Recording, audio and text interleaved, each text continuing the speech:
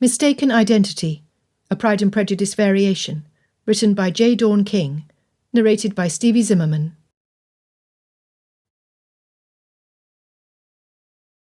Chapter 1. Fitzwilliam Darcy heard the gun's repercussion a second before his perfectly formed beaver hat flew off his head. Dismounting, he hurried to retrieve it. Less than an inch from the top was a hole on one side where the bullet entered, and another opposite where it exited. Brushing the dirt from the brim, he glanced around. He saw no one. Dismissing the gunshot as being from a hunter who aimed wide of his intended target, Darcy remounted and hurried away before the person who fired the shot could reload. That was the day prior, in Kent. The next afternoon, in the middle of the business district of London, a bullet pierced the side window and back panel of his carriage. Shards of shattered glass littered the floor. The leather squab where he normally sat now possessed a gaping hole in it, exactly where his chest should have been. Had he not positioned himself in the back-facing seat to lay the pile of papers he gathered from his man of business on the bench, Darcy's life's blood would be pouring from him. His heart pounded from the sound and the implications. To be fired upon 2 days in a row was not an accident. Someone wanted him dead. Yelling at his driver to hurry away, Darcy's eyes scanned the passers-by through the void where the window glass should have been. At first glance, those who stood their ground appeared harmless. One man looked to be at least 80 years of age. Likely he was hard of hearing, so was entirely unaware of what transpired. Another appeared to be not yet old enough to shave. Both of his arms were wrapped around a younger lad and a little girl with the same sandy blonde hair. It seemed he was no more than an older brother, whose first instinct was to protect his family. There was no place he could have quickly hidden a firearm, with his arms engaged as they were. It was the third and final person who caught and held Darcy's attention. The lady was his sister's height, or a little taller. She was dressed in a fashionable dark green travelling garment, with a matching bonnet. Her headwear concealed the colour of her hair. The brim shaded her face. Yet, as Darcy looked at her, she boldly tipped her chin to stare back at him, her large dark eyes as angry as he had ever seen on a person. Those eyes! He would not soon forget them. Surely it could not have been a female who wanted to do him harm. Perhaps she was merely startled from the sound. As the coach turned the corner leading to Darcy House, the young lady stepped away from the walkway into the street. Lifting her hand, she gave him a saucy salute.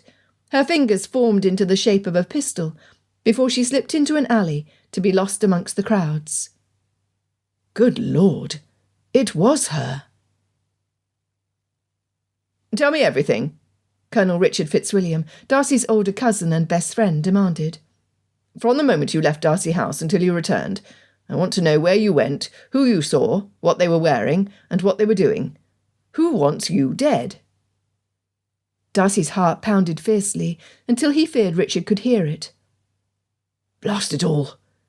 Darcy borrowed his cousin's favourite curse, with no guilt or regret. When he turned toward the tray, holding a cut crystal carafe full of France's finest brandy, Richard stopped him before a drop touched the baccarat stemware. "No, Darcy, you need a clear head for this. The sooner you start speaking of your experience, the more accurate your details will be. Delay will do neither of us any good." This was the reason why the first thing he did upon returning to Darcy House was request the immediate presence of his cousin. When they were both upset, Richard's mind was clearer. His talents were wasted on the battlefield. Should the War Office have used him to plot strategy, the conflict with France would have been long over. "Fine." Darcy ran his hands through his hair. Dropping into a chair opposite his cousin, he began, "Yesterday, I was called on a fool's errand to Kent by Aunt Catherine. She has taken it into her head to choose a wife for her parson, who happens to be an idiot." "I cannot imagine Aunt Catherine choosing well," Richard mused. "She would not, nor would her imbecilic clergyman." Darcy inhaled slowly, his mind going back to the day prior. "I decided to ride. The weather was fine, and I knew I would need to clear my head after spending as little time as possible with the dreaded duo." His already sensitized body shuddered at having been in the same room with Lady Catherine and Mr. Collins. They were 2 peas in a very overripe pod.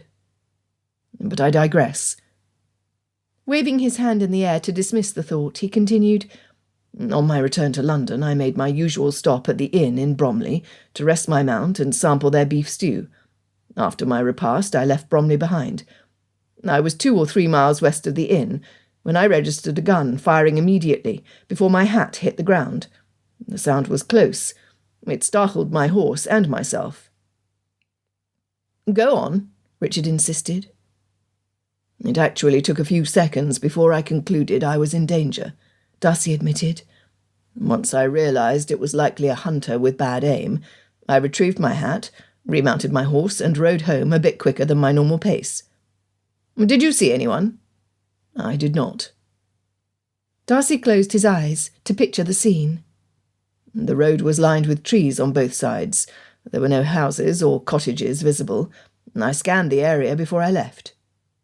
Did you see any game? Where there was a gap in the trees, who or what was behind them? Were you 2 or 3 miles, Darcy?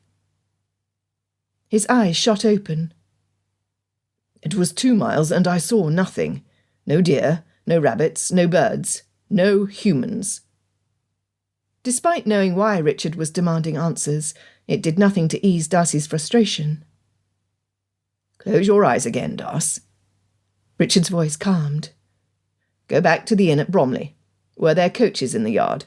How many animals were in the corral? Who was in the tap room?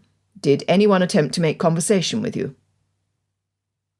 Relaxing as best as he was able, pictures began flashing inside his mind. There was a well-worn black carriage with paint chipped from the edges. Inside was a lady with 3 young children, all girls. They were hanging outside the window, trying to garner the attention of the man. The gentleman was attempting to get help with one of the horses, I believe. His clothing was plain and clean. I remember hearing his wife ask if there was enough to stay the night and have a meal. The man shook his head no. Very good. Richard's praise was rare. Did they leave before you? Which direction did they travel? They were still at the inn when I left. By then the one horse was unhitched. Before you ask, it was a rather tall Welsh cob, as old as the 2 of us. The blacksmith was tending the animal. It limped, favouring its foreleg. Even though the family were headed toward London, there was no possibility they could have caught up to me within those 2 miles. I see. Anything else? Another image popped into his head. A lady was seated inside the building. Her back was to the door. I did not see her face. Yes, good. Tell me everything about her. Richard sat forward in his chair. Although she was mature in form, her wavy hair hung down her back like a schoolgirl's. It was a dark shade of brown, reaching about 6 inches from her waist. Richard cleared his throat. What was she wearing? Her travelling coat was... Oh, my word! He suddenly lost the ability to swallow. The woman who shot at me today was wearing the same garment. It was so dark a green it almost looked black. Her hat was the same colour.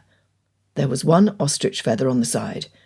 It was fastened with a black rose, made with ribbons. The lace on her collar and sleeves was black. When she turned to see who entered the room, her eyes...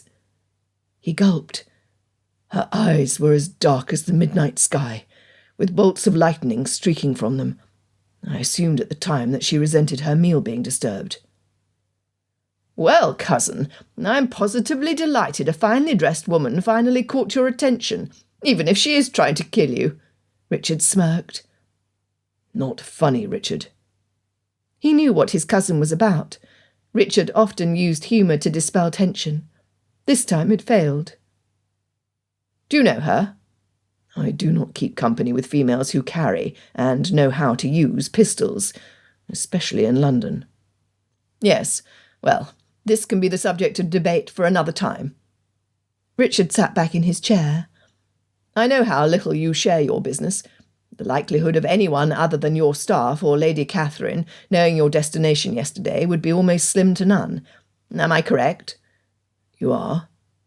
Then let us go back to Kent. Was there anything out of the ordinary with Aunt Catherine or Mr. Collins? Did nothing stand out? Darcy ran his hand over his chin. While in their presence, he tried to ignore everything spewing from the mouth of his aunt and her parson. However, bits and pieces must have pierced his cerebrum. Mr. Collins appeared to be having something of a difficulty. Whatever it was concerned Lady Catherine. I assumed there was a disturbance in the parish.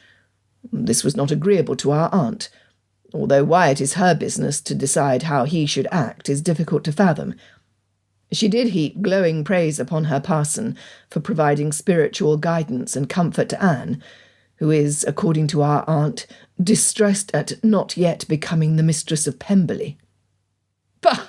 Richard scoffed. When have we not heard the same from Aunt Catherine? If she had her way, you would have wed Anne once the both of you could toddle your way to a chapel. He shook his head. What else do you recall? Aunt Catherine spoke at length of an entail on a small estate Mr. Collins would inherit when the current resident dies. The family has several daughters. Asserting her authority, Aunt Catherine insisted he depart for the Shire to marry one of the young ladies. She has allowed a fortnight for him to complete the task and return to Rosings with his bride, despite it not being long enough to have the banns read. All I can say is, the poor girl, to whichever one catches his eye. Richard chortled. I daily thank the heavens that I am not the focus of Aunt Catherine's matchmaking attempts. Having you, with your hefty purse, grand estate, and charming good looks in her boresight is entertainment enough. Even without his aunt's constant haranguing him to marry her fractious daughter, Darcy would never have turned to her for marital advice, as the parson had done. Lady Catherine's marriage to his uncle had been volatile and miserable. What did she know of a happy relationship between a man and a woman? She loved to argue, and always insisted on having her way. Since Anne was very much like her mother, Darcy would never offer for a lady whose personality guaranteed that any peace at Pemberley prior to her arrival would vanish as soon as she stepped through the door. Richard cleared his throat, then continued. If these gunshots are related, then someone knew you travelled to Kent. They also knew your destination today. I suggest you speak with your grooms to see if there were any innocent-looking ladies who asked after your schedule. Darcy's confidence in his household staff was absolute. Nevertheless, several of the grooms were young and impressionable. If the lady caught and held his attention, despite not seeing her face up close, he could only imagine her power should she turn those magnificent eyes upon a lad embroiled in those adolescent years, where they first noticed how females were built differently than themselves. I will ask.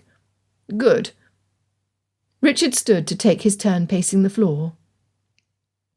Another option we need to explore is that the lady, or someone she has in her employ, has been watching Darcy House, following you when you leave. Have you noticed anyone out of the ordinary lurking about? I have not. Darcy's confidence in the security he had set up to protect himself and his sister was shaken.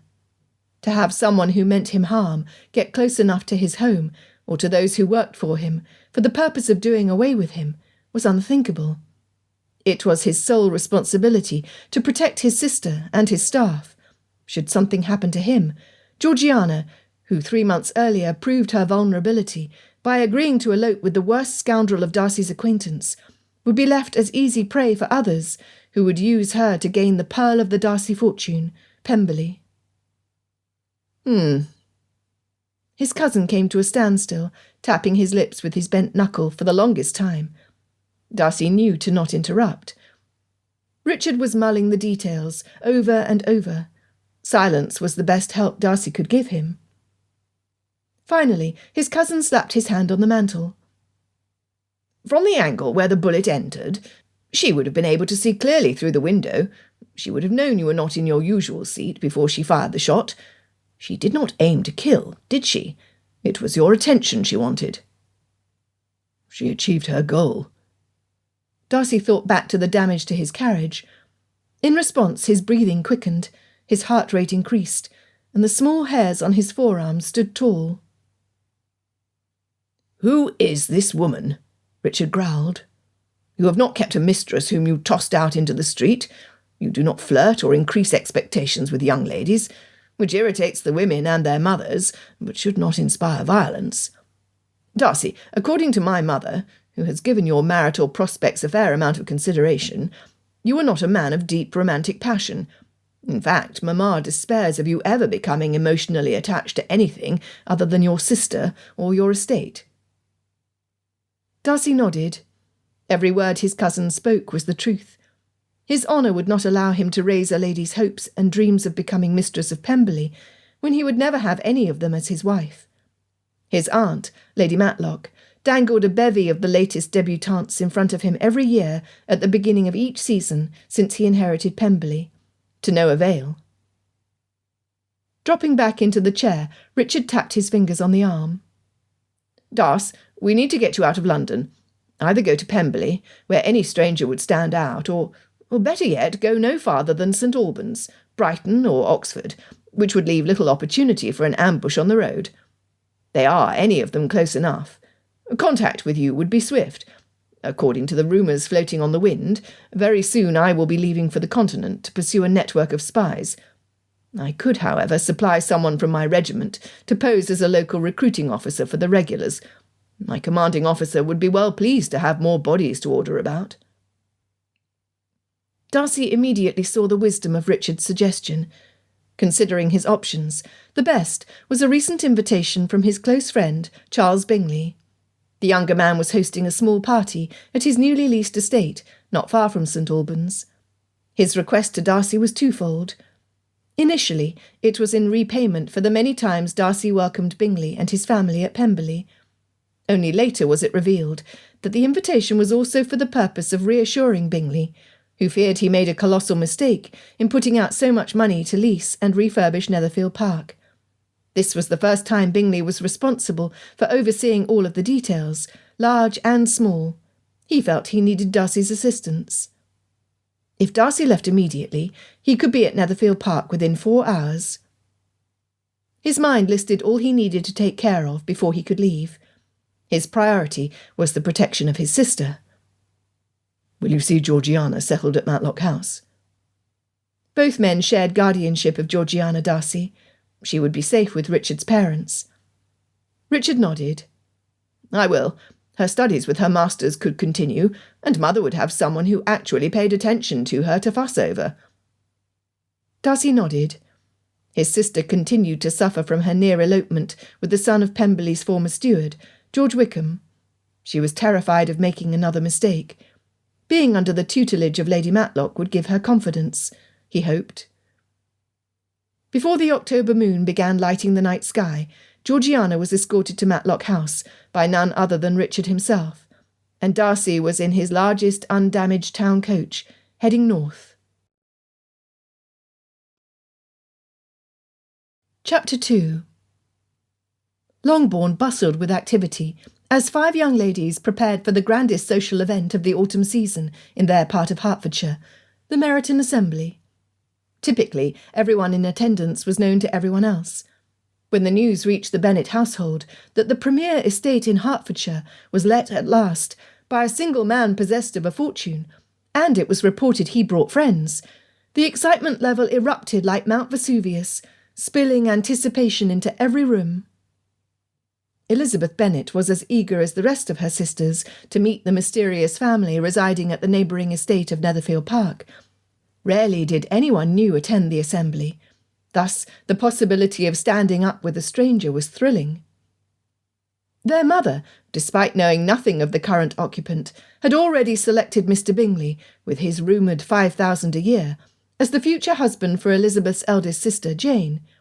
According to Mrs. Bennet, the pair would be wed before the winter holidays, which gave them slightly under 2 short months to meet, decide they were perfect for each other, post the banns, and be joined together in holy matrimony.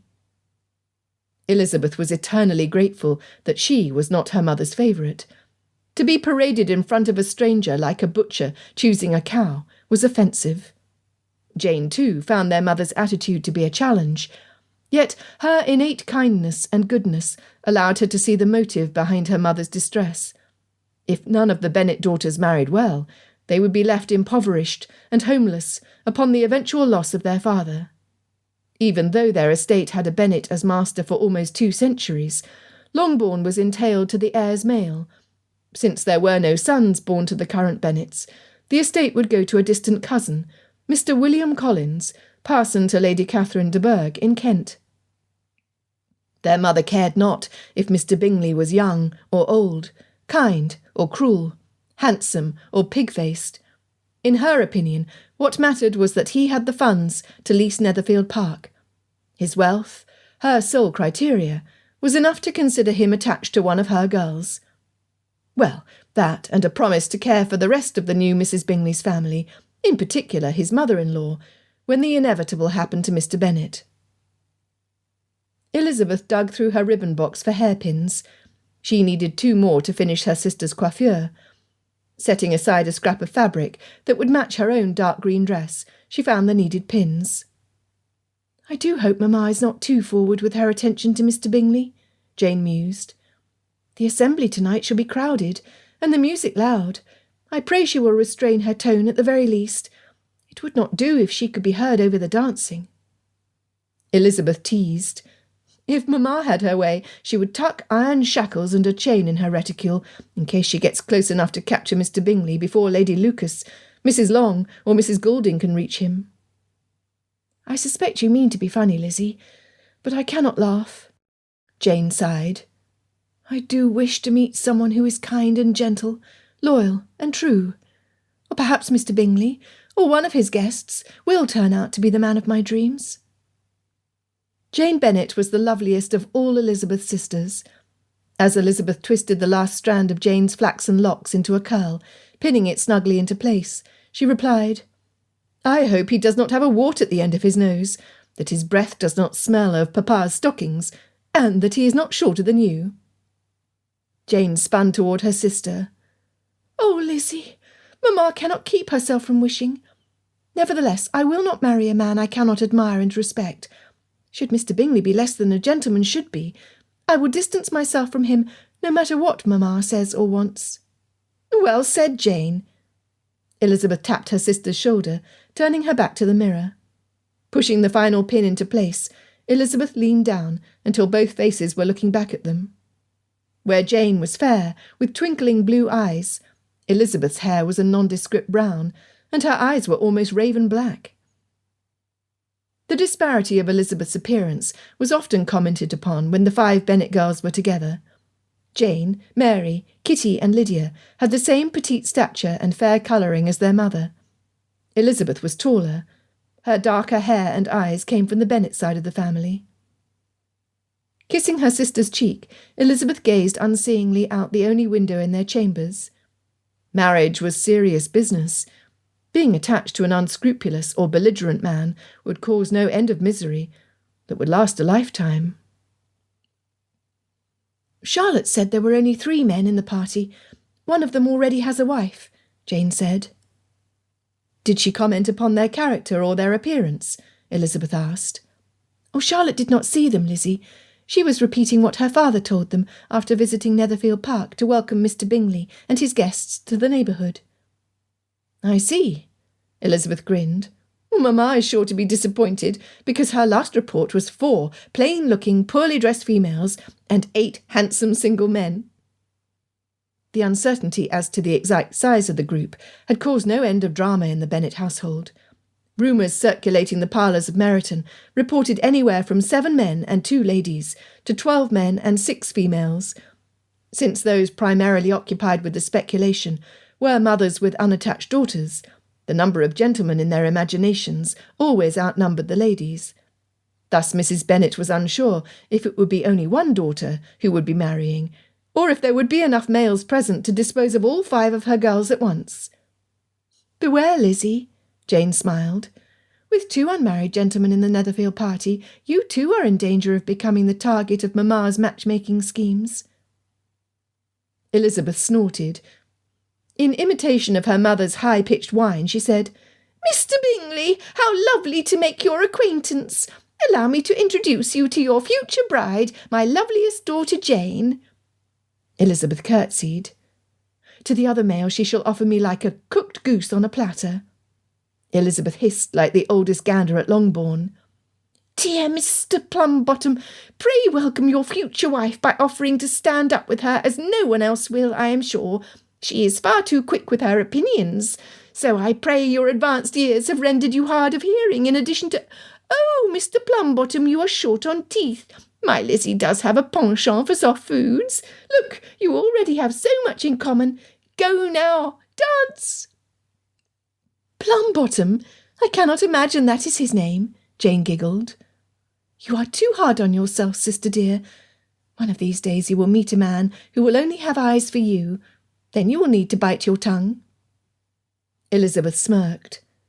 "Then let us pray that Mr. Bingley and his guests are impervious to mamma's schemes, blinded to our flaws, and uncaring that our dowries are small."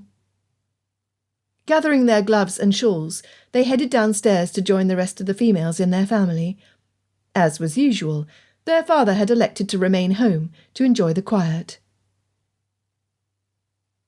Caroline Bingley turned in front of her mirror to make certain that she was well turned out from every angle.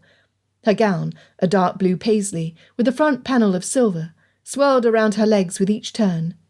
The silver ribbons and lace twinkled in the candlelight. The delicate sapphire necklace sparkled against her skin, the largest stone nestled between her ample bust, which was elegantly displayed by the perfect fit of her gown. Her sister burst into her chambers. "Caroline, are you not ready? The others are already downstairs. Charles is pacing, mumbling to himself, and Mr. Darcy stands at the fireplace. His disdain at being kept waiting is a fearsome sight to behold. Gilbert is on his second glass of port.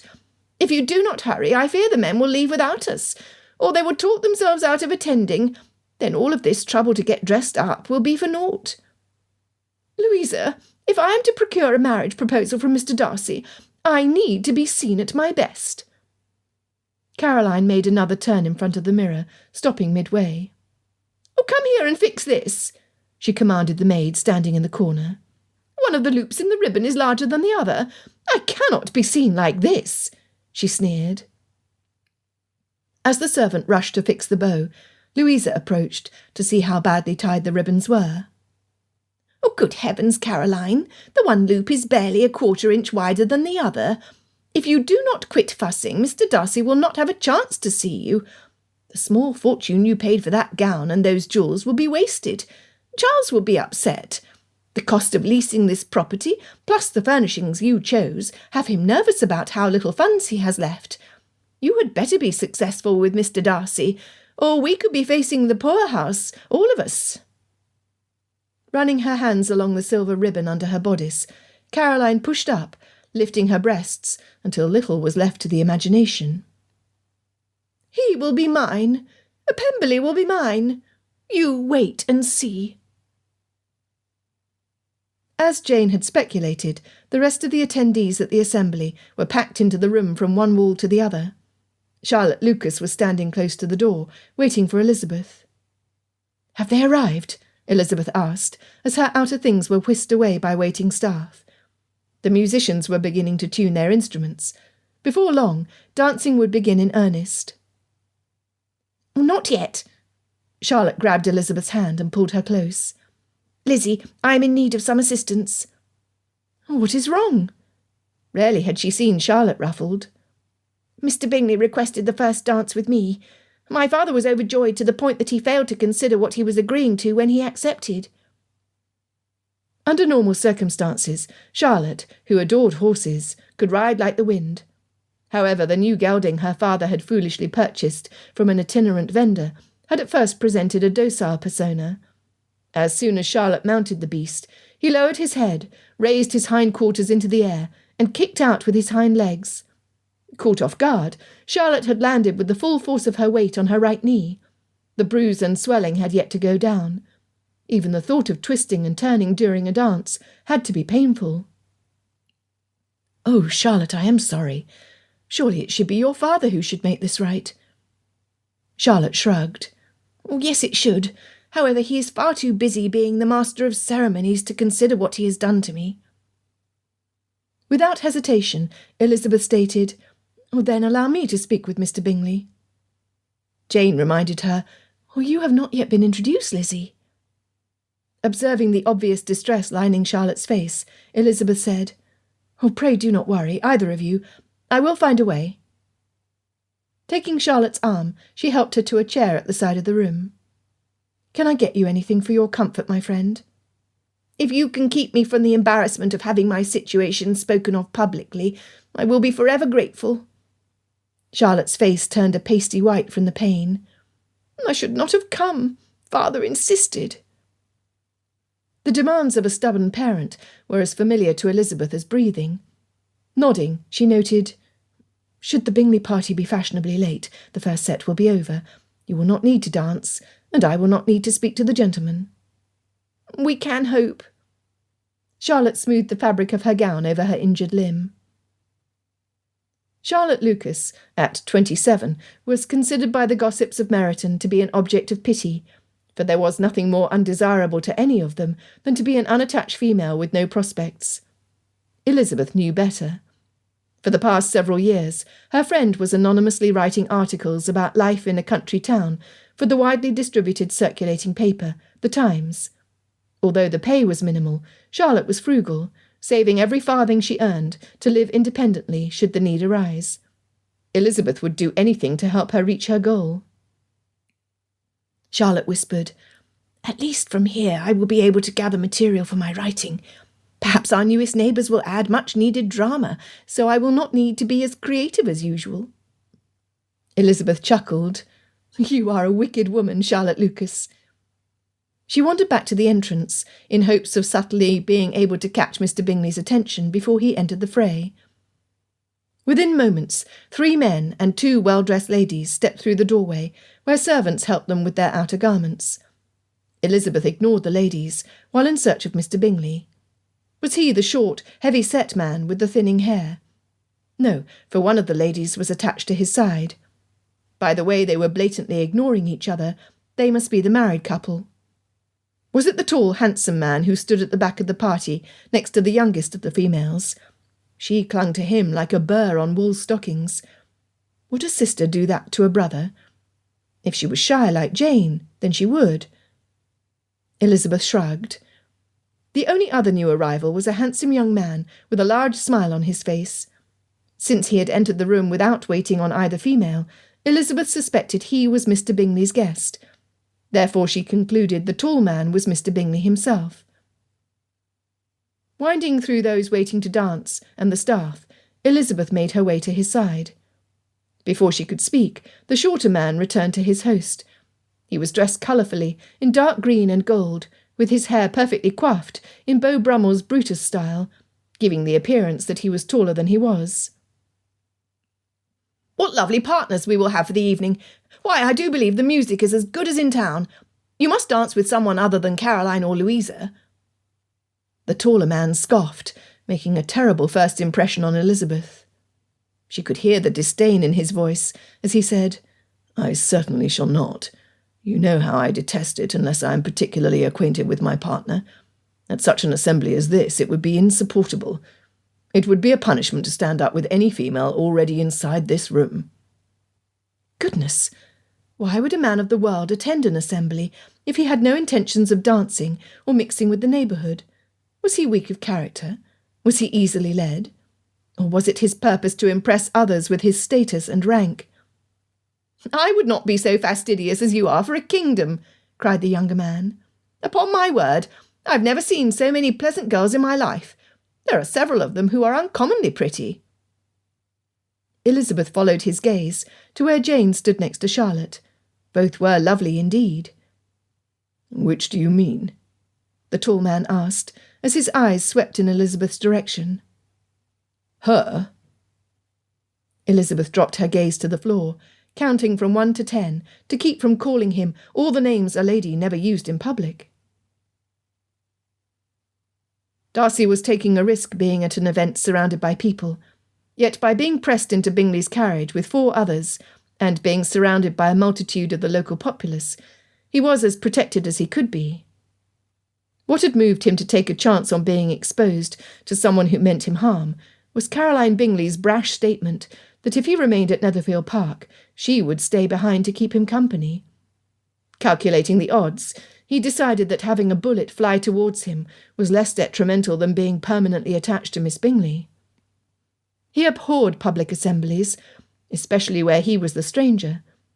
Within seconds, he would hear speculation about his estate, his income, and his marital status. As soon as he could safely leave where Miss Bingley was engaged to dance with someone else, Darcy would request the carriage and return to Netherfield Park, alone. "Oh, yes, her. She is as lovely as the others," Mr. Bingley's kind-hearted guest responded. Elizabeth peeked at him from under her lashes. Everything about him, from his outstretched hand and furrowed brow, indicated he was uncertain how to react to his host's cruel comments. That he tried was meaningful, something she would certainly share with Jane and Charlotte. The lout continued. "She is tolerable, but certainly not handsome enough to tempt me. I am in no humour at present to give consequence to young ladies who are so bold as to actively seek an introduction by approaching me in a doorway. You are wasting your time with me." Of all the arrogant oafs on the planet, she was faced with the worst. The man's fate was sealed. Elizabeth would do anything to keep horrible Mr. Bingley from attempting to stand up with Charlotte, or to marry Jane as Mamma dreamed. His manners were atrocious. Inhaling slowly, Elizabeth wondered how Sir William had deigned to offer his daughter to the ogre for a dance. Mr. Bingley's attitude would have wounded Charlotte far more than her injury had she been in anticipation of standing up with him for the first set. It was considered an honour to open the dance with revered guests. Additionally, his insult covered every other female in the room, not just herself. Brute! She was livid. Clearing her throat to gain his attention, she looked him directly in the eyes. Scathingly, she asserted, "Mr. Bingley, you are no gentleman." "You!" The rude man stepped back from her, holding his hand out as if to fend her off. "Who are you, and how did you know I would be here?" "I have no possible idea of what you are speaking." Elizabeth crossed her arms over her chest.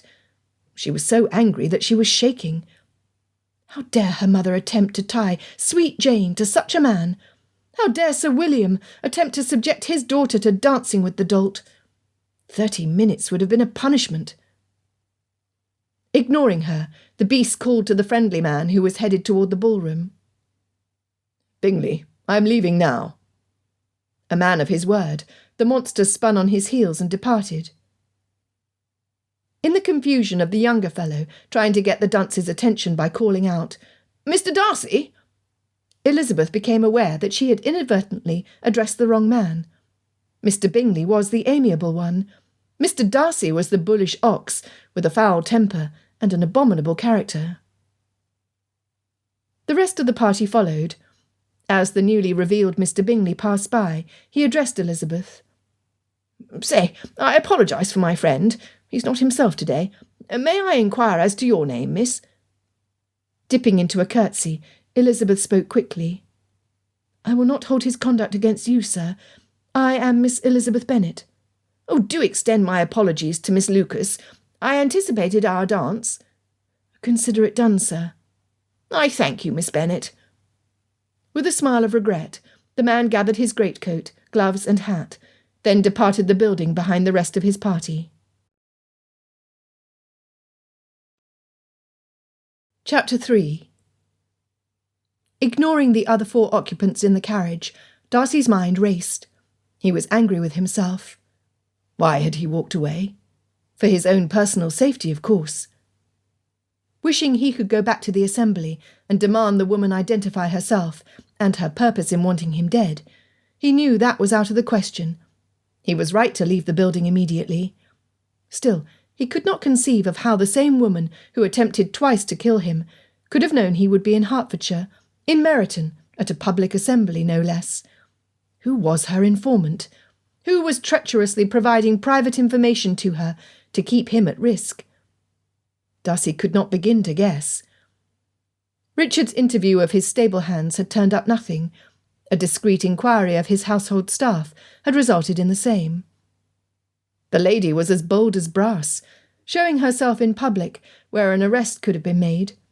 She was brimming with guile, making herself up to fit in as a country maiden so she did not stand out.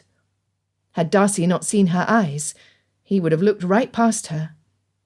Whatever her purpose, with Darcy's connections she would be swinging from a rope before the next quarterly assizes were held.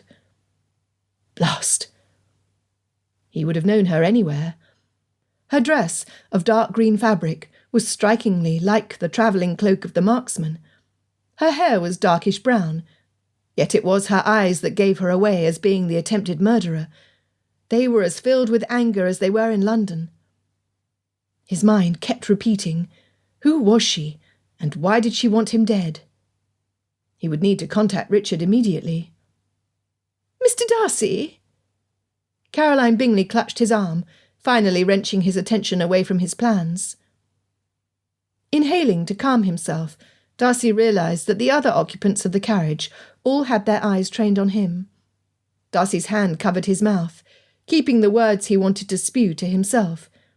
The others could not know of his inner distress. His skin crawled with the idea that someone intruded on his privacy, discovered his plans, then secretly followed his every move. Blast it all!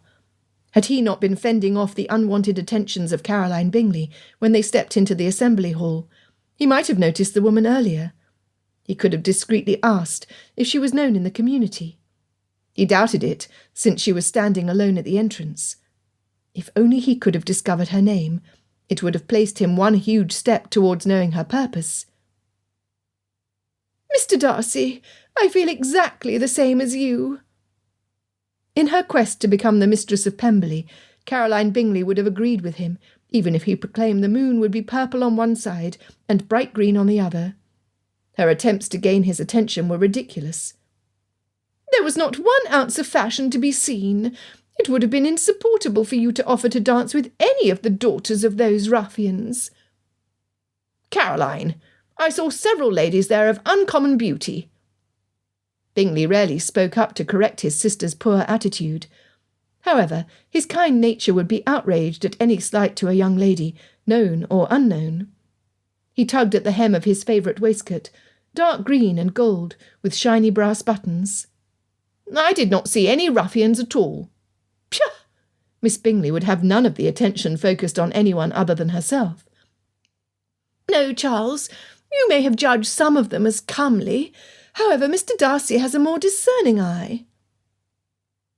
Darcy was unimpressed with her temerity.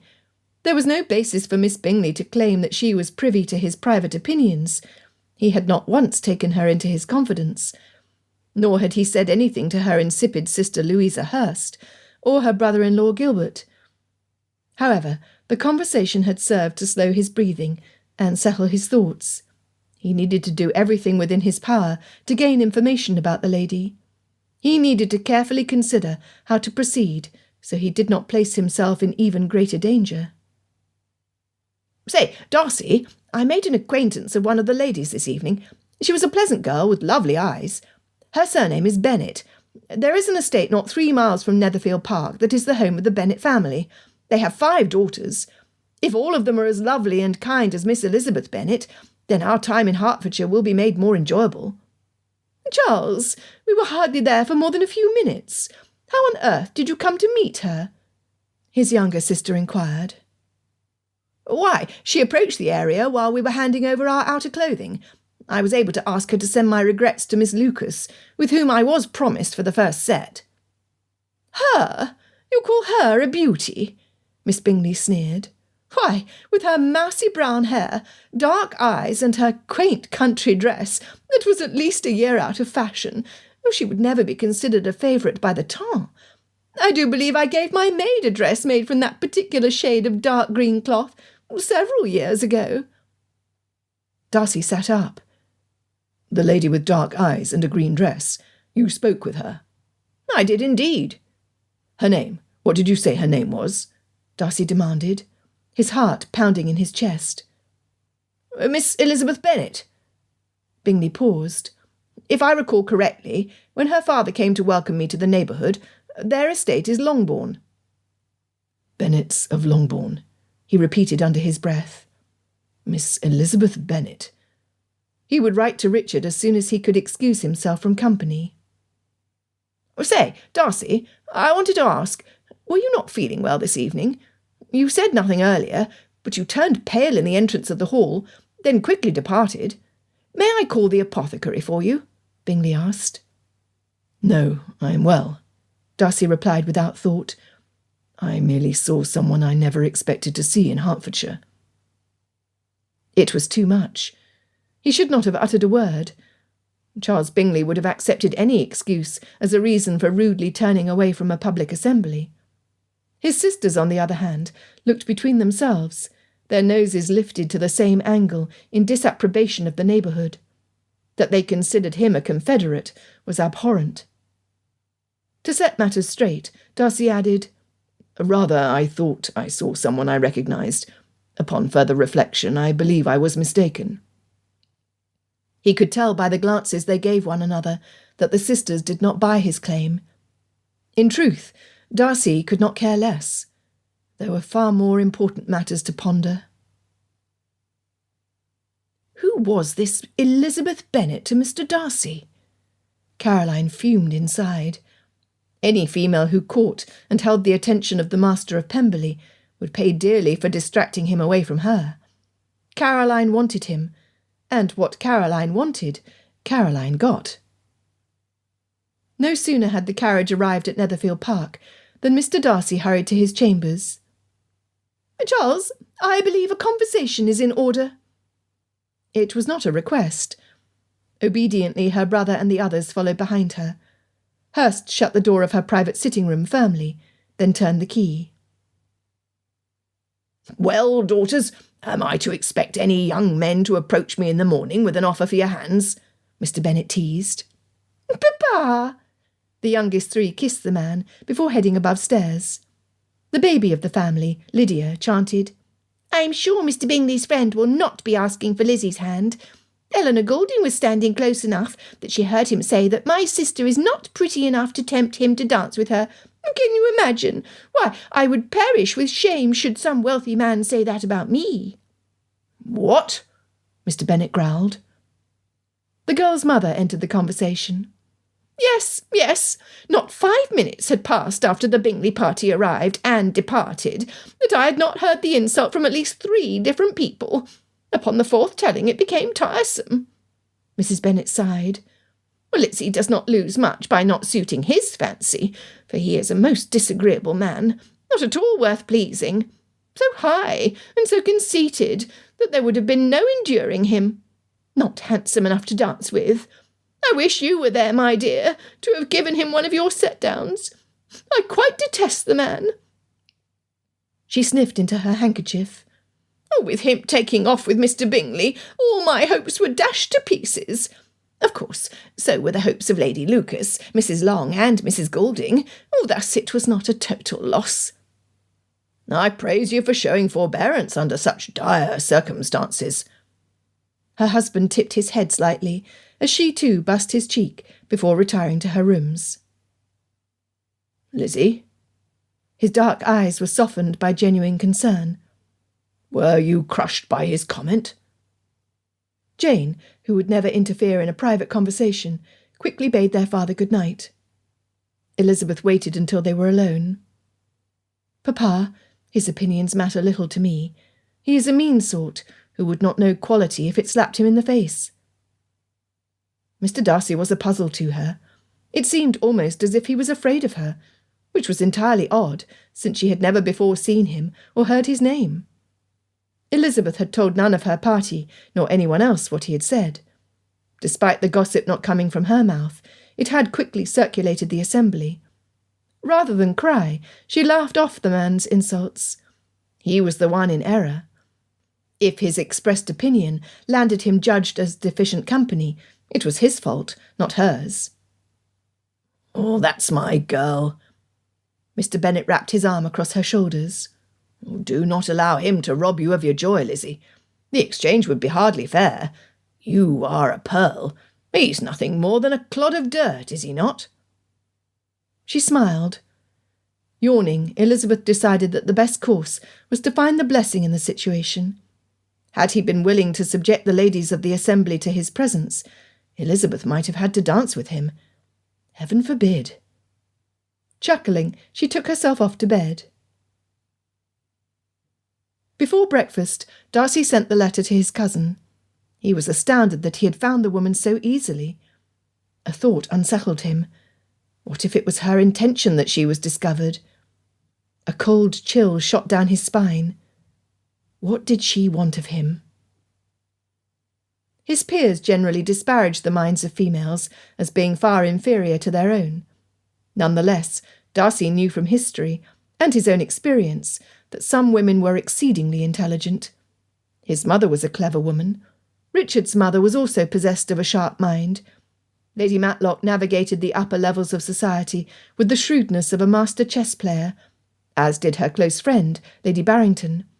Many times, both Lady Matlock and Lady Barrington were able to procure information that aided their husbands in making wise political moves. According to Richard, the person currently running the network of spies, pilfering secrets from the British government, was female. Additionally, Queen Elizabeth was quoted as saying, "Though the sex to which I belong is considered weak, you will nevertheless find me a rock that bends to no wind." The decisions she made during her lifetime had generally proven her words true. As well, Catherine the Great was ruthless enough to change a nation as well as her personal life. She knew what she wanted, and how to achieve her goals.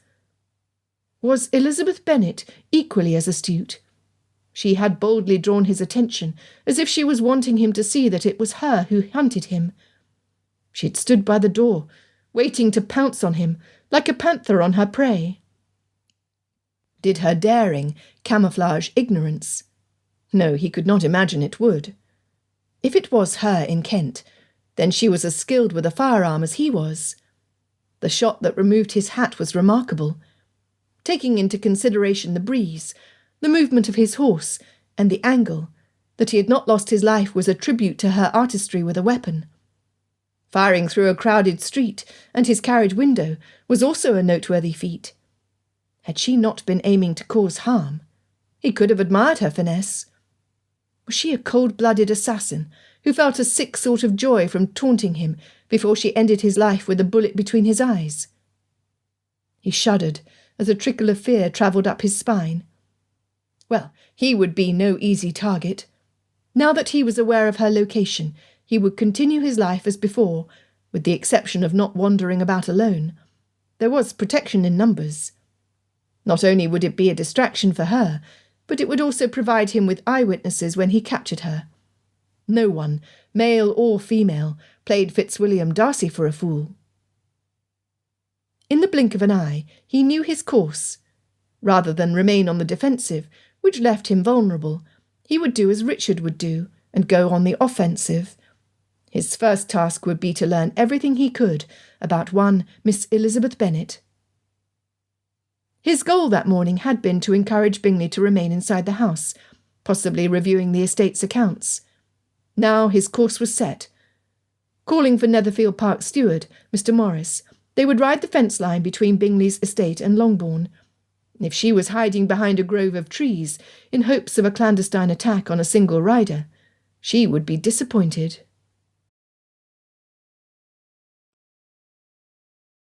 Chapter 4. Autumn was Elizabeth's favourite time of year. The remnants of summer, blending with the hints of upcoming winter, rendered the days glorious for a pleasant stroll through the newly harvested fields. The heat from the day before had vanished during the night. Glancing out the window to a sky bereft of clouds, she would need her pelisse and shawl to stave off the morning's chill. Her choice of direction was familiar. Oakham Mount beckoned her. Grabbing an apple from a low-hanging limb in the orchard, she rubbed it on her skirt. The first bite was always the best. Juice shot to the back of her throat as her tongue tasted the sweet, tangy flavour. Raising her face to the sun, she placed the fruit in the pocket of her summer gown to remove her bonnet.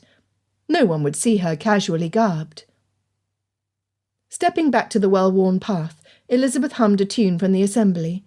Long after the Bingley party left the building, there was a lull in the dancing, permitting the musicians to rest. After Elizabeth's sister Mary performed her normal dirge on the pianoforte, Miss Mary King delighted the gathering with a rendition of Thomas Moore's "My Lodging is on the Cold Ground." Wishing her voice was equally as lovely, Elizabeth shrugged. While she sang in tune to the music, she was no skilled vocalist.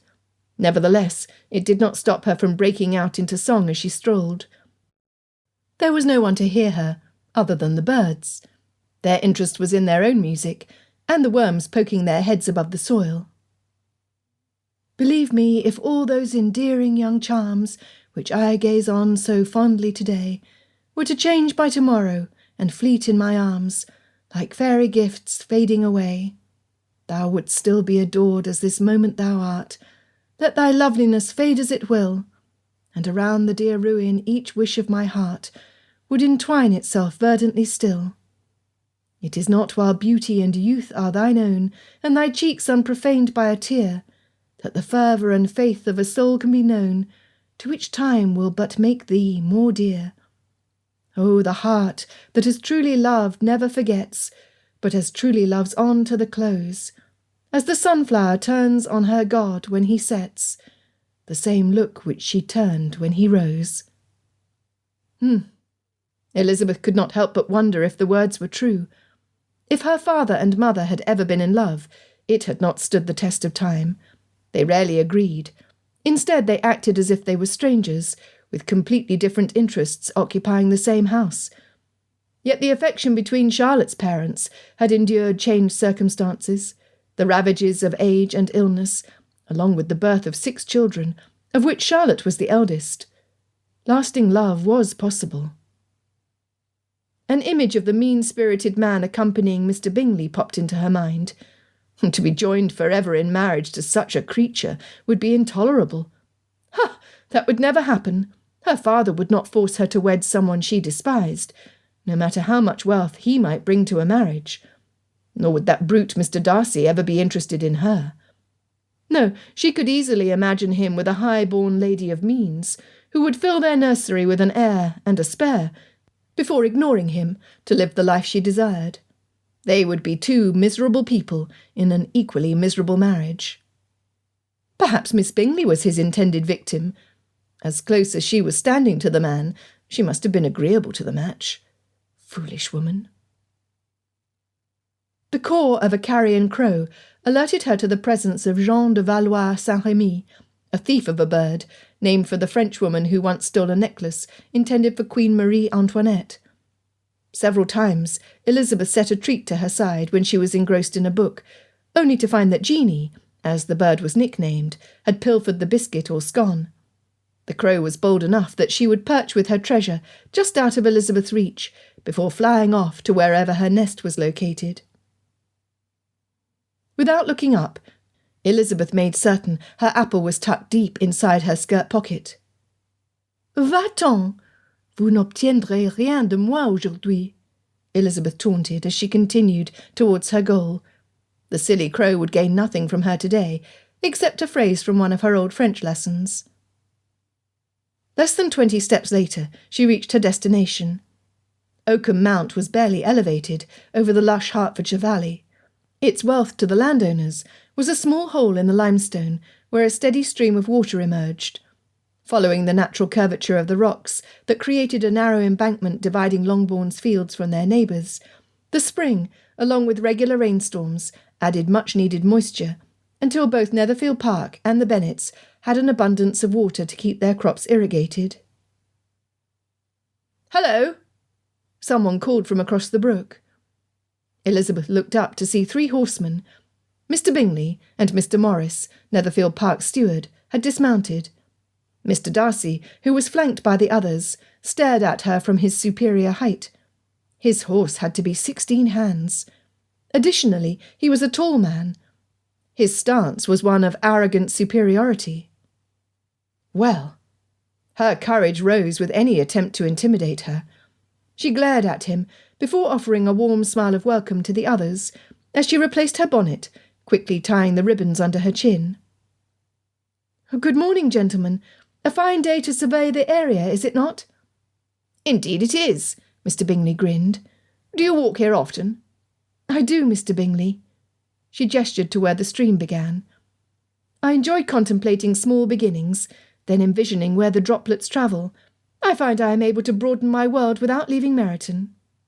What a brilliant concept! Mr. Bingley nodded. I shall have to find my own small beginnings to ponder. What a kind man to give consideration to her ramblings. Jane will like him. Mr. Morris, is your family well? The steward served at Netherfield Park for as long as Elizabeth could remember. Oh, they are. I thank you for asking. As a matter of courtesy, she should next acknowledge Mr. Darcy. Looking at him closely, Elizabeth judged him as having the possibility of being handsome, had his colouring not been pasty white, and his lips not been puckered like he had sucked on a sour lemon. Without an introduction, Elizabeth could not address Mr. Darcy directly. Another glance at the disapproval on his face stirred her gratitude for the manners of the day. You spoke French. Who were you addressing? He insisted, despite the fact that he should not have spoken to her. Of all the rude people she had ever encountered, this man was the worst. Darcy! Mr. Bingley's face registered shock. Sir, I do not believe it is any concern of yours. There was no power on the earth that would have her admitting to the oath that she was speaking to a crow. Turning back to Mr. Bingley, she said, Do enjoy your ride. It is time for me to return to Longbourn. A pleasant day to you. She curtsied to the two friendly men.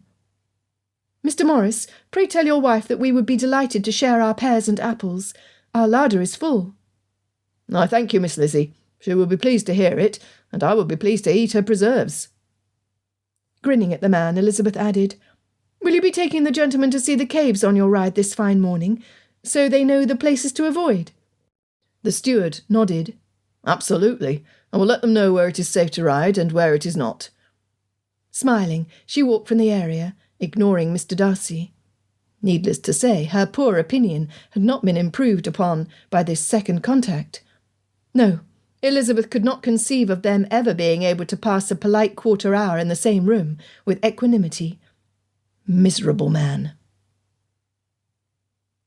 Terrifying chills covered Darcy's whole body when he heard Elizabeth Bennet's French. Go away, you will get nothing from me today, she had said. Who was she addressing? Did she have a partner in her crimes? Blast it all. Placing all the pieces of information together that he had gathered about her so far, she was skilled with weapons, she spoke French, albeit not well, she freely travelled unaccompanied. By her own words she was passing information to others, and she was sly. What if she was the French spy that Richard was chasing? The implications were too horrifying to consider. However, it explained everything.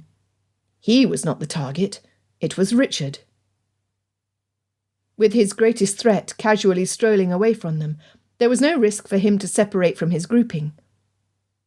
Bingley, I need to send a message to my cousin. Pray continue your ride. I will speak with you later. Turning, he raced back to the stables. Before his horse came to a complete stop, he swung his leg over and dropped to the ground. Hurrying to his chambers, he grabbed paper and quill. Within mere minutes he was done. Richard, not only is she here, but I now believe I am not her primary target. Your idea that she meant to gain my attention is correct. Through me, I believe that she might be attempting to get to you. She introduced herself to Bingley as Elizabeth Bennet. Are you familiar with the name? There is a family of Bennets at Longbourn, not 3 miles from Bingley's estate. She could have assumed the identity. I would put nothing past her. When you come, which I know you will, take care. This woman is as sly as any I have known. Danger lurks in Hertfordshire. Darcy. The note was soon on its way, with the express rider using Darcy's fastest mount. He was to wait for the Colonel to reply before returning to Netherfield Park. Darcy paced his chambers, gaining no peace in any of the 10 steps from one end of the room to the other. He remained isolated until early evening, when the rider returned. Breaking the seal, he ripped the note open. Darcy, headquarters has me on a wild goose chase. I'm leaving for Spain in the morning. I doubt I will return to England before spring. Your mission is reconnaissance. Discover all you can about her, without danger to yourself. You are far more important to me alive than dead, dear cousin. Major Robert Gering will be arriving this evening. He will stay at the inn in Meryton. He will pose as an old friend of mine from Cambridge, which will explain to Bingley why you will be spending a great deal of time with him. He is an intelligent man who is trustworthy. Be cautious, Darcy, and take care of Georgiana while I am gone. Wickham is not the only fortune hunter on British soil. R.F. Running his hand over his face, Darcy reread the note, hoping he would find an indication in between the words of Richard's intentions to head north. Instead, the man who was his most trusted friend was sailing into enemy territory. He prayed God would protect his cousin. Wishing the circumstances were different would change nothing. If Richard trusted Major Gering, then he needed to do the same. Charles Bingley was a humble man and a generous host. He never complained when Darcy had business to care for, nor did he insist on being entertained by his guests. As well, he readily admitted that the ambitions of his sisters were outrageous. Darcy, unlike Caroline and Louisa, I will not complain about you being absent from my table. Bingley leaned forward in his chair. What I will do is offer any help or resources I have available to assist you with whatever is consuming your time. I thank you, Charles. Darcy met Bingley shortly after the death of his father. The younger man had recently inherited a large fortune when his own father died. The Bank of England, where the Darcy family kept the majority of their funds, had a few bankers who were less careful than others with the investment portfolios of their clients. When Darcy happened to see the young man headed in the direction of one of the risky financial managers, he intervened. Directing the young gentleman to his own man of business at the bank had protected Mr. Bingley's fortune and cemented a friendship that would stand the test of time, Darcy had no doubt. Bingley was one of the few men he could trust. Bingley patted his stomach. With his legs stretched forward and crossed at the ankles, he was the picture of pleased satisfaction. Darcy said, "You are enjoying being the master, are you not?" Bingley grinned. "I am. Netherfield Park is a fine property. As Miss Elizabeth said earlier, it is my small beginning. In the future, with a little luck, I plan to have a far more extensive property to pass down to future generations of Bingleys. Oh, certainly not as grand as Pemberley, but one I can call my own." "A worthy goal," Darcy said. "Say, Sir William Lucas of Lucas Lodge has invited us to gather with a few families from the neighbourhood tomorrow evening. Caroline and Louisa are loath to socialise with the local gentry. When I suggested they remain at Netherfield, they said they would wait to see whether you chose to attend before they decided." Darcy moaned. "Bingley, this form of manipulation on the part of your sisters is repugnant to me. They will not dictate with whom I spend my time, or where I will or will not go." Deciding to put his foot down once again, he continued, "Your sister's attempt to engage me as a husband will never work. Nothing she could do or say would induce me to offer her the position as mistress of Pemberley, despite how badly she wants to be Mrs. Darcy." "I have told Caroline as much," Bingley admitted, then shrugged. "But what else can I do?" From the corner of his eye, Darcy caught the movement of light pink lace-covered fabric, pausing by the open door before moving on. Miss Bingley. If she heard, which likely she had, Darcy would suffer no regrets. Her ambitions would not be satisfied by him. If Charles Bingley had a weakness, it was his tendency to allow others, particularly his two sisters, to chart his course for him. Although he was not entirely weak-willed, for Darcy had seen him stand up to others when needed, the fact that he permitted Caroline and Louisa to interfere in his affairs without consequence was a failing of which Darcy hoped the younger man would eventually outgrow. Bingley asked, "So, what do you say? Shall you accompany us to Lucas Lodge?" If Elizabeth Bennet would be in attendance, it would be a perfect opportunity for reconnaissance. Although he wished his cousin was present, Darcy would press ahead with his investigation. "You say that other families would be there?" "Oh, yes. Sir William mentioned that the Longs, the Gouldings, and the Bennets had already confirmed their attendance." "I will gladly join you." Until Richard's reply, Darcy would have declined to attend. Now nothing would keep him away. "By the by, One of the senior officers in Richard's regiment, who is an old family friend, will be in the area, recruiting for the regulars. His name is Major Robert Gering. If you do not mind my absence, I will occasionally accompany him as he surveys the area." "Oh, wonderful!" Bingley grinned. "Oh, the ladies do appreciate a man in uniform. Will he be lodging here at Netherfield? As an associate of yours and Richard's, he is welcome." "How kind of you, my friend. No, he will stay at the inn in Meryton, since his schedule each day will vary, based on who and where he visits." "Will Colonel Fitzwilliam be joining us as well?" Bingley eagerly asked. "He certainly knows how to enliven the staidest gatherings. With him under my roof, we will empty every covey and fill my larders with game." "No, I am sorry to say that Richard sails for the continent in a few hours." Visibly disappointed, Bingley said, "Well, that is too bad for him, and for us." Darcy agreed. Without Richard, he would be the one to gather the needed information, to prove Miss Elizabeth Bennet was a spy, and discover why she was trying to kill him. For his first action, he needed to locate Major Gering. Darcy's meeting the next morning with Major Gering was productive. They had spent almost an hour in a private sitting room at the inn in Meryton before venturing into the tap room so they could be seen socialising together. The Major was about Bingley's height, but that was where any similarity ended. Darcy's first impression was that the man had to be as strong as a bull. Even with his economy of movement, the muscles of the officer's arms and the width of his shoulders identified him as a force of nature. "Mr. Darcy, my assignment is first and foremost to protect you. Therefore I would appreciate it if you would inform me before you wander outside alone. I am at your service, so will be able to join you within a short period of time. In addition, my goal is to learn if your Miss Bennet has any ties to the woman we are seeking." Absent-mindedly, Darcy commented, "She's not my Miss Bennet." Major Gering shrugged. "Until we determine otherwise, she certainly is your Miss Bennet. As Colonel Fitzwilliam instructed you, your task is to seek her out to gain whatever information you can, as long as the circumstances are safe. As well, any impressions, even something seemingly small, might be just what is needed to discover the person who is feeding her information. We care not who her contacts are in France.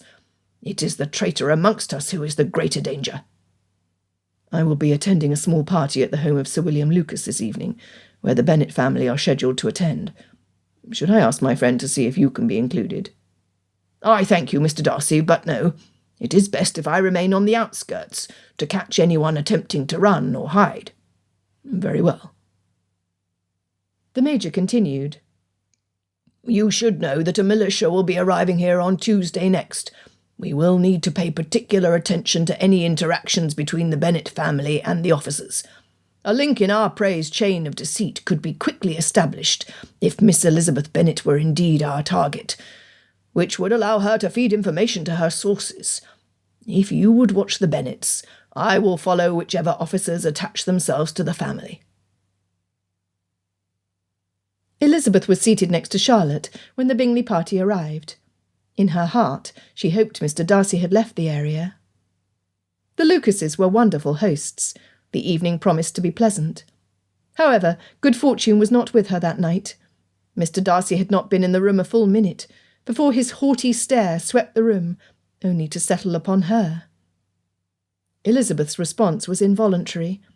Her chin lifted as her left brow shot towards her hairline. Holding his gaze, she refused to be the first to blink. "Hey, Lizzie!" Charlotte's brother came bouncing up to her like a puppy. "I saw a gal who looks just like you as I was leaving London this morning. She had the same brown hair and dark eyes, was about the same height, but she wore her hair down like you used to. Do you have a cousin or someone in your family who is a twin to you?" It took a moment before his words sank in. "I beg your pardon, Johnny." She gave her full attention to the young man. John Lucas had recently reached his majority. His father had grand plans of his son being welcomed at St. James by the haute ton. At heart, John was a farmer. He loved nothing more than straight furrows dotted with a healthy yield.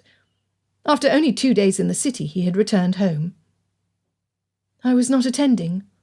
"I can see that you were not, Lizzie," he teased. I was just saying that I saw your twin in London.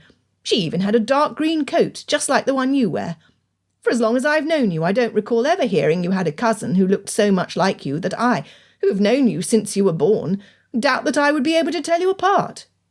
"Is that so? Oh, tell me, how did you know it was not me?"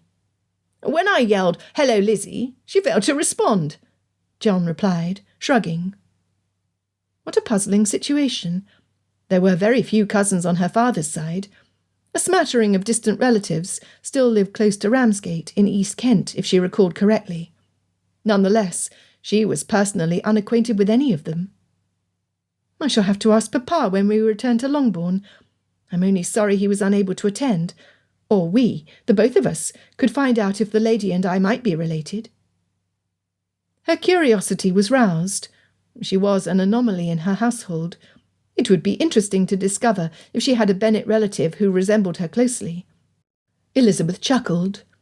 "I can only wonder if she finds enjoyment in a good book, leisurely strolls, and finding humour where possible." Charlotte rested the back of her hand on her brow, in a move so dramatic the others laughed. "Oh, do let us hope there are not two of you, Lizzie. The world simply could not contain more than one." Looking up, Elizabeth happened to catch Mr. Darcy's eye. The look of surprised uncertainty on his face spoke of a multitude of questions for which he needed answers. At the most, he should have been unconcerned whether she had any family who looked like her. At the least, confusion was far more attractive on the man than anger. Whatever was he about? John Lucas was not yet done. "Say, Mr. Bingley, will your party be attending our Guy Fawkes night bonfire? I loaded up my cart with fireworks while I was in town. It should be a spectacular show." Mr. Bingley's excitement was palpable. "I love bonfires and fireworks. Of course we will attend." Elizabeth smiled at the joy radiating from his face. What a fine match he would make for Jane, should they both be inclined.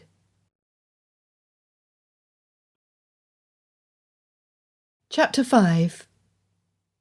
Darcy's mind was spinning. The implications of what young Lucas said were daunting. Who was this other woman? If Miss Elizabeth Bennet was not a French spy who had twice shot at him, then who was she?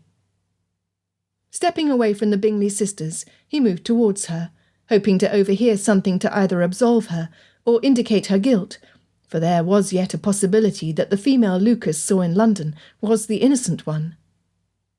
He had no ability or desire to be stealthy in his approach. At the same time, he was a guest, whose manners would reflect on how well the Bingleys would be established in the neighbourhood.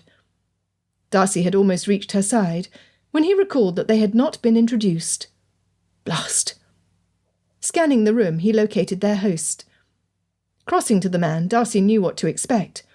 As soon as he made his request, Sir William would assume there was a romantic interest on his part. Pah! That would never happen. Within moments he was standing directly in front of his target. He was in control now. He was the hawk to her mouse. Until she gazed up at him with those magnificent eyes. 1 second he was the master. The next, his throat dried up until he could barely swallow. When she turned to help her friend stand, Darcy discerned 2 important facts. She was kind, and Miss Lucas was injured. Dash it all, how was he to proceed? Mischief shot from her eyes as she spoke directly to him. "Bonsoir, monsieur. Aurons-nous quelques instants de conversation polie? Ou énoncerez-vous sans embâche votre intention, comme cela semble être votre habitude?" Despite the nerves arising from the threat of danger, he wanted to laugh. Her French was not perfect, yet it was clear enough. "Good evening, sir. Shall we have a few moments of polite conversation, or will you bluntly state your intent as seems to be your habit?" While there was a slight chance that she might not be a murderer or a spy, he now had undeniable proof of her impertinence. "I beg your pardon, ladies." Darcy gestured to the chairs behind them. Needing to regain a semblance of control, he addressed Miss Elizabeth's friend. "Pray be seated, Miss Lucas. Although you cover it well, I can see it is painful to remain standing." Sir William had arranged for a servant to slide a chair closer to Miss Elizabeth. Darcy grabbed the back and pulled it to the other side of Miss Lucas. He wanted no public display that could give rise to rumours of his interest in his possible assassin. Thus he gave his full attention to the host's daughter. Perhaps he could discover what he needed to know by taking a circuitous route. Miss Lucas, I understand your brother recently returned from London. Do you often journey to town? I do not, Mr. Darcy, was her quick reply. Slightly tipping her head to the side, she studied him closely. I find I am content to enjoy the beauty of Hertfordshire, as each season brings new colours and textures to the landscape. Is your home located close to London? I have a house in London, but my home estate is in Derbyshire. Like your shire, Derby changes each season, although far more dramatically than here. He loathed polite chatter. Next he supposed they would speak of the roads or the weather. Before he could redirect the subject matter, Miss Lucas added to her thought. Sir, where my inclination is to remain at home, my friend eagerly anticipates a trip to that very shire, although she is forced to wait until the summer months. Miss Lucas glanced at Miss Elizabeth before returning her attention to him. She has never before been as far north as Derbyshire. Her desire to explore new places should be satisfied when she sees the rocks, mountains, and the lakes of your district, I believe. When Lizzie is not in London with her favourite aunt and uncle, they often take her along on their travels. She recently returned from Kent, and has been there several times. It is a life she loves. His breath quickened. She had recently been in Kent. He could not stop himself from asking. How recently? If the reply was as he expected, Miss Elizabeth would be the lady he sought. Miss Elizabeth cleared her throat. Since you are speaking of me, I will answer for myself, if neither of you mind. She grinned at her friend before glaring at him. Why do you ask, Mr. Darcy? Has there been something noteworthy I would have missed by my not being in London? Perhaps there is a new play at the theatre you have seen, where we might compare impressions, had I also been in attendance. Or was it a change of exhibit at the museums that left enough of an impression that you wanted to share your opinions with someone who was also familiar with the items? Or pray tell me, sir. She leaned towards him. What is it you are anxious to share? No, that is not it at all. He sat back in his chair, distancing himself from her words. Elizabeth Bennet was kind, impertinent, and shrewd, rare commodities in the young females of his acquaintance. Thinking of the possibilities, his mind finally settled on a line of reasoning that would work. I merely wondered if you were in London recently, whereupon you might have spied your counterpart, as did young Mr. Lucas. Spied, Mr. Darcy? She tapped her chin with her finger. What a curious choice of words, considering your reaction to overhearing me at Oakham Mount. Is there a clandestine purpose for your being at Netherfield Park? Do we need to worry that Napoleon is set to invade London and beyond? Are you who and what you appear to be, sir? What?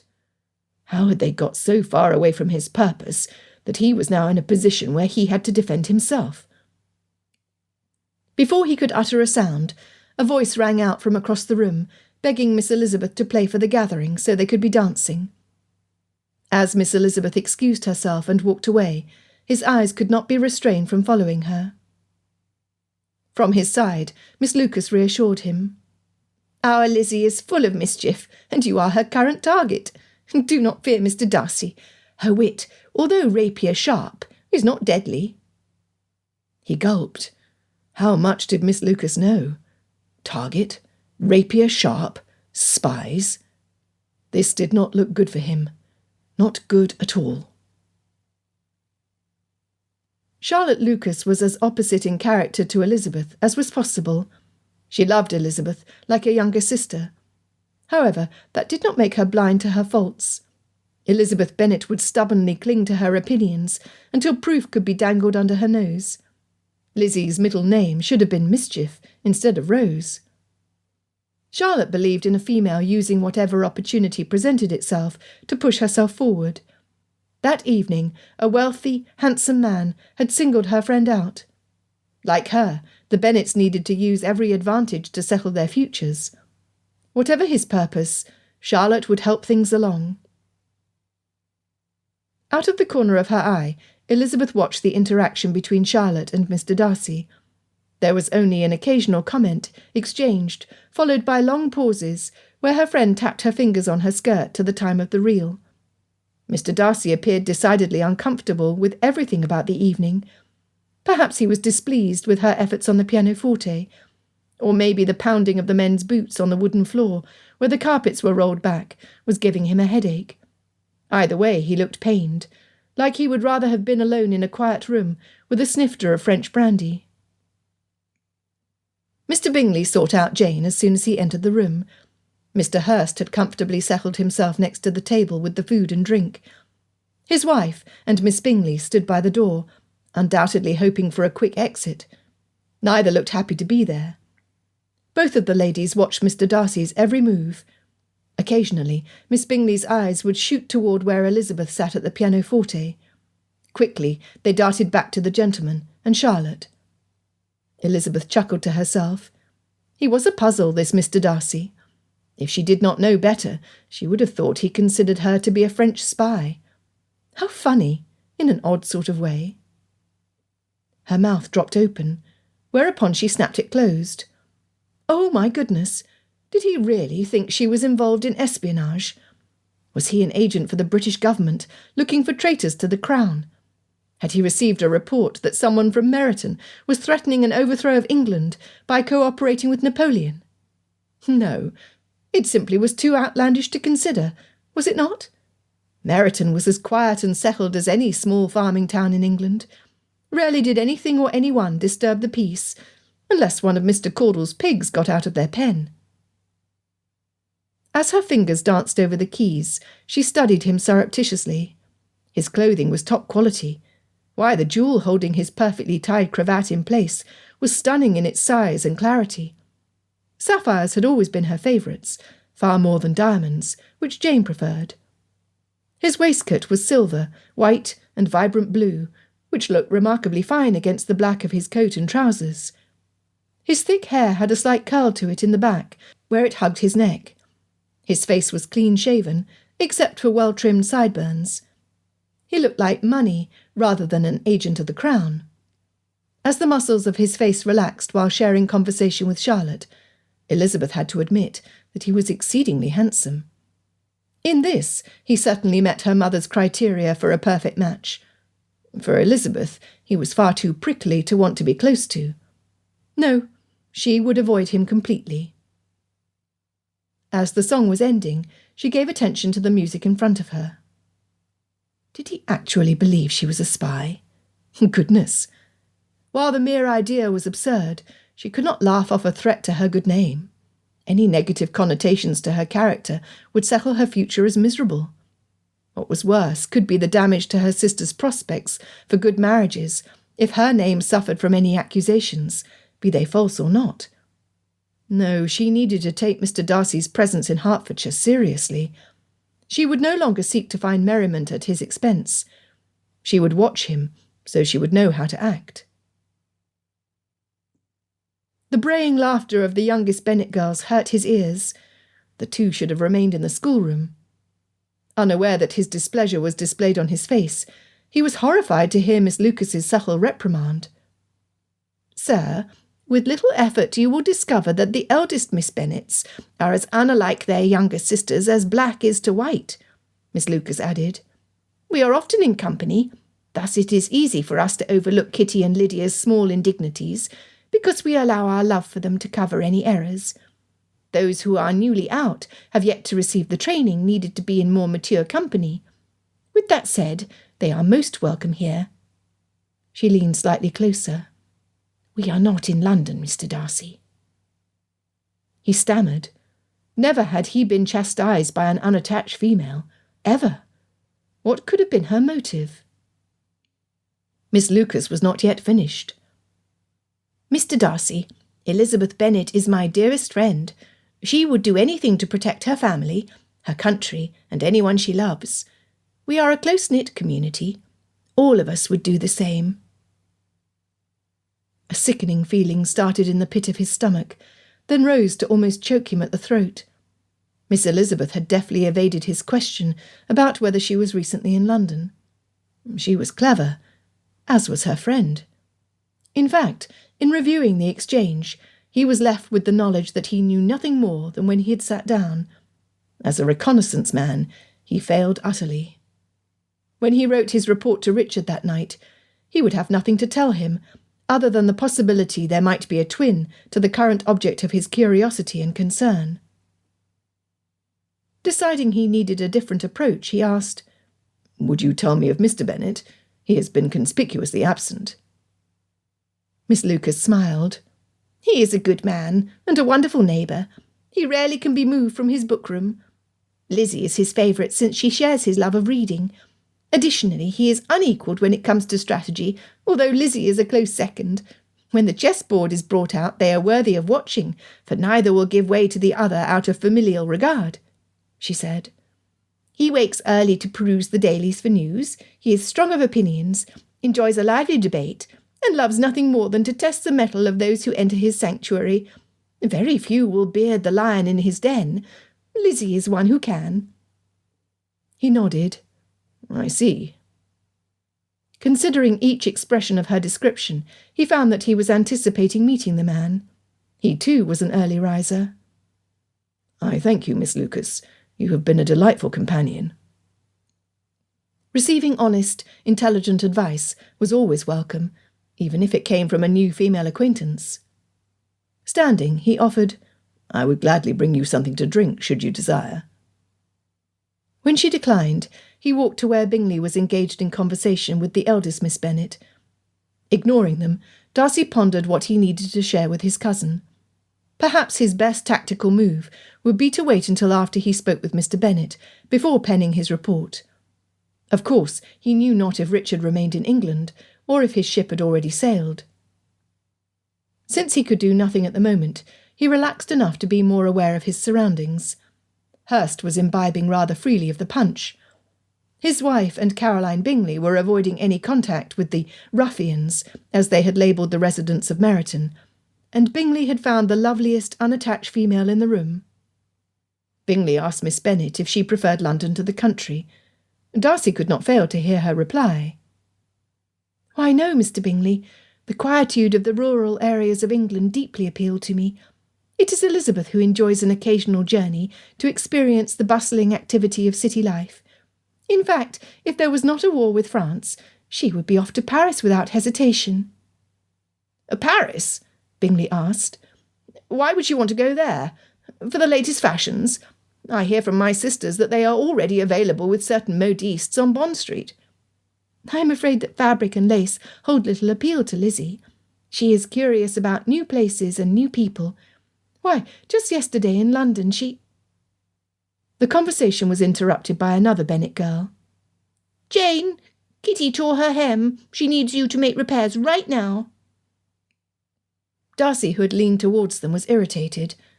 What had Miss Elizabeth been doing the day prior in London? He desperately needed to know. When Miss Bennet walked away, following her sister to where a third Bennet was examining her hem, Darcy stepped back into the shadows. He was in no mood to listen to Bingley's raptures over the eldest Bennet's beauty. He needed to consider the cold, hard facts. Elizabeth Bennet was in London. She had recently spent time in Kent. She spoke French. She was a known strategist. She longed to go to Paris. Upon my word, it was her. Chapter 6. At exactly 4 o'clock the following afternoon, an unexpected visitor arrived at Longbourn. At least, Mr. William Collins' arrival was not anticipated by anyone other than Elizabeth's father, who had received a letter stating his intent a fortnight prior. He was the dreaded cousin who would inherit Longbourn at the death of one Thomas Bennet, Esquire. The parson was a tall, heavy-looking man. His air was grave and stately. His manners were formal. His attitude was— Well, several times Elizabeth caught him tripping over his avarice to appear humble. He had not been inside Longbourn for a full quarter-hour before he offered his admiration of Mrs. Bennet's daughters, the hall, the dining-room, and all its furniture, the excellence of the paintings hanging on the wall, and a quilted piece of fabric separating a vase of flowers from a side table. "One of my fair cousins must have fashioned this fine piece, I suppose," he said, his voice slightly nasal as he fingered the cloth. His elbow bumped the vessel overflowing with orange, pink, red and purple gerbera daisies, splashing water onto the table and his sleeve. Frowning at the flowers, as if they were at fault, he added, "To display the efforts of a child in her youth could be considered a kindness from a loving mother, I suspect. Lady Catherine de Bourgh," he paused, before continuing in hushed tones. "Oh, you have heard of her, of course. She is the exalted patroness of my humble home at Hunsford Parsonage in Kent. Her estate is second only to Pemberley in Derbyshire, held by her very nephew, of whom I am certain you have also heard. After all, Hertfordshire is not far from London, where those of exalted rank are regarded as the scions of society." "Mr. Collins, I have never heard of Lady Catherine or her nephew," Mrs. Bennet snorted. "Nor did one of my daughters craft that table runner. We are perfectly able to purchase products from the haberdashery in Meryton for use in our home." Elizabeth observed in shock and awe as the man spent the next 20 minutes admonishing his hostess for her ignorance and grovelling for being in error over who had stitched the piece under the flowers. By the time he paused long enough to take a breath and possibly gather his thoughts for another tirade, Elizabeth counted him as the most ridiculous man she had ever met.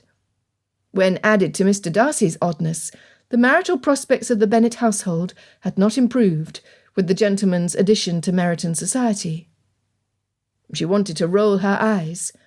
Had the vase not been one of her mother's favourites, Elizabeth would have bashed Mr. Collins over the head with it, to get him to stop talking. Oh, good grief! He was now rambling on and on about Lady Catherine's estate, and Lady Catherine's perfect daughter, and Lady Catherine, and Lady Catherine.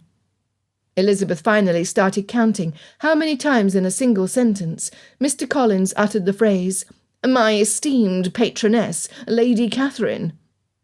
His average was once. However, he uttered the accolade 2 times in a very long sentence. Amazing. What a dolt. Finally, to protect her own mental stability, she allowed her mind to wander, knowing that Mary, Kitty and Lydia had each stopped paying attention to their guest shortly after he first opened his mouth. Jane, of course, was too kind to do anything other than give him the attention he desired. Silly girl. Automatically, her mind stood the 2 men next to each other, Mr. Collins on the left, Mr. Darcy on the right. They were of equal height. Both had dark hair and eyes. Both had perfect posture. Mr. Darcy's clothing had a better cut and fit than the wool of Mr. Collins' garments. Both men were idiots. She harumphed. No, Mr. Collins was foolish in his opinions. Of Mr. Darcy, Elizabeth decided she could not yet put him in the same class as the parson. Mr. Darcy was impossibly rude and she sighed. He was kind to Charlotte. What did that mean? That he had condescended to give their host's eldest his full attention to the exclusion of others, had elevated Charlotte in the eyes of those in attendance at Lucas Lodge. Later that evening, Charlotte whispered to Elizabeth that she found the man to be exceedingly handsome and somewhat agreeable. What? How was that even possible? While she could admit that his looks were fine, the man was so lofty in his own opinion that the minions in Meryton mattered not to him. Yet he acted the gentleman towards Charlotte. Elizabeth desired nothing more than to discover that there was no good at all to be found in Mr. Darcy. He had offended her vanity, and possibly viewed her as a danger to England. How on earth was it possible that he was nice? Inconceivable. Of course. Why had she not guessed it before? Mr. Darcy was merely cozying up to Charlotte in an attempt to gain any snippet of information to be used against her. The beast. Mentally bouncing back and forth between Mr. Collins and Mr. Darcy, the realization came to her quite clearly. Both men were cut from the same cloth, thinking they were residing far above the Bennets. They were each of them moronic, but only one of them was a danger to her. "Charles, you must do something!" Caroline Bingley fumed as she paced the parlour. Mr. Darcy ignored me through the whole of the evening. Instead, he acted the moon-calf over pitiful-looking Eliza Bennet and her homely friend." "What do you expect me to do?" Her brother raised his hands into the air. Caroline hissed, "I expect you to promote me as the perfect wife for Pemberley." "You mean as the perfect wife for Darcy?"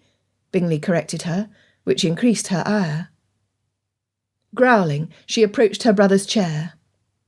"You promised Papa that you would take care of me. Seeing I get all I deserve from life, well, I deserve Pemberley." "I don't know." Bingley hemmed and hawed. "Darcy does not seem too keen. He told me point blank that he would not have you." "Bah!" Caroline scoffed. "He has no clue what is good for him, or rather, who is good for him." She sneered. "If you do not act quickly, brother dear, I will happily let Mr. Darcy know of the gaming losses you and Hurst have had at the tables. He will not be pleased to find out how much you owe, I imagine." "But—" Charles balked. "No, Charles." Caroline stepped back to address the other three. "We need money to elevate ourselves to the position we deserve. Mr. Darcy is our chance, our only chance. Flirt with Miss Bennet if you want, but do not get serious, unless you discover her dowry is as large as Georgiana Darcy's. If not, you need to look elsewhere." He nodded. "Oh, yes, Caroline." Darcy had a plan, one that did not include Major Gering. After sending an express updating Richard with his suspicions and breaking his fast with Bingley, he told his host he needed some time to gather his thoughts on an important matter of business. Bingley respected his privacy. Bingley's sisters did not. Louisa Hurst and Caroline Bingley were ambitious. With the eldest Bingley female safely and securely wed to Gilbert Hurst, the two sisters had paired up to achieve their greatest desire, entering the first circles of society on the tailcoat of the Darcy name. To do this, a marriage between Caroline and himself was their immediate goal. As he had told Bingley, never would that happen. Darcy shuddered. Being joined in matrimony to Miss Bingley would be like having a 10-foot boa constrictor in his house, yearning to squeeze every farthing and ounce of respectability from his soul. "Mr. Darcy, the morning is lovely and unseasonably warm. The autumn colours should be at their zenith. Mightn't you join us for a stroll in the garden?" Miss Bingley fluttered her eyelashes at him, her mouth in a perfect pout. He wondered if she practised the pose in front of her mirror.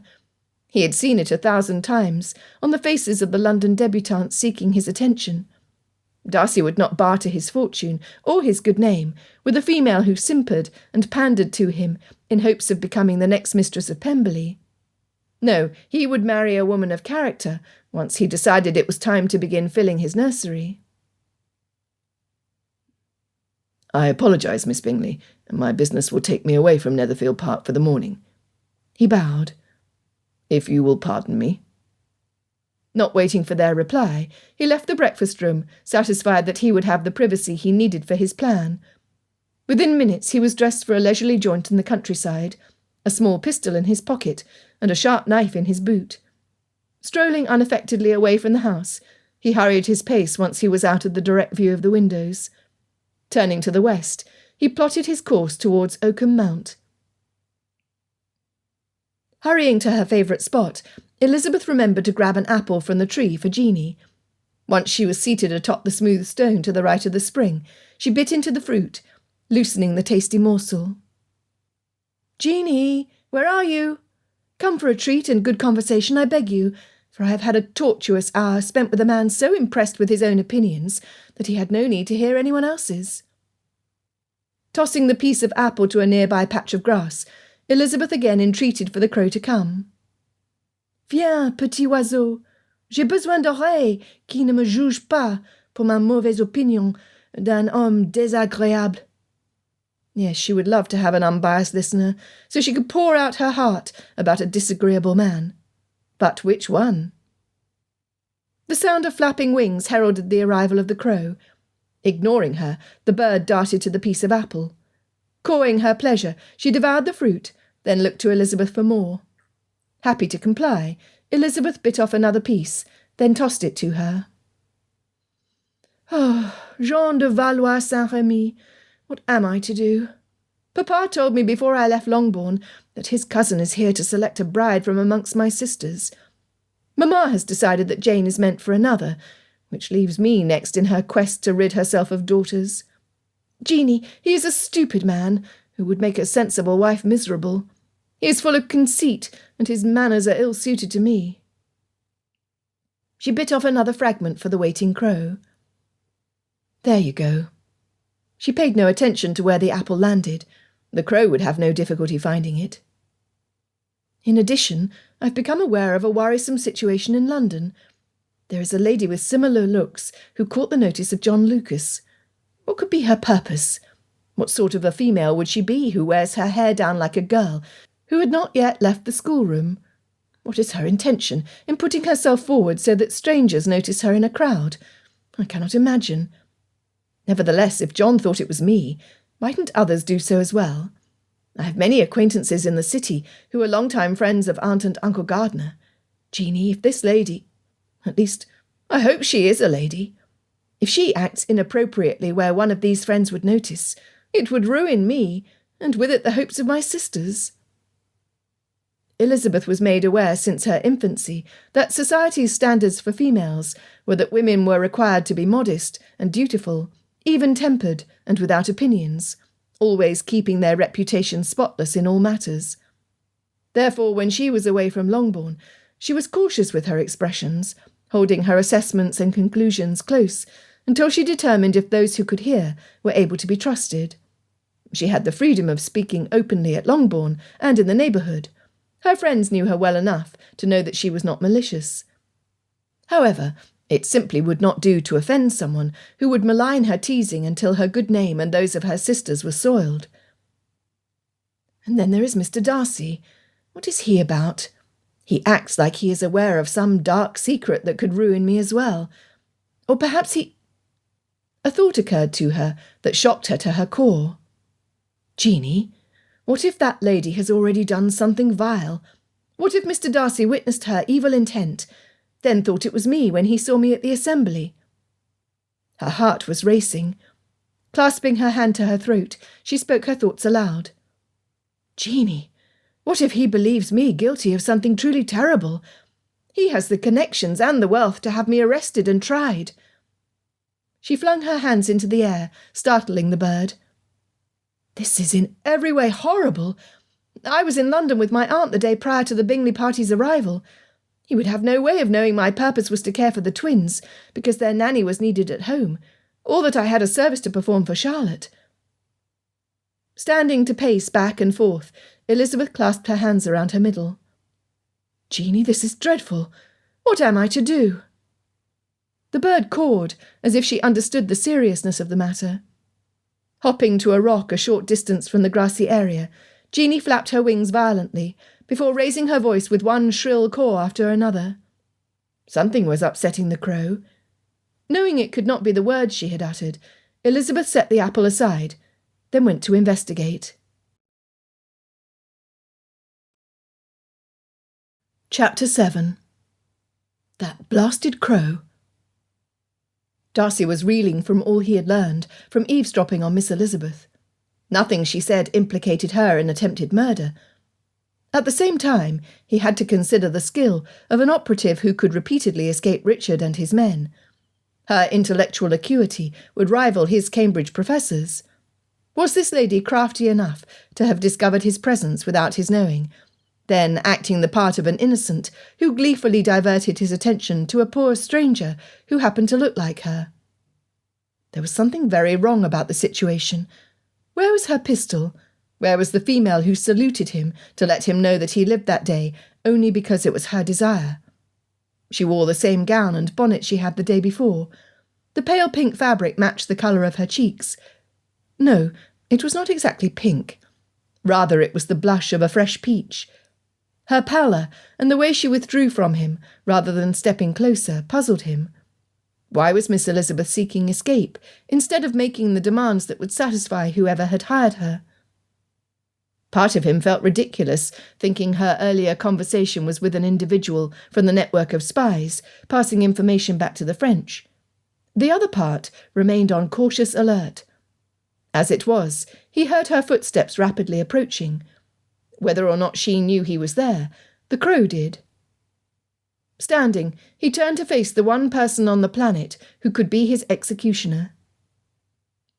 She startled, then immediately began backing away from him. "Mr. Darcy, whatever are you doing here? Why were you hiding? What do you want?" Her voice shook. Her eyes darted to the side before quickly returning to him. Instead of seeking protection for himself, he stepped towards her. Instantly she jumped backwards, thrusting her palms in front of her, as if those small hands could avert any danger. "Miss Elizabeth, pray calm yourself. I mean you no harm." He stood his ground, his arms at his sides. "What do you want?" she demanded, continuing to move away from him. "I carry no coins with me, and shall scream bloody murder should you attempt any harm of my person." "Harm? Never would I do anything to hurt a woman, ever.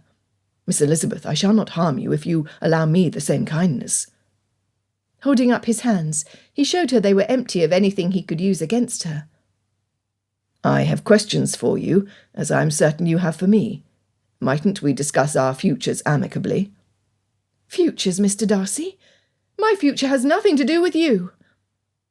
In a moment she spun on her heel, running quickly down the pathway.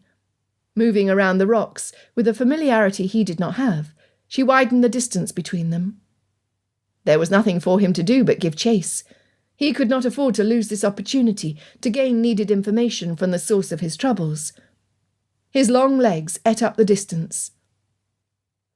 The crow that he had cursed only moments before must have been counting on more of a treat from Miss Elizabeth, since she swooped close to the top of the lady's bonnet.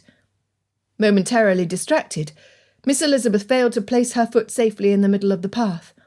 The tumble she took rendered her motionless. Blast! Running to her, Darcy dropped to his knees beside where she lay. She was on her side, facing away from him. Her skirt had ridden up, exposing trim calves and well-used walking boots. Her bonnet was askew. Her arms, that she had thrust out to catch herself, were dotted with mud. "Miss Elizabeth, are you—" Her only response was a moan. "Miss Elizabeth, pray tell me that you landed upon your pride, and that no other parts of you are injured," he suggested, hoping beyond hope that she was conscious. He closed his eyes as shame rushed over him. "I promised you that I would not hurt you, yet you are injured because of me." There was nothing else for him to do but check for injuries. The instant he rested his hand on her shoulder, she sat up and slapped at his hand, except she missed. The base of her palm hit him square on the right side of his nose. His vision blurred as tears trailed down his cheeks and blood began dripping from his nostril. "What?" He sat back on his heels. Patting his chest for the linen handkerchief he carried in his pocket, he finally located the cloth, using it to mop up the worst of the damage.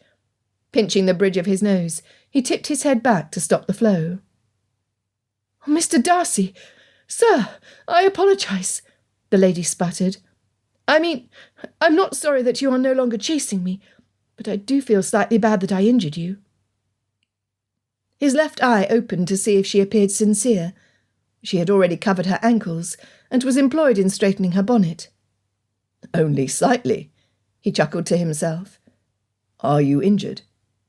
She groaned, closing her eyes, then admitted, "Oh, my ankle turned, causing my fall. Like Charlotte, this will keep me from dancing, I'm afraid." "I am sorry to hear it," he honestly admitted. "I apologise for following you after you insisted that I not. I owe you a debt for going back on my word. I meant you no harm." "Mr. Darcy, pray let us get one thing straight," she insisted. "I am here on the ground because of a greedy crow, not because of you." Her smirk was followed by obvious concern. "What are your intentions toward me, Mr. Darcy? Before you reply, you should know that I have gathered a sharp stone in each hand that I will wield to protect myself, should you mean physical harm." He pulled his handkerchief away from his face, waving the bloody cloth like a flag. When she opened her fingers, a rock the size of her fist rested in each palm. He nodded. "It is wise for a lady to protect herself. However, I truly meant you no harm.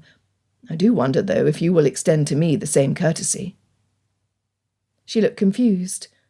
Finally, after a lengthy pause, she replied, "I give you my word that should I need to take aim against you for any reason, I will leave your battered nose alone." "Well, all right then. If that is the best you can offer, I will accept." He stood, looking to gauge the distance between the orchard and Longbourn. "As I see it, we have 3 options. I can offer you my protection by waiting until someone comes to rescue you. This would allow us to clear up any confusion between us."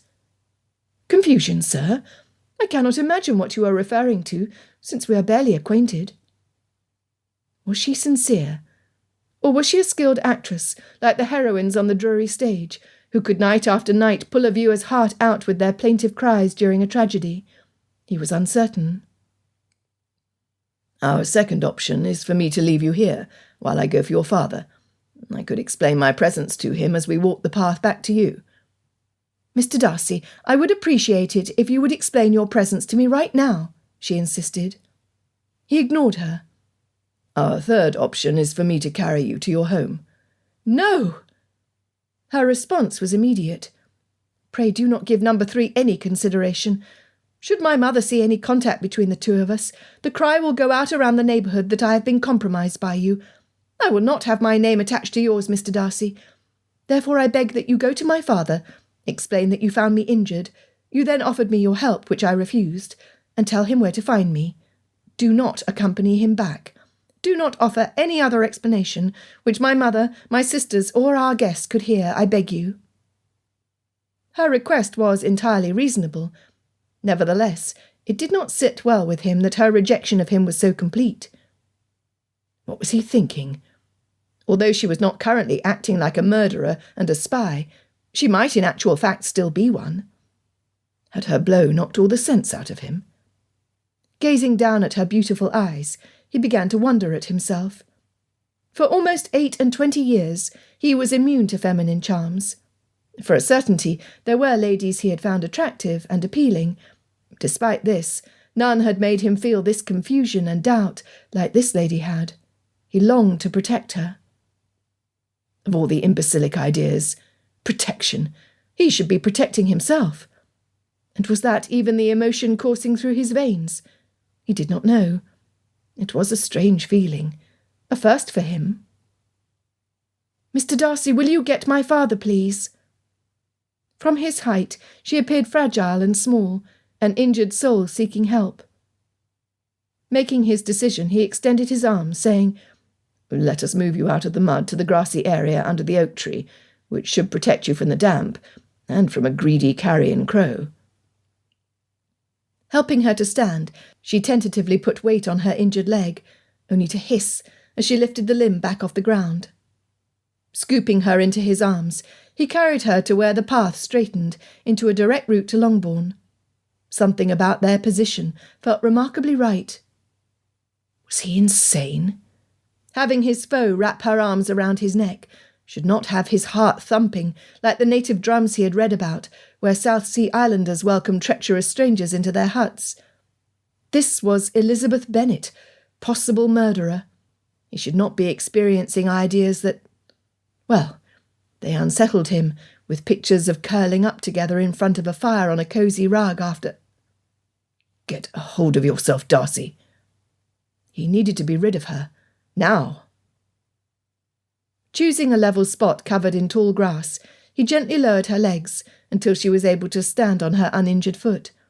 Once she transferred her hold from around his neck to the tree trunk, he removed his coat to spread on the ground. "Mr. Darcy, it would be better if you did not leave your garment behind," she suggested, her tone firm. "My first duty is your comfort, Miss Elizabeth. I will express the need for caution to your father. Surely he will bring along with us only those whom he can trust with your reputation, and mine." She continued to protest. As he had done before, he listened to her concerns, but said nothing as he spread his coat so she would not be sitting directly upon the ground. She could fold the edges over herself, warming her, should she choose. "Mr. Darcy, if you are not nearly as stealthy as you imply you are, the damage to the both of us will not be easily undone." "Then I will be my stealthiest." she growled. Once she was settled, he left for Longbourn. Looking back, he was shocked to see the lady with her head bowed, her hands clasped together, beseeching their heavenly Father in prayer. Did assassins pray? He pondered, as he quickly moved down the pathway. Perhaps not all of them did, but when he saw her lips moving in silence, he knew that Miss Elizabeth was pleading for help, or forgiveness.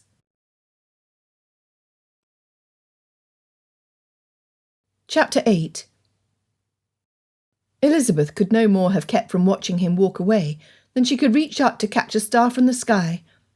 Mr. Darcy had proven himself to be equal parts rude, confusing, and kind.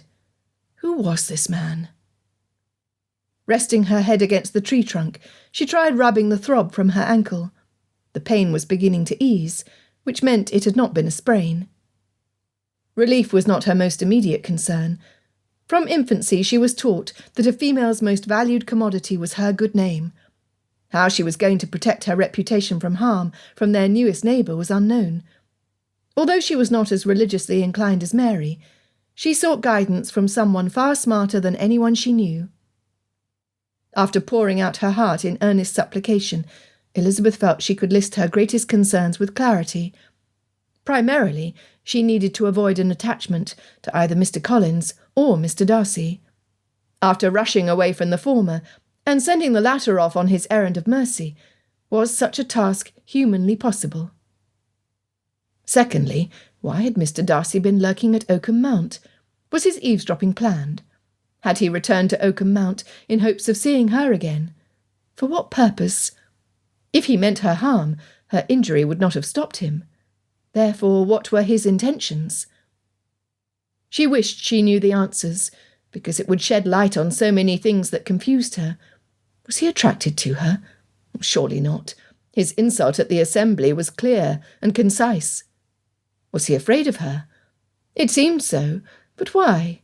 She was as harmless as a fly, despite bloodying his nose. Oh, she was a wretched girl, feeling an inner glee at having pained him. His words at the assembly had hurt.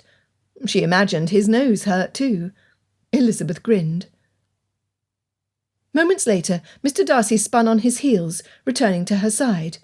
What did he mean by it? She gulped, holding the stones tighter in her fists. She would fight him until her last breath if he meant to harm her. I beg your pardon, Miss Elizabeth, but I simply cannot waste this opportunity to gather information that will save lives, especially my own. She had not expected conversation. She squeezed the rocks in her palms, wishing for a more obvious weapon. I do not follow, sir. Are you in danger? Am I?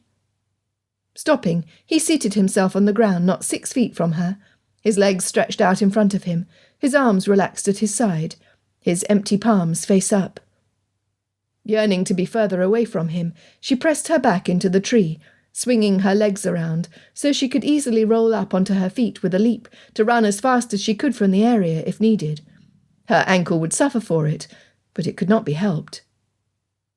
Glancing around, she sought a fallen branch she could use to strike him if necessary, preferably one with a jagged point on the end.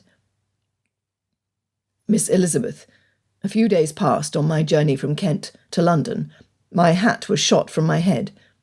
At first I concluded it was done by a hunter with bad aim. In retrospect, it could have been by a female, who was strikingly similar to you in looks. What? Elizabeth had not expected what she heard. How do you know it was a woman who shot at you? Darcy nodded. Good question. I had stopped at an inn where the lady in question appeared to be waiting for someone, or for her horse to be rested to continue her travel. I left before she did. However, I was enjoying the warmth of the sun and the brisk air, so was not hurrying my journey. There is a path parallel to the main road, similar to the one we are on, that my cousin and I often use to exercise our mounts without causing disturbance to other traffic. It has many straight stretches, so a person could easily leave the inn and arrive ahead of me, especially if she was familiar with that portion of Kent. It is my belief that this was exactly what that lady did. A woman fired a gun at him, on purpose. Good heavens! He must have been even more rude to that lady than he was to her. Giving him her full attention, she stopped looking for something she could wield as a sword. Instead, her eyes shot to his, watching him so as not to miss a word. Was this a trick? Something to catch her off guard, so he could pounce? The following day, the same female fired upon my conveyance, this time aiming for my heart. It was a fluke for me to sit myself on the opposite side of the carriage that day, which ultimately saved my life. When I caught her eye afterwards, she saluted me as if it was solely up to her whether I lived to see another day. What in the world? Mr. Darcy, she wanted you dead. How horrible for you. Elizabeth dropped the rock as her hand went to her chest. She scooped it back up. What did you do to her? Nothing. I did nothing. Until I caught sight of her at Bromley and in London, I can say with full honesty that I had never before seen her. Considering the implications, she reached the only conclusion available. You thought I was the lady with the pistol, did you not? I did. He rubbed his jaw, then removed his hat to run his hand through his hair. When I saw you at the assembly, I assumed you had followed me with the intention of hitting your mark. Never, she insisted. Oh, I see, she muttered to herself as her mind raced. To him, she said, I know that I am not the woman you seek. I have never fired a gun in my life, nor do I have evil intentions towards you, Mr. Darcy. Until you arrived at the assembly, I had never before heard your name. She paused in consideration. At his nod, she continued, Is this why you eavesdropped upon my conversations with the crow? And why my speaking to the bird in French was of concern to you? Did you think me to be a spy as well as a murderer? Mr. Darcy! Lowering her hands to her lap, she fisted them in the soft fabric. Her breathing was rapid. She could feel her pulse at her neck and down the inside of her arms. I am a lady. I love my country and my fellow man. I have a plethora of witnesses who can vouch for my reasons for being in London, as well as my exact location at any given time, since I never once left my uncle's home on Gracechurch Street. You were in Kent, Mr. Darcy challenged. Miss Lucas said you had recently travelled with relatives to the area where I was first attacked. Sir, I returned from Kent 21 days ago. I did not leave Meryton again until my aunt summoned me to care for her children. I returned home the morning of the assembly. She inhaled to regain control. By then she was shaking. Are you familiar with Otford near Sevenoaks? At his nod she continued. There is a scholar with access to old legal records kept in the former bishop's residence, who often provides information to my uncle and others who use contracts to buy and sell properties. This man understands how to clearly interpret boundary lines and prior ownership. It was to this area of Kent that we travelled. You were speaking of Mr. Archibald Sutton? Mr. Darcy asked. You know him, then? Any man who has an estate where the location of boundary markers is questioned knows Mr. Sutton. He pondered a moment before asking her, Tell me, what is unusual about the outside of his house? Elizabeth chuckled. He was testing her. Are you speaking of the single turret on the right rear corner, or the delightful shade of orange paint slathered over the surface? He stared directly at her, studying her as much as she was studying him. They were both wary. Finally he nodded, apparently satisfied with her reply. Mr. Darcy, as I mentioned, witnesses who are not bound to me can be provided who would not be influenced by familial attachment in what they saw or did not see. I beg that you make it your next course of action to obtain proof of my innocence. I, Elizabeth Rose Bennet, have never had the intention of causing you or England harm. As soon as his chin dipped in acknowledgment, she added, Nevertheless, I cannot know what the Lady John Lucas saw has in mind for you. I beg you to do everything within your power to discover her purpose, since it means your life and my reputation. Pulling his knees up, he rested his arm across the top. In truth, I had not given consideration to the repercussions against your character. Selfish man. However, now that I am aware, I suggest we both speak with your father. He will want to protect the interest of every member of his family. "In that you are correct, sir." Elizabeth watched each of his movements cautiously as he stood, brushed the grass from his trousers, and pulled on the sleeves of his shirt. "My father will be very concerned. Nonetheless, you should know that my father's cousin arrived earlier. He is a pompous man who is interested in everything about Longbourn, since he will inherit when my father dies.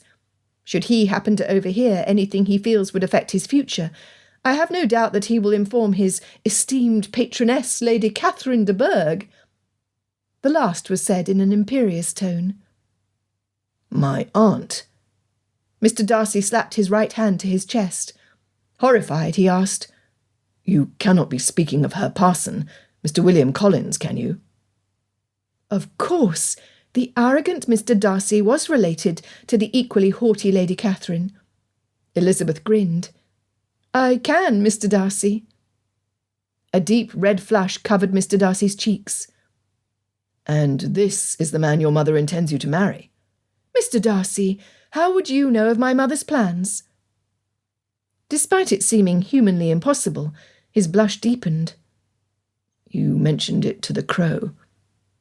He paced back and forth in front of her. "This is in every way terrible, Miss Elizabeth. Your father's cousin is an imbecile who believes the sun rises and sets with my aunt. Lady Catherine is so blinded by her position in life that she has no care about reality, nor any empathy for the feelings and beliefs of others. If this threat to my life, plus a hint of your resemblance, should get back to her—" His steps lengthened, his chest rose and fell rapidly, and his breath could be heard from the one nostril she had not bloodied. Mr. Darcy came to a stop in front of her. Without pause, he blurted, "Once he knows that I am close by, he will not be able to restrain himself from intruding in every activity in which I involve myself. He would count my breaths and report it to Lady Catherine if he could. Good heavens! If he tells her that I am here, she will believe herself in the right to interfere. Her modus operandi is as subtle as inviting an elephant to a tea party, believing that no one would notice."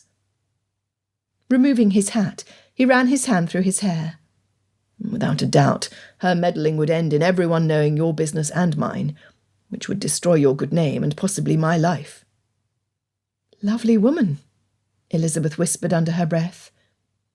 "Then we must do all we can to avoid the possibility of them finding out." "We?" he asked. "Sir, I will do anything to protect my good name, which safeguards the future of my sisters. If this includes putting myself in physical danger, then so be it. They mean everything to me. So yes, we, as in you, my father, and I, will use our brains, and any resources within our power, to protect your life and my reputation." Elizabeth pushed up with her hands, standing carefully on her uninjured leg. "If you would help me to find a walking stick, I will proceed home. I have no doubt that Mr. Collins has already invaded Papa's bookroom. Therefore I will ask that Papa visit you at Netherfield Park, where you might speak with him privately." "No," he blurted. "I'm sorry, but Mr. Bingley's sisters will attempt to learn why your father would seek me out. They have their own agendas in keeping track of me, which I abhor, mind you. If Bingley was not a good friend, I would never acknowledge either Miss Bingley or Mrs. Hurst." Elizabeth was surprised at his bluntness. "Pardon me, Miss Elizabeth.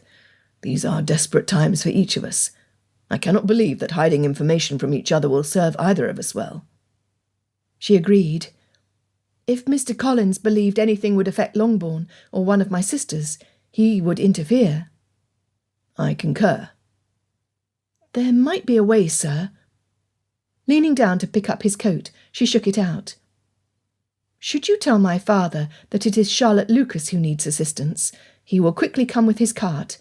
He knows of her injury and her propensity to walk out as I do. This will not be a surprise to him. I imagine that Mr. Collins would not want to assist someone wholly unrelated to him." Mr. Darcy nodded. "She appeared to be a sensible young woman." "You do not know the half, sir." "Very well." He took his coat from her after assisting her back to the ground. "I'm finding it very hard for me to leave you here, knowing you are in pain, Miss Elizabeth. If it were not both of our futures at stake, pray know I would never have been able to walk away." "Just go, Mr. Darcy. The sooner you leave, the sooner my father will arrive, so I can make it home after we discuss our situation." He is a smart man, my papa. If anyone has any ideas that can help, it will be him." "Very well." Donning his coat, he added, "I will return." After he left, Elizabeth meditated on all that she had learned. He had thought she tried to kill him, and that she was a traitor to the crown. She giggled. How ridiculous. Sobering, she considered the consequences if she could not adequately prove her innocence. Possibly life-ending.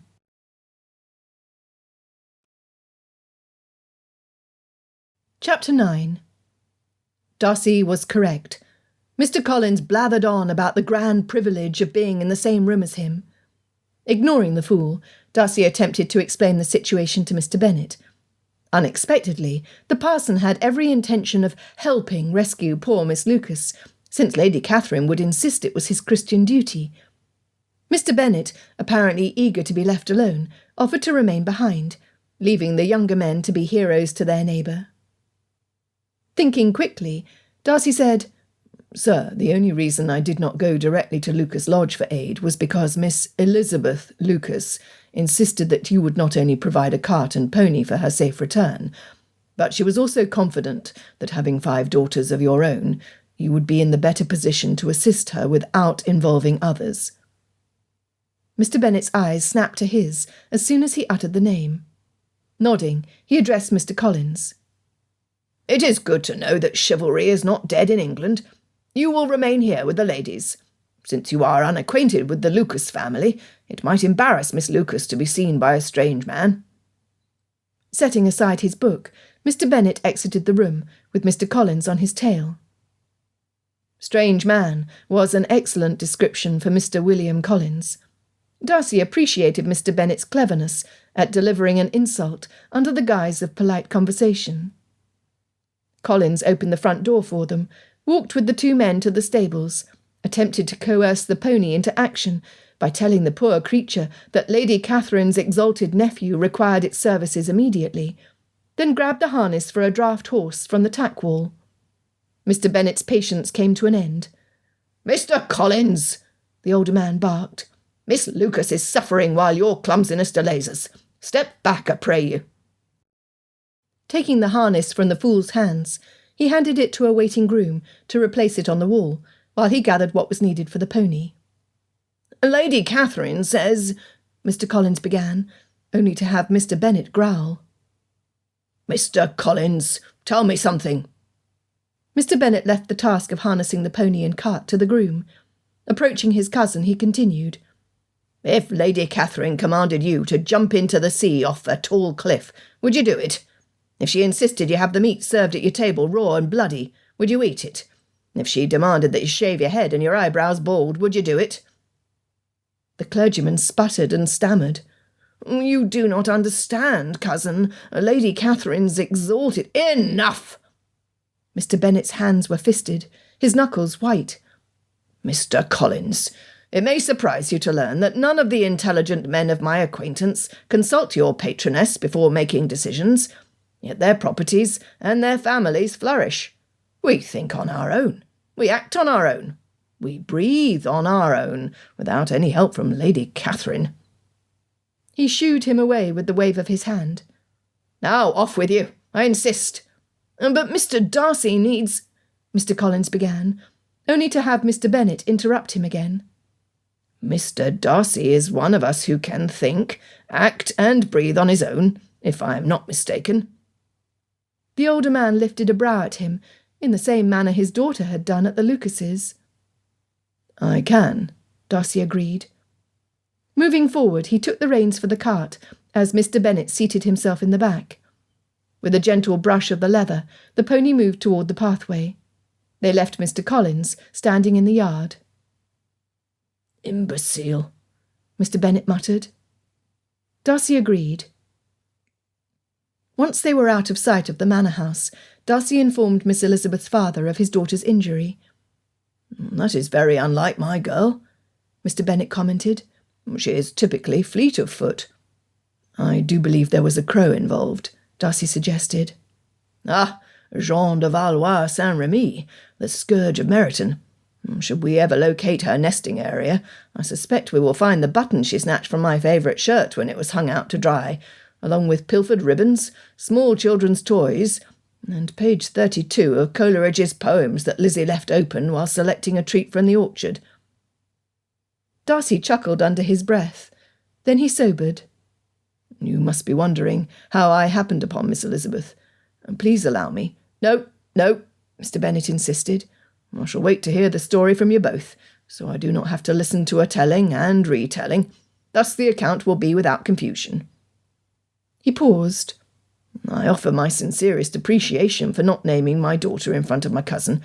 In the space of a few hours, in fact, almost as soon as he entered Longbourn, he singled Lizzie out as, and I quote, 'the companion of my future life,' end of quote.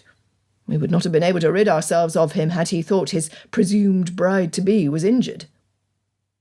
Darcy was horrified. "You allow such a man to remain in your house? Mr. Darcy, know thy enemy and know yourself.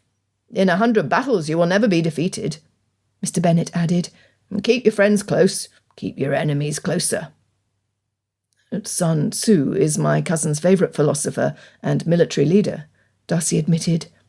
"Richard is an army colonel." "It is good you have protection, Mr. Darcy. We never know what danger lurks in the dark." Reflecting on the events of the prior few days, Darcy easily admitted that what Mr. Bennet said was the complete truth. Considering what he had learned of the man bouncing along behind him, Darcy added it to what Miss Lucas had shared. He was a strategist, was intelligent, knew when to draw the line with Mr. Collins, was not averse to humour at the expense of a crow, and appeared to be a caring father. Was he more than the sum of all these parts?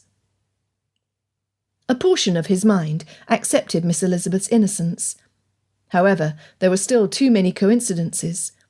The salient fact was that she herself admitted that she had not returned from London until before the assembly. Thus it could have been her that John Lucas saw. A lady's hair could be taken down and put up fairly quickly.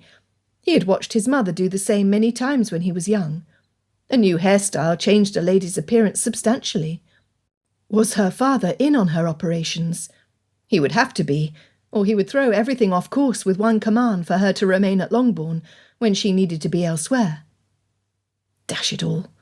He wished he knew whom he could trust. A sick feeling started churning in his gut, sending the sour taste of bile up his throat. Had he made a mistake in confessing to her the events with the marksman? Had his loose tongue provided her with some sort of information to use against him? He was a dolt. He knew his reputation, how closely he held things to his chest. Why had he spilled forth everything to her? What was it about her that had inspired his confidence, at least at that moment in time? The pounding of his heart sped up. The real question was, what would she do with the information she now owned? Drat! He should have pretended a romantic interest in her as the reason he was at Oakham Mount. Or at the very least, he could have insisted that the purpose for his presence was because he wanted to contemplate small beginnings, like she did. Perhaps Mr. Collins was not the only idiot in Meryton. The cart had not come to a complete stop before Mr. Bennet jumped from the back to hurry to his daughter's side. "My Lizzie, what have you done?" Before he could drop to his knees, she moved her walking boot aside. The suspicious part of Darcy was relieved. Her injury was real. She had not been acting the victim to throw him off her trail. The gentleman in him forced him to turn his eyes away, while Mr. Bennet examined her ankle, despite the lingering need to see for himself if there was swelling. "Papa, I was engaged in battle with the gnarly root of this big oak. I lunged and parried.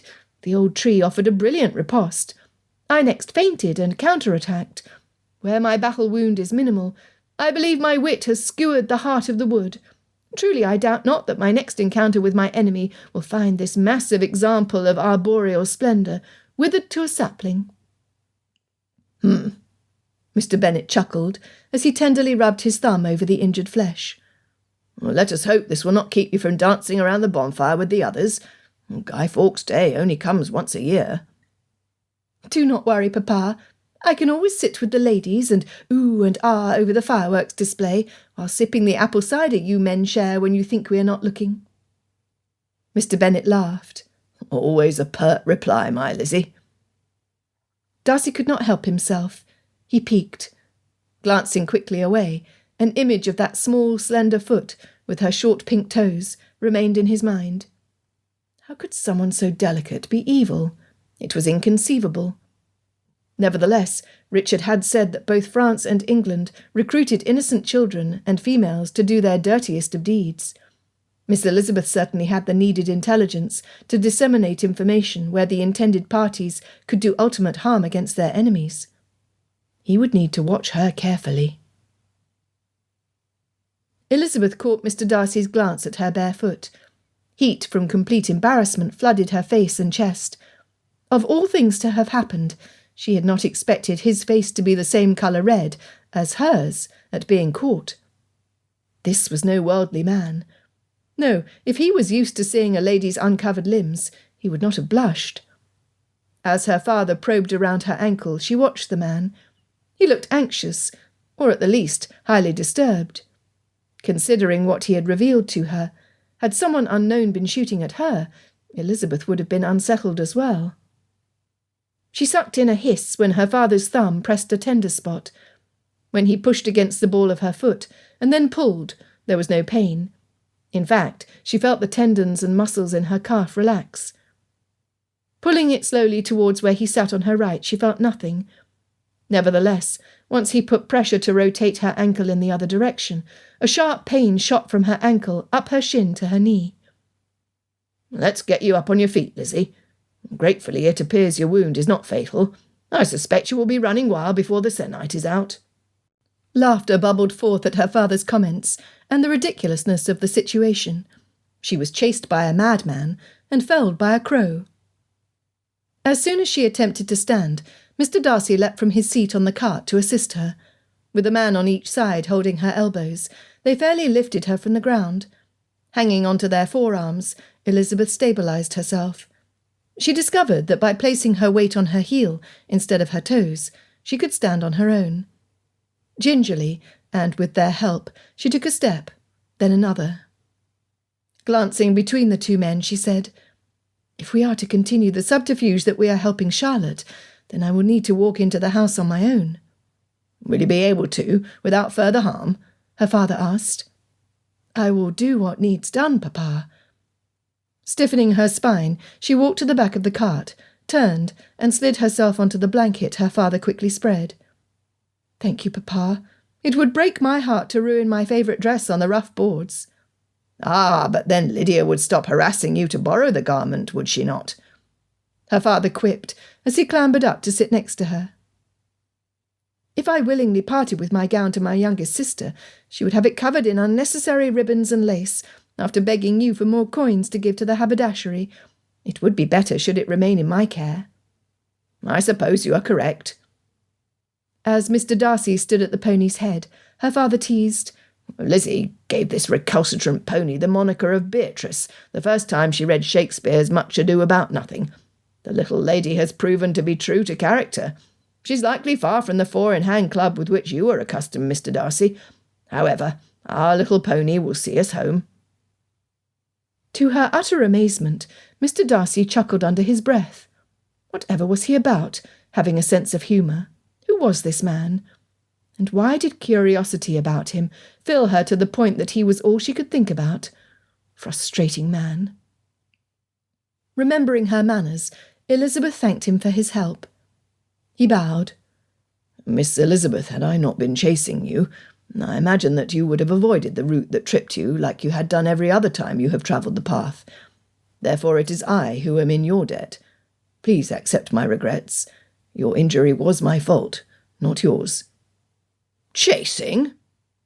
Her father's gaze went from her to Mr. Darcy and back. "Perhaps the two of you need to tell me what happened, why it happened, and how exactly my Lizzie was injured."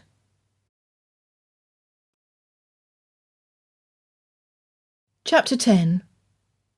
After a thorough review of the morning, Mr. Bennet directed Darcy to drive down a short pathway that joined the road into Meryton. There would be less jostling of his daughter's ankle on the smoother surface. Darcy's heartbeat was beginning to return to normal. Once Mr. Bennet heard the events of the morning from each of them, and the confession Darcy had made as to why he had sought out Miss Elizabeth, the master of Longbourn boldly insisted that she take the pins from her hair. Darcy gulped at the memory. The vision of her removing one pin after another until her lustrous tresses cascaded down her back, far beyond where the marksman's hair had rested, was indelibly inked on his memory. Egad, he was a bonehead.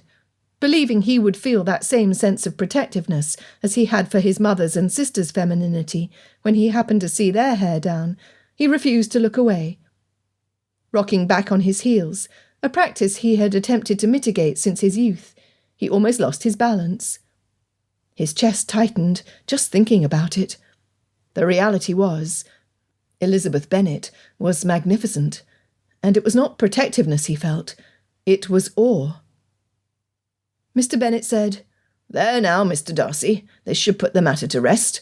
A woman cannot easily pretend to have hair longer than she does. This should convince you beyond doubt of Lizzie's innocence." As Darcy had started to nod in full agreement, Miss Elizabeth said, "No, Papa, for you see—" She turned her back to both men.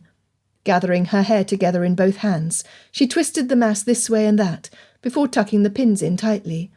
Placing her bonnet back over the knot on the crown of her head, the bottom fringe of her hair hung to the middle of her back, exactly where the marksman's hair ended. "It is easy enough to make my hair any length I desire, so your argument is not positive proof at all." Mr. Bennet growled, Miss Elizabeth's eyes twinkled, and Darcy forgot to breathe. Fortunately, the pony knew the way to the roadway. Before they had departed the oak grove next to the orchard path, Mr. Bennet had suggested that they drive to Lucas Lodge, to give the impression that it was Charlotte Lucas whom they had aided. Darcy vehemently disagreed. "I abhor deceit of any sort." Mr. Bennet replied, "Then you would make a terrible spy." Miss Elizabeth chuckled. "As would I. In this I do agree with Mr. Darcy. Since Mr. Collins is the only one who knows that a lady was injured, I can hobble into Longbourn, where I will be able to avoid him, by gratefully remaining in my chamber. Should he inquire about Charlotte, we can explain it as a case of mistaken identity. If he has gossiped to the rest of the household, my sisters will laugh at his error."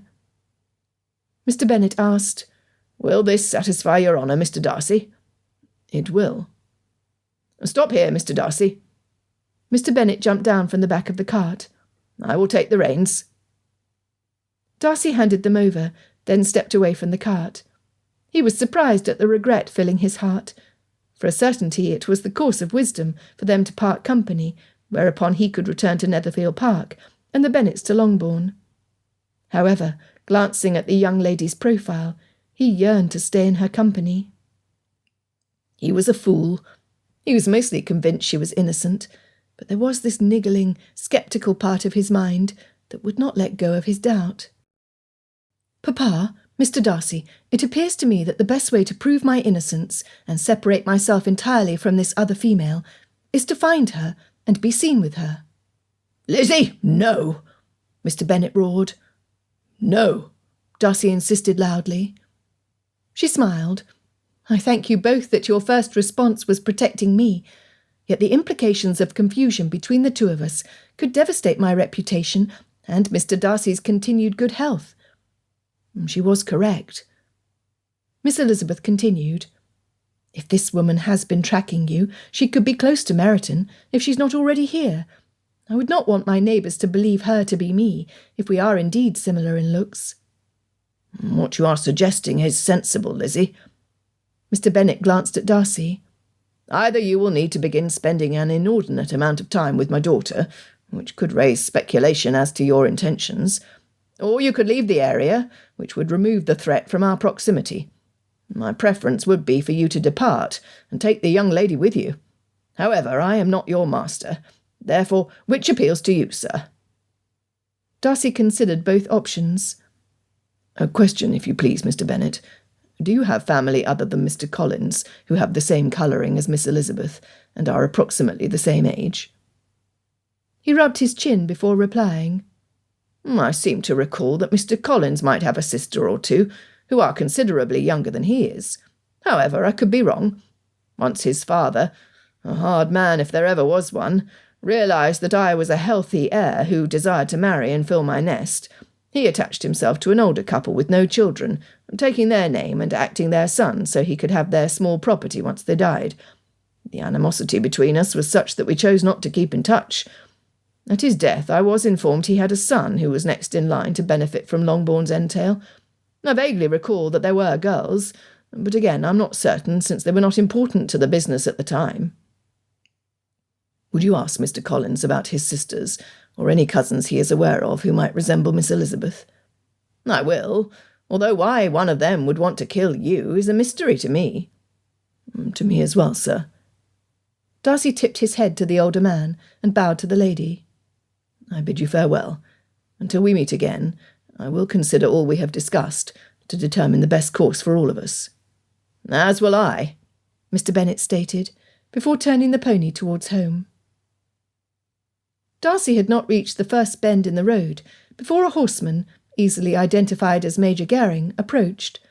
He had forgotten all about the man and his promise to keep in contact with him before leaving Netherfield Park. Blast! Jane Bennet sighed, her hands at her chest. Mr. Darcy is your hero. Elizabeth giggled. I believe the better part of the rescue was Beatrice pulling the cart so I could safely make my way back home. Oh, Lizzie, you still do not hate the man, do you? I mean, how could you continue to despise a gentleman who was tender in his care of you? And he was so diligent. Why, he walked all the way to Longbourn for Papa's help, did he not? His clever ploy of calling you Miss Lucas was brilliant. How could you not admire such a man? Jane, he thinks I tried to kill him. Elizabeth pulled herself more upright on the bed. Where she was eager to tell the events to Jane, she should not have. Drat! It was not her desire to hear praise being heaped upon the man. Yes, he was kind to Charlotte. Yes, he had shown her kindness as well. None the less, he still believed her to be an attempted murderer who was not handsome enough to tempt him. Brute! Jane whispered as her eyes darted around the room. You will never guess what I learned. What? Instantly Elizabeth was curious. Her sister rarely acted sly. About Mr. Darcy? No, not at all. I learned from Lydia, who spoke with Aunt Phillips, that Mr. Bingley's first name is Charles. Jane said the last in a revered tone. Is that not an elegant name, Charles Bingley? Giggling, Elizabeth teased. Are you thinking of him alone, or are you dreaming of how Mr. and Mrs. Charles and Jane Bingley sound together? It does resonate well, do you not think? Oh, Lizzie! Jane dropped down into the chair next to her bed. He is everything a gentleman should be. He is fashionable without being a dandy. Never is one hair out of place, and he must bathe regularly, since he smells divine. As should every man, Elizabeth grinned. Sitting forward, Jane asked, What do you think Mr. Darcy's first name is? How would I know? Was Elizabeth's sarcastic reply, which was entirely lost on her sweetest sister. Probably Egbert, or something imposing like Pinkney or Abercrombie. Learning the first name of a man felt intimate. She was not sure she wanted to hear Mr. Darcy's full name.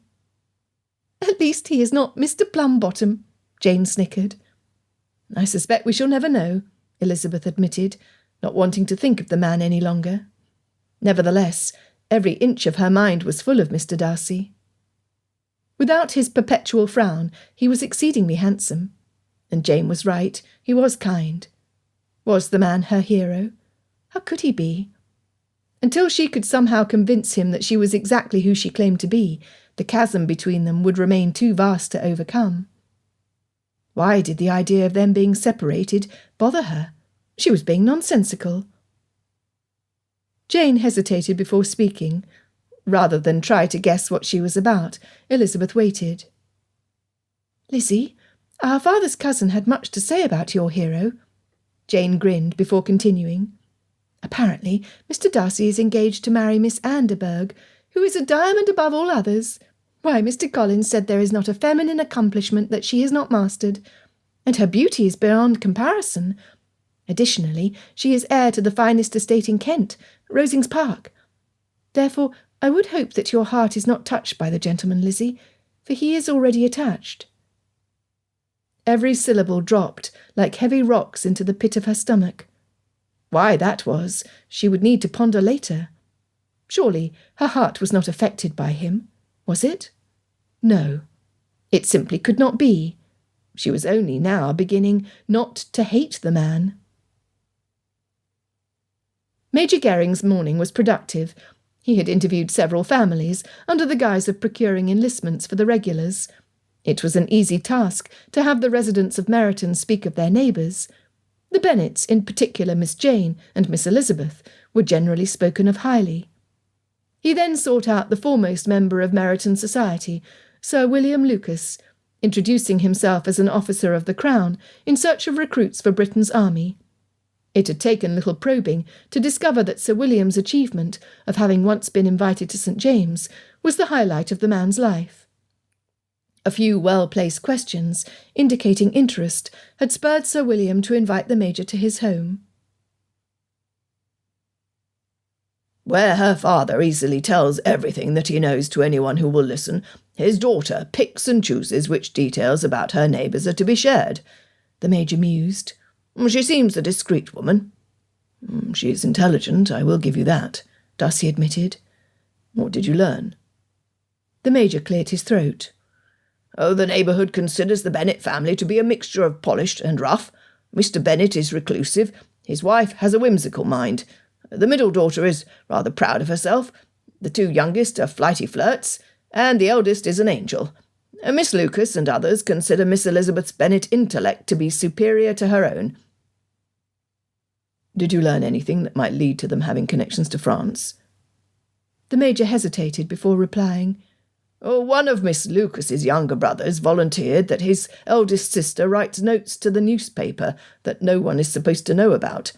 Miss Lucas's reaction was telling. Her face turned white as a bedsheet. She stammered and stumbled when she hushed the lad. I teased the boy about it being love notes to a beau, whereupon the boy said that the letters had strange-sounding girls' names. That is not good, Darcy observed. I found Miss Lucas to be uncommonly forthright. Since then I have discovered the same about the lady. When I am not needed for you, Mr. Darcy, I shall stick as close to her as possible. A good plan, I believe. Darcy pondered the information. My exposure to the others of the Bennet family was at Lucas Lodge, where I find your descriptions to be accurate. Major Gehring added, Sir, if Miss Elizabeth is truly our target, it is my belief that Miss Lucas would be complicit. Darcy nodded in full agreement. There is nothing on earth more dangerous to a man as a smart female, whether she is a spy or not.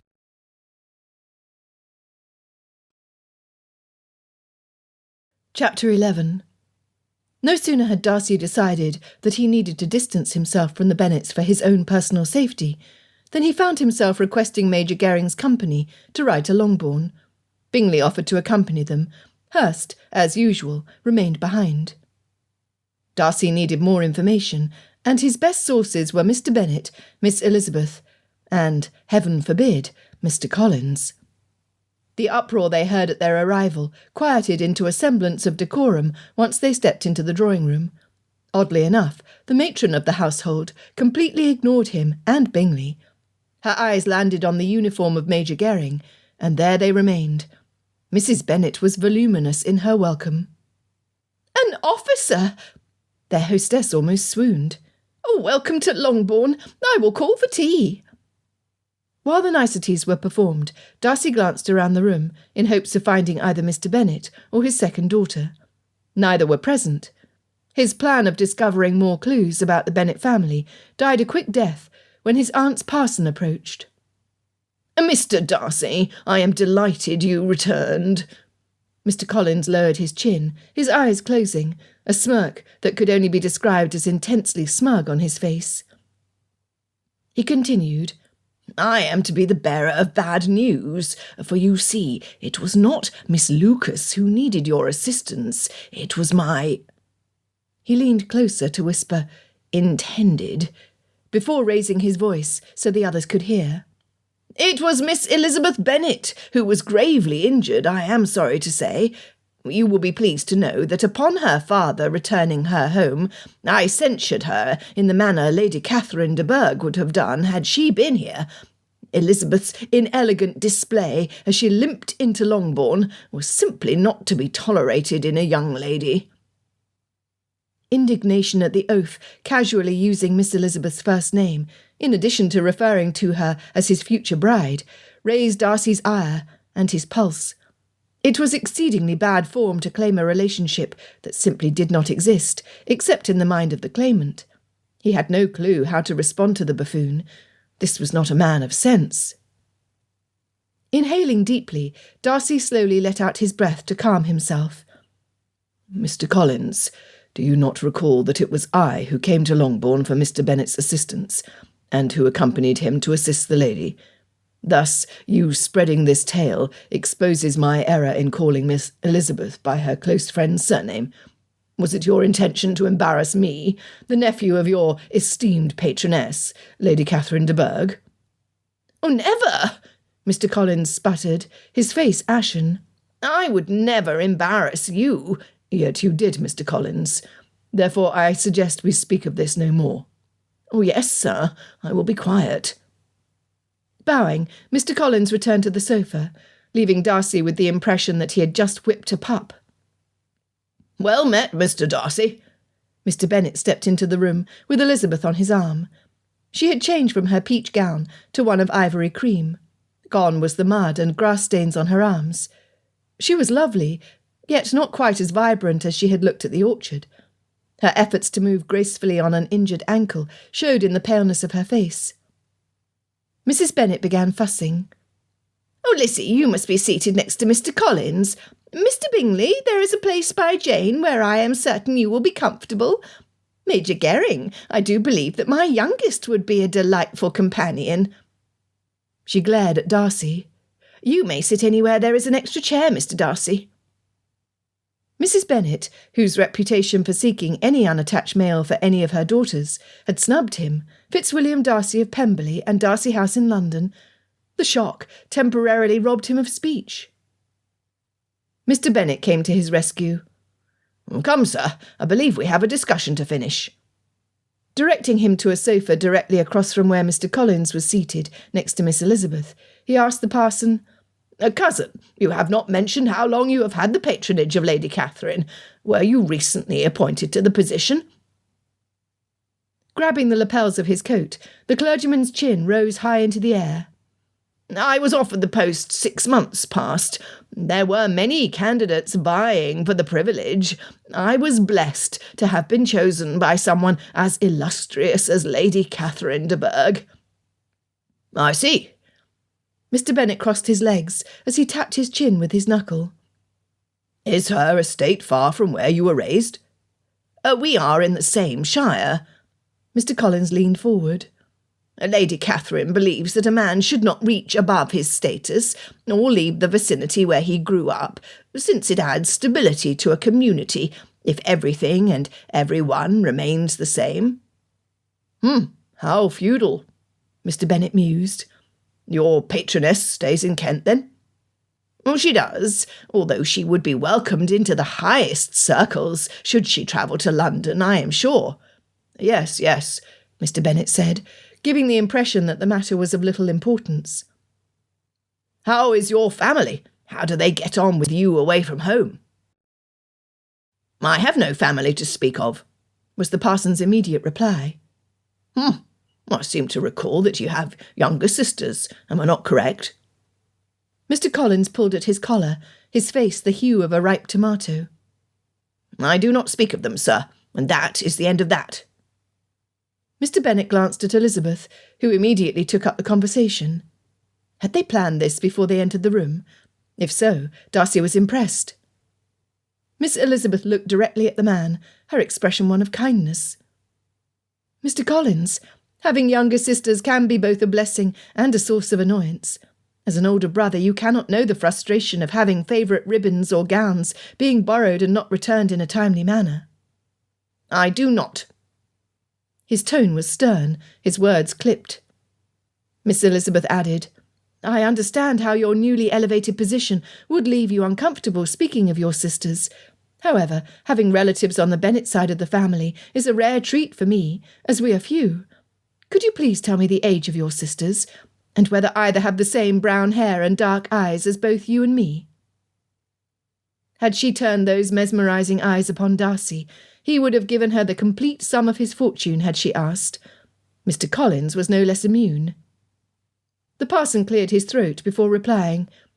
"Claire reached her majority not 1 month ago, and Sarah was but 15. They both have the Bennet colouring. Claire is remarkably similar to you in appearance, Miss Elizabeth. Enough so that I almost mistook you for Claire the first time I saw you." "Oh, how exciting!" Elizabeth clapped her hands together and rested them under her chin.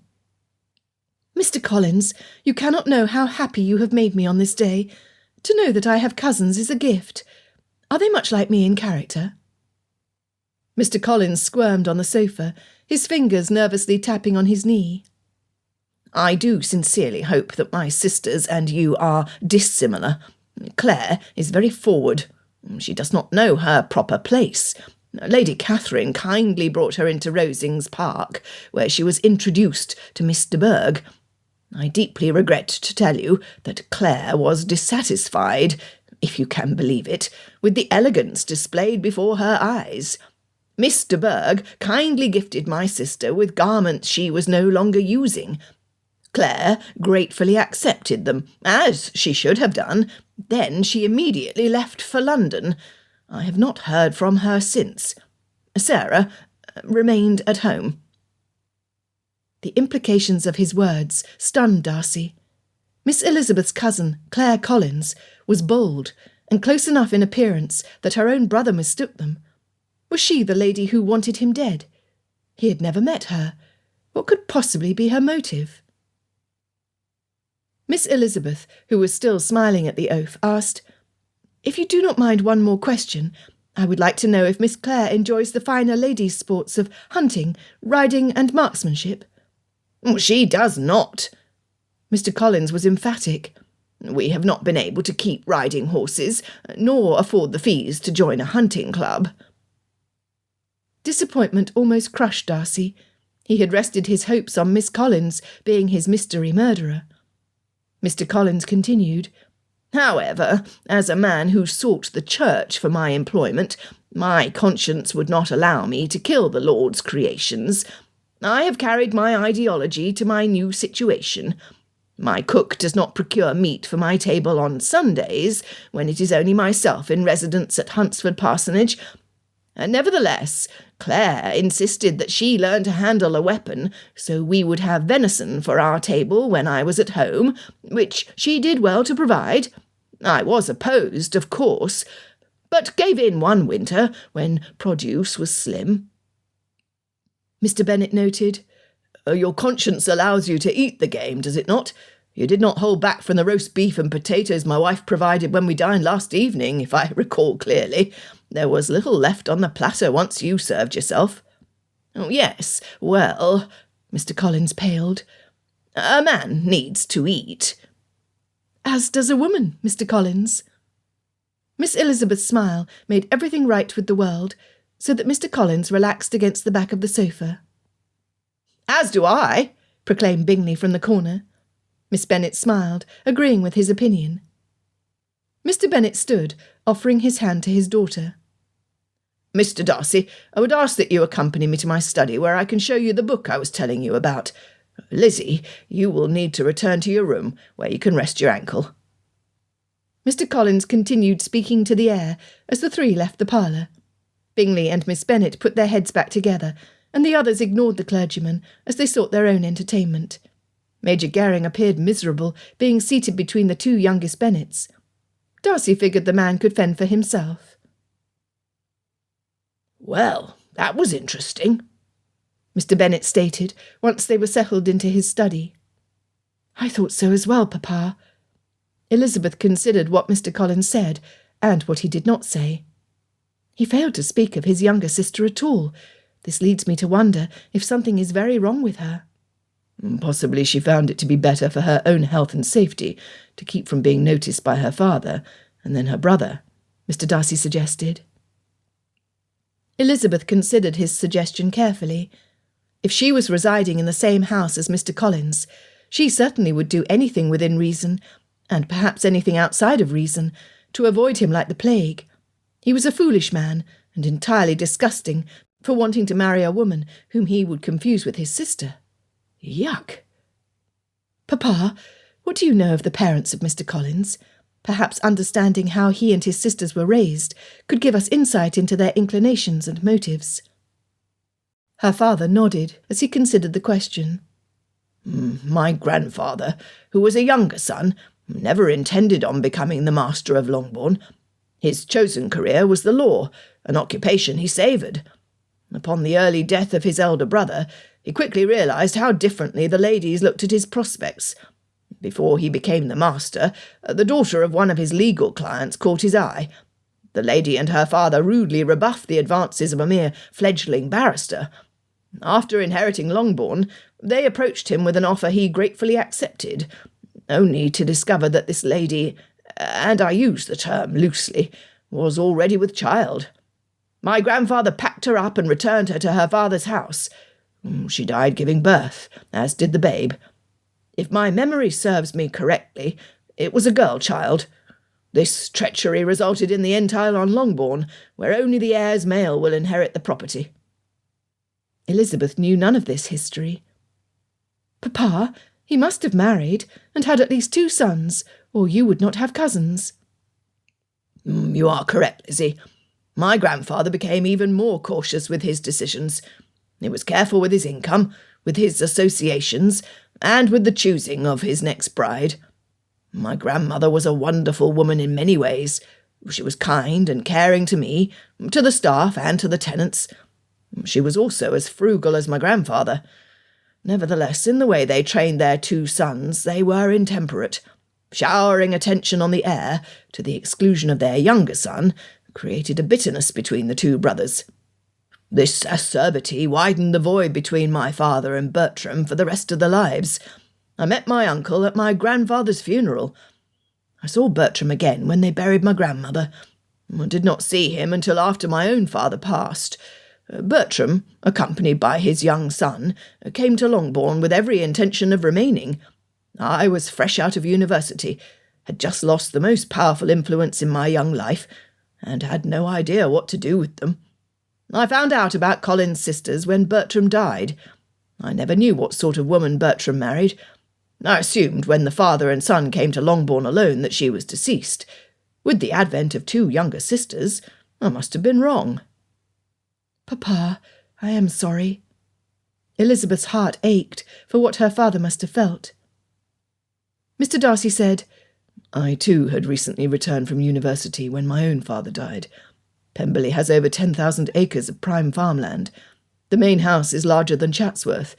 The gardens were designed by none other than Capability Brown, and the stables housed prime horseflesh bred from imported Arabian stock. The complete contents of my father's investment portfolio were unknown to me until I met with his man of business after the reading of the will. I was overwhelmed, to say the least. Mr. Bennet nodded. And then the long-lost relatives come out of the woodwork to snatch and grab anything they can get their greedy hands upon. Am I correct? As well, strangers began throwing their daughters and unwed sisters my way in hopes of them taking advantage of an inexperienced youth. I did not know whom to trust. Mr. Darcy agreed. It was the same for me. My biggest concern when my carriage departed Cambridge was the grand tour I was planning to the Orient. I arrived home to find my father extremely ill. We had 2 days together before he passed. Since my father's death, I have not stepped 1 foot out of England. Instead, I have spent the last 5 years avoiding the marriage mart and any business and personal entanglements that are risky. The Darcy family has few relatives on my father's side.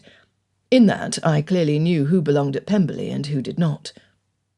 He rubbed his hand over his mouth. Then your upcoming marriage to Mr. Berg will bring you relief, I suppose, Elizabeth said, even though the words tasted bitter on her tongue. I am not, nor will I ever be, betrothed to my cousin. Mr. Darcy did not hesitate to reply. I suppose you have heard of my supposed attachment from Mr. Collins, who is as incorrect as is my aunt, who continues to promote the match despite my firm refusal. What a kettle of fish, her father muttered. The person at the root of this rumour, and the one where he believes he is attached to Lizzie, is the same man. How odd. He is odd, Papa. Glancing at the man seated in the chair next to hers, she asked, Do you have brothers and sisters? Only one. I was left the guardianship of my sister Georgiana. She recently turned 16.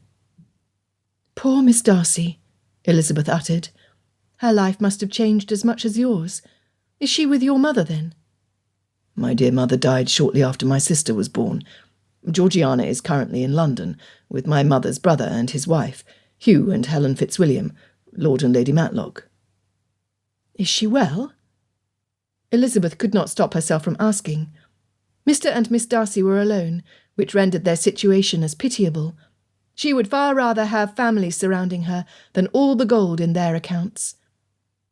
Mr. Darcy sighed. As well as she can be, I suppose. A recent disappointment unsettled her to the point that I worried she would not recover. However, with the assistance from my aunt, along with a cheerful association with a fairly new acquaintance, she is recovering. I am sorry to hear that her heart was damaged, but pleased to hear it is mending, Elizabeth admitted. 15 seems to be one of the most challenging years for females, as Papa can confirm. She smiled, as did the men. Elizabeth's heart ached for the young lad whose life had gone from joy at welcoming a baby sister to utter despair at the loss of his mother. She observed Mr. Darcy closely. His hands were gripping the wooden arms of the chair, his shoulders were unyielding, and his chin was firm. His dark blue eyes, the colour of rich sapphires, were deeply troubled. He was wealthy and arrogant, but he was also an orphan who was left with the care of an estate 10 times the size of Longbourn. He worried about Miss Darcy. Elizabeth could see it in his face. And someone was trying to kill him, someone who looked remarkably like her. Clarity hit her directly between the eyes. Mr. Darcy was not the brute she had accused him of being. For the first time in her 20 years, her propensity to quickly form opinions as to the character of a person had failed her. Through her humiliation, a tiny seed of interest in this Mr. Darcy began to grow. Should she pluck it out, or allow it to flourish? If only she knew. Chapter 12. Even if Elizabeth Bennet was not the marksman, she was dangerous. Sorting through the stack of letters forwarded to him from Darcy House, he kept getting distracted by the image he held in his mind of her letting down her hair. It felt intimate and very private. Upon their return from Longbourn, Bingley recommended they retreat to the billiard room. Major Gering followed them. However, Darcy had business to care for and a lot to ponder before he was free to relax. Pulling a note Georgiana had written from the pile, he broke the seal, determined to give his full attention to her words. When Aunt Helen first reported on the acquaintance they had made with his sister's new friend, Miss Hobbs, the young lady was described as lively and delightful. Despite being a few years older than Georgiana, Miss Hobbs apparently was personable, ladylike, and well-dressed, despite her gowns being several seasons out of... Darcy gulped. Mr. Collins had described his eldest sister as being forward, wearing garments that Anne de Bourgh had cast off. Aunt Helen said Miss Hobbs approached them as a close friend of Anne's, with enough details from Rosings Park and Lady Catherine to confirm the relationship. Mr. Collins' sister would have known those small details from her short time there. Could it be? No. Surely Lady Matlock had screened any stranger who, without an invitation or introduction, approached Georgiana. Although his aunt knew nothing of Ramsgate and the treachery of Wickham, she would scrupulously guard his sister from strangers, would she not? And Georgiana herself, certainly she would be cautious, after almost falling into a trap set by a scheming companion and an old acquaintance from Pemberley's past. Of course, she would be. Or would she? Lady Matlock was part of a vast social web, where her attention was often sought by others when she was about town. Had she not been paying attention when Georgiana met the young lady? And his sister. She was desperate for a trusted friendship, like he had with Bingley. Unfolding the parchment, he almost ripped the paper in his haste. Searching every word, he looked for clues. Dear brother, I hope this finds you doing well and enjoying the company of Mr. Bingley and his family. I surmise that the majority of your time is spent helping Mr. Bingley manage his new estate. Pray help the poor man with his correspondence. I have seen you struggle to read his script, with all the ink splotches and crossed-out words. Nevertheless, how exciting it must be for him to go from being a perpetual guest to offering hospitality to his friends. Fitzwilliam, I am pleased to report that Il Maestro Amato told me yesterday morning that my Italian is improving. According to him, should we travel to Italy, I will be able to order bread, meat, and wine for our meal. However, when I repeated the lesson for requesting lodging, he informed me that we would be sleeping in the straw above the stalls in a stable, instead of a comfortable bed at an inn. When I later met Miss Hobbs in the bookstore, we chuckled, as ladies should at my error. I do not believe Miss Hobbs has had the advantage of masters, since she expresses no interest in anything other than reading. Rarely a day passes that we do not meet at Hatchard's. Aunt Helen approves of my sudden appetite for literature. Should Miss Hobbs ever see the main library at Pemberley, I fear she would never depart the room. Aunt Helen begged me to ask for your speedy return to town. Lord and Lady Barrington have scheduled their annual ball, which is Thursday next. According to our aunt, this is the one social event you would not want to miss. Now, brother, I can see you in my mind's eye, rolling your eyes at the request. Nonetheless, aunt insists it is high time that you find a wife. Pemberley needs an heir, she says at least 2 or 3 times each day. I believe that she has several candidates in mind, as does Lady Barrington. Miss Hobbs has left London for an indeterminate length of time to visit family to the north. I shall miss Clare's company, yet I do miss you much more. Darcy's heart almost stopped beating. Blast! Clare! Georgiana's close friend's name was Clare. Dropping the pages to the desktop, Darcy pulled a clean sheet of parchment from the drawer. Grabbing the quill so roughly that it snapped in two, he deliberately slowed his breathing until he calmed. Random puzzle pieces began falling into place. None of his staff reported being asked about his schedule. None of the groomsmen in the stables had any inquiries as well. The only other person with knowledge of his comings and goings was Georgiana, who Darcy had not even considered asking. He was a fool. Mr. Collins admitted that his sister was bold, and she could shoot. Someone as inherently timid as Georgiana would flourish in the presence of a lady who willingly took the lead. Darcy admitted, if only to himself, that he felt the same in Miss Elizabeth's presence. Miss Clare was given cast-offs from Anne, whose mother insisted that her daughter wear the latest fashions made from the best fabrics. Had a dark green travelling coat with a black bonnet been included in the pile of clothing Clare Collins, or maybe Hobbs, had received? Georgiana would know if it was something her friend wore. He would not upset his sister by asking. The pertinent fact was that Miss Clare Hobbs was travelling north. He was north of London. Carefully removing another quill from the desk, he quickly wrote a note to Mr. Bennet. Does Mr. Collins know Miss Clare Hobbs? Within minutes the note was on its way to Longbourn. As he waited, Darcy took out another sheet of paper, drew a line down the middle, and placed the names of the 2 ladies at the top of each column. Under each name he listed his suspicions. Miss Elizabeth Bennet. Her appearance matched the lady who aimed and fired at me twice. She is impertinent. He crossed that out. Yes, she was impertinent, but that did not make her a murderer. She... Sitting back in the chair, he considered each interchange they had since his arrival in Meryton. Not once had she acted aggressively towards him. Instead, he had witnessed a kindness so fundamental to her character that it was at the root of her teasing as well as her concerns. She would never willingly harm any living thing, not even a greedy crow. Then there was Miss Clare Hobbs. He knew nothing about her, other than she might be the younger sister of Mr. Collins, and she was possibly trying to kill him. He needed to tell Major Gering what he might have learned. Elizabeth's father moved her favourite chair closer to the fire. Placing the footstool where she could elevate her ankle, Elizabeth pretended to read. Her body was cosy and relaxed.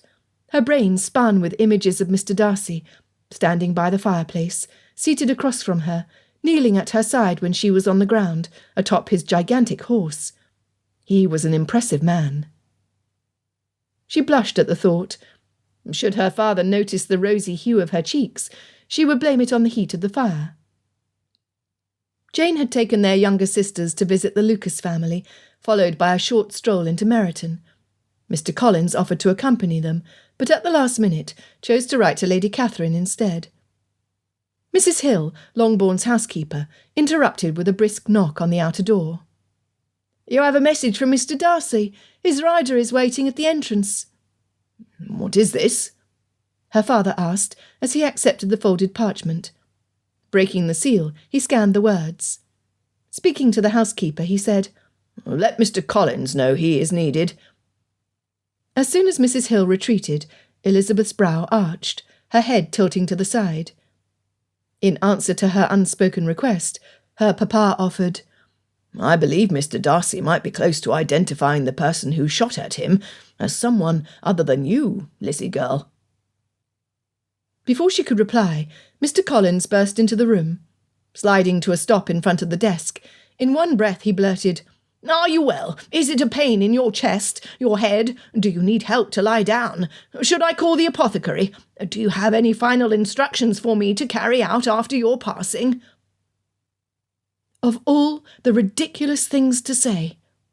Stunned at his assumption, Elizabeth slid her feet to the floor, pressing herself back in the chair. She did not want to miss her father's reply. "Mr. Collins, I fear you will not be inheriting Longbourn today."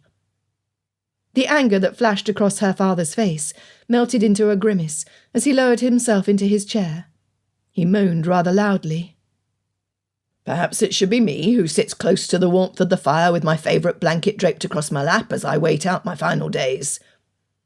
He held up the parchment. "Mr. Darcy requires information from you." "Oh, Mr. Darcy, why did you not say so?" Mr. Collins eagerly reached for the note. As soon as he read the words, his pallor turned a chalky shade of beige. "Why would he want to know this?" "Is Hobbs your mother's name?" "My mother's maiden name was Carlson, Mrs. Mildred Abigail Carlson Collins." Elizabeth's hopes plunged. Without a positive identification that Mr. Collins' sister was the guilty party, this left herself as the primary suspect. "Thank you, Mr. Collins." Her father relaxed back in his chair. "I will reply to Mr. Darcy that you do not know Miss Clare Hobbs."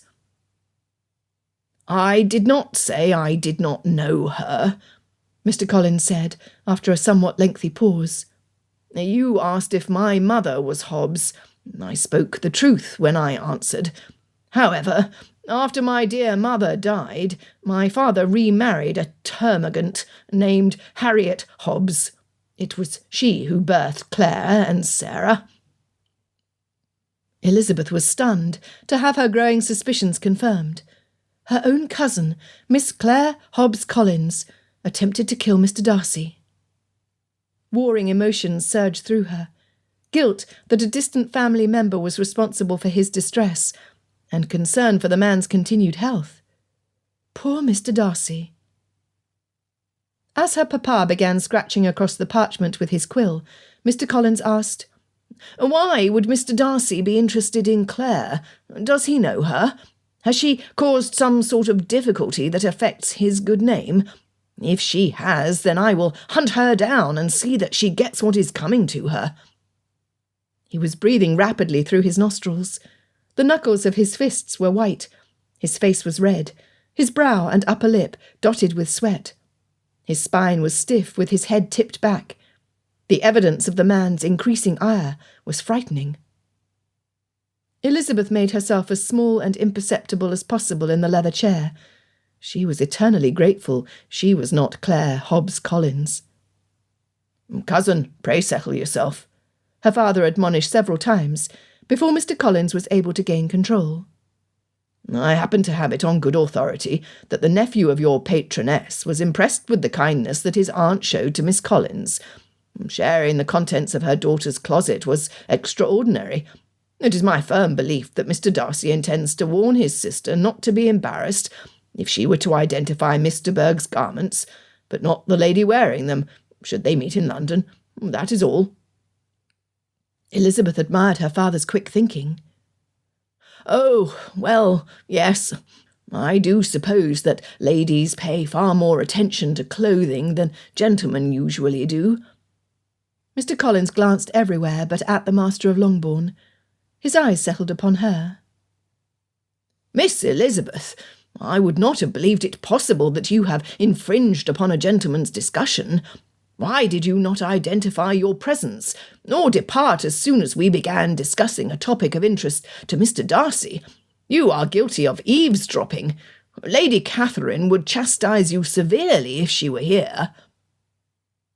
Shaking her head, she glanced at her father to see if he would answer, only to see a smirk behind his whiskers. Elizabeth was on her own. "Sir, my injury prevented my speedy retreat. This is my home. I am here at my father's invitation, and Lady Catherine is not here." "Miss Elizabeth," he stammered, "I sincerely doubt that an esteemed man like Mr. Darcy would want you to know his business. Forget everything you have heard." His insistence irritated her. Pushing herself up from her chair, Elizabeth sternly reprimanded him. "When Mr. Darcy or Lady Catherine gives you permission to speak for them, then I shall listen." As he sputtered and fumed, she glanced at her father. "Papa, I shall be in my room, should you need me." Straightening her shoulders and lifting her chin, she exited the room with as much dignity as an injured ankle allowed. Of all the fools alive on the planet, they happened to have one at Longbourn. By the time she ascended the staircase, she had determined an indissoluble fact. Mr. Darcy could occasionally act as a gentleman. Mr. Collins could not. Not a quarter-hour later, Charlotte Lucas arrived. The climb up the stairs must have been dreadful. Entering Elizabeth's bedchamber, her friend sat next to her on the bed, stole the pillow out from underneath Elizabeth's ankle, and stuffed it under her knee. "Major Gering is asking a lot of questions." Charlotte rearranged the pillow to her liking. "As soon as he finished gaining as much information as was available from my verbose brothers and sisters about your family, he began to gather information about mine." "Questions? What sort of questions?" Elizabeth asked. "The sort that makes a body wonder if there is a decided lack of loyalty to the crown in the neighbourhood." She mumbled, "As if my father would be anything but devoted to anyone attached to St. James." Elizabeth said nothing at first. Major Gering might not trust Charlotte, but Elizabeth did. Despite this, the information Mr. Darcy shared with her and her father was private. If it got out, it could make it more of a challenge to find Claire Collins and discover why she was shooting at him. Into the silence, Charlotte asked, "What are you not telling me, Lizzie?" But this was Charlotte. Finally, she told her friend everything, from the insult at the assembly until the discovery that Claire Collins matched the description of the female who shot twice at the gentleman from Derbyshire. "Can you imagine that Mr. Darcy thought I was a spy?" Elizabeth asked. Charlotte immediately replied, "I well and truly can imagine it, because I believe Major Gering believes me to be your partner in crime." They both snickered. Leaning over to bump her shoulder into Charlotte's, Elizabeth boldly suggested, "Then let us make it our mission to see what the men are about. I will keep my eye on Mr. Darcy, if you would do the same with Major Gering." Charlotte's head slowly dipped up and down. "Oh, yes, Lizzie, it will not be a hardship to learn as much as I can about the Major. As he spies on me, I will spy on him." They shook hands like a gentleman's agreement. "It is agreed." Chapter 13. Major Gering appeared at the same time as the rider from Longbourn. Before they could remove themselves to the privacy of the library, Miss Bingley insisted the two men join the others for tea. For the long minutes required to partake of the small feast and chat about the weather, the note from Mr. Bennet burned in Darcy's pocket. If Darcy's suspicions were true, Claire Collins was headed his way, if she was not already in Meryton. It chilled him to the bone that his own tender-hearted sister had been in the company of a potential murderer. At one point, he was unable to hide his desperation. His knees started bouncing. Wanting the social niceties to come to a quick end, he, Darcy of Pemberley, did the unthinkable. Risking the ire of his valet, he waited until Miss Bingley was refilling Mr. Hurst's plate to put his plan into action. Making sure that the only eyes upon him were the Major's, he tipped his cup until liquid spilled on his thigh.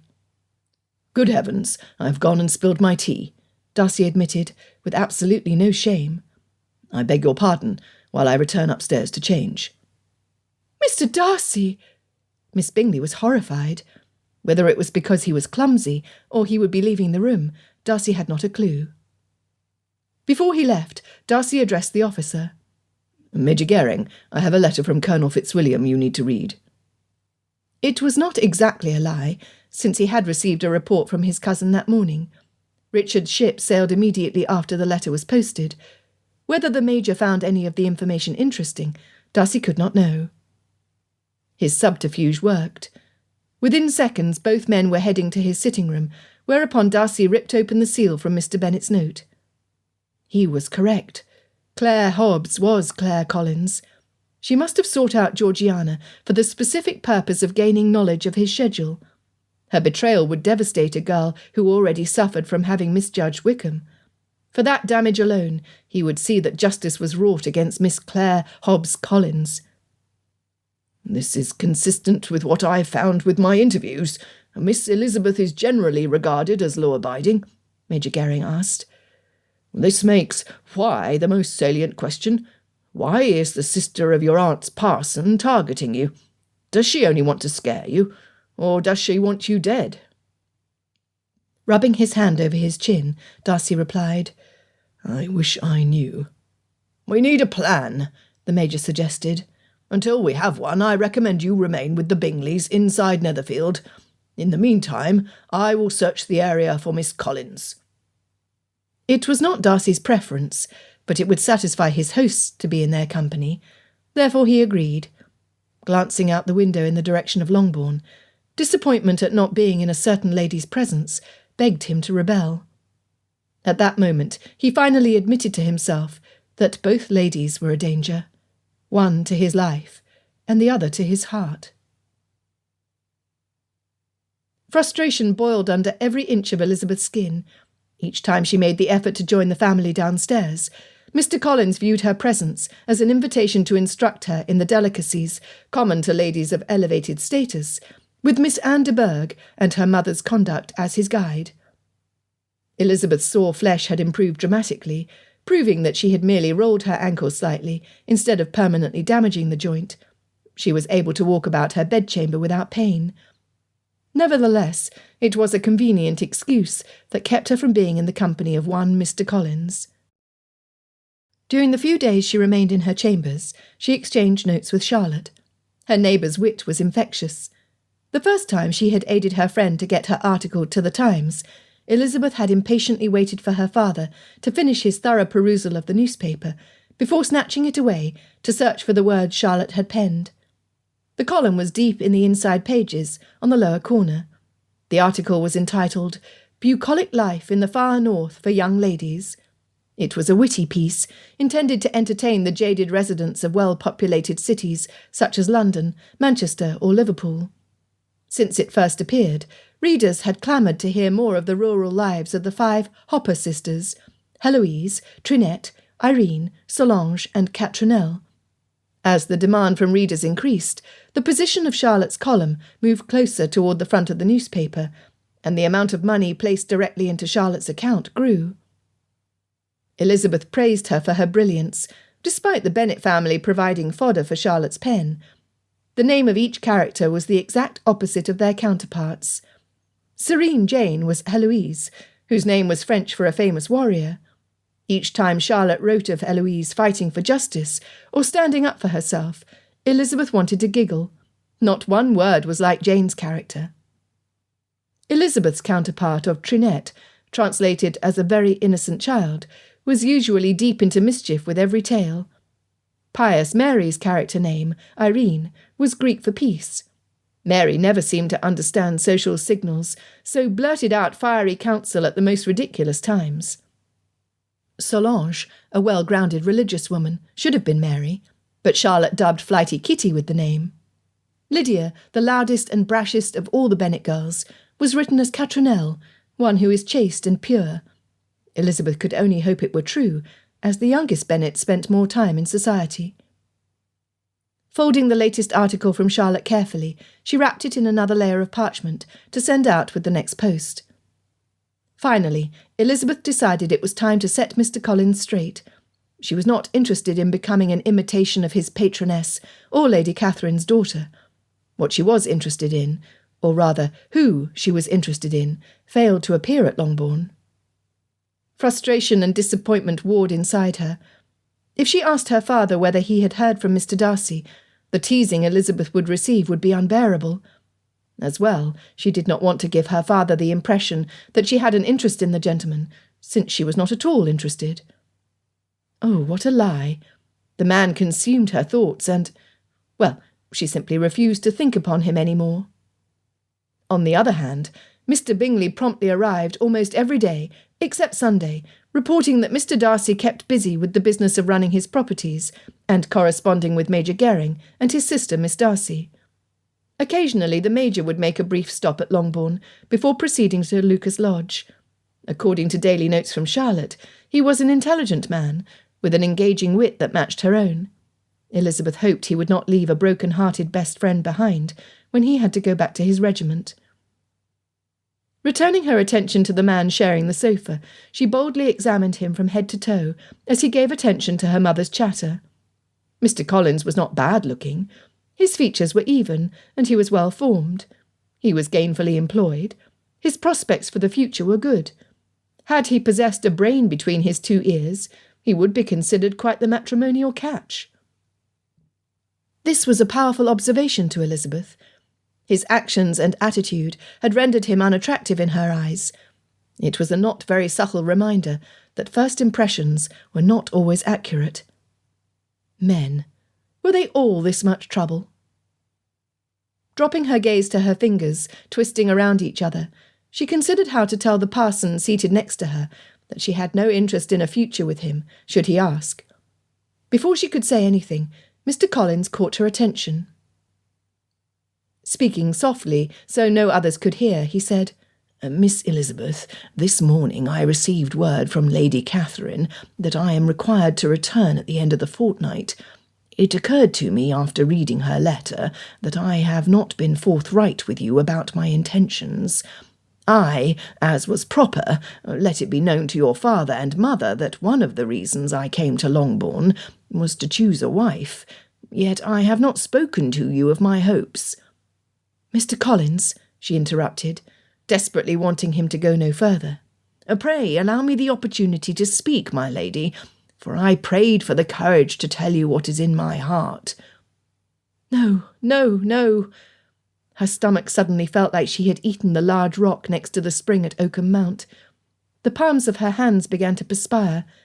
She needed to be kind in her rejection, no matter how nonsensical his words were. He might be an oaf, but she would not be mean. "Miss Elizabeth, I will confess that my expectations were high before my arrival to Longbourn. Nevertheless, you have exceeded them all.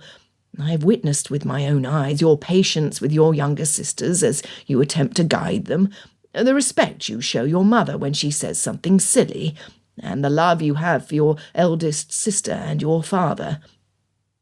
He paused, inhaling deeply. "There was very little affection in my family after the loss of my mother. We were made to work for our keep, despite my father's ability to afford help. My father felt the loss of Longbourn deeply. From my infancy he instilled in me a desire for status. Being in close association with Lady Catherine de Bourgh served to increase my ambitions. However, after watching your family and the way you and your sisters respond to your father's oversight, I realise now that I need to readjust my thinking. It is I who desires to please a lady worthy of being pleased. Therefore, I beg your forgiveness for believing I knew better than you the path to true happiness. Instead of insisting on my way, I ask for your guiding hand to lead us to a future filled with the affection I sorely miss." What was happening? Elizabeth gulped. Who was this man, and what had he done with Mr. Collins? Speaking her thoughts aloud, she said, "In all honesty, I do not know what to say, sir. You have quite taken me by surprise." Glancing at him, she noted genuine concern on his furrowed brow. "Whatever the future holds for each of us, I will recall this moment with pleasure. I thank you, Mr. Collins, for sharing with me the contents of your heart. As for my own feelings, I will confess for your ears alone that confusion reigns supreme. For most of my years, constancy was the order of the day. I could always count on Papa and Mamma to evoke a smile, Jane to bring calmness to our daily chaos, and my younger sisters to enliven the day. Except for travelling with my aunt and uncle, little has changed in my routine. Yet for the past 10 days since the assembly in Meryton, our lives seem to have been turned upside down." He nodded. "I agree.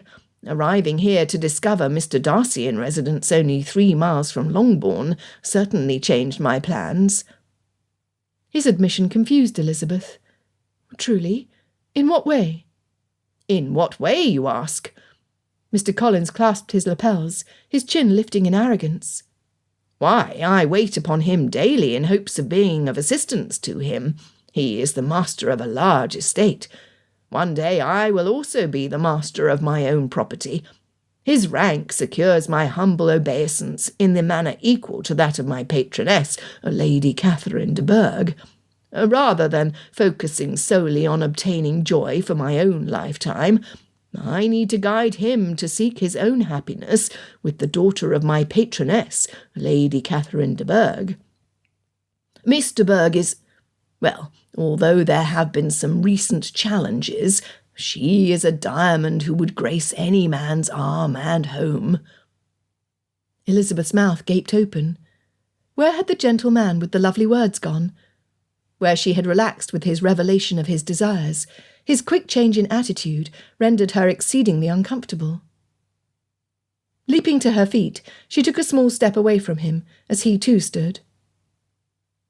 "Pardon me, Mr. Collins. I need to share a thought with Papa before my sisters take their walk to Meryton." He bowed. "Oh, certainly, Miss Elizabeth. Until we are betrothed, your father has the first claim upon your time." She had no intention of remaining behind to argue the point. They were not courting. He had not asked, and she had agreed to nothing with this man. Nor would she ever. Darcy loathed being idle. Firing off one letter after another, he requested information from his housekeeper about any strangers Georgiana might have brought to Darcy House. He wrote his Aunt Helen to determine why his sister was keeping company with Blast. The simple truth was that Georgiana had met Claire before she went to Matlock House. That meant that it was under his oversight that she had cultivated a friendship with a stranger. He wanted to whip himself bloody. What sort of a guardian was he, that all this went on under his very nose? Pulling another sheet of parchment from his writing desk, he penned the next letter to the butler at Rosings Park, a man who delighted in small rebellions against his mistress. Darcy needed to know how long it was since Miss Clare Collins was in Anne's company and when she left for London. Rubbing his eyes, he wished they could all go back in time to before these events began. But then he would not have come to Hertfordshire, to Netherfield Park, and to Elizabeth. Elizabeth's younger sisters burst into the room, bringing with them disorder and noise. They had been in Meryton, searching out the perfect ribbons to wear that evening for the Guy Fawkes bonfire. Gratefully, Mr. Collins had gone upstairs to write to his patroness. Again. "Lizzie, we saw a lady who could be your twin," Kitty blurted.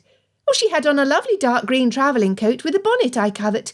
Why, the ostrich feather must have been at least 18 inches tall. You exaggerate, Kitty.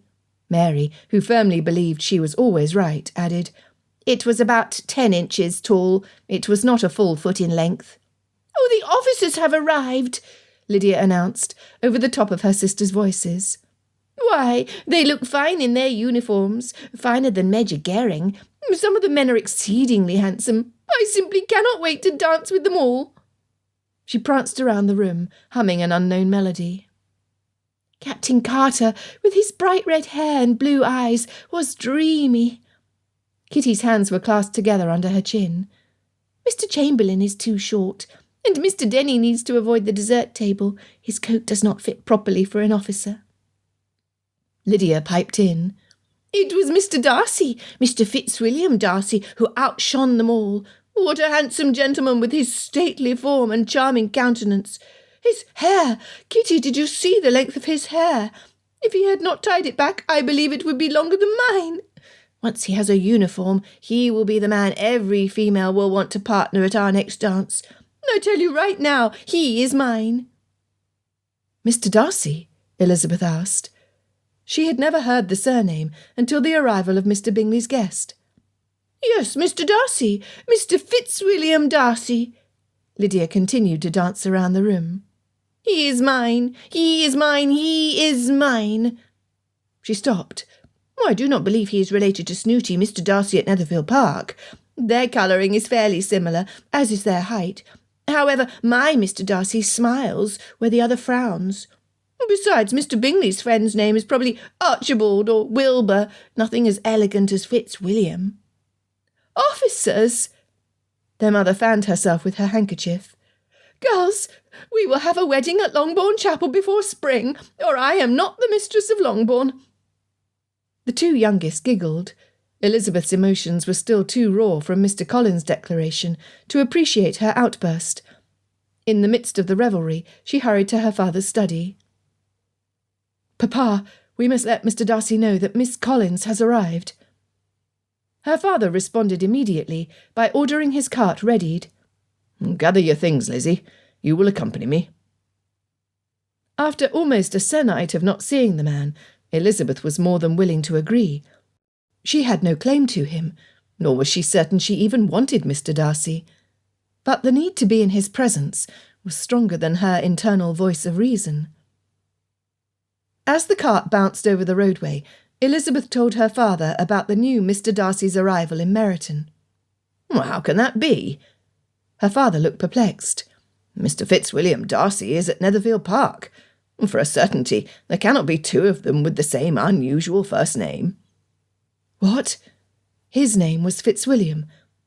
The oddness of these events churned inside of her, making chills run up and down her spine. Something unsettling was happening in Meryton, something she feared would impact the residents of Longbourn in a way they could not begin to imagine. Her father slapped the reins on the back of the pony.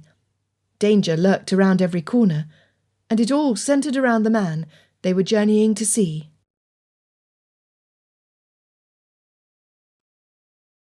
Chapter 14. From the expressions on their faces, this was not a social call. Both Mr. Bennet and his daughter were visibly distressed. Darcy and Major Gering had excused themselves from their hosts, welcomed the Bennets into Bingley's unused study, then locked the door behind them. Mr. Bennet got directly to the point. Claire Hobbs and Claire Collins are one and the same. She's been spotted in Meryton by my younger daughters, who all believe that her resemblance to Lizzie is remarkable. Although he expected Mr. Bennet's comment, Darcy felt each word like a blow to his chest. The realist in him accepted that the conclusions he had reached were sound. Nevertheless, the small fragment of the dreamer inside of him that had hoped this was not truly happening to him died a rapid death at the confirmation. Mr. Bennet was not yet done. Additionally, my youngest became acquainted with a Mr. Fitzwilliam Darcy, who she described as being similar in colouring and height, with a far more pleasant countenance than the one you are currently wearing. According to them, the man's long hair is divine. He was stunned. The pool of anger boiling inside of him threatened to explode from his skull. The only person of his acquaintance who matched this description, including intense pride in his hair, and who had pretended to be him in the past, was none other than George Wickham, the same vile man who had attempted to elope with Georgiana. The scoundrel! This was too much. Before he could state his conclusion, Major Gering asked, "Who would have the temerity to pretend to be you, Mr. Darcy?" Darcy growled in frustration. "George Wickham was the son of my father's steward, and my constant companion from my youth on. Where he was once my friend, I have severed all contact with him. He would rather trade upon his looks and charm to keep his pockets jingling than to do a thimbleful of hard work." He stood to pace the floor, speaking aloud his turbulent thoughts. "During university, Wickham assumed my identity to satisfy debtors or to obtain credit. Everywhere he went, he left a trail of angry shop owners behind. It caused no end of difficulty for me, until I visited each business he frequented to end Wickham's theft. Once my father died, I was no longer responsible for his godson. I refused to provide the man any advantage. He cost Pemberley and the Darcy family enough." Unclenching his fists, he continued, "For 5 years I have not heard of a single occasion where Wickham resumed using my identity. Not one merchant has approached me or my man of business to collect overdue funds. Until today, I have not known him to use my name with young ladies. His propensity is the more ignorant of the world that they are, the better and easier for him to ease his way into their chambers. However, the simple truth is that he would do or say anything to get what he wants. Of this I have no doubt. He is bold enough to claim to be the Prince Regent, should he think a callow young lady would believe him." His gaze settled on Miss Elizabeth. "I beg your pardon for addressing a delicate subject in front of a lady." Elizabeth startled, her head jerking towards him. "Well, that is it. To a lady, delicacy comes in different forms than I suspect it would to a man." She sat forward in her chair. "Gentlemen, what I am about to suggest may appear incredulous, but please bear with me as I attempt to put my thoughts in order." She closed her eyes for a moment. Breathing deeply, she had the full attention of the room, especially Darcy's, once her lids lifted, and she began to speak. "What if Mr. Wickham, pretending to be you, harmed or took advantage of Miss Clare Collins, leaving her in a delicate condition?" She shook her head. "No, it cannot have been her, since he approached Kitty and Lydia rather than Jane, who generally attracts the attention of men before anyone else. Your comment, Mr. Darcy, that he prefers to toy with those who are not yet out, would be more consistent with approaching the younger sister. What if he fooled Miss Sarah Collins into believing that he was you, that he could supply her with a future beyond her imagination if she would bow to his desires? If he left her in the same condition as some men do, the shame upon the family would be irreparable." Mr. Bennet rubbed his chin. "Collins did speak of his youngest sister in the past tense, if I recall correctly." Darcy's mind followed the path the Bennets were travelling. "If Miss Clare Collins only heard my name as the one who compromised and threw away her sister, she would be justifiably angry at the man whom her brother, Lady Catherine, and Anne praised. Me." Elizabeth continued, "As well, it would explain why a lady the same age as me would wear her hair down like a schoolgirl. She is attempting to appear young enough to tempt the man she believes to be you. It would also explain why she would not fear being recognised by you. She has nothing to lose. The damage to the family name is complete." If their suppositions were correct, all the details were coming together into one picture. Miss Elizabeth was likely correct. Additionally, Darcy was an eyewitness to Wickham being in Kent, specifically at Ramsgate, in July. Mr. Collins had said that his family resided close to there. "Confound it all!" he exclaimed, immediately catching the notice of the others in the room. Dropping into his chair, he said, "What I am about to tell you is not to pass beyond these doors, or an innocent will be irreparably harmed." As the Major, Mr. Bennet and Elizabeth nodded, Darcy cleared his throat. My sister, who was 15 at the time, was established with a companion in Ramsgate for the summer. At first I received a letter from her almost daily. They were filled with the delights of a seaside town, with quaint shops and an active presence of a few of her friends from school. In mid-July, her letters became few. Fearing she had become despondent for some reason, possibly that her friends had departed Ramsgate, I hastened to Kent, only to find that George Wickham, with the help of Georgiana's traitorous companion, had convinced my sister to elope. My arrival the day prior to their departure for Gretna Green brought their plans to a halt. Wickham chose to take his bitter ire at the loss of my sister's dowry out on Georgiana. His words crushed her. Seeing my anger, both he and Mrs. Young fled. I did not know where they went, nor did I care. Dropping his head into his hands, he continued, These events place a frustrated George Wickham in the location of the Collins property. He would justify taking out those frustrations on a different young girl to make him feel empowered again. As always, he would toss her aside, completely uncaring if she was carrying the burden of his child or not. And this man met my daughters, Mr. Bennet muttered.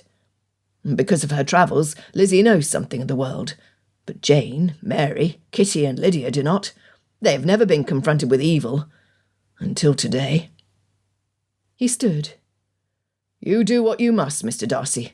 I shall return to Longbourn to protect those who are my own. I had not planned to attend the bonfire, but now nothing will keep me away. Not a word about your sister will come from my mouth, nor will Lizzie say anything. Reputations are a fragile treasure that once gone can never be fully restored.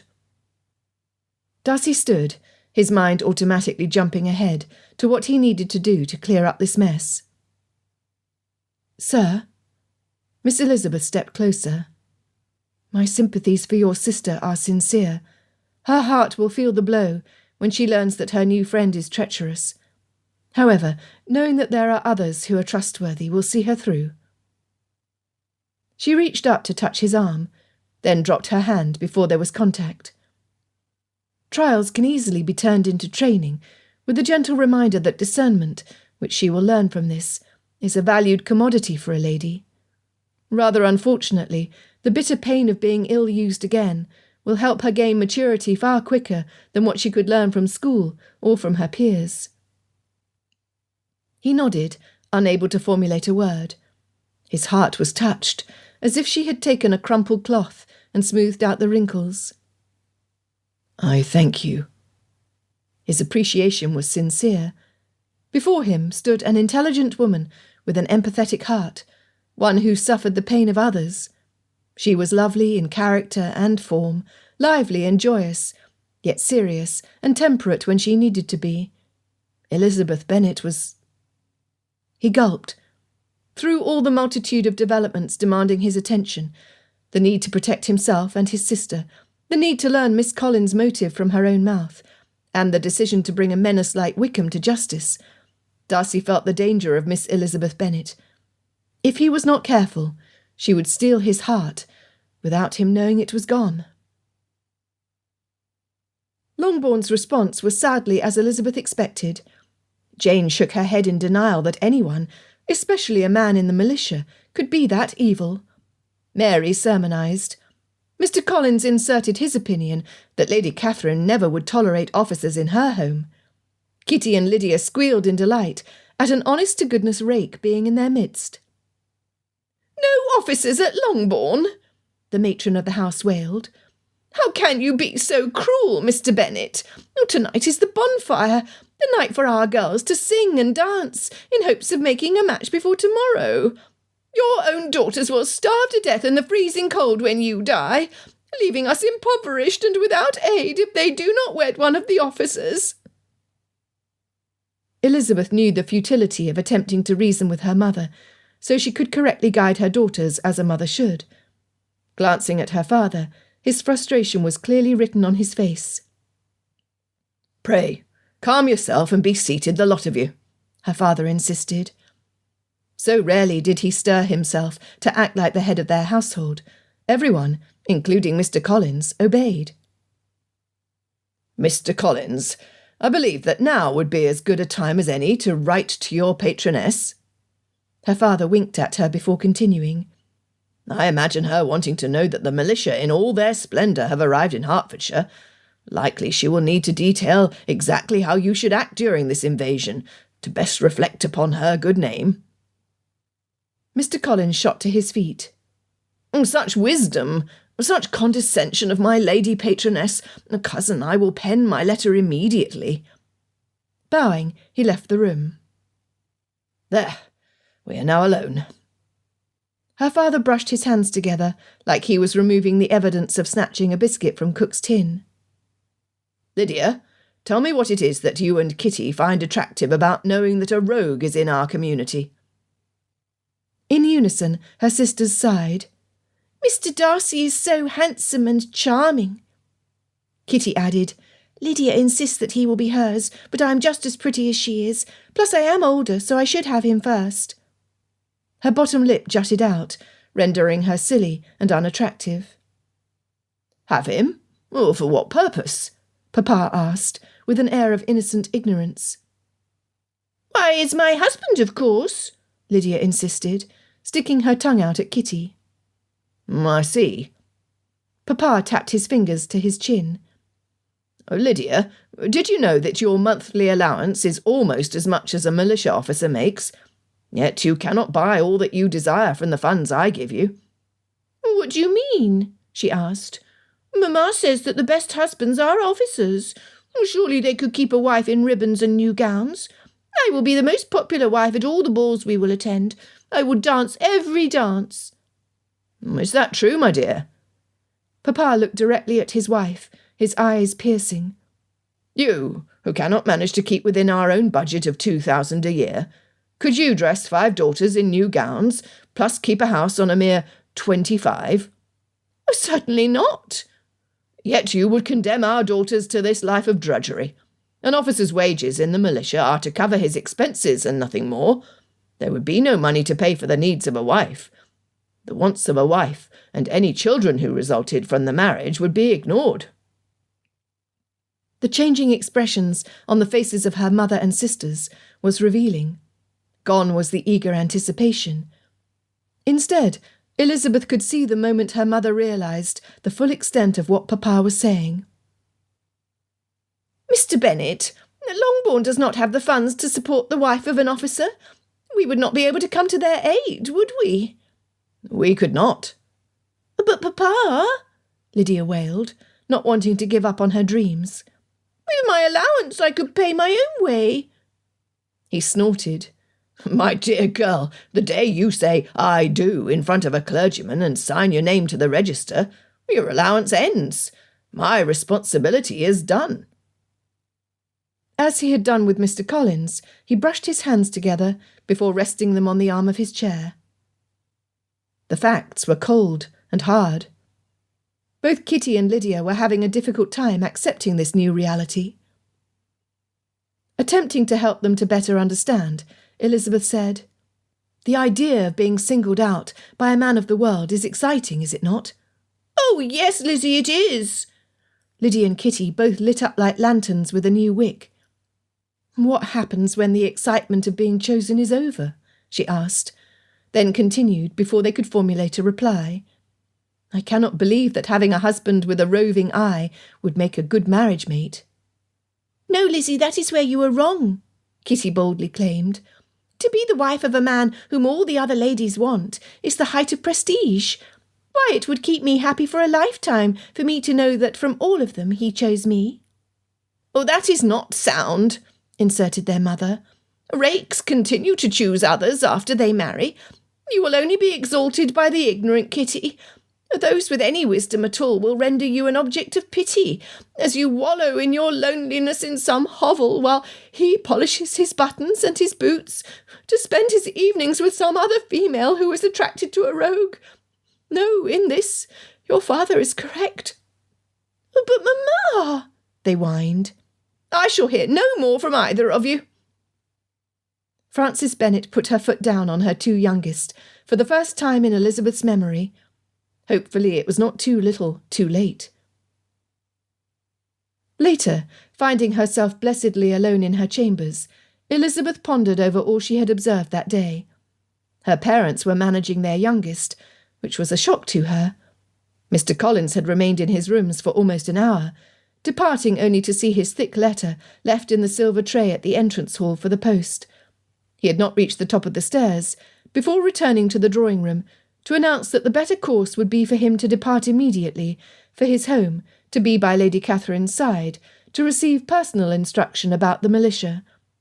Within an hour, the pony cart carried him, his thick letter, and his luggage to Meryton to catch the post-coach for Kent. If he had not been too late, the parson was already on his way. Jane remained downstairs, should her mother or sisters need her calmness. Mary recited passages from Fordyce's Sermons for Young Women to unreceptive ears. With all that was said and done, Elizabeth hoped it was a new beginning for the family, one where cohesion ruled the day instead of chaos. Then there was Mr. Darcy. Whatever was she to do about him? She sighed, playing with the curtain fabric that framed the window seat. In truth, there was nothing she could do. Ladies had no power to change the course of their own lives. There was nothing they could do to affect the lives of others. Or could they? If Mr. Darcy approached Miss Collins by himself, his honour would place him in danger, for Elizabeth could never see him harming a female, ever. Wait. How and why was she certain of this, about a man whom she had known for less than a fortnight? What exactly did she know about his character? For starters, his first name was Fitzwilliam. She giggled. It was an imposing name, much like the man. Secondly, she caught movement out of the corner of her eye. Pushing aside the curtain to get a better view, she sucked in a breath. It was Mr. Darcy approaching from the orchard. Behind him, his beast of a horse was being held by Major Gering. What were they? Mr. Darcy waved, then pointed down to the room below hers. Her father's book-room. Waving back, she jumped from the seat to grab her boots, her bonnet and her spencer. Using the back stairs, she approached her father's sanctuary on stockinged feet.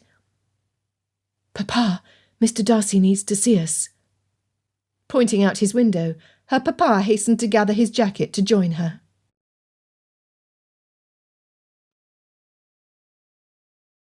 Chapter 15. "Charles, what is this you say? Murder? Who would want Mr. Darcy dead? What has he done?" Bingley ran his hand through his hair. He never should have repeated what Darcy told him about the reason he had left London. Now he would never hear the end of it. "Darcy has done nothing," Bingley insisted, despite not knowing all the details. Caroline tapped the tip of her finger on her chin. At least as far as you know he has done nothing wrong. I wonder, how might we use this to coerce Mr. Darcy into fulfilling all our dreams by— Oh, good God!" "Caroline, there is no reason to be vulgar," Louisa chirped from where she was seated next to her snoring husband. Waving away her older sister's words, Caroline dropped into the chair next to Bingley. "Charles, you did say that Colonel Fitzwilliam had sailed off to a battle somewhere, did you not?" He nodded. "If whoever this person is were to kill Mr. Darcy, then Georgiana would be alone. To protect her from grasping relatives, you could marry her, which would make you the master of the grandest estate in England." Bingley's first inclination was to reject the thought. However, if someone did do Darcy in, it would be the act of a friend to protect Miss Darcy. The Master of Pemberley. That would finally get Caroline off his back. As well, he would be able to repay the moneylenders who were hounding him.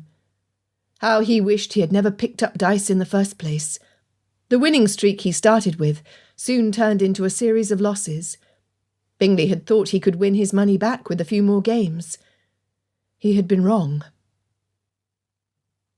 "Major, in a little while we will have our suspicions confirmed, or we will be back where we started with nothing in our pockets except unanswered questions." "Do you believe that to be true, sir?" the Major asked. "Indeed I do not," Darcy admitted. My confidence in the identity and guilt of Miss Clare Collins is as high as can be. We only need to confront her with our accusations, whereupon she will have no reason to claim innocence."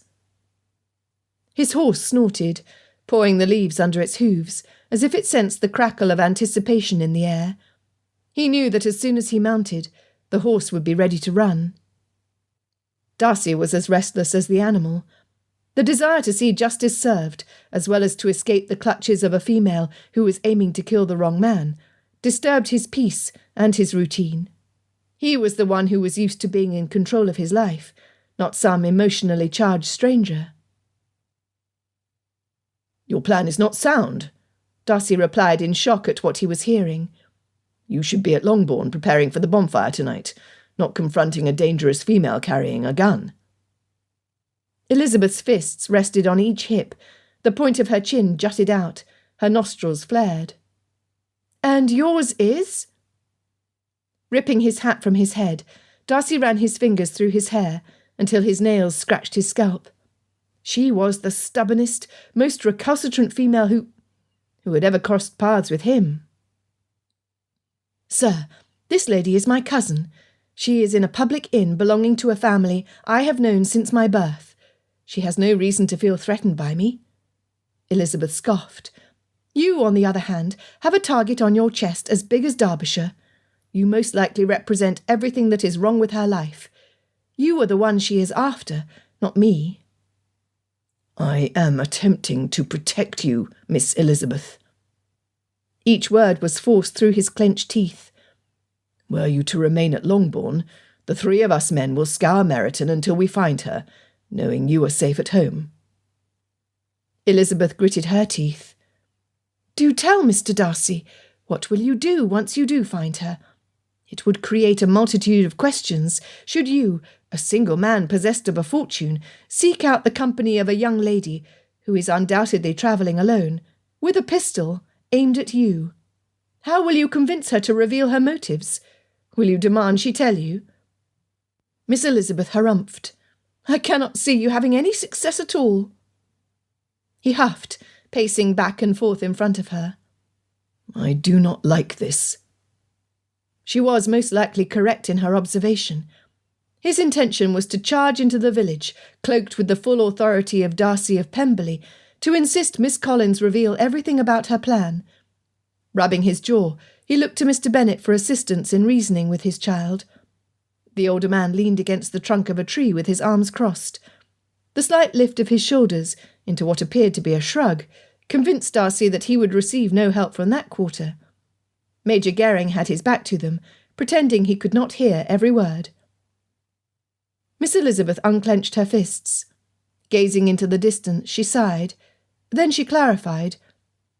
"My goal is not to interfere, nor is it some mission to prove to you gentlemen how brave I am. I am not seeking to thrust myself upon your business for gossip to later share with the ladies of our community." "I did not suggest that you would," Darcy growled. "Mr. Darcy, I offer you my word that I will quickly retreat to safety should the situation become volatile." Her small hands stretched towards him, palms turned to the sky. "Sir, I will offer you this. If your purpose is to confront Miss Collins with your pistols blazing, then I will gladly remain at Longbourn. However, if it is information that you want, before you enact whatever justice is on your mind, you will need my help." He barely kept from stomping his foot. "I am not a violent man, nor have I ever been. Never would I harm a female, be she a queen or a rag-picker." He was astounded that she assumed he would hurt anyone. Blast it all! Was not the fact that Wickham still lived enough evidence that he was not a vicious man? "I cannot," she began, when her father interrupted. "The air is beginning to chill. If you two remain in a stalemate much longer, I believe winter will arrive and my breath will freeze. Mrs. Bennet would give each of you a piece of her mind should I come to harm before she settles the future of all 5 of our daughters, so she can live in comfort the rest of her days. I would hate to be standing here waiting for you both to agree, when I welcome my first grandchild from one of my other daughters who will have had time to find a husband, be courted by him and marry. Therefore I offer this suggestion." He dropped his arms and approached. I see wisdom in the paths each of you have chosen. I also see the danger. If I have not lost my perceptive powers, knowing the reason behind Miss Collins' actions is primary. Am I right? He waited until Darcy finally nodded, before continuing. I shall accompany Lizzie inside the inn. We will seek an interview with my young cousin. The two of you will remain hidden in an adjoining room or outside. Once my daughter and I learn why Miss Collins has travelled to Hertfordshire, we will remove ourselves promptly. Although Darcy did not like it, he was forced to agree that this probably was the best course. Elizabeth and her father were greeted by the innkeeper. Say, Bennet, I did not know until today that Miss Lizzie has a twin. Had I not seen all your babes grow from birth till now, I would have mistaken her for one of yours. She is here, then? Her father inquired. The innkeeper pointed down the hall. Second door on the left. A quiet one, that. Mr. Darcy and the Major retraced their steps out the front door. They would approach the hallway from the back of the inn, staying out of sight of Miss Collins. Her father clasped Elizabeth's hand in his. All will be well, Lizzie, if we keep an eye out for danger. Do not be afraid to run. She nodded, her heart pounding.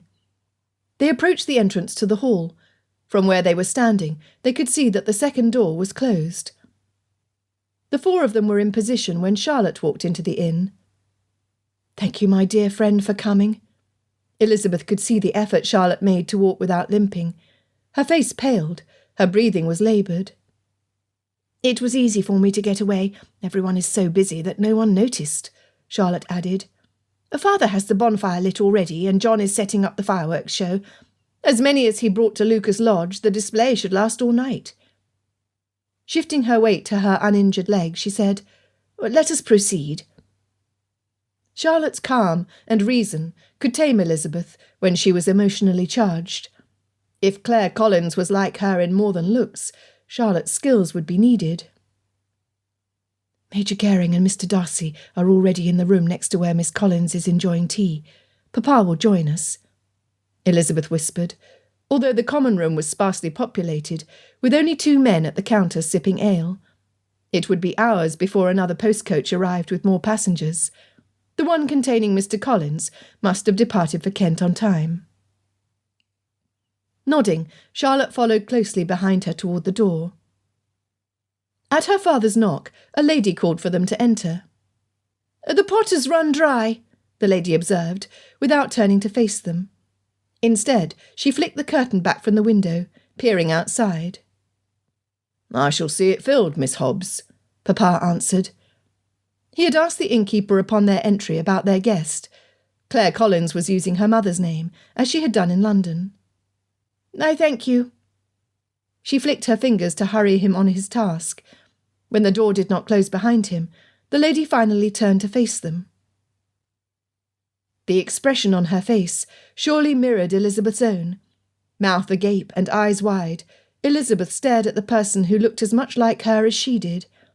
When her sisters told her they had seen her twin, she had assumed there would be a family resemblance. This level of similarity was unbelievable. "Who are you?" Miss Collins demanded, her hand flying to her chest. "Do I know you?"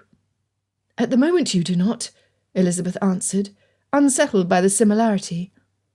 "Nonetheless, I do hope we can repair the lapse with a bit of conversation."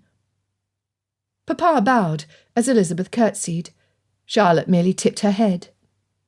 "Miss Hobbs, my name is Thomas Bennet. I am the master of Longbourn." Elizabeth observed the young lady closely as her father mentioned the name of their estate. Miss Collins almost leapt from her skin. "Longbourn," she snarled. "Yes." He bowed again.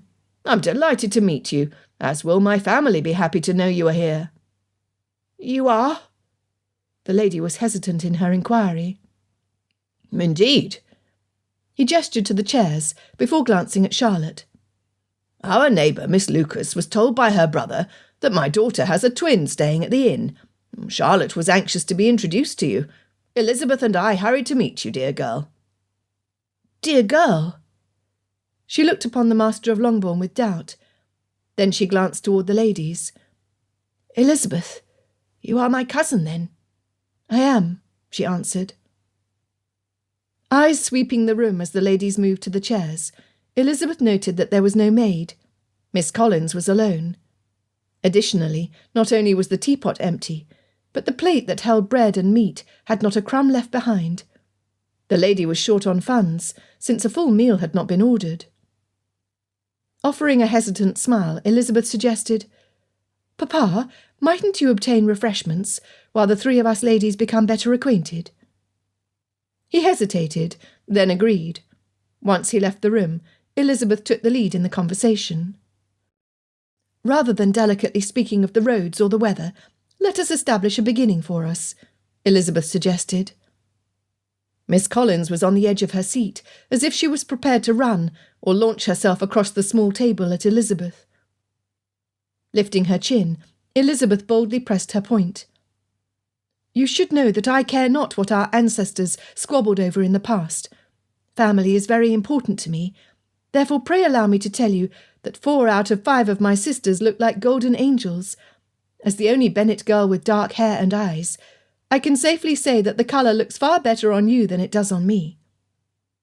Miss Collins' first reaction was surprise. Then she snorted inelegantly. "I will say exactly the same of you, Miss Bennet." "Pray call me Elizabeth, or Lizzie, as do those who are close to me." She smiled at her cousin. "What shall we call you?" After a slight hesitation, she replied, "Claire. I'm Claire Hobbs Collins." This confirmation of her identity was key. The lady's purpose was not to assume a different persona or to hide who she was. This would make matters less complicated. Charlotte, as Elizabeth fully expected, attempted to put Miss Collins fully at ease. "Lizzie was raised as a gentleman's daughter. However, I was not. My father owned a business in Meryton, and was content to do so for most of my youth. Elizabeth is not one to judge a person based on their background, Miss Collins. Neither am I." The calm on Charlotte's face inspired trust. "I mean no criticism at all when I suggest that you appear to be travelling alone. Are you in distress, Miss Collins? Is there some way that we may be of assistance?" Charlotte tipped her head to the side and smiled. "Once you are settled and comfortable, you will understand that you are wanted here." The lady gulped, her fingers gripping together so tightly that her knuckles were white. I cannot understand." She looked at Elizabeth. "You are the dreaded Bennets of Longbourn, thieves of one of the largest estates in Hertfordshire." Elizabeth commiserated. "Is that close to what you probably have heard your whole life?" With a smirk, Miss Collins admitted the truth of the statement. "Claire, I meant what I said about the feud.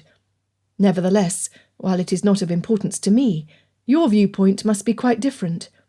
Had your grandfather, then your father, inherited my home, your circumstances in life would have been different, as would mine." Miss Collins' gaze dropped to the floor as she chewed on her thumbnail. Glancing up at Elizabeth, she said in hushed tones, "If only things were different." "How?" Elizabeth boldly asked, all humour gone. "Please share with me how your life would have been different, Claire." "You would never understand in a million years." Miss Collins shook her head, her tone laced with bitterness.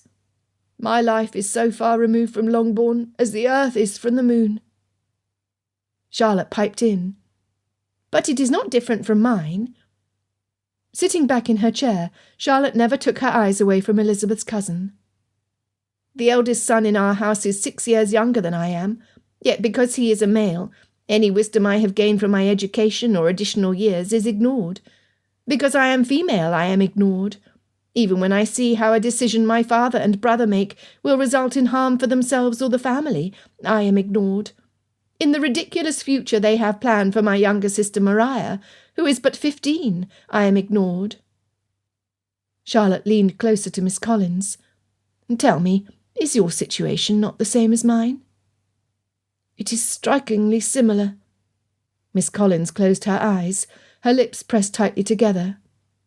Once she regained control, she began to speak. "There was no room in my father's thoughts for anything other than the unfairness of him not inheriting Longbourn. I grew to hate the mention of that place."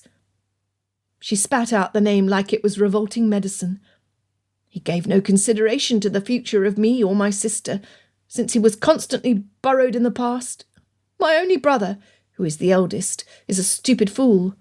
Like our father, he sets his mind on a course and will not bend, even if it is proven beyond measure how unreasonable his decision is. He cares for his happiness, and his alone. Thus it was left to me to look after myself and Sarah. Not knowing much of the world, I did the best that I could. However, my best was not nearly good enough." Miss Collins did nothing to contain her angry tears. Instead, she continued, "I thought I was free when my father died, only to discover how much my brother coveted the authority of being the lone male." Her gaze focused on Elizabeth. "I hope you never know how little a female is valued by a selfish man who insists on a standard of perfection for his sisters that is both unreasonable and impossible." "I am sorry." Elizabeth meant each word. "I suppose you are." Swiping the moisture from her cheeks, Miss Collins said, "I have a mission. Once that is complete, I will finally have peace." She shook her head. "I will do anything, become anything or anyone to see it done." "Can we help?" Charlotte asked. To Elizabeth's frustration, her cousin immediately replied, "You cannot." Claire stood. "I thank you, ladies, for seeking me out. For me, it is good to know I have family of whom I can be proud." Her smile was slight. "I must attend to my business, for I do not intend to remain long in Meryton. Before you ask, I have no interest in seeing Longbourn. If I never hear that name again in my lifetime, I will be satisfied." "Your brother was at Longbourn until he left for Kent earlier today," Elizabeth stated, curious how Miss Collins would react. It was like pouring gunpowder on a blazing fire. Her cousin's face paled, then turned beet red. Elizabeth would not have been surprised had her hair stood on end. "I have no brother!" She spat out each syllable. Stepping back from them, her frantic movements signalling an end to their conversation. Charlotte attempted to put out the fire by calmly asking, "May we help you?" Claire Hobbs Collins stopped pacing, turned, and faced them with such a look of agony in her eyes that Elizabeth stepped back. "If you truly want to assist me, then you will leave me alone," Miss Collins snapped, turning her back on them. They were not wanted. Nevertheless, she could not leave the room without some form of confirmation of the lady's plans. Into the silence, Elizabeth asked, "Are you looking for someone?" Miss Collins spun back around. The appearance of haughty belligerence was the same as what Lydia Bennet frequently wore when she was told no. There would be no reasoning with her cousin. With slow deliberation, Miss Collins replied, "I am looking for someone I was told had arrived recently. Perhaps you have met him. He is tall, reputedly wealthy and handsome, and universally charming. Yet underneath his fine clothing beats a heart as evil as a viper. His name is Mr. Fitzwilliam Darcy. Until now, I have taunted him so he knew the fear I lived with during the past few months. Now I am ready for this to end. When I find him, I will kill him."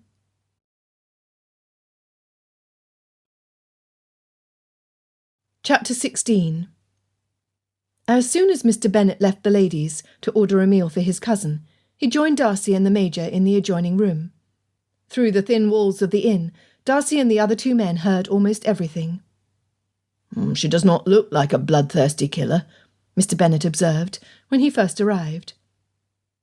After a long stretch of eavesdropping, Major Gering noted, "No, she does not. She sounds like someone with nothing to lose." Darcy was torn. His inclination to burst into the room, demanding an explanation for why she hunted him like a deer, would not have worked. Miss Elizabeth was correct.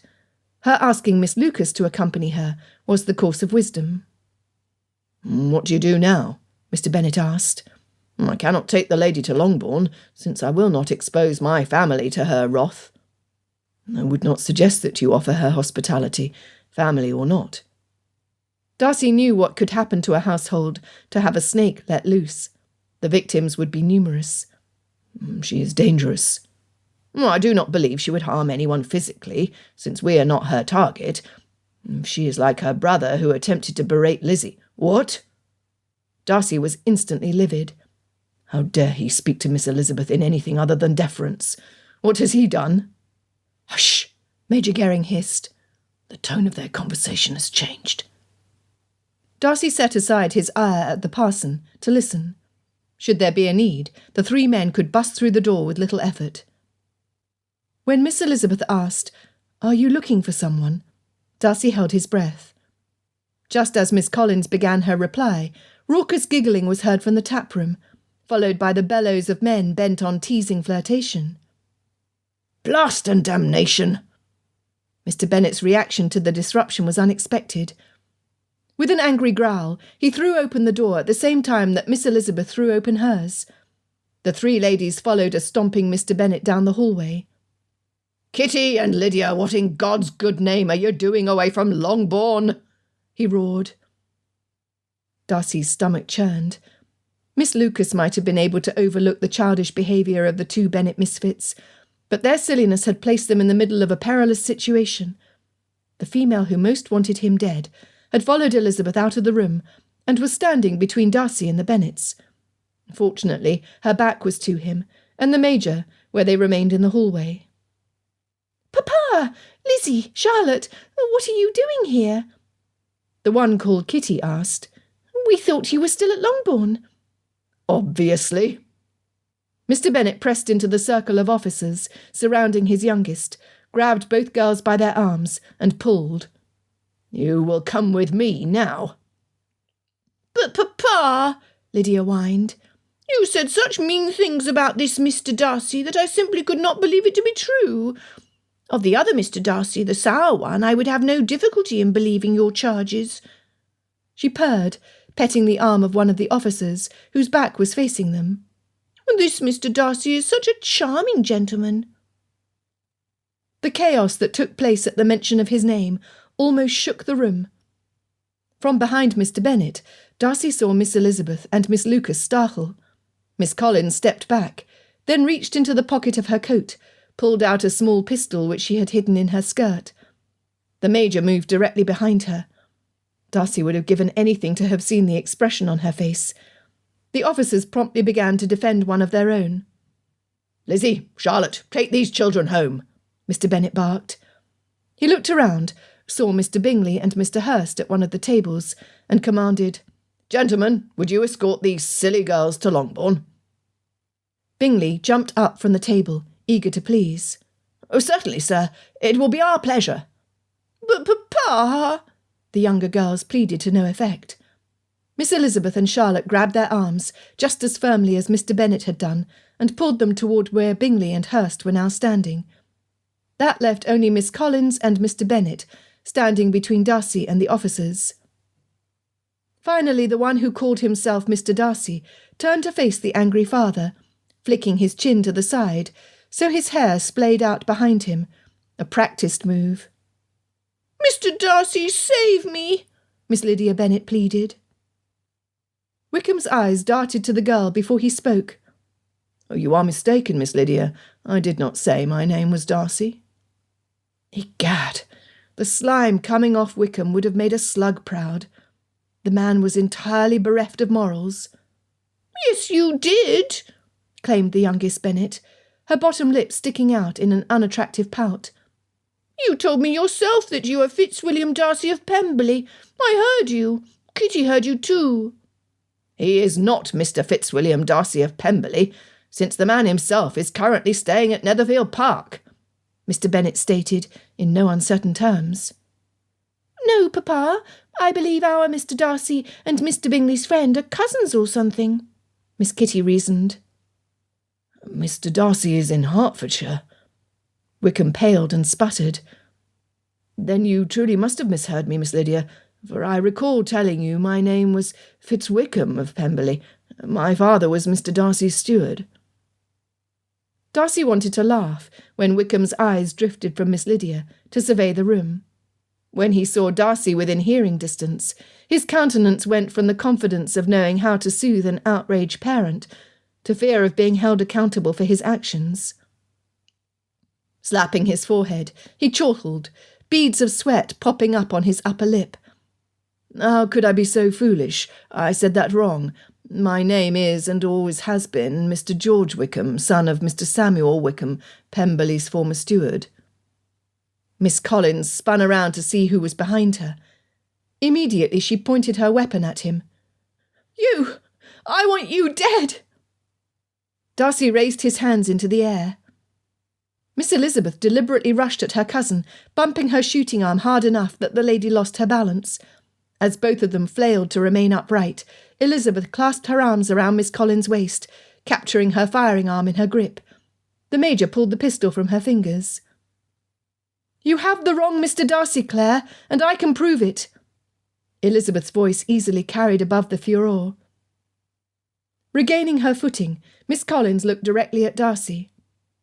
"Not me, Miss Collins. It is him you are after." Tilting his head towards Wickham, his heart pounding. "I can explain." Lydia Bennet guffawed. "Isn't this a hoot? We have two ladies who look like twins and two men claiming to be the same gent. What fun! Isn't it fun, Kitty?" Miss Elizabeth spun towards her sisters. "Shut up, Lydia. You know nothing." With the murderous look of confusion on Miss Collins' face, fear on the now cowering Wickham, righteous indignation on Mr. Bennet and Miss Elizabeth, and pain flickering across Miss Lucas's countenance from standing too long, Darcy was outraged. Claire Collins' eyes moved back and forth between Wickham and Darcy. Darcy stated, "In the past 5 years, I have spent a total of 3 hours at Ramsgate, with the sole purpose of retrieving my young sister and returning her home. I have receipts in my possession for purchases made by George Wickham when he pretended to be me in the past for the purpose of gaining credit for a lifestyle he cannot afford. As well, he spent the summer in that part of Kent. Of this I can also offer proof." The lady nodded, then focused solely on Wickham. Darcy felt inclined to step back. He would not be surprised if lightning bolts shot from her dark eyes. Major Gering stepped closer to her.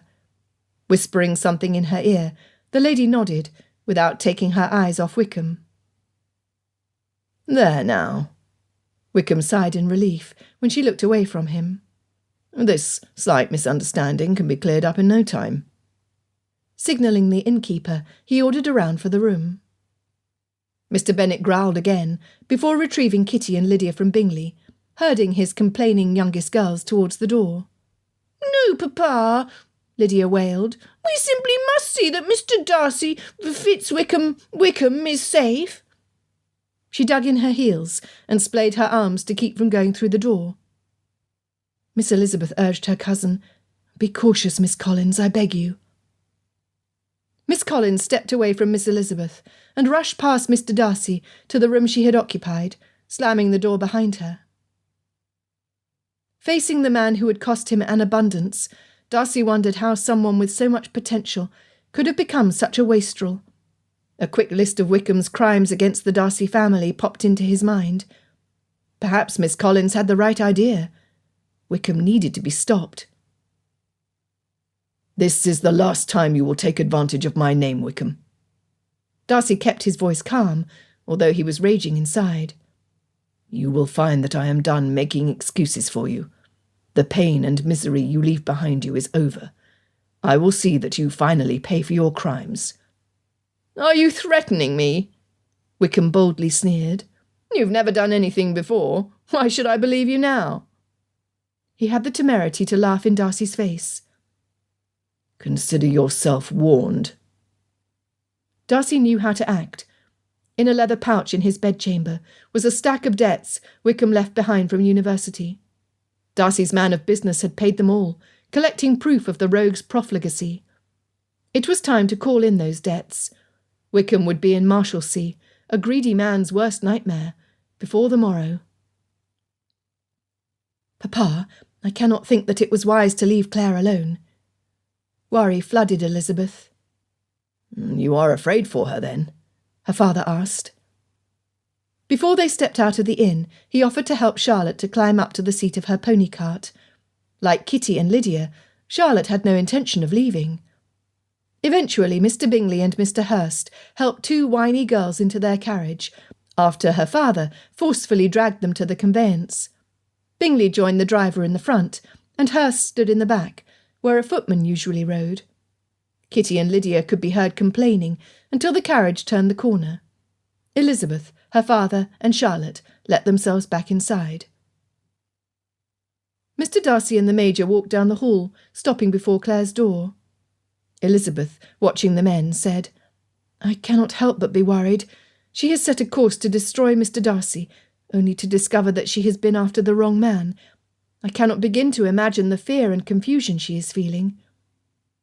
"I suppose you are correct," her papa mused.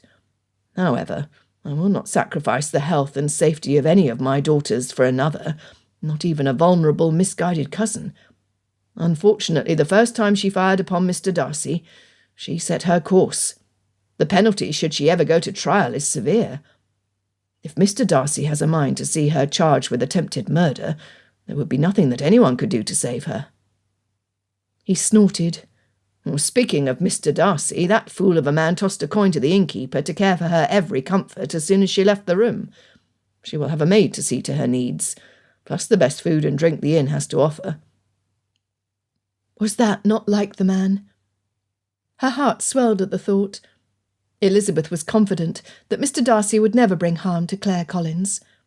Not only had he told Elizabeth that he would never hurt a female, but the man had also shown in his treatment of her, and now with her cousin, that his words were true. He was a man of honour. He spoke the truth as he saw it, and acted accordingly. Her brain froze on that thought. Yet, despite her thinking of Claire, it was not the lady's safety and health that was concerning her. It was Mr. Darcy's. Surely, being in the same room with the lady who had fired bullets at him, in addition to the miscreant who had tried to ruin his beloved sister, was enough to cause a man to act wildly. Should something happen to him, well, Elizabeth... well, she cared for him. Admitting that to herself was hard. He was a man who stirred deep emotions within her, whether it was loathing or love. Love?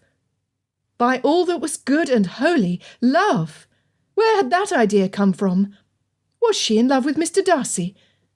What a horrifyingly terrible thought! "Charles?" Caroline drew out his name, alerting him that she wanted him to do something that would benefit her personally. From where she stood, the light from the moon shining through the window shone at her back, giving her the appearance of being an avenging angel. At times she scared Bingley. "I have an idea," she intimated. "I will not attempt to get Darcy to marry you, Caroline. He has said he will not, and I will not try to force him." Charles knew exactly where every advantage he and his family had received during the past 5 years originated, with Fitzwilliam Darcy. He would do nothing to endanger his association. "You have been a wonderful friend to Mr. Darcy." Caroline brushed her fingers over the back of the chair directly opposite from him, her head tipped to the side. "I wonder if you would be a wonderful brother to me." "What do you want, Caroline? I will not take you back to London if that is what you are after," Bingley insisted. "Oh, no, not at all." She came around and took a seat. "I was merely thinking about this situation in which Mr. Darcy finds himself. You reported that a lady arrived in Meryton with the goal of killing him." She quivered dramatically. "Additionally, this Mr. Wickham, who you say is a rake, was practically threatened by Mr. Darcy. Am I correct so far?" Bingley, wondering where she was going with her line of inquiry, admitted, "You are?" Caroline continued, "He has become quite friendly with the Bennets. What do you suppose will happen if he keeps going to Longbourn? Why, I believe one of those vile girls, probably Eliza, will sink their claws into him, and he will never escape. What will become of us then? I cannot imagine Eliza Bennet would allow us access to Pemberley, even if you were to wed her sister. Why, the only way to guarantee the freedom to stay would be to marry dear Georgiana. Georgiana? Bingley shook his head. This is the second time you have mentioned the possibility of me marrying her. She is a lovely girl, but marry her? She is but 16, I believe. Oh, do think, brother. If something were to happen to the lady at the inn or Mr. Wickham, all fingers would point to Mr. Darcy as being guilty. If he were tried by a judge, he would likely never return to Pemberley again. Who would the new master be?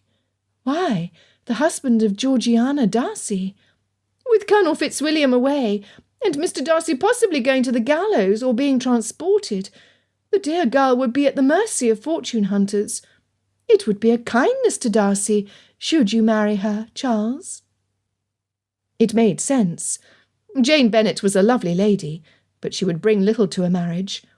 Georgiana Darcy would be one of the wealthiest females in England if she inherited the Darcy fortune. She would need a man to guide her, and he could then afford the life he longed to have, the life his father wanted for him. Caroline, to think of Darcy being harmed, and Miss Darcy being alone, is untenable. However, having my debts paid, being free of those ruffians who keep hounding me for more money, and the interest they charge me, well, I was winning. I only needed one good toss of the dice. He flinched, his hand twitching, like it was still holding the gaming pieces. I have relived that round of play 1,000,000 times, even in my sleep. Bingley closed his eyes and laid his head back on his chair. I was trying to keep up with Darcy, having his tailor make my clothes, joining the clubs he attended, and even purchasing a town coach like his. I tell you, it is impossible. Shame on Mr. Darcy for the hardship he has created for you, dear brother. Caroline was full of sympathy. He needs to suffer some of the consequences for holding such high expectations of you. She changed her course. Think of the future. Think of the welcome we will receive in the best houses of London once you are the master of Pemberley. No debts, no worries. It was easy to imagine himself climbing the front steps of Pemberley with an air of confidence. The housekeeper would welcome him. The butler would see to his every need. People from the highest levels of society would beg for his company. He would be sought after more than a new debutante with a fortune. Mr. Charles and Mrs. Georgiana Bingley. It had a nice ring to it. However, Caroline's voice burst rudely into his dreams, we will never have Pemberley if Mr. Darcy is found to be innocent. Why, he might walk away from this awful evening as a free man, whereupon he would marry Eliza Bennet. We would be forever shifted off to the side, always begging for entrance to Pemberley and never being received there again. Bingley knew he was not the smartest man in the world, but even he could see that his sister was correct. What can we do about it? Gilbert Hurst interrupted the conversation. The only way would be to make certain that Darcy was charged. With what? Bingley asked, not completely following what was being said. With murder, Hurst bluntly replied. But nobody has died. Bingley did not like the turn the conversation had taken. Yet. Hurst stood from the sofa, where he had been napping, to join them. His wife remained behind, playing with her bracelets. Through you, Bingley, we have had a taste of the life we want, the life we deserve. If we choose to take the next step of guaranteeing Darcy is permanently removed from society, we can have it all. Bingley hesitated. Someone would have to kill either the lady, Wickham, or Darcy. I could never hurt anyone. Caroline scoffed. Firing a gun in the dark would be no different than shooting those adorable little quail that fill the coveys. You have no trouble with that, Charles. If you want Pemberley, this is the only way. He gulped. He did want Pemberley, but framing Darcy for murder, or killing him, he could not do it. Charles, she purred like a satisfied fat cat. As I said, you would be doing Mr. Darcy a tremendous favour if you got rid of those two who threatened him at the inn. He sat up. I suppose I would, wouldn't I? There is no real inconvenience to anyone to have the girl and Mr. Wickham gone. Am I not correct?" "You are," Bingley agreed. "But to have Darcy accused of murder, he will not like that." "Oh, Charles, it is nothing with which Mr. Darcy cannot easily cope. Why, I am sure he has been accused of worse over the years. Do not worry. I know what I am about." "You had better be sure, Caroline, or we would be the ones in trouble," Bingley asserted, concerned at the way his sister's mind worked. Hurst rubbed his belly. "Don't you worry about a thing, brother. We will each have a weapon. I will be the only one who needs to fire." "The shots will be heard, Hurst," Bingley reasoned. "It is Guy Fawkes tonight. You said Lucas promised a grand fireworks show, am I right?" "As long as I do not have to kill anyone," Bingley murmured to himself. "Darcy cannot know anything." "You deserve this, Charles," Caroline pronounced. After a long pause, he said, "I do I not?" By his agreement, he firmly set his course. "For Pemberley," Caroline hissed loudly. "For Pemberley," the three others responded. Before many minutes passed, a plan was developed, how to get Miss Collins and Mr. Wickham away from the inn, what to do with the bodies, and how to guarantee that Darcy would be the guilty party. "The town will be empty, as will all the houses, since everyone will be at the Guy Fawkes bonfire," Hurst offered. "No one will see us," he promised.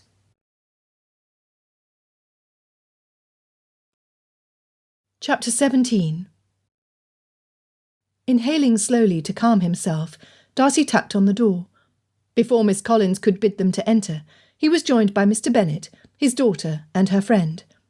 Instead of allowing Elizabeth to walk through the door first, Darcy stepped inside, followed by the others. Miss Collins was at the window, her back to them. She said, "I have been foolish, but I am not a fool." Her cheeks were tear-stained. Her fingers were twisted together. Her breathing was shallow. Her eyes sparked determination. "I am aware of the consequences of my actions. Should you allow me to walk away from this room, I will hunt that man down and kill him for what he has done." "What has he done?" Darcy asked, softening his tone. She looked like a threatened doe ready to bolt away from suspected danger. Swiping the tears from her cheeks, she glanced at Elizabeth and Miss Lucas. "You both treated me with kindness, something of which I know little. To tell my sordid tale is to repay your goodness with the sort of badness that ladies should never hear. Yet ignorance of that evil is what cost me the life of my sister. You both have sisters of your own to protect, so prepare yourselves." Darcy glanced to where the two ladies were standing together. Recalling Miss Lucas's injury, he asked if they would make themselves comfortable. At Miss Collins' nod, the Major helped Miss Lucas to a chair. Elizabeth stood between her father and himself, exactly where Darcy wanted her to be. "By July of this year, my brother was established at Hunsford with Lady Catherine. The small property he inherited was run into the ground by his lazy insistence that as master he was required only to oversee matters rather than do any work. Sarah and I toiled from morning to dusk, but nothing we did was good enough or provided enough. The ground is rocky, and the trees were stunted from the wind. The vegetables from our small garden and a few pear trees in the field put a meagre amount of food on the table, with my brother using the rent from the 2 parcels the tenants worked to purchase books he never read. There was nothing to use to pay for help." Pausing to study her audience, she continued, "When the tourists came to Ramsgate at the beginning of summer, I began working in one of the shops that sold delicacies to the visitors.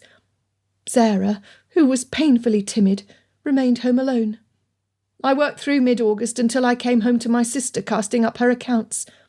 Afraid that she had caught something horrible, I asked the apothecary to stop by. He confirmed that Sarah had allowed—" She covered her eyes with her hands, bent at her middle, and groaned. "He told her that his name was Mr. Darcy, Mr. Fitzwilliam Darcy, the nephew of Lady Catherine de Bourgh. He promised Sarah that he would marry her and take her to the most beautiful place in England, Pemberley. She, in her innocence, believed he was sincere. Miss Collins scoffed.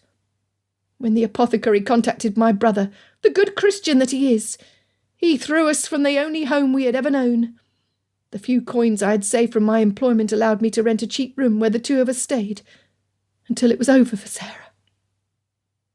Running her hands down the sides of her skirt, she closed her eyes, breathing slowly in and out. Standing taller, she looked directly at him. "I vowed over her unmarked grave to find Mr. Darcy and make him pay. I wanted him to know fear, the same emotion that ruled me the minute Sarah took her final breath. I wanted him to worry when death would come to him unexpectedly, and I wanted him to know that there was an accountability to his actions, and that it was time he paid." The silence when she finished was thick enough to cut with a blade. Stepping away from his side, Elizabeth approached her cousin, wrapped her arms around Miss Collins, and said loud enough for all to hear, "I would have done the same." Mr. Bennet gasped. Miss Lucas nodded. The Major shook his head. Darcy's knees began to shake. Of all this, he was most at fault. Had he put a stop to Wickham's machinations when they were at university, or had he revealed the true character of George Wickham to his father, possibly the rogue could have been made to learn the humble truth of his position and worth. Instead, by allowing him to feel entitled and freely prey on others, Darcy was culpable. He, who knew what sort of person Wickham was, did nothing to stop his loathsome course. He tasted bile at the back of his throat. Elizabeth began speaking. He could hardly discern the words over the sound of his own blood coursing through his veins. "Claire, pray listen. Let us discuss your future, where you go from here." "Future?" She tried to step back from her cousin. "I have no future." Elizabeth refused to let her go. "I will not pretend that your situation is not dire. However, you have the ear of 3 highly intelligent men, 2 of whom have daughters and a sister who are dependent upon their care. They understand the vulnerability of a lady with no one to protect her. Allow us to discuss what might be done, I pray you." Miss Collins' eyes slowly moved to each individual in the room. "Very well." In his heart, Darcy knew that this was his opportunity to redeem himself. "Miss Collins, until this moment, the only crime you have committed was against me. Other than a hole in my hat and my carriage, I have suffered only in wondering why you intended me harm. Should I not press the charge of attempted murder, then the law will know nothing." Darcy pondered, before adding, "However, you cannot remain on English soil. I would not have been the only person who saw you the day you fired upon me in London. Should you wish a fresh start, I will see that you have safe travel to Plymouth, where passage can be obtained to either Canada or the Americas, with enough funds for you to settle into the future of your choice, if this is agreeable." He raised his hand before she could reply. "But know this, Miss Collins, I will guarantee that George Wickham finally pays for his misdeeds. As I said in the public room, I am done with him." Elizabeth released her cousin and turned toward him. Her magnificent eyes were filled with warmth and joy. He vowed to himself right then to do everything within his power to earn her good opinion. He had not set forward this path to freedom for Miss Collins alone. Rather, it was for himself and for Elizabeth, that they would not have either Miss Collins or Wickham's actions come between them. He needed to sweep the garbage from his own front porch, and it began with Wickham. Gratefully, Miss Collins accepted the offer. With tears and the promise to see her on the morrow, the Bennets and Miss Lucas left for their homes. He walked outside the inn with the Major. Darcy turned toward Major Gering. "Come, we have an interview with Colonel Forster before he leaves for Lucas Lodge." Darcy ordered as if he were Colonel Richard Fitzwilliam himself.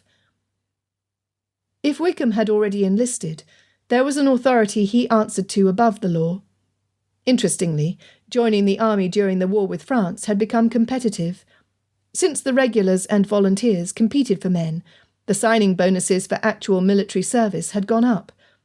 Therefore there was an incentive for someone as greedy as Wickham to become an officer. With the militia it was different. Each shire had a quota of men that were required to enlist. Landowners were exempt. Men like Wickham were expected to serve. Upon enlisting in the militia, he would not be expected to be a skilled marksman, horseman, or trained in fencing. He did have to provide his own weapon. Darcy could not help but wonder whose gun Wickham had borrowed, since he often sold everything he possessed for another round of gambling at the tables. Because Wickham had received a gentleman's education paid for by the Darcy family's purse, he would enter as a junior officer. Colonel Forster welcomed them to his quarters. It was a small house, with an even smaller parlour. "How might I be of service, gentlemen?" Darcy took the lead in conversation. "I am Fitzwilliam Darcy of Pemberley in Derbyshire, and this is Major Robert Gering, who serves under my cousin, Colonel Richard Fitzwilliam. We are here to share information with you about a man in your regiment, who is unscrupulous and is a danger to the local citizens." "How odd," the colonel began. "For there is a different gentleman with the same name who has spoken to me several times about the possibility of enlisting under my command. It appears he is delaying obligating himself in hopes that he will receive a signing bonus, which he will not." Darcy was not surprised. "I was born Fitzwilliam Darcy, son of George Darcy, Esquire, and Lady Anne Darcy. I am the master of Pemberley. The man attempting to steal my identity is none other than George Wickham. He is a bold rake, who would not hesitate to use your name, Colonel, if he thought it would bring him an easier life. Of this information Wickham publicly admitted a short time ago at the inn, in front of several of your officers." The colonel shook his head in disgust and said, "Well, that may be. Unfortunately, since he has not yet enlisted, I have no authority over him." Darcy was relieved. It was one less barrier to seeing justice done. "Then I thank you for your time, Colonel Forster. I will take matters into my own hands to see that the neighbourhood is protected, and make certain that Wickham is taken out of commission." "Very well." And that was the end to that. If only the rest of his tasks would be that easy. On the ride back to Netherfield Park, Darcy asked the Major what he had whispered to Miss Collins, to stop her from shooting him or Wickham. The Major grinned. "I merely said there is no justice in killing the wrong man." She got my point, and dropped her hand. Darcy nodded, appreciative that the Major was on his side. "Mr. Darcy, I suspect that you will not be attending the bonfire, for I imagine you have letters to write to settle Mr. Wickham's future, as well as speaking to the constable." Darcy acknowledged the truth of the comment. "Now that Miss Collins is aware you are not the man whom she seeks, the danger to you has passed. I ought to check to make certain that Miss Lucas returned home safely." Darcy was not surprised. The Major was spending a considerable amount of time at Lucas Lodge. The lady was Miss Elizabeth's closest friend. Darcy would make sure that nothing or no one would harm either female. "Is it Miss Charlotte Lucas who has gained your interest?" he cautiously inquired, knowing he had no right to the Major's business. "I appreciate the company of an intelligent female who enjoys a calm exchange of ideas. That is all." The Major added, "Additionally, I might gain needed information at the bonfire, so I will attend." Darcy noted how quickly the Major replied, or rather, defended his interest. "Very well." The Major reached into the breast pocket of his coat. "Oh, by the way, the Colonel sent this to me to give to you before he left England. He knows that I find the study of ballistics educational. This is the bullet that was dug out of the back wall of your carriage. It barely penetrated the wood. It is from a woman's pistol." Handing the smashed metal ball to Darcy, he continued, "If you would, please notice the shape after impact. Because Miss Collins' extended arm would be approximately the same height as the bottom of your carriage window, the bullet would have projected from the barrel of the pistol to the squabs at between 10 to 15 degrees less than level. As you likely know, unless it is a smooth bore, the barrel of a rifle or pistol has grooves, which puts a spiral spin on the bullet for accuracy and greater trajectory. The marks on the undamaged rounded end are singular to the pattern that would be inside the barrel of her pistol. These two factors, the angle at which the shot entered the carriage and the rifling inside the barrel, can identify the weapon and the exact location where the marksman was standing when the gun discharged." Richard was a proponent of ballistics during crime investigations. As an officer who had seen several battles on the continent, knowledge of the laws of motion and trajectory provided him information he could use during the campaigns. Many times, Richard had spoken at length about the very things the Major mentioned. Darcy wished he had paid more attention. It was why his cousin had asked him to recall exactly where the spectators were located in relation to his carriage when the shot was fired, which confirmed that Claire Collins had indeed shot at him. "I thank you, Major Gering." Darcy rolled the small piece of iron in his palm before handing it back. That something so meagre could rob a man of his life humbled him. Of course, he had always known it intellectually, but to have solid evidence that his own life was on the brink was another matter entirely. "Do you still have Miss Collins' pistol?" "I do not," the Major admitted. "She is no longer a threat to you, and she will need it for her protection. I placed it on the table before we left the room." "Very good." He deeply regretted that ladies were not guaranteed safety by the men around them. It made him more determined to protect Georgiana and Elizabeth.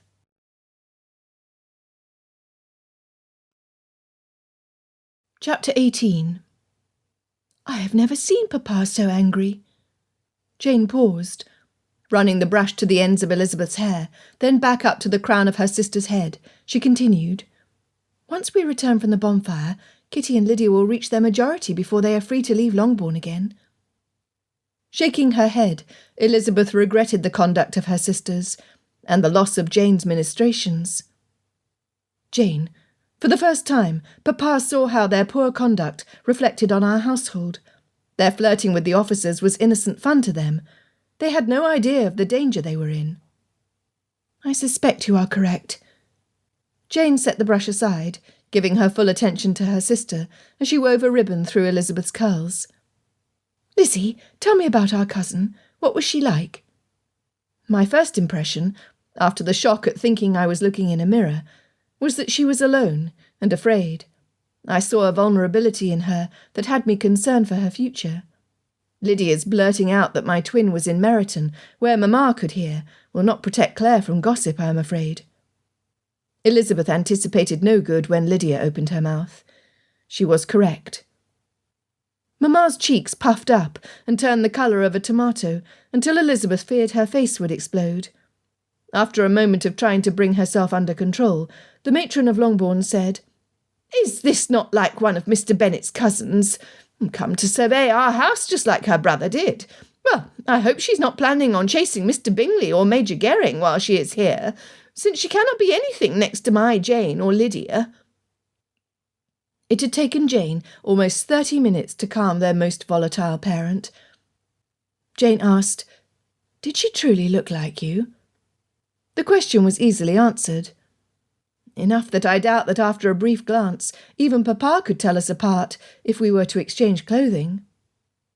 "Will she be well?" In truth, Elizabeth wondered the same. Claire was vulnerable in being alone. "Jane, I know my first concern should be our cousin. What Claire learned tonight would have turned her life upside down. That she had committed violent acts against an innocent gentleman, while the real guilty party continued to prey on other young girls, had to have upset everything she would have believed to be just reason to pursue her course. But Jane, I also worry what this could do to my reputation, should she take it upon herself to act further against Mr. Wickham here in Meryton." "I wish the situation was different, Lizzie," Jane soothed. "Perhaps Miss Collins will put this all behind her and press forward with a brighter future." Poor Jane, always seeing rainbows amidst the darkest storm clouds. Jane left to gather her gloves and warmest scarf. The evening was chilled. The whole town would be at the bonfire, pressing close to the fire. She wondered if the Bingley party would be there, if Mr. Darcy would be there. 3 hours later she had her answer. None of them were in attendance. You and Hurst are to be praised for the thankless task of returning the two youngest Bennets to Longbourn, Darcy admitted. My friend, it was our pleasure. Charles Bingley greeted Darcy's return with his ever-present grin. I mean no criticism when I say that I believe I saw you more in town than I have since you've been under my roof. I had no idea when I extended the invitation that you would seek the company of my neighbours more than mine. Sheepishly, Darcy began an apology, only to be interrupted. Bingley slapped him on the shoulder. Do not concern yourself, Darcy. I understand what has distracted you, the threat to your life and all. However, I am glad to see that you are busy. You are a fearsome thing when you have nothing to do. Bingley chuckled, then directed them to his study, where they would have privacy. Once they were settled, Darcy said, Thank you, Bingley. I believe the threat to me is over. Now I have the unenviable task of informing my sister, which will break her heart, I'm afraid. Is Miss Darcy well? Bingley set his drink down on the table with such force that liquid sloshed onto the table. Surely she is unharmed. What a good friend he had in Bingley. Georgiana is in perfect health and spirits, I am pleased to report. Once Bingley relaxed back in his chair, Darcy added, I thank you, Charles. You cannot imagine how sincerely I appreciate your concern.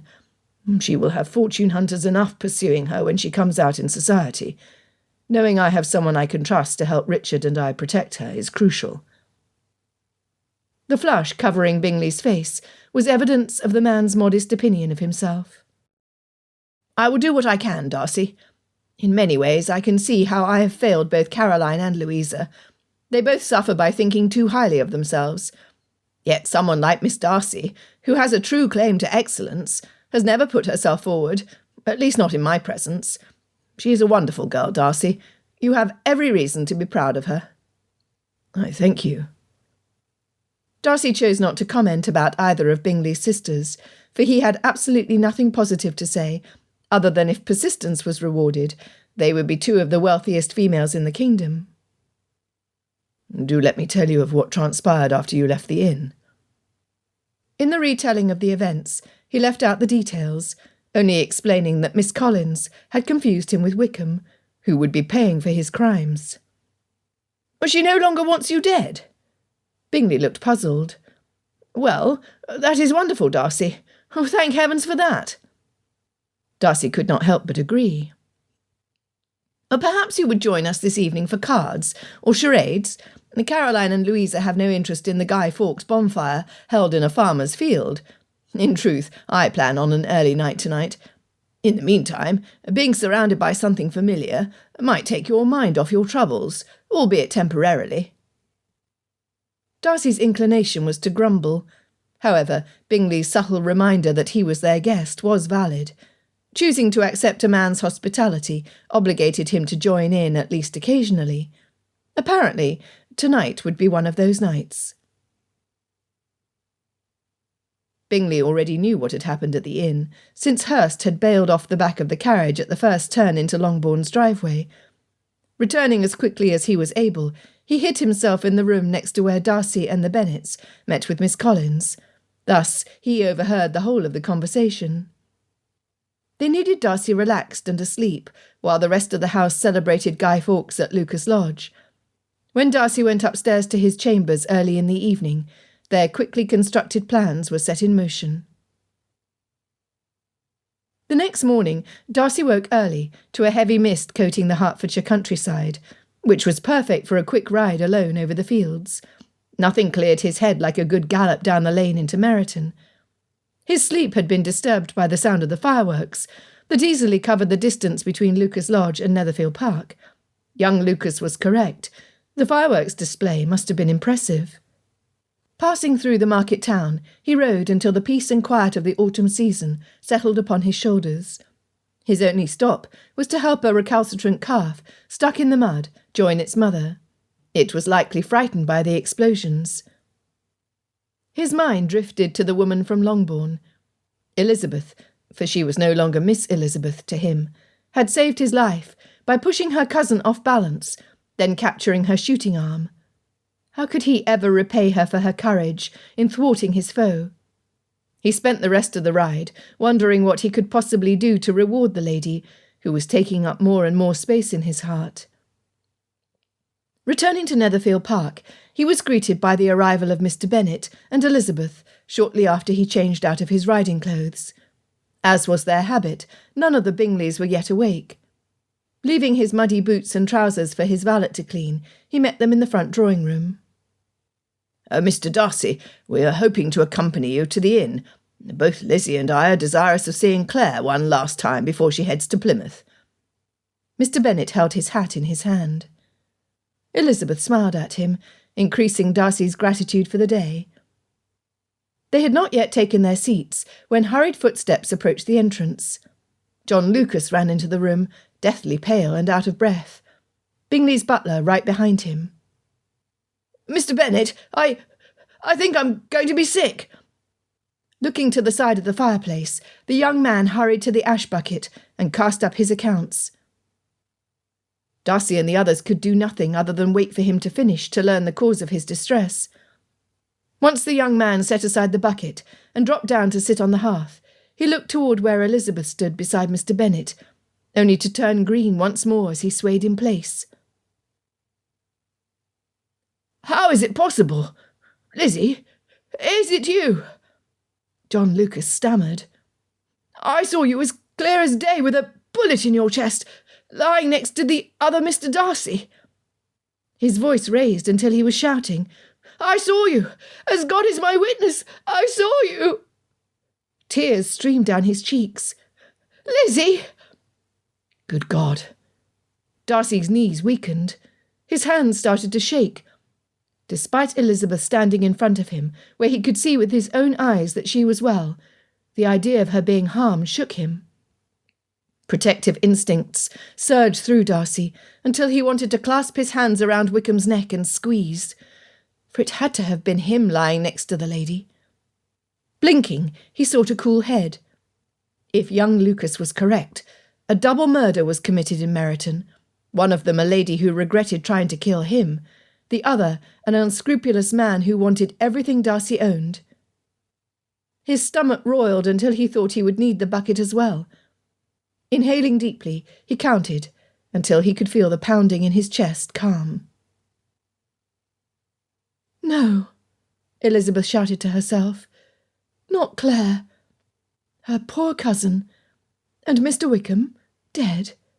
Poor John Lucas. The young man was completely undone." Elizabeth approached her friend's younger brother, her hand shaking, her voice trembling.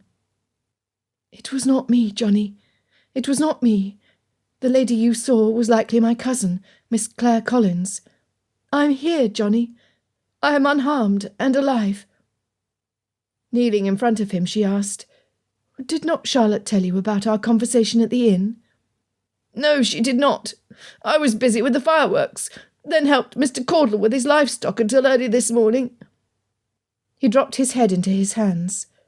"I'm sorry, Lizzie.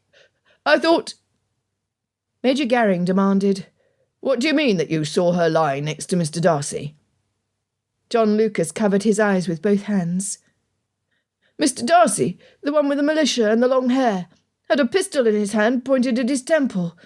Blood splattered the wall and the floor behind him. It was everywhere." "Suicide," Mr. Darcy mumbled, his palm covering his mouth, as if to stop the words from being said. "Where were they?" the Major insisted. "Where did you see them?" John's whole body was shaking. 3 times he began to speak, only to stop and start over. Mr. Darcy approached him with a small glass full of spirits. After a few sips, John was able to reply. "They were in the stable behind the blacksmith." Dropping his hands, he wiped his cheeks. "Last night, one of our horses went crazy from the noise. It kicked out the railing in the corral, then ran into the barn. Father decided to sell the horse, which was the same one that dumped Charlotte to the ground. I had taken him to the smithy early this morning for new shoes, hoping to at least get Father's money back. After discussing terms, I led the horse back to the stable so Hanniger could put his own halter on the beast. The door to the first stall was unlatched. I assumed the smithy would want the horse in there while he retrieved the halter from the tack room, so I opened the door wider.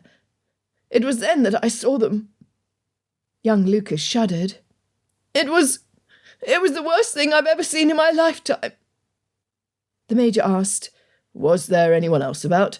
Did you see anyone other than the blacksmith and the victims?" "The only person I saw was this Mr. Darcy, who's standing right here, riding his horse through town," was Lucas's quick reply. "He did not see me walking up the lane from Lucas Lodge to the smithy." "Close your eyes," the Major ordered. "Now, tell us exactly what you did see." After a long pause, Lucas began his description. "Mr. Darcy's coat was of fine wool, although the hem was frayed. His gloves were white. His hat had rolled across the floor into a pile of—" He looked up at Elizabeth and changed his choice of words, despite everyone knowing what he was thinking. "Debris." Glancing at her again, he continued. "The lady's hair was draped across her arm and chest where the bullet— Her bonnet was askew, and her travelling coat was— Oh, my word! Lizzie, it was the same lady I told you about that I saw in London. The one who looked like you so much that even I had a hard time telling you apart. The coat was dark green and black. It was her." Elizabeth took his hand.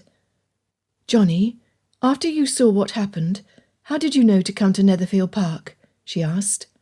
"I didn't. I went to Longbourn first. Hill told me your father was here." "Come, Lizzie." Mr. Bennet held out his arm. "Longbourn must be in an uproar. We need to return immediately. Once you are settled, I will ride to Hanniger's to reassure those who have seen the crime scene that it is my cousin and not my daughter in the stall." Major Gering assisted Lucas to stand, as Darcy did for Elizabeth. "Mr. Lucas, as unpalatable as it may sound, I believe we need to return to the scene of the crime. Murders of passion are usually easily explained, but I do need to file a report. It will be necessary to examine the scene before some well-intentioned soul interferes." "I will join you," Darcy offered. His testimony, in addition to the Major's, would be needed to identify the lady and Wickham. Elizabeth lifted her eyes to his. They stood close enough that he could see a gold ring around her dark iris. She was so beautiful. She completely robbed him of the ability to breathe. "I am grateful you are unharmed," he whispered for her ears alone. He spoke the truth. Before him was a lady unlike any other. She was remarkable. "I am grateful your father will look after your safety." He leaned a fraction closer. "I am grateful you were not the one trying to kill me." She smiled, a reflection of the fire's flames dancing in her eyes. "I am grateful too." Mr. Bennet cleared his throat, loudly. "Lizzie!" He glanced at Darcy. "Pray come to Longbourn once your investigation is over, gentlemen." It was a request for which Darcy was more than willing to comply. He would need her peace. He felt like there was much they needed to say to each other. "Miss Elizabeth, I am deeply sorry about your cousin. This was a crime that never should have been committed." He paused, trying to contain his thoughts. "Without you, I would not have been able to identify Miss Collins. Nor would I have obtained the information necessary to protect myself. Had you not distracted her, I would have lost my life." "It did not need to come to this," she whispered for him alone, her eyes filling with tears. "I simply cannot believe that she is gone." He yearned to pull her into his arms and hold her until the tears went away. He had no right to comfort her. Instead, he said, "Pray know this. If something should have happened to me, my sister would have been alone to face a harsh, grasping population of men who would not care about her tender heart. When I think upon the consequences of someone seeking to harm me, it reaches far beyond my person. I do not yet have the words I need to thank you. In essence, I needed you, and you saved me, Elizabeth. I will never forget what you have done." The softness of her eyes, the fullness of her lips, and her intake of breath stirred him until all he saw was her. "Lizzie!" Mr. Bennet's patience was done. Slowly, she smiled, her lovely eyes glistening. "My pleasure, Mr. Darcy." Turning, she moved to her father's side. Blinking rapidly, she said, "Johnny, please tell Charlotte that I will come to Lucas Lodge later. Good day, gentlemen." With the dignity of a queen, Elizabeth left the room. The Major slapped him on the shoulder. "Come, Mr. Darcy, we have work to do." He should be joyous that Claire Collins was no longer a threat. Neither was Wickham, someone who would do his family harm. Instead, his heart was brimming with an emotion he failed to recognise. Could it possibly be love?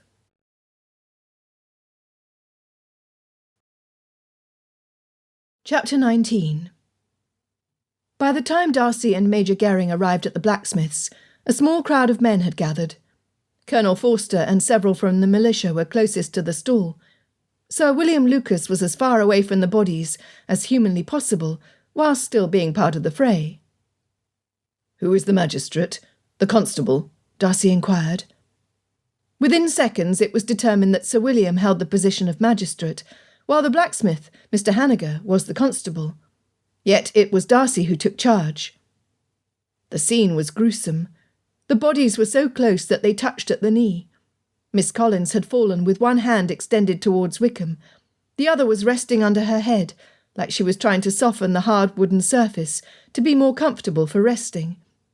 Examining her face closer than he had done the evening before, Darcy could see that there were points of similarity with Elizabeth, yet they were not identical. Elizabeth's cheeks were slightly fuller, and her chin more determined. Where the resemblance was striking were their eyes. Fortunately for those gathered, including himself, Miss Collins had died with her eyes closed. Wickham had not been as fortuitous. His eyes were open enough for Darcy to see a blank stare. He could not help but wonder what the man was thinking before he pulled the trigger. In fact, he had a hard time imagining Wickham doing such a thing. He was lazy and greedy, but a cold-blooded killer who shot a lady before he killed himself. It was unfathomable. Until 12 hours before, the two victims were strangers. Miss Collins expressed her eagerness to start her new life. Wickham would not care a fig for any of her complaints. This travesty made no sense at all. Movement behind where Wickham lay caught Darcy's attention. Major Gering was presently digging into the wooden slats in the midst of the blood and detritus. Pulling something from the wall, the Major quickly wrapped it in his handkerchief and tucked it in his pocket. Not one person from the crowd said anything, which was odd. Looking around, Darcy understood why. 3 of the officers were heatedly complaining to Colonel Forster, fingers pointing to where Wickham lay. Sighing in resignation, Darcy approached them, knowing his purse would be lighter when all was said and done. His father had adored George Wickham's playful zest for life. Out of respect for his father, Darcy would see George given a proper burial next to Wickham's parents at Pemberley, and that his final debts were paid. While the men were outlining their extensive list of grievances against Wickham, Mr. Bennet arrived on horseback. Following not far behind were Bingley and Mr. Hurst.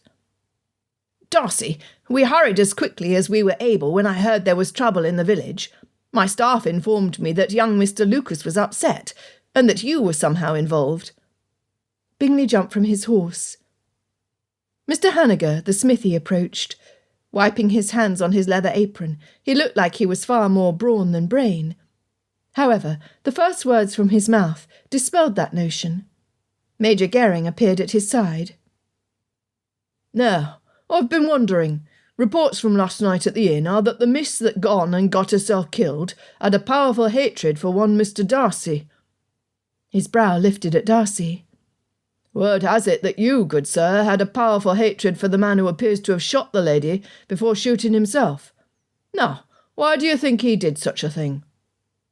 Before he could reply, he continued. "Myself, I've known many worthless scoundrels. Once they rid themselves of what was antagonising them, they usually skip town, never again to be seen in the area.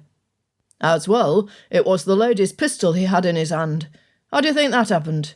Had they planned together to rid humanity of their presence? Me, I can't imagine the two of them would or could agree upon anything, since the reports indicate they were strangers until yesterday." "I concur," Darcy stated, listening closely to every word. "Now you, Mr. Darcy, you appeared to those at the inn last night to have knowledge of both of the victims. What have you to say for yourself?" What? He was being accused? Of what? Murder? What a dreadful turn of events! Before he could put his words together, the constable Smithy continued. "Now, I am not accusing you of anything, mind you." Mr. Hanniger planted his fists on his broad hips. "I'm just saying that you, of all the people at the inn last night, were the only one who seemed to know both Miss Hobbs and Mr. Wickham. That's all." Darcy was not reassured. "You are correct. I have known Wickham from my youth on. His pretence of being me is not new. As I warned Colonel Forster after the Major and I left the inn, the man was an opportunist who always looked for the easy way out of a bad situation, usually of his own creation." The Smithy nodded. "As you said, men of his sort typically run from the area, rather than face the consequences of his actions. George Wickham was disinclined to work, preferring to use his charms and his skills at the tables to provide for himself. His desires were always larger than his purse could maintain." I see." The Smithy scratched his chin. "Then it makes me wonder what would have made him change his character so much that he acted violently rather than flee. Do you have any idea?" This was no casual question. Darcy could not miss the fact that although Mr. Hanniger's stance was relaxed, his eyes pierced Darcy like a lance holding him in place. Darcy offered, "I last saw Wickham mid-July. He was the same as he had always been, indolent and selfish. His countenance and comments last evening were nothing out of the ordinary." I see." The Smithy rubbed the back of his neck. "And the lady? I was told that she met with Miss Lucas and Miss Elizabeth before she drew a pistol on you. They are fine ladies.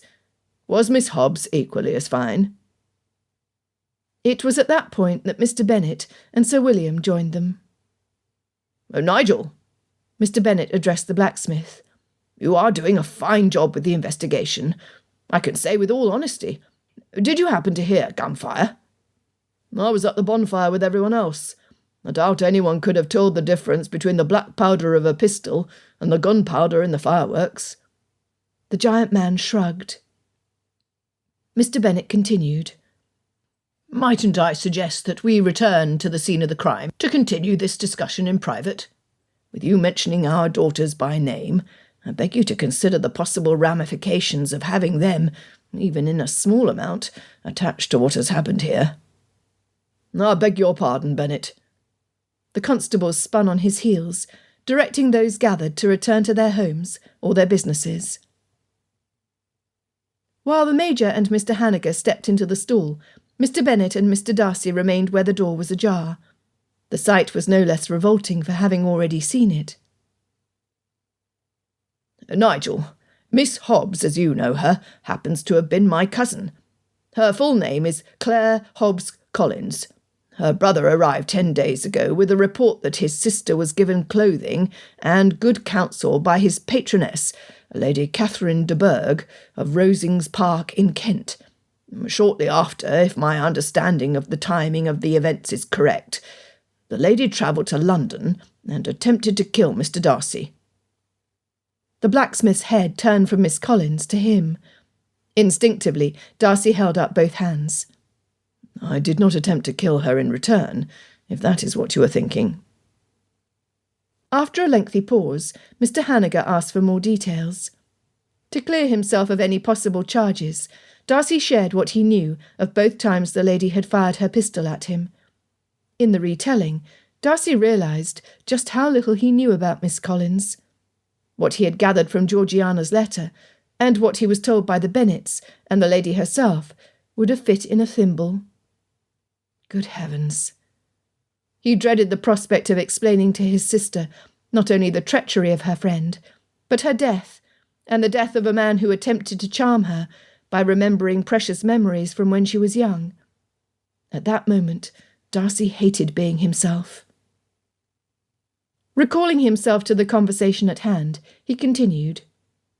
Until this morning, the 4 times I saw Miss Collins was at a travelling inn in Bromley, the streets of London outside the office of my man of business, yesterday at the inn in Meryton, and this morning in this stall.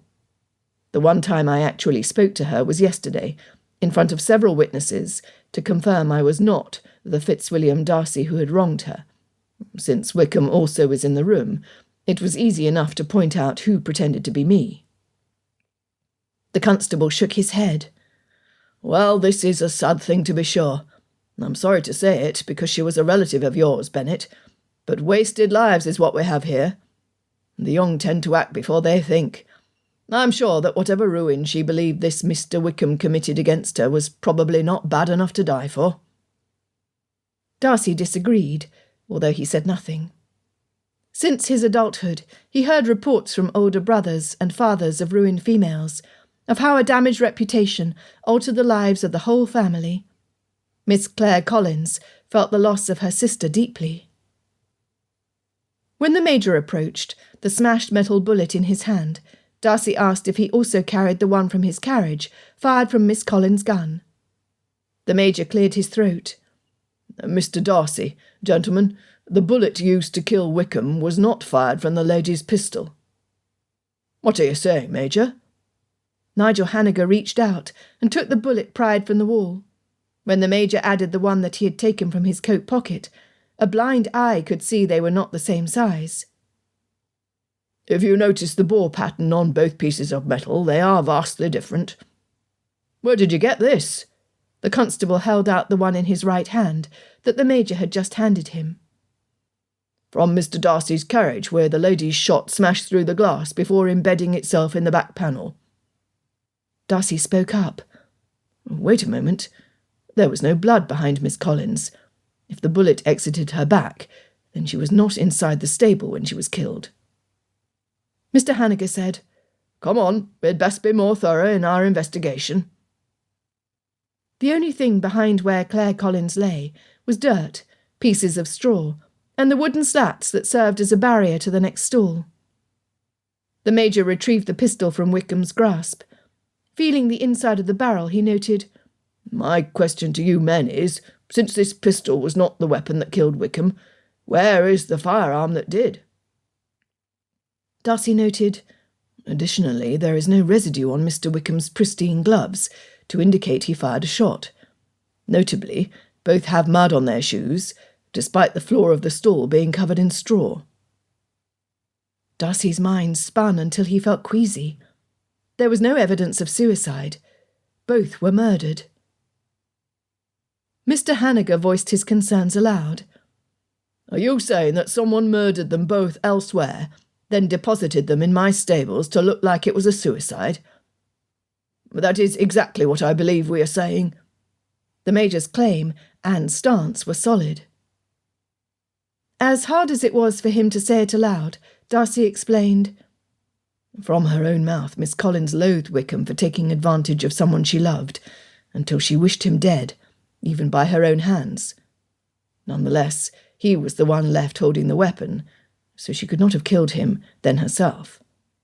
Additionally, if I understand what my cousin, Colonel Richard Fitzwilliam, has told me, the energy or force of a projectile from a gun this size would have dissipated within a few inches. I cannot imagine the bullet being able to go all the way through her. No, it would take a much higher calibre of weapon to have caused this much damage to each of them. Perhaps Mr. Wickham killed himself because he felt like he would be charged for her death, Mr. Bennet suggested. Darcy added, I do not believe so, Mr. Bennet. Men like Mr. Wickham would care nothing about the scorn of the residents in Hertfordshire. He would have moved on, with no guilt for any damage he left behind. Major Gering pointed back at the bodies. As I understand it, as far as Mr. Wickham is concerned, his reputation was one of avoiding consequences at all costs. He would have much experience at being confronted with his sins, I suspect, so her making accusations would have been like water off a duck's back. He would have walked away from her without giving her another thought. Darcy agreed. His insides roiled. His father's heart would have been broken had he known the lengths Wickham had gone with his debauchery. That Darcy had at one time considered George Wickham one of his closest friends made him sick to the stomach. The constable interrupted his thoughts. "We are left with a third party, who, for reasons of his own, wanted them both dead. I ask you, gentlemen, who in Meryton had anything to lose at the hands of these two miscreants, and who had the most to gain by their passing?" The blacksmith scratched his chin. "Now, I suppose Mr. Wickham had many enemies. Perhaps one came in search of him, and found him talking to Miss Collins. The killing of one would mean getting rid of the other who witnessed the crime. Mightn't you know anyone who would target the man?" He was sick. The victims Wickham had abused the most was the Darcy family. First, he took advantage of Darcy's father. Then he stole Darcy's name, and cost him untold amounts of money to hide his depravity from the elder Darcy. Finally, there was Georgiana. For a certainty, Darcy was murderous when she sobbed all the way from Ramsgate to London, and for weeks beyond. But to point a weapon at someone and end their life? Never. Darcy glanced around to find all three sets of eyes looking directly at him. He knew he was innocent. He would never have hurt either Miss Collins or Wickham. Nevertheless, all three of these men were new acquaintances. They did not know him.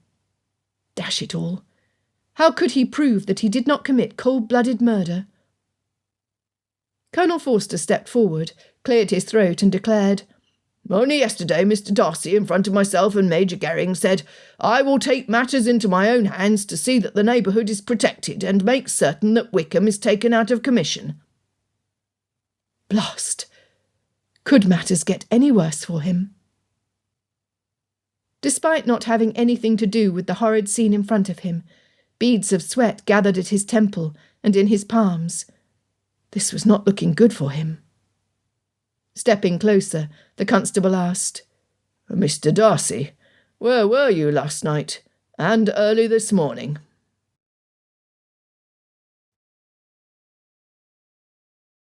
Chapter 20. Elizabeth paced her chambers. This was dreadful.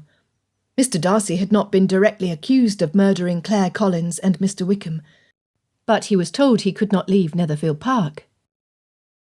If the real murderer was not found quickly, the least that would happen was that the Darcy name would be destroyed, ruining the future of both Mr. Darcy and his sister. The worst was that a judge would make an example of him, which could cost him his freedom or his life. Heart-pounding, the need to act almost shook Elizabeth. Someone wanted both Claire and Mr. Wickham out of the picture. Who could it be? Surely it was not Mr. Collins. The man was gone by the time of the confrontation at the inn. He hated guns, but he loved the admiration of Lady Catherine, who would never favour him should he act in a manner that would endanger her nephew. No, although he was the obvious choice, it could not have been Mr. Collins. Were the murders committed to purposely frame Mr. Darcy as the guilty party? Who in the community would have done such a thing, and why would they have done it? No doubt many of the ladies were piqued by his initial insult at the assembly, but who would murder someone for having their vanity hurt? If anyone should want to shoot Mr. Darcy, it should be her, since it was she to whom he had directed the harsh words. She snorted. She might not have been tolerable enough that night, but he had let her know without words that he no longer felt the same. No, he called her Elizabeth, and told her he needed her. These tender words were not the mark of a man bent on murder, but a man on the verge of— Her hand went to her mouth. Did he return the tenderness she was beginning to feel in her heart? Dropping to her bed, she lay back with her arm over her brow. She sighed. There was no benefit for either of them to go down that path. Under these changed circumstances, he desperately needed someone to help him. Who of his friends would provide that help? Mr. Bingley was too amiable. He was like Jane, in believing that cruelty and hatred existed on some unknown planet, not in their sphere. Mr. Darcy's cousin, the Colonel, might have the power to assist, but he was not in Hertfordshire. In truth, what Mr. Darcy had done the day prior in offering Claire a choice of where she wanted to live and the means to make a life for herself was heroic. She sighed again. Mr. Darcy was... She smiled. He was nothing like she had thought him that first night at the assembly. How things had changed. Nevertheless, if proof was not found of the guilty party, Mr. Darcy was in trouble. Elizabeth pondered each piece of the mystery that her father had revealed after his return from the blacksmith's stables. In a flash, she donned her walking boots, then rushed to her father's study. "Papa, you mentioned that the victims had muddy shoes. Do you recall if it was the brown where someone might have dumped the water after washing the laundry, or was it the rich loam from the fields?" "The debris on their shoes was dark, almost black," he stated. "Let us head to Oakham Mount, dear girl. I believe you may be onto something." In silence they approached the orchard. After a few moments they could hear the corps of Jean de Valois-Saint-Remy flying toward them. "She will be disappointed today, since I have brought her nothing she can steal." Elizabeth was in no mood to be pestered by the bird. Her father began to reply, when they noticed the crow circling a spot not far from where Elizabeth had fallen when chased by Mr. Darcy. Squawking and flapping, Jeanie dove into the grass. Elizabeth turned away, in case the bird had a mouse or a snake in her claws. She hated snakes. "What in the world?" her father whispered to himself. To the bird herself he yelled, "What did you find, Jeanie?" Looking up, Elizabeth shaded her eyes with her hand. The bird's talons were opened, ready to gather a treasure in their clutches. Hurrying to the spot where the crow was about to land, they discovered the sod disturbed with assorted sizes of footprints in the mud. Blood everywhere. "Oh, Lord!" Thomas Bennet clamped his hand over his mouth.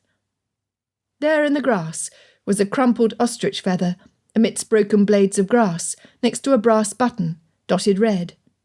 Not far from them were clearly marked hoofprints and the tracks of a cart. For the first time in her life, Elizabeth nearly swooned. Above anything else, Darcy wished Richard was still on British soil, in spite of Major Gerring's skills and the confidence of owning his own innocence. He needed help. Graciously, Bingley offered his assistance. "I thank you, Bingley.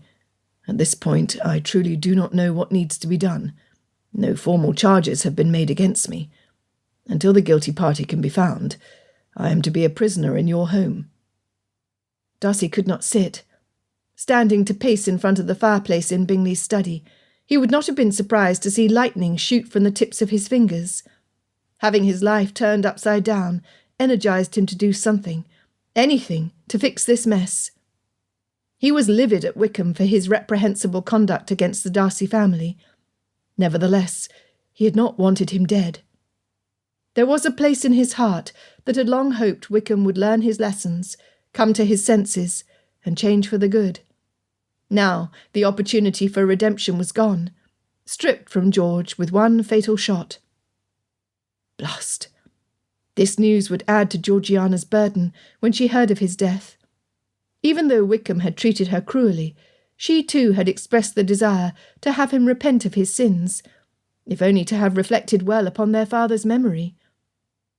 Added to the report of how Claire Collins abused her friendship, it did not bode well for the tiny steps Lady Matlock had made, instilling confidence in his sister. Georgie would be devastated. In truth, so was he. "I hope you know that you are welcome under any circumstance." Bingley gratefully interrupted his sombreness. "Thus I will strive to make your stay as pleasant as possible. Perhaps we could have Caroline invite Miss Bennet and Miss Elizabeth to tea." Although he would appreciate seeing Elizabeth, Darcy was aware that under the circumstances, pleasant was far from what he was feeling. Someone had murdered 2 individuals in the neighbourhood. Wickham was closely connected to the Darcy family. Miss Collins was related to the Bennets. The discussion at the stables was that the only person with an apparent attachment to them both was Darcy. He would be crushed if something happened to Elizabeth because of him. It would be best if she remained at Longbourn. Before he could reply that it might be best if the ladies remained at Longbourn for their protection, Mr. Bennet, accompanied by Major Gering and Mr. Hanniger, arrived at Netherfield. Bingley offered refreshments. They all refused. Mr. Bennet came directly to the point. Once Lizzie asked me about the colour of mud on Mr. Wickham's boots. We were able to retrace the path of the murderer. Apparently Miss Collins was killed close to the big oak tree where Lizzie injured her ankle. As soon as I returned my daughter safely home, Nigel, the Major, and myself returned to the scene of the crime with Mr. Wickham's and Miss Collins' shoes. There we were easily able to match the prints to the ones in the mud. Were there any other prints? Darcy asked. I would willingly offer one of my boots as evidence of my innocence if there were. Mr. Bennet cleared his throat, looked to the Major and the blacksmith, then replied, Yes, Mr. Darcy, there is a third set of prints that were clearly marked. When nothing more was said, but covert glances were still taking place between the visitors, Darcy offered, Allow me to have my valet bring the same boots I wore to the inn yesterday, on my ride this morning, and when we were at the stables. The men nodded. As they waited, Bingley repeated over and over, It cannot have been you, Darcy. I just know it. Finally, Darcy reassured his friend and himself. No, it cannot have been me.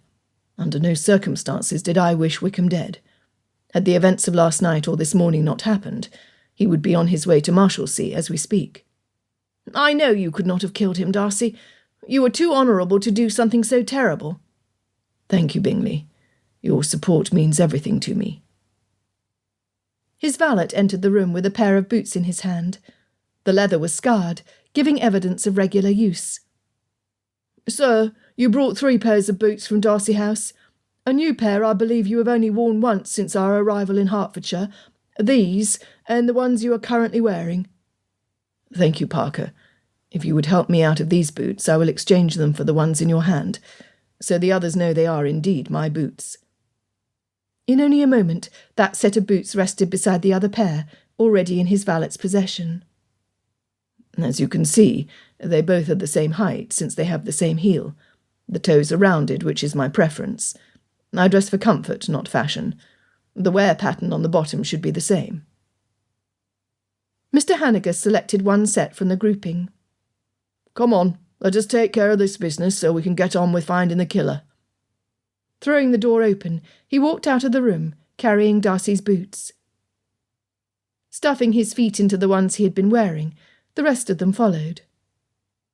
Bingley's grooms quickly saddled 2 horses, as he and Darcy gathered their outer garments. Within minutes, the 5 of them rode toward Longbourn's orchard. Had it only been the day prior that he had ridden through the trees with Major Gering to speak to Mr. Bennet and argue with Elizabeth? It seemed like a lifetime ago. From a distance, the serenity of the location was deceptive. Movement from above captured his attention. The crow was circling, cawing her mournful cry. He felt each plaintive note in his soul. They were almost to the corner of the pathway where Elizabeth fell, when Mr. Bennet reined his horse to a halt. Knowing what he was about, the man dismounted and waited until he was joined by Bingley, the Major, the smithy, and Darcy. Forming a circle around where Mr. Bennet pointed, Darcy studied the print. As Mr. Bennet had said, it was clearly moulded in the dark mud. After a slight pause, Mr. Bennet lowered the boot. Oh, no. Bile rose in his throat. He blinked to clear his vision. Surely it could not be. Swallowing, Darcy shook his head. How was that even possible? He looked at each man standing alongside him. Disappointment covered Mr. Bennet's countenance. The smithy was angry. Major Gering shook his head, and Bingley was in denial. Darcy himself was stunned. The boot, his boot, was a perfect fit.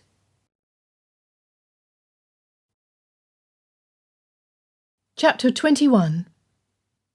Mr. Darcy, You are hereby placed under arrest for the murders of Miss Claire Collins, also known as Claire Hobbs, and Mr. George Wickham." Mr. Hanniger glared at him. "I know men like you, ones who have it all and want more. What have you to say for yourself?" "I am innocent of these charges." His voice rang out clearly amongst the trees. He was grateful it did not crack like a 15-year-old adolescent.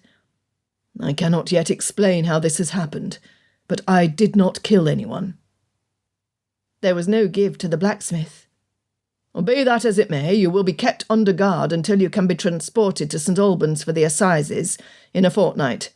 I suggest you call in every marker you have ever held against your friends in authority, or you will hang."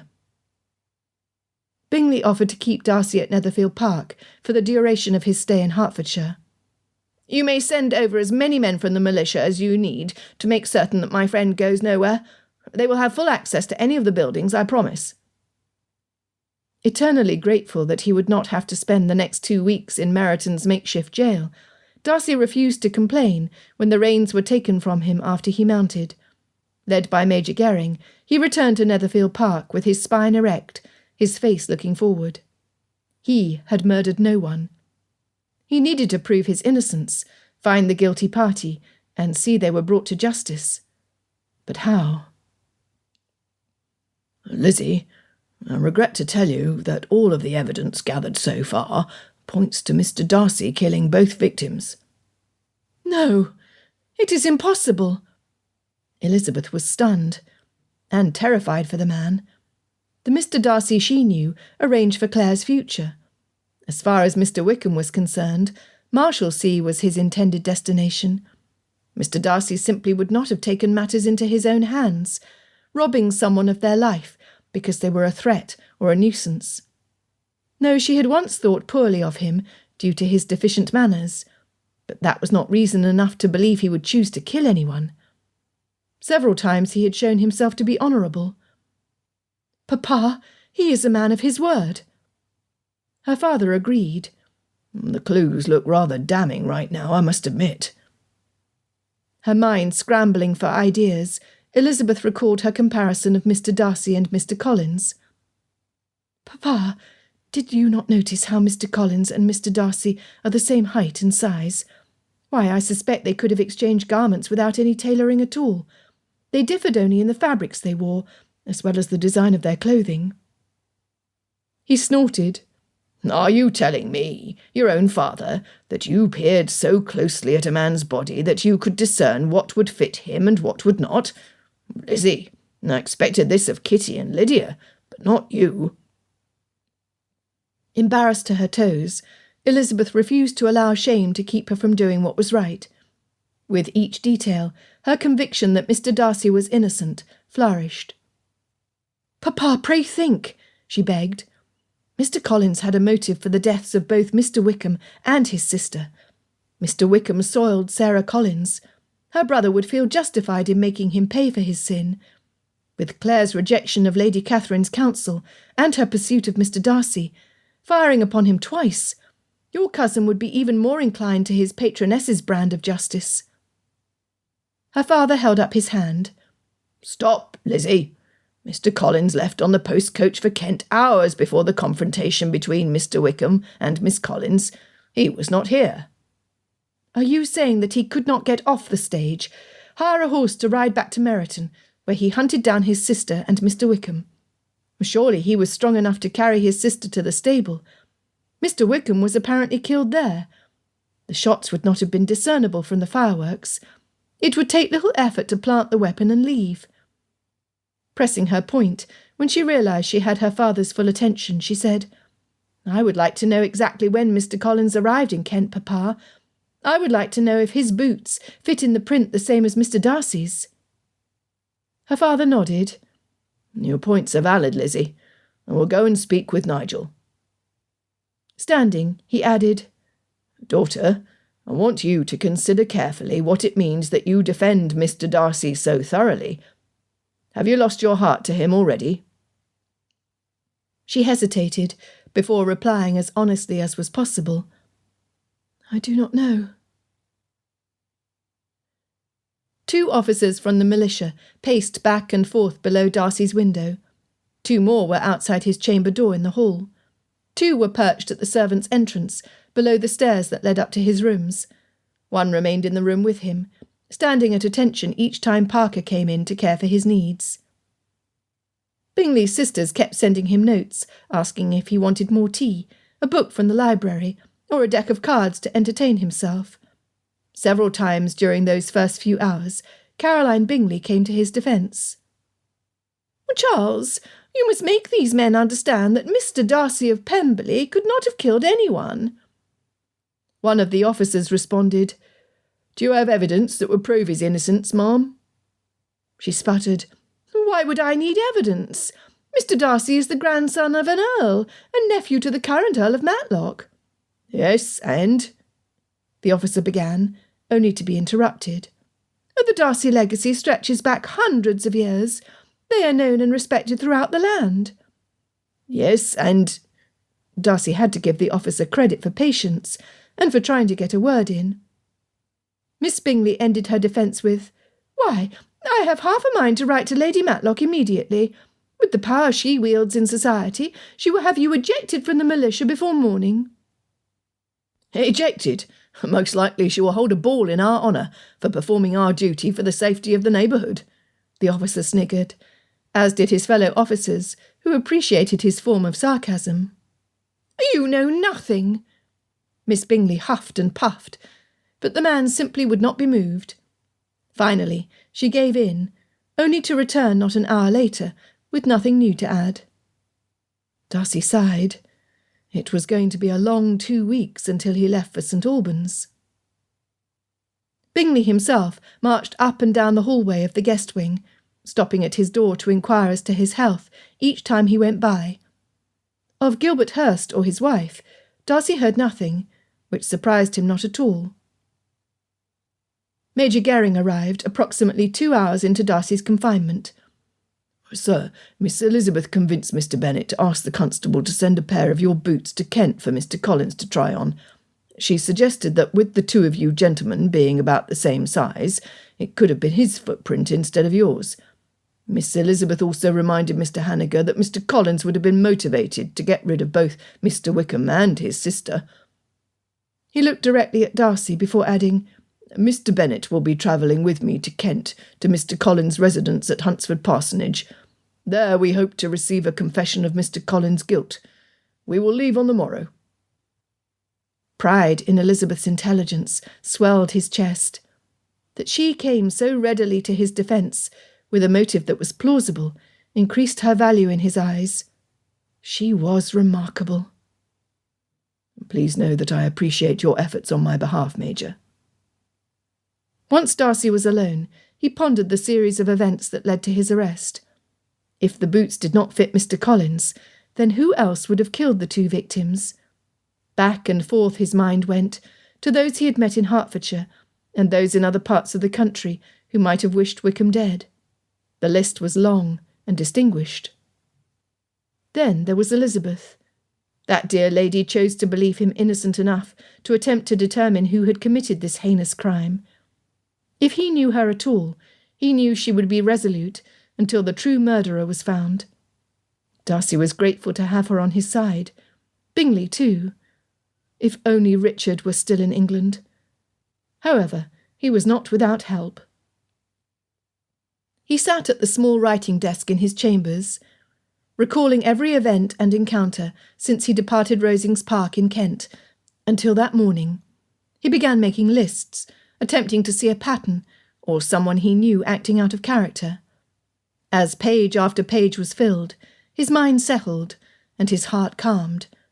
Elizabeth was not the only one looking for a motive for murder. Next, he penned a letter to the Chief Magistrate of the Bow Street Runners, with a detailed explanation of his case. Afterwards, he wrote to his uncle, Lord Matlock, who held more power than any other in the House of Lords. Finally, he began a letter to his sister, only to realise that he could not. No, he would not tell her of his current distress. It would be too much for her fragile heart to bear. Waiting was the worst part of the investigation as far as Elizabeth was concerned, With her father gone, there was nothing for her to do, except avoid the gossipers who were arriving almost by the minute, to whisper amongst themselves about the possible reasons why a lady would have been killed by a handsome officer, who then killed himself. Each teller seemed to revel in the inside knowledge they appeared to possess, embellishing details until the story contained very little facts and an abundance of speculation. And then there was the slander of Mr. Darcy's name. None of these women knew him, yet they reviled him as a murderer and a scoundrel. Elizabeth defended him until she was blue in the face, but they would not listen. She could no longer give heed to their lies. Removing herself to her father's office, she seated herself behind the desk. As if they had a mind of their own, her eyes darted to where her father had written Mr. Darcy's name. Sliding the paper closer, she read her father's notes. Mr. Darcy. Claire. She shot at him twice before Meryton, thought he was someone else. Wickham.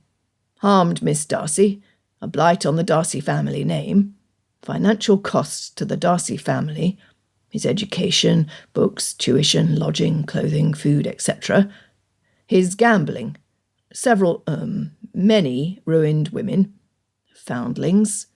Presumed to assume Mr. Darcy's identity. Mr. Collins. Claire. Disowned Claire Collins. Rebelled against Lady Catherine. Took justice into her own hands. Provided for family where he did not. Would not have shown her brother deference, at least not willingly. Wickham. Ruined youngest sister. Fathered a child. Abandoned Sarah. Destroyed family name. Longbourn. Wanted a bride, Elizabeth. Wanted me to hurry and die. Lady Catherine de Bourgh. I suspect that if she told him to get rid of Claire and Wickham, he would do it without batting an eye. Such is her power over him. Opinionated. Senseless to her true position in life. Has someone ever informed her that she is not the Queen of England? Conclusion. Mr. Darcy and Mr. Collins have motives, yet the stronger position of guilt, at least on paper, goes to Mr. Collins. Elizabeth lowered the parchment to the exact place where it had been found. Her father was more thorough than she was. She had not considered Mr. Collins' quest for his rights to inherit Longbourn. Turning the parchment over, she added her own notes. Rather than choosing to rewrite the facts as her father had outlined, she focused upon the emotions. She wrote, Claire. Distraught at the discovery of her sister's plight. If something like this happened to one of my younger sisters, I would be murderous towards the man who caused this outrage. Not only was the future of Miss Sarah Collins destroyed, so was Claire's future.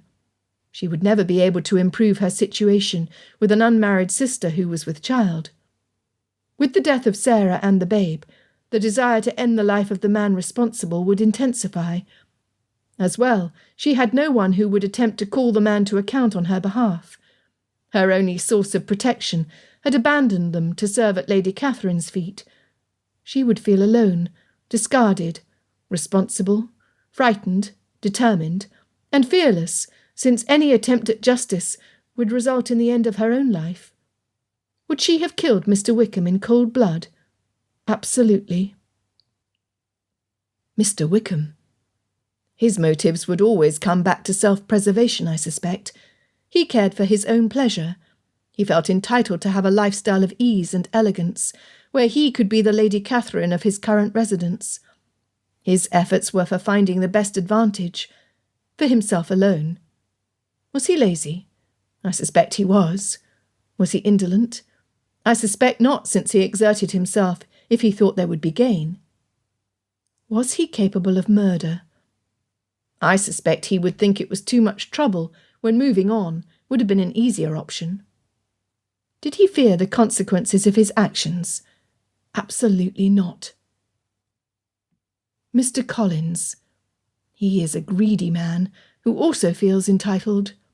His servitude toward Lady Catherine is not out of true love and devotion. No, he has found a position wherein, with little effort on his part, his needs and wants are cared for. He does not need to extend himself to make decisions. since she willingly does that for him. Due to this, he is even more loathsome than Mr. Wickham, since that man makes his own choices and acts on them.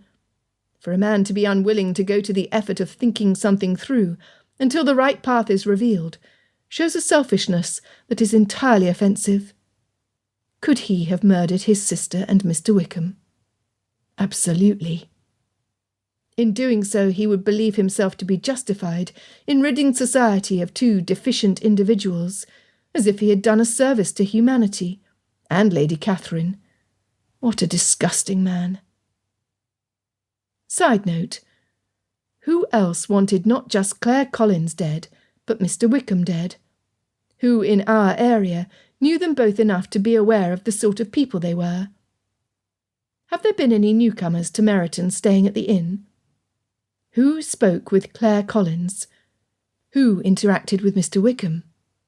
Besides Mr. Collins, who departed Meryton after the murders? Who would benefit from the deaths of the two who died? Elizabeth reread her list several times before a thought occurred to her that robbed her of breath. Sitting back in the chair, she considered this new angle to the investigation. Her heart pounded and her eyes teared. Swallowing, she looked again at what she had written, her eyes blurry. Heaven forbid. What if it was not Mr. Collins who had killed his sister and Mr. Wickham? Blinking her lids rapidly until her vision cleared, she mustered up her courage to reread the final line. Who would benefit from Mr. Darcy's death or permanent removal from society? Before she could contemplate the consequences, she sanded the paper, folded it, wrapped it in a blank sheet of parchment so no eyes except Mr. Darcy's would see her handwriting, and sealed it with her father's wax seal. Once done, she placed it back on her father's desk. Staring at the packet, she weighed the possible consequences should she send it. If it was discovered that she had penned information on the letter, it would ruin her. Sending a letter to an unmarried man was social suicide to a lady's reputation. But this was life or death. On the other hand, could she live with herself if she withheld the information from Mr. Darcy and he came to harm? Putting her hands over her face, she meditated on one question. What if it were her who was unfairly accused? She would be desperate for someone to help. Elizabeth closed her eyes and slowly inhaled. Why was she certain Mr. Darcy was innocent? Why was she considering putting her future on the line for someone she barely knew? Were her emotions blinding her to his true character? She had already been entirely wrong about him once. Elizabeth could not place her finger on the exact reason she knew Mr. Darcy was not a murderer. Or could she? The gentleman had not only said that disguise was his abhorrence, but he proved it when he refused to deceive Mr. Collins, that it was Charlotte and not her that they had aided on the orchard path. Although it was a seemingly small thing, this revelation of the true nature of his character was massive. At the cost to his own reputation, he had provided his coat for Elizabeth to sit upon under the tree, insisting that her comfort was paramount. Mostly, it was his honest recitation of Miss Darcy's plight that was most revealing of his true character. He shared information with her and her father as equals. With that said, Elizabeth knew beyond a shadow of a doubt that Mr. Darcy would not have sought justice with his own hands. Had he been so inclined, Mr. Wickham would have been dead before he left Ramsgate. No, the man was honourable, considerate, and most of all, innocent. Tapping the tip of her finger on the parchment, she reviewed her options. Again it went back to the question, what if it were her? Grabbing the letter, she gave it to Hill to have delivered right away to Netherfield Park. For justice to be served, to prove Mr. Darcy's innocence, she would risk everything. Later, she would meditate on why she was willing to pay that price for a man she had known for less than a fortnight. For now, he needed to know that he had others who cared what happened to him. And she did care. Very much.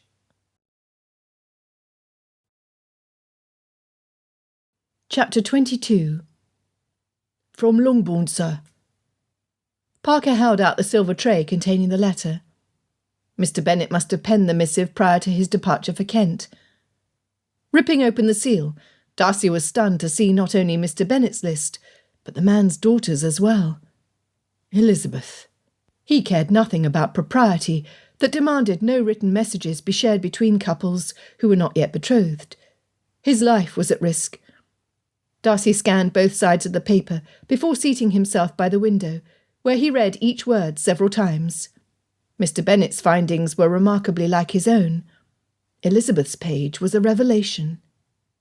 Her final question chilled him. Who wanted him dead or out of the way? The answer was simple. Anyone who wanted Pemberley, which left the field wide open. Had Wickham not been dead, his name would have been at the top of the list. Yet to contrive the death of two individuals who happened by circumstance to be in Meryton at the same time would have been the work of a brilliant mind. That alone reduced the number of those who could use the deaths to do him harm. His stomach churned. A vision of Georgiana, left alone and defenceless, tormented him. He needed help with his investigation so he could be proven innocent. Richard was gone. The Major and Mr. Bennet were not available. Bingley was... well, Charles would have no idea how to begin an investigation. He would wait impatiently for someone else, specifically his youngest sister, to take the lead, then follow. Elizabeth was his best resource. Rereading the list of facts outlined by the Bennets, he came to the same suspicion as Elizabeth.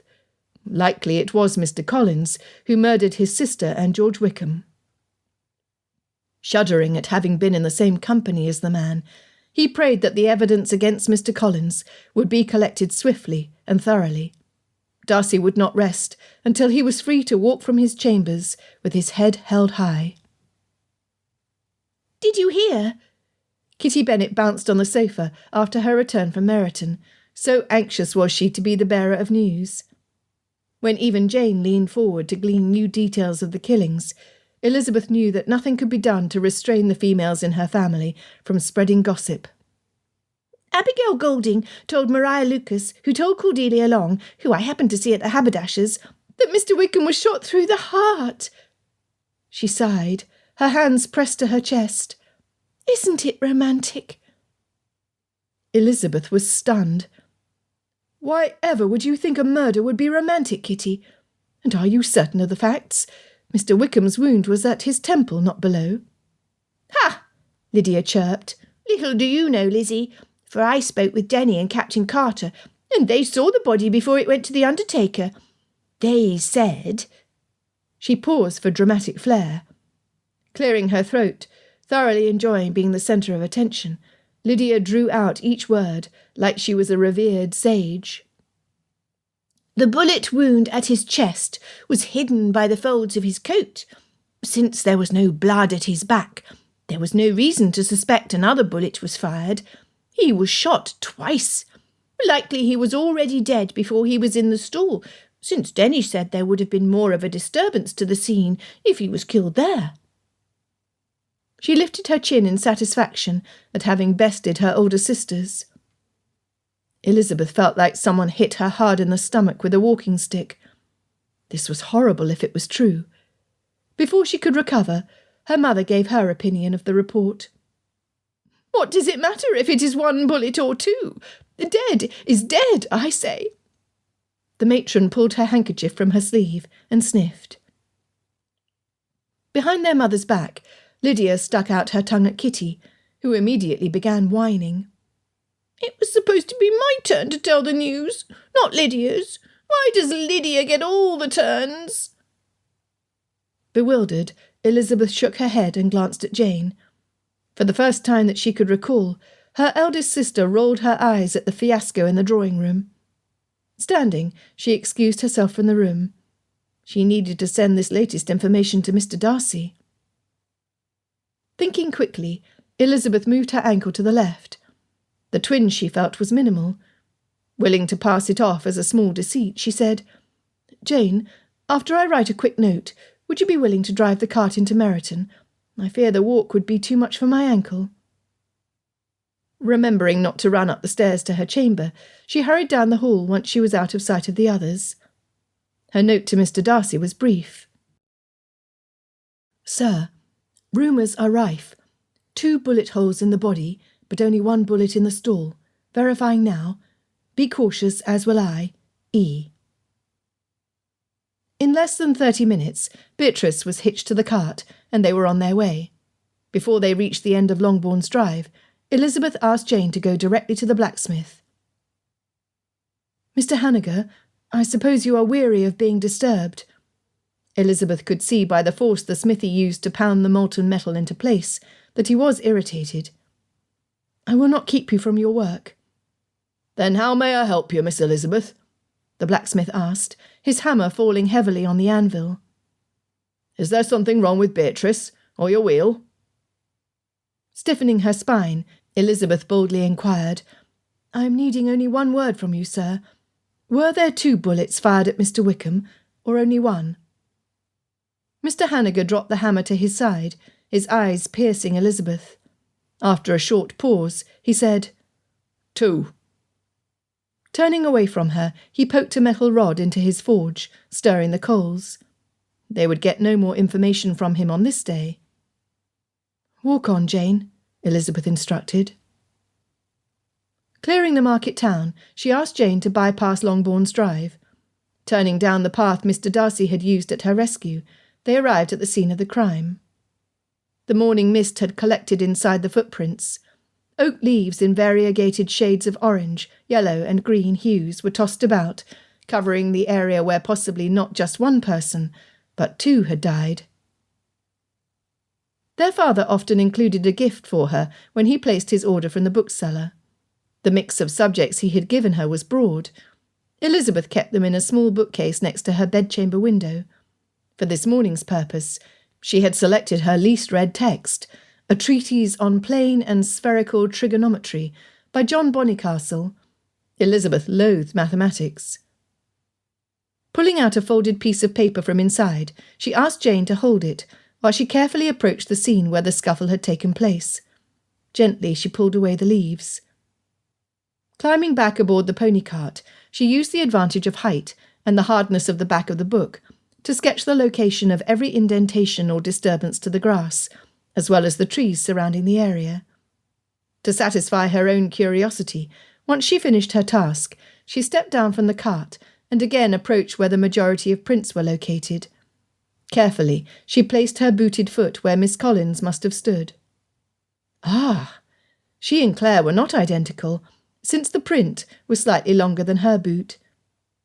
Lizzie, whatever are you about? Jane asked, shivering from the chill. Glancing around the area 1 last time, Elizabeth replied, Autumn has set in. When the rains come, the prints will fill in and be indiscernible later. I do not know if this information will be helpful, but I did not want to regret the lack of record later. Would this be helpful? Jane pointed to the trunk of the southernmost English oak that stood behind the other 2. The trunk was fissured with age, the canopy dotted with leaves that had not yet fallen to the ground. Elizabeth's eyes moved from the bottom of the trunk up to the first of its branches, carefully surveying every inch. Immediately below the crook where the branch shot out, a shard of wood was missing, exposing the lighter-coloured flesh underneath. She could not look away. Lifting her skirt to protect the hem from the damp, the walk to the tree was over far quicker than Elizabeth wanted. On one hand, the need to help Mr. Darcy was the weightiest reason she was there. On the other hand, the cousin she had only just met likely lost her life near that very spot. Pain and sorrow flooded her heart. When, on close inspection, her small finger penetrated the trunk easily, she knew the cause. Inhaling deeply, she placed the toes of her boots as close to the trunk as possible. Stretching to her full height, she placed her finger back in the hole. It was right where her heart was pounding so fiercely that Elizabeth was afraid it would leap right out of her chest. Do you have a knife? She looked back at Jane. 1 moment, Lizzie. Jane dug through the box kept under the seat. There is a knife, though I cannot determine how sharp it is. Grateful to be away from the tree, Elizabeth retrieved the blade from her sister. Despite her efforts to calm herself, her heartbeat had moved up into her throat. Expecting to have to burrow into the wood for several inches, she was stunned when the bullet popped right out into her hand. Her instinct was to drop the offensive item. Bracing herself, she studied it instead. The metal was flattened with only a small rounded bump on one side.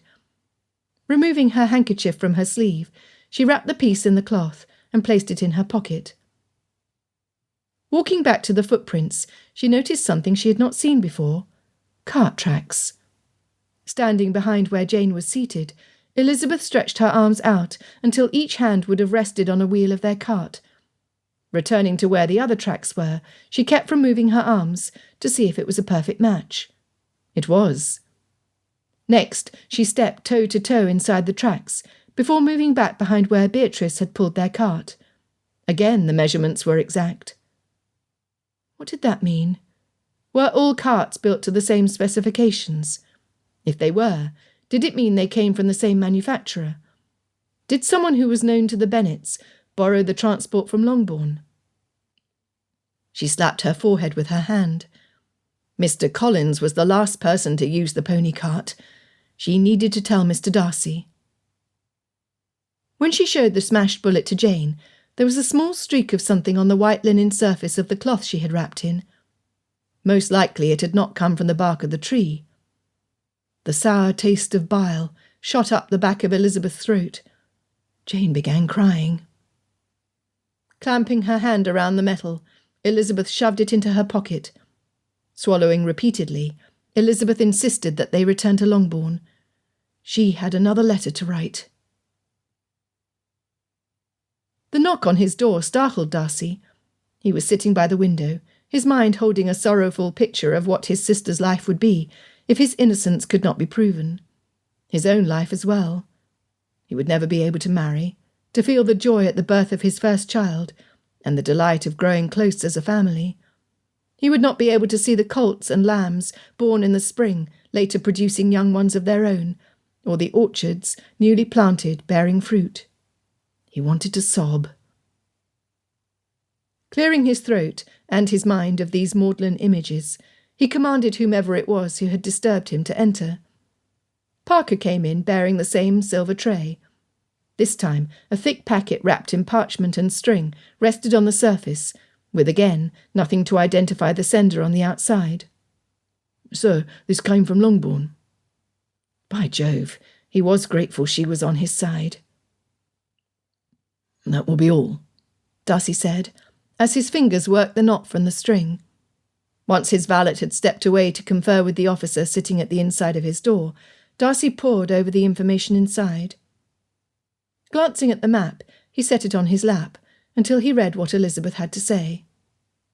"Mr. Darcy, I do hope you are seated, sir, since the news I bear, which is already being whispered in every drawing-room and parlour in the area, is dire. Mr. Wickham was shot in the heart and the temple. Yes, 2 of the officers reported that they saw both wounds. Mr. Hanniger also confirmed that there were 2 bullet wounds rather than 1. Therefore my conjecture is that both victims were killed elsewhere, brought to the blacksmith's stables after they were dead, planted there to look like a murder-suicide, with Mr. Wickham being shot again for effect. Who would do such a thing, I ask? It would, out of practical necessity, be someone who was strong enough to lift the bodies into a cart by himself, or who had comrades to assist in the transporting and repositioning of the corpses. If this was the case, I suspect there would have been a pact of loyalty, since unscrupulous strangers performing an illegal task could be bribed to point the finger of guilt at any party other than themselves. Do you know anyone in this position, sir? I have also enclosed a crude drawing of the orchard where the oak trees are. The compass points in the upper right corner are as accurate as I know, Mr. Darcy. Jane located the damaged area on the bark of the southernmost tree, where the enclosed bullet was retrieved. With no little amount of trepidation, I will tell you that I stood against that tree to confirm the range and height would have matched the location of Claire's fatal wound, had she been standing with her back to the tree.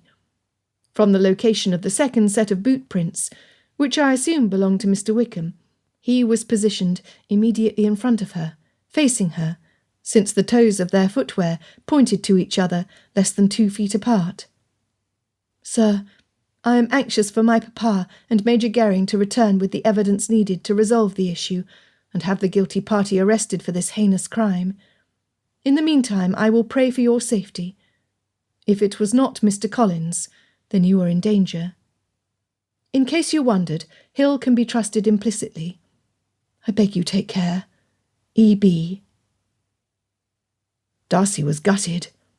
The murders were not a spontaneous reaction to an emotionally charged setting. This was cold-blooded killing with an intent to deceive. If he was not careful, he could be the next victim. Grabbing paper and quill, Darcy did something he had never done before. He wrote to an unmarried female, completely unrelated to him. E.B. If Mr. Collins is not the murderer, then all of us are in danger. I would beg you to remain inside Longbourn, along with the rest of your family, at least until Mr. Bennet returns from Kent. Once your father and Major Gering are here, and it is confirmed that the murderer has been apprehended, it may be safe. Please do not take any more risks on my behalf. I thank you for the information you have shared. In return, I shall report my suppositions. Whomever was in the orchard would have left the murder scene, covered with mud and blood. Where are these damaged garments and footwear? Where is the pony with the black mud from that location in its hooves? 2. Pray forgive me for mentioning this, but consideration needs to be given to how much heavier a dead body would be to carry than one who could place their arms around the carrier's neck, therefore better distributing the weight evenly. Mr. Collins did not impress me as one who developed strength and dexterity from hard work. From his own mouth, he admitted that he did not keep a horse, so his thigh muscles would likely not give him the power he needed to lift and shift a body weighing as much as his own. I apologize, E.B. You now have a mental image you never wanted, I imagine. 3. Something I did not see in your drawing were the hoof prints from the horses that your father, the Major, Bingley, John Lucas, and myself were riding. This leads me to believe that the thicker clumps of grass might have hidden the existence of a second person's prints. With that in mind, it bears asking, who would have assisted Mr. Collins with this crime? I despise being idle. The need to participate fully in this investigation is overwhelming. Yet I am forced to wait on your father's return. Nevertheless, please know that the second I am able, I will do all within my power to bring the guilty party to justice. Your servant, F.D. Folding and sealing the letter, he tasked Parker with the delivery to Hill at Longbourn. Chapter 23. By the end of the first day without her father in residence at Longbourn, Elizabeth and Jane had visible proof that Mrs. Frances Bennet was not a good decision-maker. Blatantly rebelling against the direction of her husband, Mamma invited 2 of the officers from the militia to tea. During the conversation, Mr. Denny and Captain Carter competed to share the most vivid details about the recent murders. The ladies, including Elizabeth, if the truth were known, leaned forward to not miss a word. "Why, I heard that the lady and gent from Netherfield Park were more than friends," Captain Carter sneered, "if you know what I mean." Mamma fanned herself with her handkerchief, while Lydia begged for more salacious details. Denny added, "Well, I heard that the lady and Mr. Wickham were sworn enemies of Mr. Darcy, that he had ruined and then tossed the lady aside like refuse. From Mr. Wickham he stole a valuable living. Mr. Darcy is an evil man who needs to pay for his crime." How dare they vilify Mr. Darcy? Elizabeth opened her mouth to defend the gentleman against their vile claims, then snapped it shut. They would not understand why she, of all people, would stand up for him. Likely they heard the rumours about Mr. Darcy's insult to her at the assembly. More importantly, to openly side with a suspected murderer would not allow her the freedom to investigate. Mouths would close, and tongues would wag behind her back. Could this be true? Jane asked, her eyes tearing up at the claim. Mr. Bingley, who is kindness itself, would never have a close friend capable of doing anyone harm. Both men blushed at her innocent chastisement. Elizabeth used their discomfort to further her own purpose. Creating doubt in their minds would be a more effective tool than confrontation. With the way the two officers liked to share information, any uncertainty created had the potential to spread. At least, that was her hope. "Gentlemen," she began, "it was reported to our family by our beloved father that Mr. Wickham was not an honest man, although I do not know of these matters." Elizabeth closed her eyes, sighed, and dipped her head in mock humility, something she had observed often when Mr. Collins was at Longbourn. "We were all given to understand that despite his recent arrival to Meryton, Mr. Wickham left behind debts with the merchants and debts of honour with the militia. Is this information not true?" "Well, Mr. Denny sputtered. "Indeed, Mr. Wickham owed me money that I wish he had paid. However, Mr. Darcy made it right. He owed me a fair amount too." Captain Carter poked himself in the chest with his thumb. "We aren't the only ones, I hear. Wickham was one who took risks with his money." Elizabeth lifted her eyes from her lap, her posture as demure as was possible. "It appears as if he liked to risk the funds belonging to others as well, Captain." "Yes, well," Captain Carter said, "it does not mean the man deserved to be murdered for a few coins." I wonder." Elizabeth paused. "If a man showed no integrity to those like you, whom he claimed as friends, would he inherently lack integrity in other areas of life, such as with the fairer sex?" "Oh, yes, Miss Elizabeth," Mr. Denny immediately replied. "Why, I could tell you many a tale about the times that Wickham— Well, they would not be stories fit for ladies, I'm afraid." "Pray do tell," Kitty and Lydia begged. Even their mother seemed eager to hear something nefarious she could later share with the other matrons of the community. Elizabeth sought to nip the conversation in the bud. "I thank you for your restraint, Mr. Denny. That you show ladies far more dignity than Mr. Wickham had is commendable. I am certain that your mother would be proud." He blushed, then gulped the rest of his now tepid tea. "Gentlemen," Elizabeth's tone rang as if it was solid steel, "you do recall that Miss Clare Collins, the lady you implied as having a torrid affair with both Mr. Darcy and Mr. Wickham, is our cousin, do you not?" She paused briefly, not allowing them time to gather their thoughts. Continuing, she said, "If you recall the scene at the inn, Miss Collins did not know which man was actually Mr. Darcy. Mr. Wickham had used the man's name to perpetuate theft and dissolute behaviour.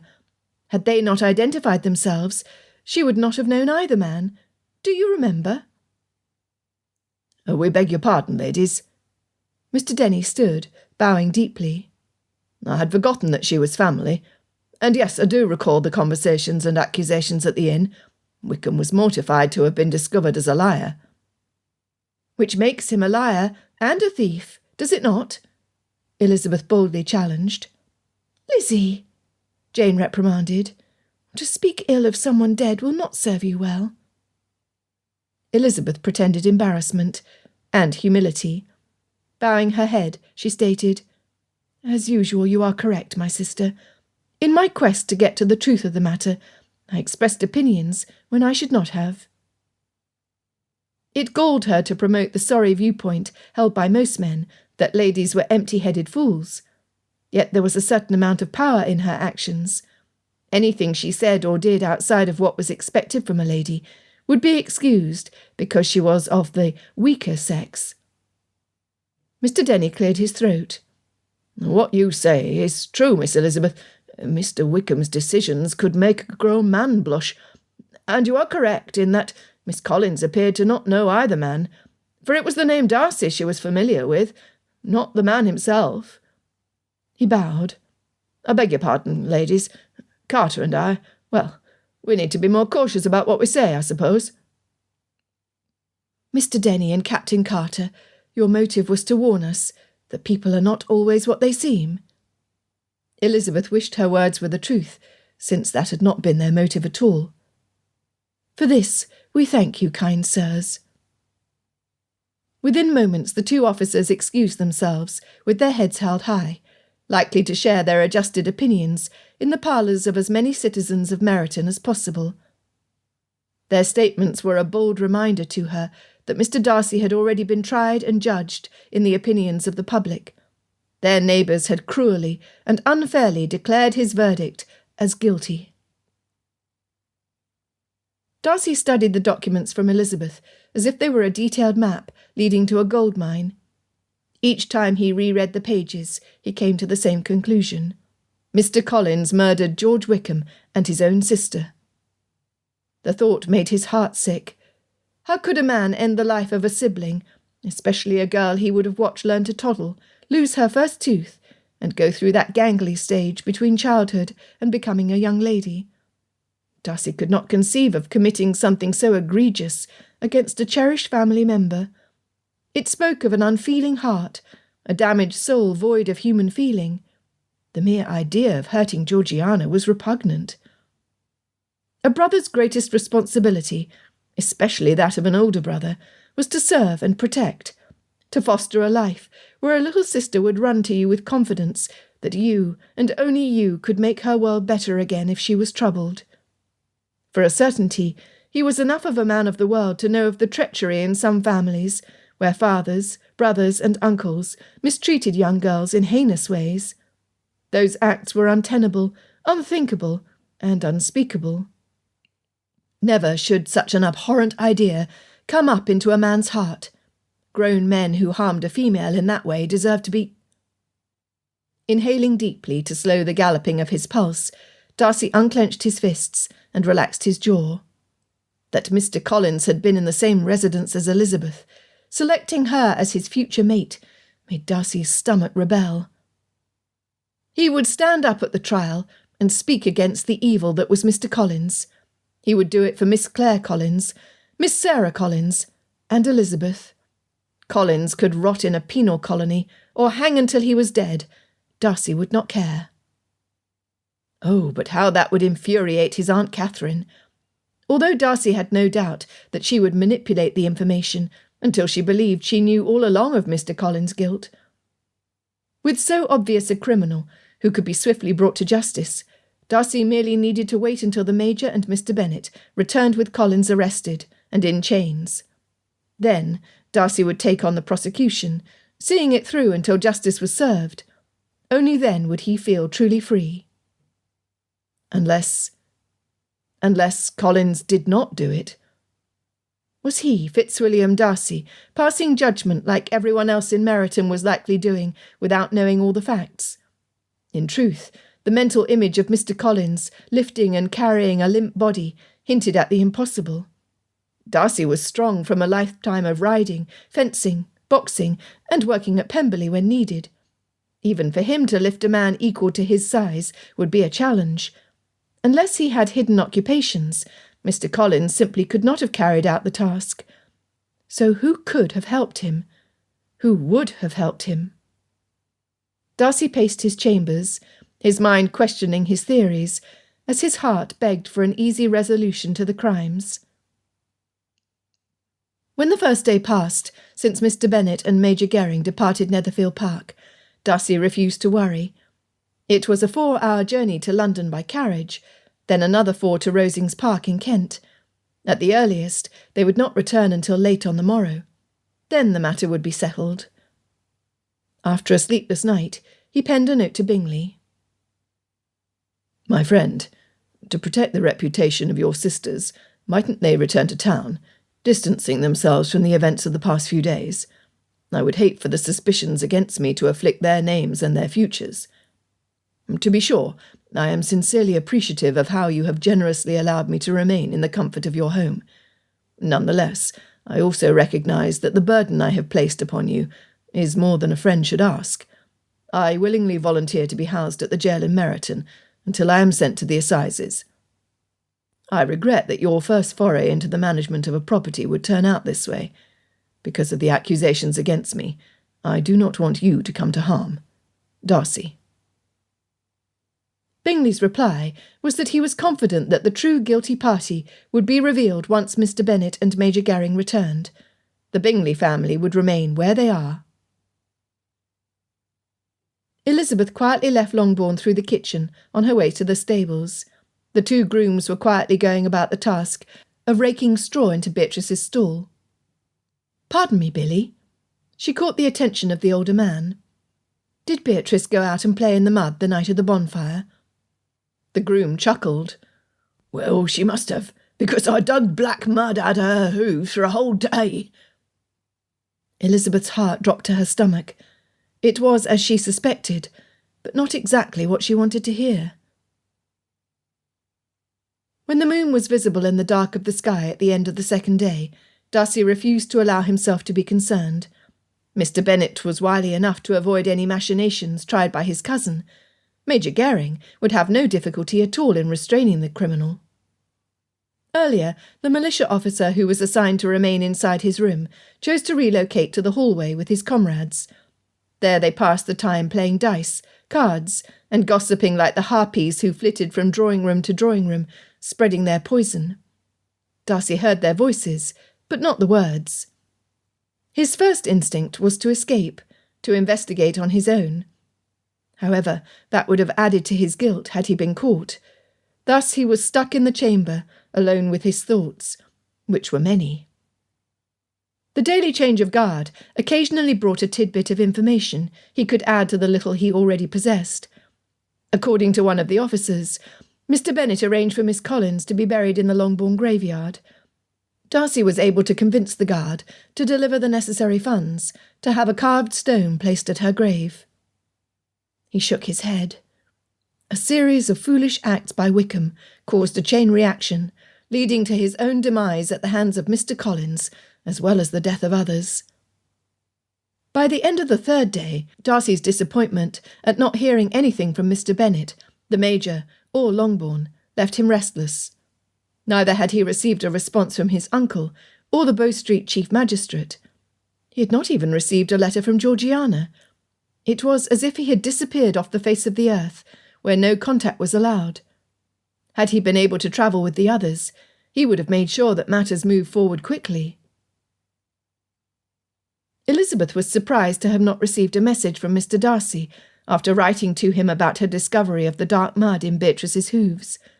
That someone was bold enough to enter Longbourn's stables the night of the murder, to move the bodies while the staff was at the bonfire, was appalling. Additionally, a close inspection of the back of the pony cart yielded nothing. Whatever blankets were used to protect the surfaces had to be hidden somewhere.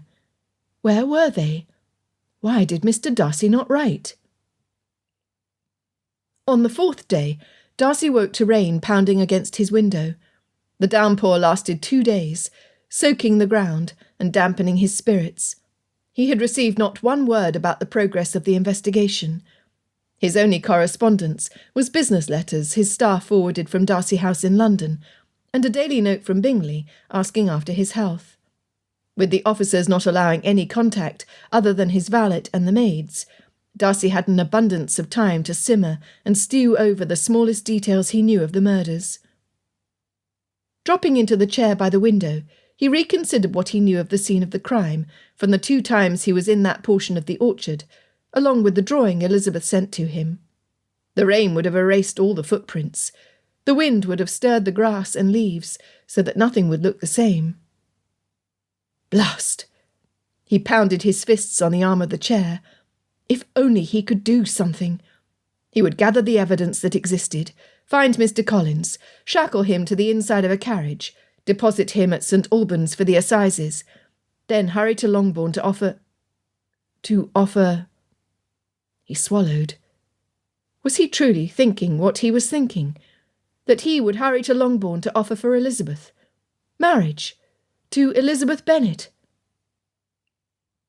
Darcy held his breath, waiting for panic to settle in.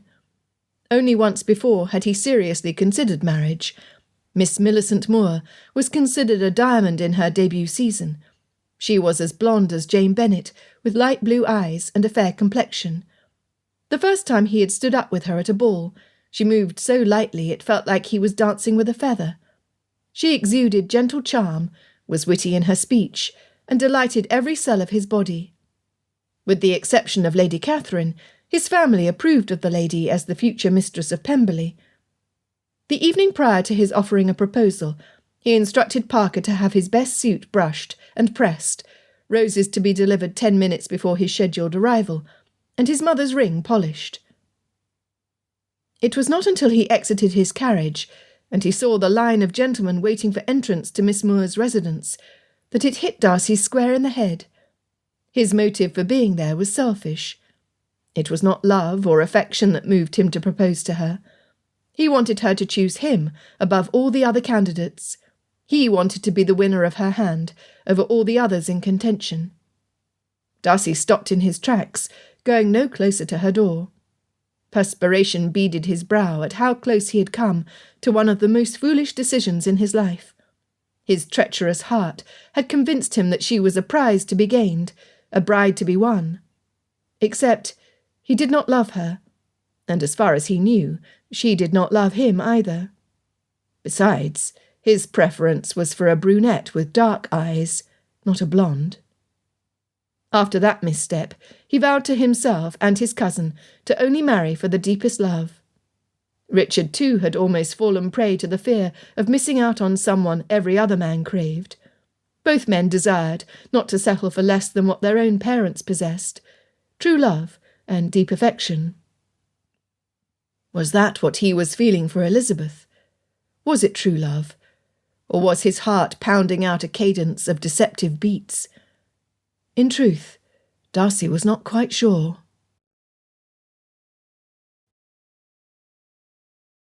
Chapter 24. Elizabeth worried about the continued absence of her father, and she fretted over not hearing from Mr. Darcy. By the end of the 7th day since her father and the Major departed Hertfordshire, only Charlotte was able to calm her frayed nerves. After a short conversation, Charlotte handed her latest in her series to Elizabeth. The paper was folded, wrapped, and sealed with the direction for the Times on the outside. As they had done many times before, Elizabeth would pass it over to Hill for him to post the next time he took the pony cart to Meryton. "Have you had news from your father?" Charlotte asked. Frustrated, Elizabeth admitted, "We have not." I wonder if he has written directly to Mr. Darcy then," Charlotte mused. "No, for Mr. Bingley reports that the only mail his guest receives is from his house in London, or from Miss Darcy. Papa would send a letter directly to Netherfield Park, should he write to Mr. Darcy." Elizabeth pulled the brim of her bonnet down to keep the heavy mist from her face. Charlotte had driven her family's pony cart, which had smaller wheels than the one belonging to the Bennets. "Mr. Bingley comes to see Jane daily, then?" Charlotte asked. "I suppose your mamma is over the moon with excitement at the possibilities. Has Jane decided that he is the one?" "Other than 2 days away to care for business in London, Mr. Bingley has been a constant visitor," Elizabeth said. "I'm not privy to Jane's private musings, as you know. However, she anticipates his arrival at Longbourn and welcomes him when he is here." "And what of him? Has he spoken to Jane about their future?" Elizabeth appreciated that Charlotte most often came directly to the point. She claimed it was because she was old enough to be considered on the shelf, so she no longer needed to guard her tongue. Elizabeth scoffed at the idea, since her friend would be forever young in her mind. They often have their heads together. Their conversation is kept between the two of them. Nevertheless, just yesterday, he rejoiced in the smooth running of Netherfield Park under his own hand, loudly enough that all in the room were able to hear. He speculated that he might be willing, in the future, of course, to take on a larger estate, should one come available. The joy his accomplishment brought him was written on his face. He is a modest man, who seems to complement Jane's character very well. Charlotte nodded. "I am pleased for her if the two of them agree to wed. I fear Jane would shrivel and fade away should she be attached to a cruel or selfish man. She is not like the two of us, Lizzie. A vicious man would rue the day he tangled with either you or me, would he not?" Elizabeth chuckled. "Then let us keep away from those sorts of men, I say." Clicking her tongue, the cart moved forward. Elizabeth waved until Charlotte made the turn at the end of the driveway. The ribbons of her bonnet snapped in the stiff breeze. Pulling her jacket closer, she shivered. Autumn was welcoming the upcoming change of season with open arms. Yet, despite the cold, Elizabeth remained outside. Change had blown into Meryton with the arrival of Mr. Darcy and the Bingleys to Netherfield Park.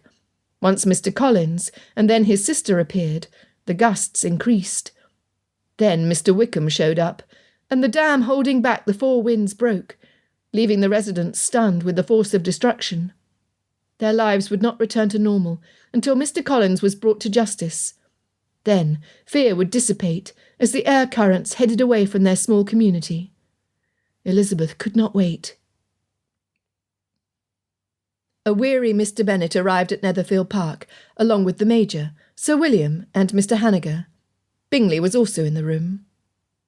It was a relief for Darcy to be outside his chambers for the first time in a se'nnight, especially to receive good news, freeing him of suspicion. When none of the men spoke right away, a wisp of apprehension began to grow. As the minutes passed, trepidation blossomed into fear. Darcy had a million questions he wanted to ask, to have his curiosity satisfied. However, he remained quiet and waited. Finally, Mr. Bennet cleared his throat, shook his head and said, "We arrived at Hunsford Cottage to discover Mr. William Collins splayed in his chair, an empty bottle of spirits at his side, a cup shattered on the floor." Darcy nodded, unsurprised that the man's guilty conscience had driven him to drink. Mr. Bennet continued, "A pistol was in one hand, a poorly written note confessing to the murder of his sister in the other. Nothing was said about Mr. Wickham's death." He glanced at the others. "We assumed his loss of life was circumstantial rather than intended." No, no, no. Darcy's stomach began to churn. "He was dead." What? Darcy felt behind him for a chair, his knees no longer able to support him. Mr. Bennet was not yet done. "Your aunt, Lady Catherine, upon being informed, declared it impossible. We said nothing to her about Mr. Wickham, since he was likely unknown to her." Mr. Bennet shook his head in disgust. "As Mr. Collins' closest heir, I saw to the man's burial, the disposal of his possessions, and the closing of the cottage until another occupant can be chosen by your aunt." Darcy dropped his head into his palms. "Before we departed, the Major retrieved the pistol, the bullet lodged in the wall behind Mr. Collins, and one of his boots from his closet." Darcy's head shot up, his eyes on the speaker. "They were similar enough to yours that we, the Major, the magistrate in Hunsford, and, I believe, justice would be served by clearing you of all charges and suspicion, Mr. Darcy." The relief was incredible. After a long pause, Bingley slapped him on the back. "Well done, Darcy." Not wanting to take anything for granted, Darcy glanced at Sir William and Mr. Hanniger. Both agreed with the findings. William Collins was guilty of murdering his sister and George Wickham, then himself. Moments later, Bingley left to inform his family. Sir William returned to Lucas Lodge, and Mr. Hanniger went back to work at his blacksmith shop. Major Gering moved a side table to the centre of Bingley's study. Placing 3 chairs around the small table, he gestured for the 2 others to be seated. Once they were settled, he put 4 small wads of paper onto the surface in a straight line. Unwrapping the first, he put the smashed bullet back on the table. "This was the bullet we retrieved from your carriage." Unwrapping the second, he said, "I dug this out of the stable behind Wickham's head." It was almost twice the size of the first bullet. "The third was just given me by the blacksmith. It was removed from Wickham's heart before he was buried." Darcy shuddered. The third one almost matched the second. The fourth one was similar. "This was from Mr. Collins' wall." "One moment, if you please." Darcy hurried back to his chambers to retrieve the bullet that Elizabeth had retrieved from the oak tree she sent in her second letter. Returning to the study, he placed the metal next to the others. "This came from the tree in the orchard." It was approximately the same size as bullets 2, 3, and 4. Mr. Bennet rubbed his eyes. Darcy said, 4 similar bullets that killed 3 people. This proves that the same weapon fired bullets 2 through 5, if I am correct." The Major nodded. "Which proves that Claire Collins murdered no one, and that Mr. Collins killed the others and himself?" Darcy asked. Neither the Major nor Mr. Bennet answered right away. Finally, the Major said, "Not necessarily. You see, the curious thing was that there was no smell of alcohol about Mr. Collins. Recall Mr. Wickham's white gloves, which were remarkably free of powder stains. It was the same with Mr. Collins. There was no residue on his fingers. Additionally, there was no black powder burn in the barrel or in the flash pan, no scarring from the spark initiated upon repercussion in the gun he held. It is impossible to wipe a weapon completely clean, to restore it to condition once it has been fired. Also, it was a much smaller calibre than the one that fired these 4 bullets." "You are saying—" Darcy wanted to be sick. "I am suggesting that Mr. Collins was murdered by the same person who killed Miss Claire Collins and Mr. Wickham." "Dear God in heaven," Darcy exclaimed. His stomach plunged to his knees. Mr. Bennet added, "We know you were not the guilty party, since you were kept under watch during your confinement. Upon our arrival here, the staff reported that you did not leave your chambers once during the past se'nnight. Therefore, you are no longer under suspicion." "But who?" Darcy asked, stunned at the information. Mr. Bennet shook his head. "We do not know." "Then there is a murderer on the loose in Meryton." He shuddered as a cold chill shot down his spine. "We believe so," Mr. Bennet admitted. Major Gering wrapped the bullets back in the paper from which they came. Each was labelled with the place where they were retrieved. "Sir, you should also know that we spoke with a midwife in Ramsgate who cared for Miss Sarah Collins just prior to her sister's arrival at Rosings Park. We were told that the young girl started bleeding early in her pregnancy. Neither survived what the midwife called a miscarriage. The girl was buried in a plot in the family cemetery near their home. This confirms that Miss Claire Collins was telling the truth." Mr. Bennet added, "Yes, well, since there were no heirs to the Collins estate who survived the atrocious events since the loss of young Sarah, I arranged for the property to be placed with an agent who will lease it or sell it. It is modest in size and in rather poor shape.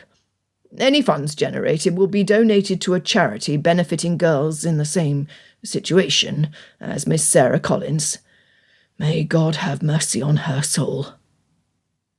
Mr. Bennet wiped his hand over his eyes. "Gentlemen, I have 5 daughters, one the same age as Sarah. I cannot begin to stress how much these events put the fear of God in me. I need to go home to see my girls."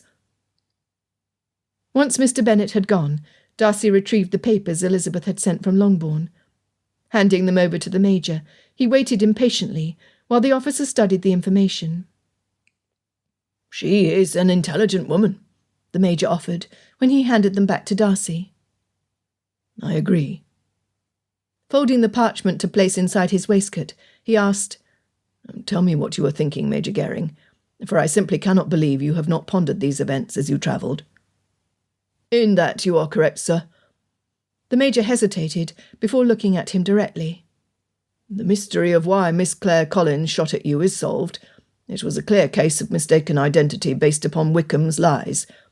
As far as her intent, Miss Collins' case is closed." He inhaled, then exhaled slowly. "The easy course would be to believe Mr. Collins perpetrated these crimes. Yet, although he most likely killed his sister and George Wickham, I do not believe he was responsible for his own death. Which makes me wonder, did he actually kill them?" Darcy was beginning to believe the same. A thought occurred to him. "Just how close did his boot compare to mine?" The Major rubbed his hand over his mouth before replying. "They were about the same length, although narrower on the sides. Where they differed was in the heel. His were almost double the height of yours." He paused to let that fact sink in. "Now, Collins was probably a stone heavier than you, and from the wear of the heel and sole he walked on the outside of his feet. If you compare Miss Elizabeth's drawing with what we know from his boots, they do not match. The print left in the orchard was level, with only a slightly deeper impression at the heel." "Then it would not have been Mr. Collins who was there?" "It would not," the Major confirmed. "Blast! Then who murdered Claire Collins, her brother, and Wickham?" "As of yet I do not know," the Major admitted. "But I am determined to find out." "As am I," Darcy muttered to himself.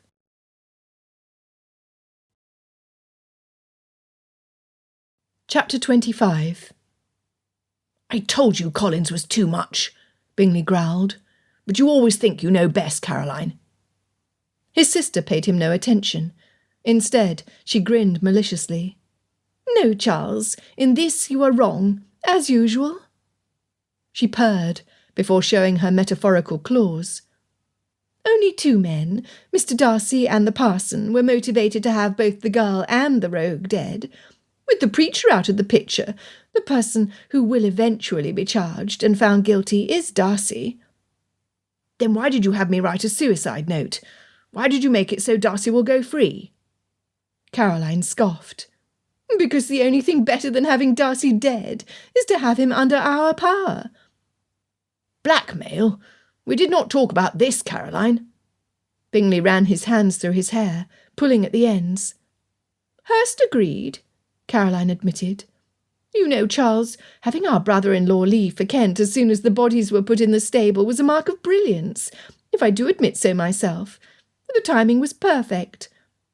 She smiled her malicious smile. "I must confess that I had no idea Hurst was a capable man.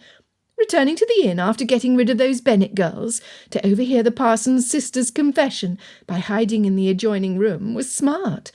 I had no idea he could be of use to us in a practical way." Bingley paced the room. "This is not right, Caroline. We never talked about blackmail. Good God in heaven! I know what you were about." Bingley swore a blue streak. "Because Darcy rejected you as mistress of Pemberley, you want him to pay, to suffer humiliation at your hands as you suffered under his." Her elevated chin and the tilt of her head told him more than words that he was correct. "You had Collins killed for your own vanity, Caroline." Disgust riddled his voice. Cupping his hand over his mouth, he considered the mess they were in. "You have left us with no choice. We have to make sure Darcy is dead before he works out what you did, or we are destroyed." "Oh, you worry far too much," Caroline soothed.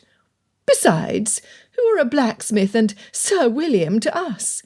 They read Mr. Collins' suicide note and believed every word. Mere simpletons they are. However, as you reported, Mr. Bennet and Major Gering are much more discerning. The finger of guilt is still pointed at Mr. Darcy for the murder of Miss Collins and that rake. What was his name? Doubt has to be brewing in their gut." Before anyone could reply, she continued. "Oh, never mind them. They are not important. Once Louisa and I journey to London to retrieve dear Georgiana, we will have no difficulty getting her into the carriage when we tell her that her brother needs her here because he is in danger. By the time we are north of the city, and she realises we have none of her luggage, it will be too late. Like Sir William, she is a simpleton. She will do as we tell her." Bingley dropped into his chair. "You had better be right, Caroline." "I am right, Charles. Stop worrying." Caroline flicked her wrist at him. "Do you recall your part of the plan?" He huffed. "Hurst and I will follow you to London. Then we head north for a quick trip to Gretna Green. I will marry Miss Darcy, making me the new master of Pemberley." Her tone sharpened. "Do not forget, brother, you will not become master as long as Mr. Darcy is alive. I suggest we bleed him dry before he dies. He needs to pay for his arrogance." Bingley ran his fingers through his hair. "No, we are too involved to veer from the course we already set. This had better work." "Oh, fine," she pouted. "If you insist, we will do things your way."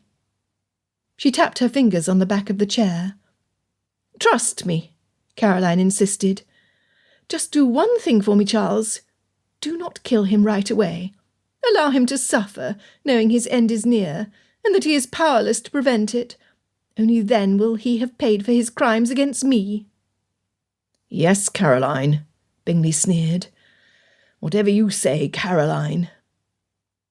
Ignoring his sarcasm, she added, "No one will expect the accident that will befall him if everything goes as planned. When he goes missing, Mr. Bennet and Major Gering will no longer doubt who murdered Claire Collins and Mr. Wickham. Before we leave Hertfordshire, we will plant enough clues to lead the investigation right back to him." Elizabeth's patience was almost at its end. Her mother and younger sisters captured and held her father's attention as soon as he walked into the door. All they could talk about was nonsense about ribbons, officers, and local gossip. When he asked his wife about the lace on the neckline of her gown, Elizabeth's chin dropped. Instead of ignoring their prattle, he sat as if they spewed the wisdom of the world. Who was this man, and what had happened to her father? When Lydia insisted that their father rescind the order restricting officers to Longbourn, his reply confirmed more than words that something had happened in Kent that changed him. "My dear girl." Papa gave his full attention to his youngest. "Do you not yet understand why I do not want them to call?" "Sure, Papa," Lydia reasoned. "You don't want us to have any fun until we are old like Jane and Lizzie." Elizabeth barely restrained herself from rolling her eyes. Even Jane was having difficulty. "No, Lydia. The 5 of you are my babies. Your mother and I know the best of each of you. We see your beauty, your kindness, and your charms." What? Elizabeth was stunned. Never had her father spoken like this to any of them.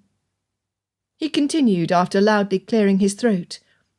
"We also see those small areas where improvement can be made.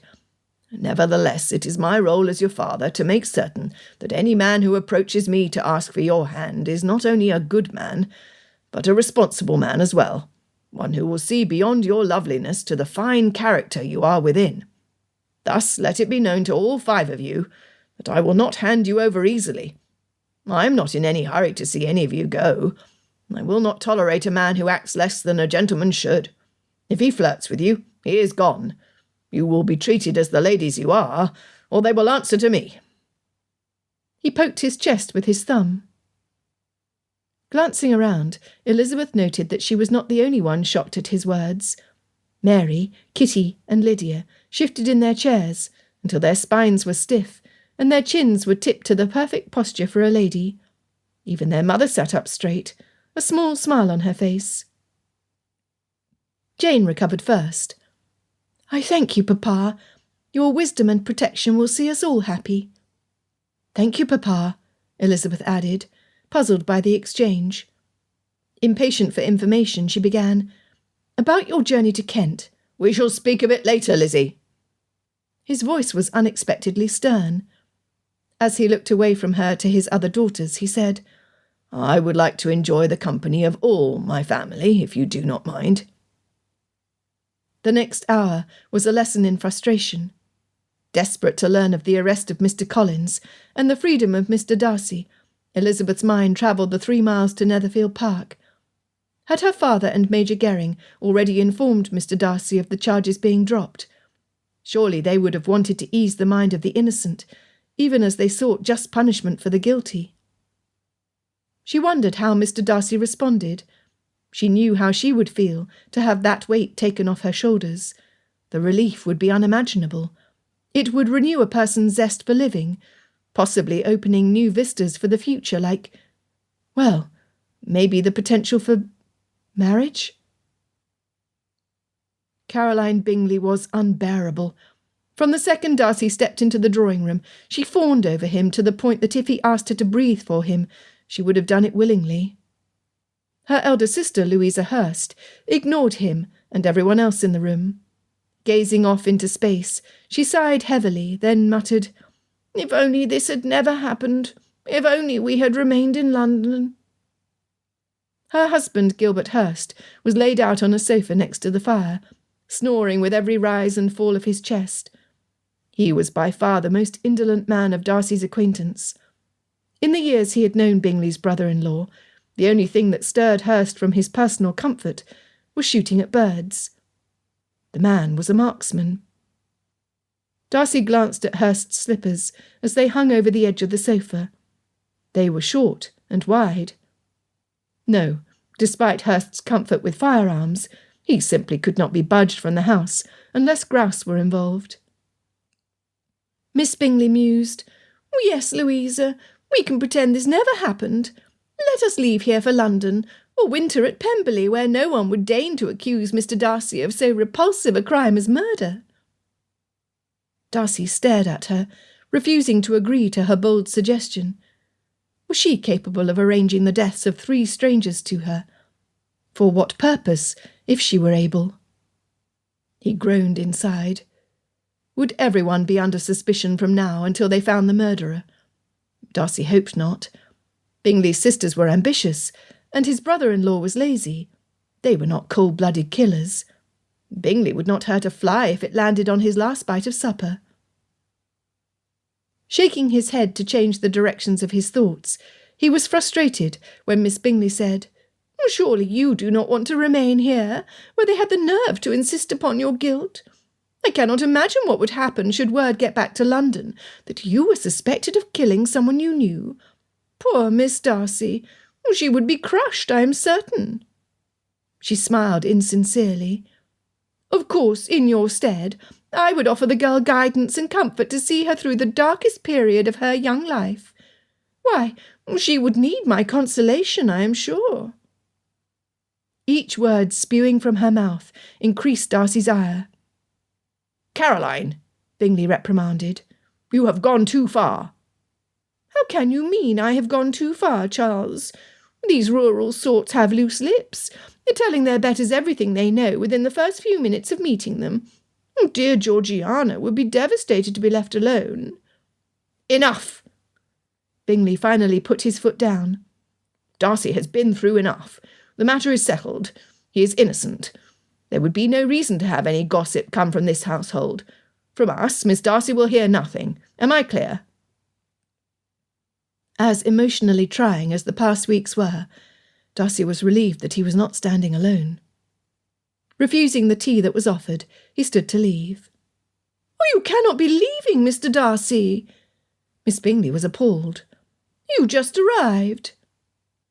"I beg your pardon." Bowing properly, Darcy added, "I need to speak with Mr. Bennet." "I will join you," Bingley quickly offered. To the tune of Miss Bingley's inelegant harumph, the 2 men left the drawing-room. Although Darcy would not admit it to Bingley, it was not Mr. Bennet he needed to see, it was Elizabeth. Mr. Bennet finished his narration of events upon his arrival in Kent, along with his discussion with Major Gering and Mr. Darcy at Netherfield Park. Elizabeth was troubled. "Papa, I fear you will be unhappy with me when I reveal that I shared your list of suspects with Mr. Darcy. On the back were my suppositions as to motive." Elizabeth chewed on the side of her thumbnail. "Yes, he showed me both papers delivered to him from this house." "Both? There were a total of 4 I sent through Hill. I wonder what could have happened to the other 2. One addressed the gossip of the militia, and the other reported finding mud in Beatrice's hooves." Her father shrugged nonchalantly. "Perhaps they were in a pile with his other letters." Waving his hand over the papers strewn over the surface of his own desk, he grimaced. Elizabeth was disappointed. Had Mr. Darcy not taken her discoveries seriously? She could not imagine he would not. His life was on the line. Her father said, "Yes, well, be that as it may. I spoke with Mr. Phillips before returning home." Mr. Phillips was her uncle, the husband of Mrs. Bennet's sister. As an attorney, he had studied the entail on Longbourn thoroughly. "Papa, with the death of the whole Collins family, where does this leave Longbourn?" Her father nodded. "With Collins dead, the question was, who will own the estate when I am no longer here? The entail was written by my grandfather in a way particular to his situation. I have long known that should Mr. Collins predecease me, Longbourn will remain in the family, as long as one of my daughters has a son who would take the name Bennet." He rubbed his jaw. "Thus it is not a giant leap to suppose that someone might suspect me of using the current circumstances to rid myself of Mr. Collins, to possibly end the entail, whereupon I could leave the estate to a grandson." "Papa!" Righteously indignant, Elizabeth stood to pace the small confines of his study. "No one who knows you would ever believe you would resort to violence to save our home." "Ah, but is that not the point?" A tap on the door came as the words left her father's mouth. Expecting Jane, Elizabeth spun towards the door. Jane would never be able to tolerate the subject being discussed. However, it was not her sister. She was surprised, and at the same time joyous to see Mr. Darcy.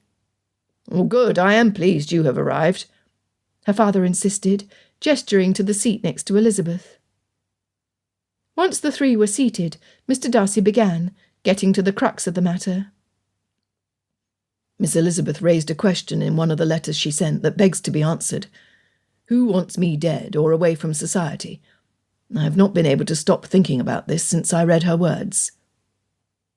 Glancing sideways, Elizabeth caught his eyes upon her rather than her father. The corner of her lips rose higher the longer he gazed at her. Heat rose from her neck to settle in her cheeks. Mr. Darcy's face was rather flushed too.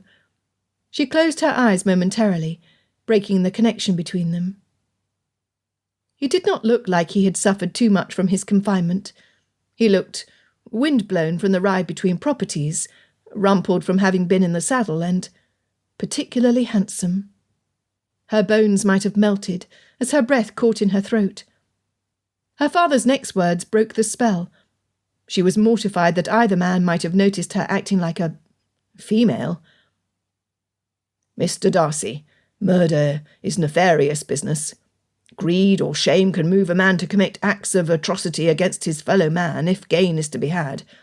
Lizzie and I were discussing how myself and Longbourn will potentially benefit by having Mr. Collins gone." "Does his death break the entail, then?" Darcy asked. "As far as I know," her father admitted. "Brother Mr. Phillips does all of my legal work. He reviewed the original documents when I told him of Collins' arrival 3 weeks ago. Unless he is mistaken, which I sincerely doubt he is, Longbourn now has the potential to remain with my family." Mr. Darcy nodded.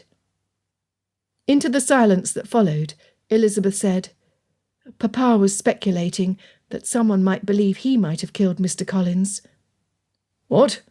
Why would anyone think you capable of murder?" Her father sat back in his chair.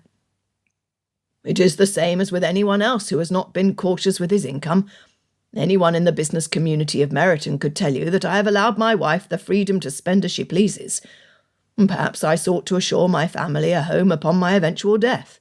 Once a rumour or a conjecture is expressed within someone else's hearing, it is rife for retelling, until what eventually comes back around bears little resemblance to the truth." "Mr. Bennet, we need to aggressively search for the person who killed Miss Collins and Wickham. Once we locate him or her, we would likely have the murderer of Mr. Collins." Mr. Darcy sat forward in his chair. "I have studied the list provided by Miss Elizabeth diligently." He glanced at her and smiled, before continuing. "The one clue that is most telling is the boot print. Unless a woman was of extraordinary size, which would be noticeable, the perpetrator was a man with the same size feet as mine." "It was not you," Elizabeth stated, causing both men to focus solely on her. "I have proof," she added. "What do you mean, Lizzie?" "Papa, the heel print of the boot was embedded into the mud, slightly lower than the sole. When Mr. Darcy stands still for any length of time, he rocks back on his heel.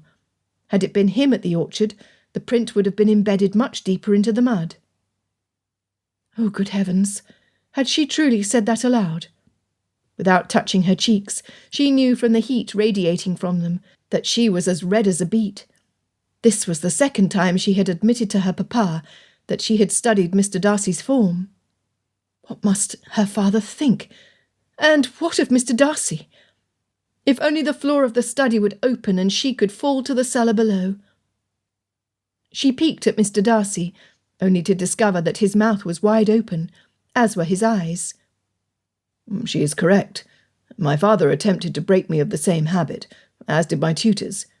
In fact, if you look—" He crossed his left boot over his right knee, pointing to the back of the heel. "I always wear my heels down right here." Her father rubbed his hands over his face, groaning into his palms. "If only it had not rained. Although I trust your memory, Lizzie, I'm sorry to say that the drawings you made did not indicate the depth of the heel print. We have no proof now." "Papa, Mr. Darcy, pray consider this, since I feel this is the most pertinent detail." She swallowed. "We know who did not murder Miss Collins, Mr. Collins, and Mr. Wickham. What we need to determine is who did. Who stands to gain from the death, not of one of them, or even two of them, but all three of them?" After a lengthy silence, Mr. Darcy exclaimed, "Blast it all!" Chapter 26. It comes back to me, does it not? Darcy looked at them both before continuing. Although you are willing to accept that a charge of guilt could be pointed at you for the death of Mr. Collins, you benefited not at all from Miss Collins and Wickham's passing. Thus any reasonable person would erase any thought of accusing you from their minds. Having Collins arrested for the murder of the others would have served your purpose as easily as his death. You are acquitted, sir. I thank you. Mr. Bennet tipped his head in acceptance of Darcy's opinion. Now, tell us, why do you calculate that it comes back to you? Tapping his finger on his mouth, Darcy sorted the list of facts into order before replying. Firstly, by removing Miss Collins, I removed a threat to my life. Self-defence would have been my motive. Secondly, having George Wickham dead meant that an era of deceit and harm against the Darcy name would be gone. Finally, by arranging for the apparent suicide of Mr. Collins, I deliberately pointed the finger of guilt at him and away from me for the first two deaths. This I could have arranged via messages to some of Wickham's most unsavoury contacts, who I have had the unpleasant task of coming to know during the course of my dealings with George. He paused, again sorting his thoughts. To an amateur, these few facts would tie up the case with a pretty ribbon, whereupon I would be presented to the courts as an evil, though not very brilliant, criminal. Far be it for me to claim I am more intelligent than the average mind, since it would take very little to realise how unreasonable these claims are. Sitting straighter, he added, All it would have taken to remove Claire Collins as a threat was to point her in Wickham's direction. The lady was not without intelligence. In fact, that she possessed more mental acuity than her brother was evident. As far as Wickham was concerned, having him removed to Marshalsea, which was my intent, would have rendered him ineffectual against me or anyone else. Mr. Collins was not a threat to me or to my family. Elizabeth spoke up. Please recall when John Lucas came to Netherfield Park to report the initial crime to Papa. Major Garing mentioned that murders of passion are often easily explained. Mightn't someone suggest that the emotions of the moment have been the motive for you committing these atrocities? Darcy's gaze shot towards her. Are you suggesting that you believe me capable of committing these heinous crimes? Not at all, Mr. Darcy. I am merely speculating on what might have been churning in the mind of the real murderer. Elizabeth was quick to reply. Someone killed those three, someone who, as we speak, is frustrated that you have been released from confinement and cleared of all charges. Or, she paused, glancing between the two men. Or we have someone who took advantage of the public confrontation at the inn with Claire and Mr. Wickham to quickly formulate a plan, whereupon the finger pointed at you. He cared not if his decisions were shoddy, since it was prison or death that he wanted for you. Or perhaps his desire was to hold this over you as blackmail, someone who believes they have proof they could resurrect when they feel it is the most advantageous to them. Have you considered this as a possibility? What a brilliant woman.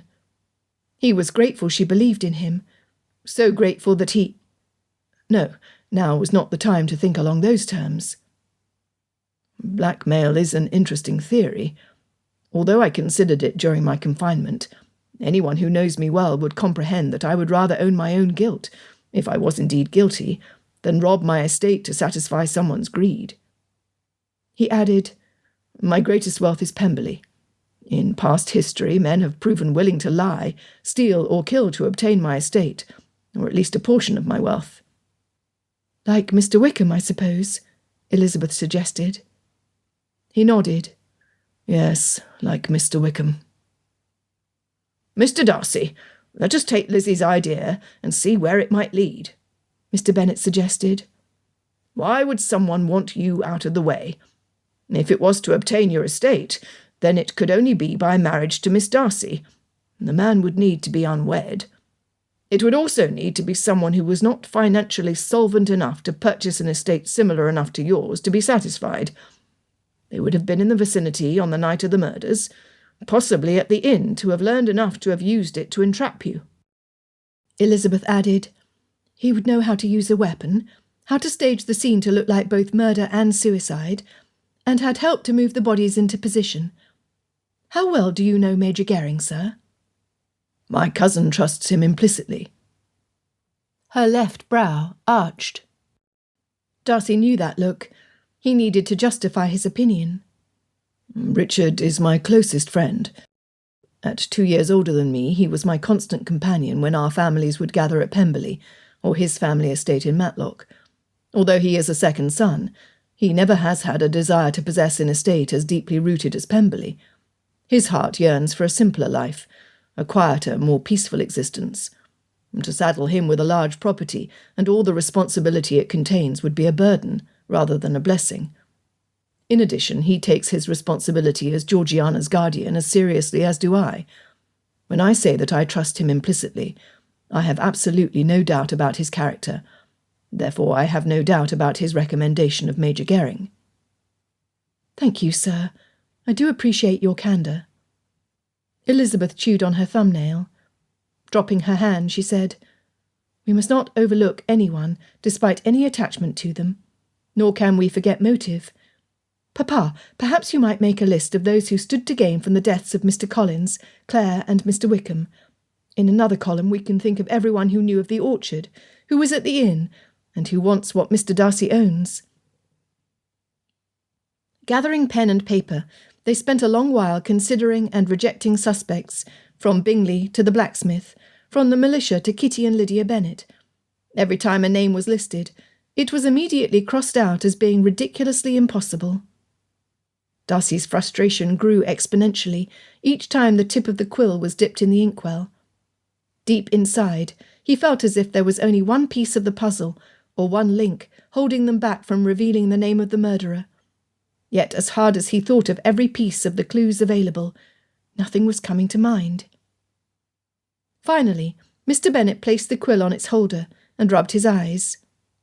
"We are forgetting something important, or rather someone obvious. I feel it in my bones." "I feel the same," Darcy admitted. Elizabeth said, "Then let us consider the most outlandish suspects possible. I will begin with Miss Georgiana Darcy." Immediately Darcy's ire shot through the roof. "How dare— Pray do not become upset, sir. I do not believe it possible that your young sister would harm you. As you have described her, she is far too timid to lift a feather to hurt anyone, much like Jane. However, in considering her, we might inadvertently stumble on the true suspect." Hesitantly he replied, "Carry on."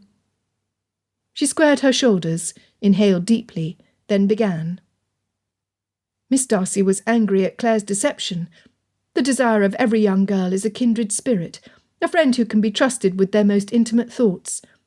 To discover this friend's treachery could make a volatile girl on the brink of maturity murderous. Add to this the damage Mr. Wickham did to her heart with his own deception. Why, you can see why your sister would want him permanently out of her life. Perhaps with Mr. Collins, your poor sister was in Lady Catherine's company, where my father's cousin prattled on enough that Miss Darcy wished him silenced forever. There are your motives, which are completely independent of— Wait, no, I am wrong. Perhaps in the back of her mind, your sister craves the same sort of control that your aunt, Lady Catherine, apparently has of her estate. With you incarcerated or transported, she would be the mistress of Pemberley. Let us say, for the sake of fiction, that Miss Georgiana Darcy wants it all." "Never." Darcy understood Elizabeth's purpose, but would have nothing more said against his sister. "I agree with you wholeheartedly, Mr. Darcy." She sat back in her chair. "I have no more to add. Therefore it is your turn, Papa." Exaggerating the clearing of his throat, like an orator would do to make themselves heard over the masses, her father said, "After finding my cousin at the parsonage, I was thrust into your aunt's company several times over the next 2 days. Major Gering and I quickly learned that Lady Catherine de Bourgh has both the will and the capability of commanding enough troops to perform any task she insists be done. Would you agree?" "Assuredly," Darcy agreed, since Mr. Bennet was looking directly at him. "Although the time I spent with her was short, I will confess that her influence remained with both Major Gering and me when we travelled to Ramsgate, then back to Hunsford Parsonage. She impressed me as the sort who prefers to have her way." "And her say?" Darcy muttered. "Yes, well, the little I know of her makes me readily agree with you." Mr. Bennet grinned, then continued. "Lady Catherine, angry that Clare Collins rejected the friendship of her daughter, as well as any suggested improvements made by the great lady herself, wished Miss Collins away from her estate. Once she discovered that Clare intended to end your life, the lady chose to step in and take control of matters. In doing so, she learned of Mr. Wickham's crimes. Within her power and command are several loyal servants who would easily blend into our farming community. They would have the brawn needed to move the bodies and place them to look like murder-suicide. Once the 2 victims were out of the picture, Lady Catherine's focus was on her parson, who had returned to Kent without a bride, which was a direct failure to obey one of her orders. With the 2 sisters of her clergyman being of low moral character in her exalted opinion, she needed to dispose of Mr. Collins, since the law says she cannot rescind an appointment without consent of the Archbishop. By wiping them all out of existence, Lady Catherine receives justice for the crimes committed against her family members, allows her to appoint a man more qualified for the living she holds, and removes all obstacles against your name which will allow you to finally marry her daughter, gaining a permanent entry to Pemberley." He stood and bowed, his performance done. "I will not marry Anne," Darcy insisted, even as his mind considered the facts. Lady Catherine was everything and more than Mr. Bennet described. Her belief in her own infallibility was well known.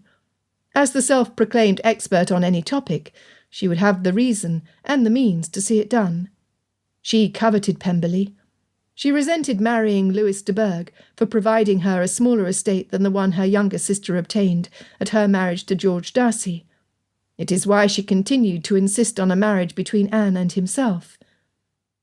The pieces of the puzzle were beginning to come together. But his aunt, a murderer. Before he could consider the matter further, a commotion was heard outside the room. "Where is he?" an imperious female voice demanded. "Where is my nephew?" Blast! As if his own thoughts and their conversation had conjured her from Kent, his aunt, Lady Catherine de Bourgh, had arrived.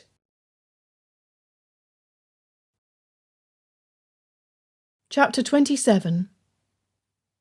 Lady Catherine swept into Longbourn like a cyclone bent on destruction.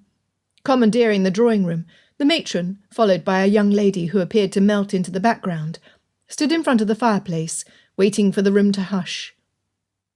Bingley, who had arrived earlier, stood in front of Jane to protect her. Kitty, Lydia and Mary huddled next to their eldest sister. Never in Elizabeth's lifetime had she met a woman whose very presence evoked blatant superiority. Nevertheless, Elizabeth and every other resident knew who ruled their home. It was not Lady Catherine de Bourgh. "Welcome to Longbourn." Her mother's delight was evident in her smile. "You are—" "Aunt Catherine," Mr. Darcy roared. "What are you doing in Hertfordshire?" Elizabeth's mother ignored him. "Oh, you are a relative of Mr. Darcy? Well, I should have known you anywhere then. You both have the same furrowed brow and way of elevating your chin, just so." Mamma demonstrated by tipping her jaw exactly like theirs, giving them a perfect view up her left nostril. "I can see you are used to the finer things in life, so I will have a room prepared for you, my lady. I will also order tea." Without taking a breath, the matron of Longbourn continued. "Is this your young companion with you? Oh, she has lovely hair, and the lace on the end of her sleeves is divine." As she moved to ring the bell for their housekeeper, she waved towards the sofas. "Oh, do sit down. Your journey from London must have been long and uncomfortable. Our fire is warm, and the cushions on the furniture are soft. You will be well settled here." Lady Catherine pounded her cane on the carpet. "I do not know who you are, nor do I care. I do not want tea. My daughter and I will not remain here. We do not need a fire, nor do we need your sofa. What we need is to speak to my nephew in privacy. Can you do this, madam, or is this too much to ask?" From years of observing her mother's expressions, Elizabeth knew she was thrilled with the arrival of a person of elevated rank to Longbourn. It would give Mamma bragging rights to the neighbourhood during the cold winter months to come. By the time spring arrived, every inch of Lady Catherine's hairstyle, outer garment, accoutrement, and feathered bonnet would have been described repeatedly.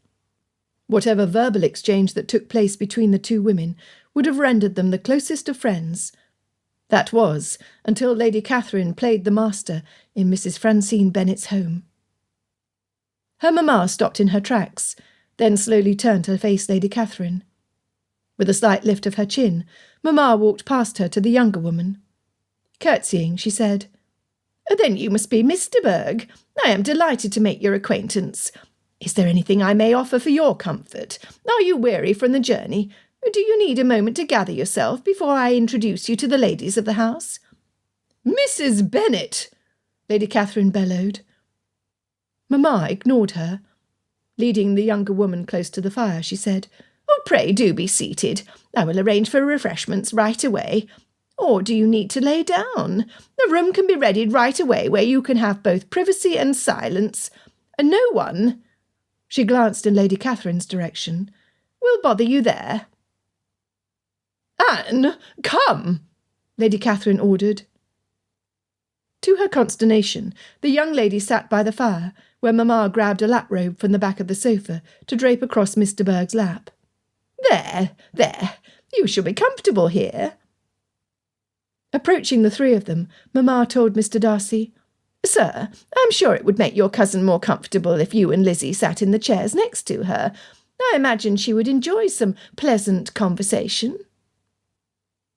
With a bow and a smirk, Mr. Darcy offered his arm. Elizabeth did not hesitate to accept it. In all of this, Lady Catherine de Bourgh's mouth gaped open. Once Elizabeth was comfortable, her right side immediately warmed by the fire, and the rest of her heated by the warmth of his eyes, Mr. Darcy went to his aunt's side. "Aunt, pray come and be seated next to Anne. You will be away from the fire, but will be across from me for easy conversation." He held out his arm. Elizabeth thought him the bravest man she knew, almost as brave as her mamma. She grinned. "Pardon me," Mr. Bourgh said, her chin lifting to the same angle as her mother's. "Why are you smiling? Have I done something you find to be humorous?" "Not at all," Elizabeth admitted, soothing the young lady's temper. "I was contemplating how much I think I know someone until I am proven wrong. How foolish it is of me to put stock in my own opinions." "I see," Mr. Bourgh said, only to follow it with, "Actually, I do not see. I do not understand. Are you speaking of my mother? I did not think you had ever met." "In truth, it was your cousin, Mr. Darcy, of whom I was speaking." Elizabeth refused to elaborate, since the pair were drawing close. "I am Elizabeth Bennet, Mr. Bourgh. It is a pleasure to have you in our home." Glancing at the scowl on her mother's face, Mr. Bourgh said quickly, "I shall not marry Fitzwilliam, no matter how much it is Mamma's desire. I have my own plans for my future." "I cannot imagine why you are telling me, Mr. Bourgh, but I thank you for doing so," Elizabeth admitted. Inside, she was relieved at hearing the news. What are you whispering about, Anne? You know I cannot hear you when you speak softly." Lady Catherine slowly seated herself, her scowl growing when she looked at Elizabeth. "I suppose you are one of that woman's daughters. Which one are you?" "Elizabeth, Lady Catherine. I am the second born." "Ah, you were the upstart who refused to accept Collins," Lady Catherine sneered. "That man was a fool, who had no idea how to follow the simplest command. God rest his soul. He did not even know how to die properly. Leaving a bloody mess in my cottage was highly inappropriate. If he were here right now, I would give him a piece of my mind. Suicide! It is intolerable, I tell you. A blight on the name of de Bourgh, for which I will never forgive him." "Mamma!" Miss de Bourgh scolded her mother, to no effect. Lady Catherine brushed off the reprimand like lint on a table. "Well, never mind him. He is gone now, leaving me with the task of finding someone skilled to replace him." She muttered under her breath, "Ungrateful oaf." As the lady castigated her former clergyman, Papa gathered the rest of the Bennet daughters and removed them from the room. Bingley followed closely behind Jane. Mamma had yet to return from speaking to cook. Closing the drawing-room door, he asked, "Lady Catherine, I never expected to see you again once I left Rosings Park. Let us dispense with the niceties and get to the reason you travelled from Kent to my estate. Why are you here?" The lady's hand shook where it rested at the top of her cane. Miss de Bourgh's chin quivered, her hands tightly fisted together. Tilting her head to give her most aristocratic pose, Lady Catherine replied, "I am looking for Mr. George Wickham, a charming man who is a long-time friend of the Darcy family. I do not suppose you know him, for the circles he moves in are much higher than yours, Mr. Bennet." Mr. Darcy's mouth dropped open, as did Elizabeth's. It was the last thing they expected Lady Catherine to say. Mr. Darcy blurted out, "Why?" Catching sight of Miss de Bourgh's cheeks, Elizabeth worried. The young lady's pallor was almost white. "Why I am looking for him is not your concern, Darcy. Tell me where I can find him. I have business with him entirely unrelated to you." Mr. Darcy's eyes pierced his aunt. "Tell me what you want with him, and I will direct you to Wickham's exact location." "I will not be denied, Fitzwilliam Darcy. Have you forgotten who I am?" Mr. Darcy replied, "I know exactly who you are, Aunt Catherine. This has no effect on me. Tell me about your business with George Wickham, and I will tell you where he is." Elizabeth's eyes volleyed back and forth between the two adversaries. This was not a pleasant conversation between two close family members. Until this moment, Elizabeth was suspicious of Lady Catherine's motive for her arrival in Hertfordshire. Her father's descriptions, as well as Mr. Collins' adulation, had placed an image in Elizabeth's mind of an arrogant woman who commanded "off with their heads" to anyone who refused to kneel to her authority. Was she indeed the one who arranged for the murders? She gave no impression that the loss of life bothered her. A woman with ice flowing through her veins was as accurate a description as Elizabeth could picture, until she looked closer. A thin bead of moisture dotted Lady Catherine's upper lip. Her face was almost as pale as her daughter's. The fingers holding her cane were wrapped so tightly around the handle that the knuckles facing Elizabeth were stark white. After a moment of consideration, Lady Catherine harumphed. "Very well. When I find George Wickham, I will haul his charming self to the closest chapel to marry Anne. Once the register is signed, I will kill him." "Aunt!" Mr. Darcy sat back in his chair. Elizabeth clapped her hand to her mouth. Her father dropped into the closest chair. Mr. Darcy looked at his cousin, then at his aunt. "Are you saying that Anne—" Lady Catherine snorted. "I am saying nothing, mind you." Tapping her cane on the floor, she said, "Well, are you going to tell me where I can find the rake?"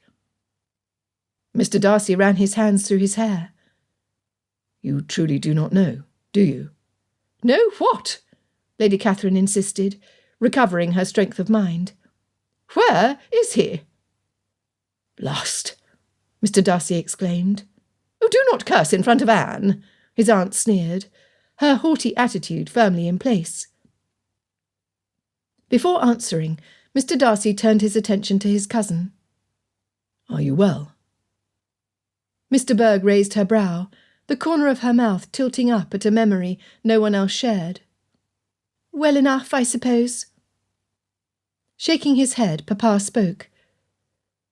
"Lady Catherine, Mr. Berg, it is believed by the constable and the local magistrate that George Wickham and Miss Clare Collins were both murdered by her brother Mr. Collins."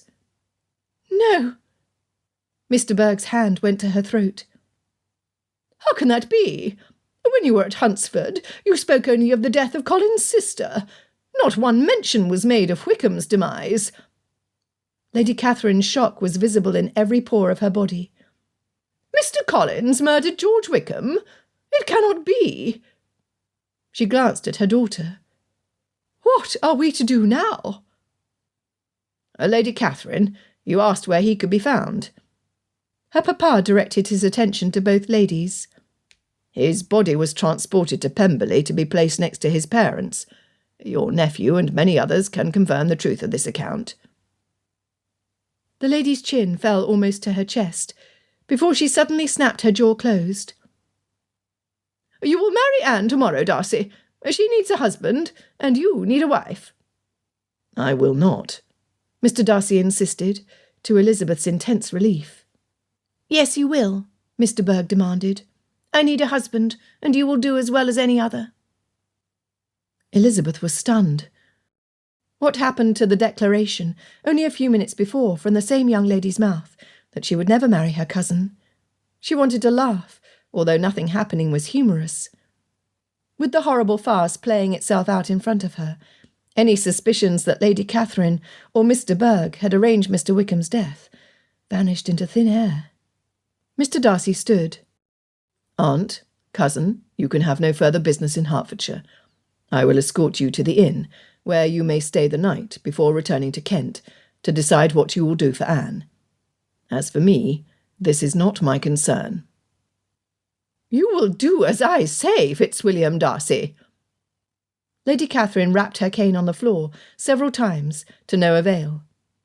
"No, Aunt Catherine, I will not marry Anne. I do not love her. She does not love me. She carries another man's child, not the heir to Pemberley. No." He held up his hand to stop her from speaking. "Nothing you say has the power to induce me to change my mind." Glancing at Elizabeth, he said, "I have someone else entirely in mind." Clapping her hand over her mouth, Elizabeth's eyes shot wide open. Had he just said what she thought she heard him say? Good heavens! Did he mean it? Or was he trying to rid himself of his relatives once and for all? "Her!" Lady Catherine pointed her cane directly at Elizabeth's chest. She was grateful it was not a pistol loaded with powder and a shot. The look the lady gave her was deadly. Stiffening her spine to not hide herself behind Mr. Darcy, seeking his protection from his aunt's wrath, Elizabeth stared back at her, refusing to blink. Mr. Darcy glanced at her before addressing his aunt. "Whom I choose to wed is none of your concern." Her heart was racing with Lady Catherine's perceived threat, but this, she feared her chest might burst. Then reality set in. What was a mere glance after all? Had Mamma been in the room, it would have been enough for her to assume that wedding bells were soon to chime. Yet a look could have meant anything other than a commitment to offer for her. "You are being nonsensical, Elizabeth Rose Bennet. Stop this foolishness now." Papa shook his head, then settled his eyes upon Lady Catherine. "Enough. Perhaps your aunt and cousin should be directed to the inn, or maybe they would be offered hospitality at Netherfield Park. Mr. Bingley seems a good sort who would open his house at the last minute for strangers. He is still at Longbourn unless he snuck out when Jane was not looking." "Very well." Mr. Darcy ignored her papa and his relatives, finally speaking directly to Elizabeth, as the others in the room watched. "Do I have your permission to call on you in the morning?" He looked calm everywhere, except his eyes. Through the turmoil, Elizabeth thought she saw hope. "You may," she offered. Lady Catherine barked. "Collins was a fool. His sister was a fool. George Wickham was a fool. You, Fitzwilliam Darcy, are a fool." Without looking at her daughter, she said, "Come, perhaps we can get that upstart Bingley to marry you. Being from trade, it would be a considerable step up to be attached to the de Bourghs." "Bingley? You would attach me to him?" Mr. Bourgh asked, right before she placed the back of her hand on her brow, and fainted.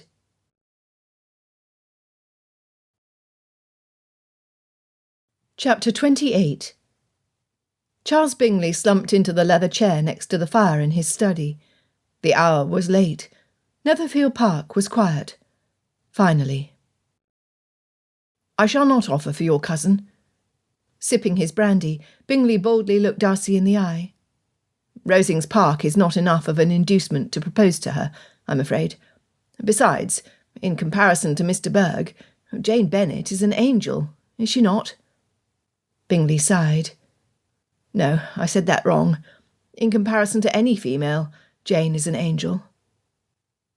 Darcy could read every expression on the younger man's face.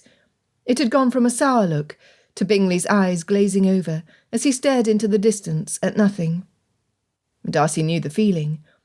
In spite of all the current challenges, in particular a murderer on the loose, he preferred to spend his leisure time dreaming of Elizabeth.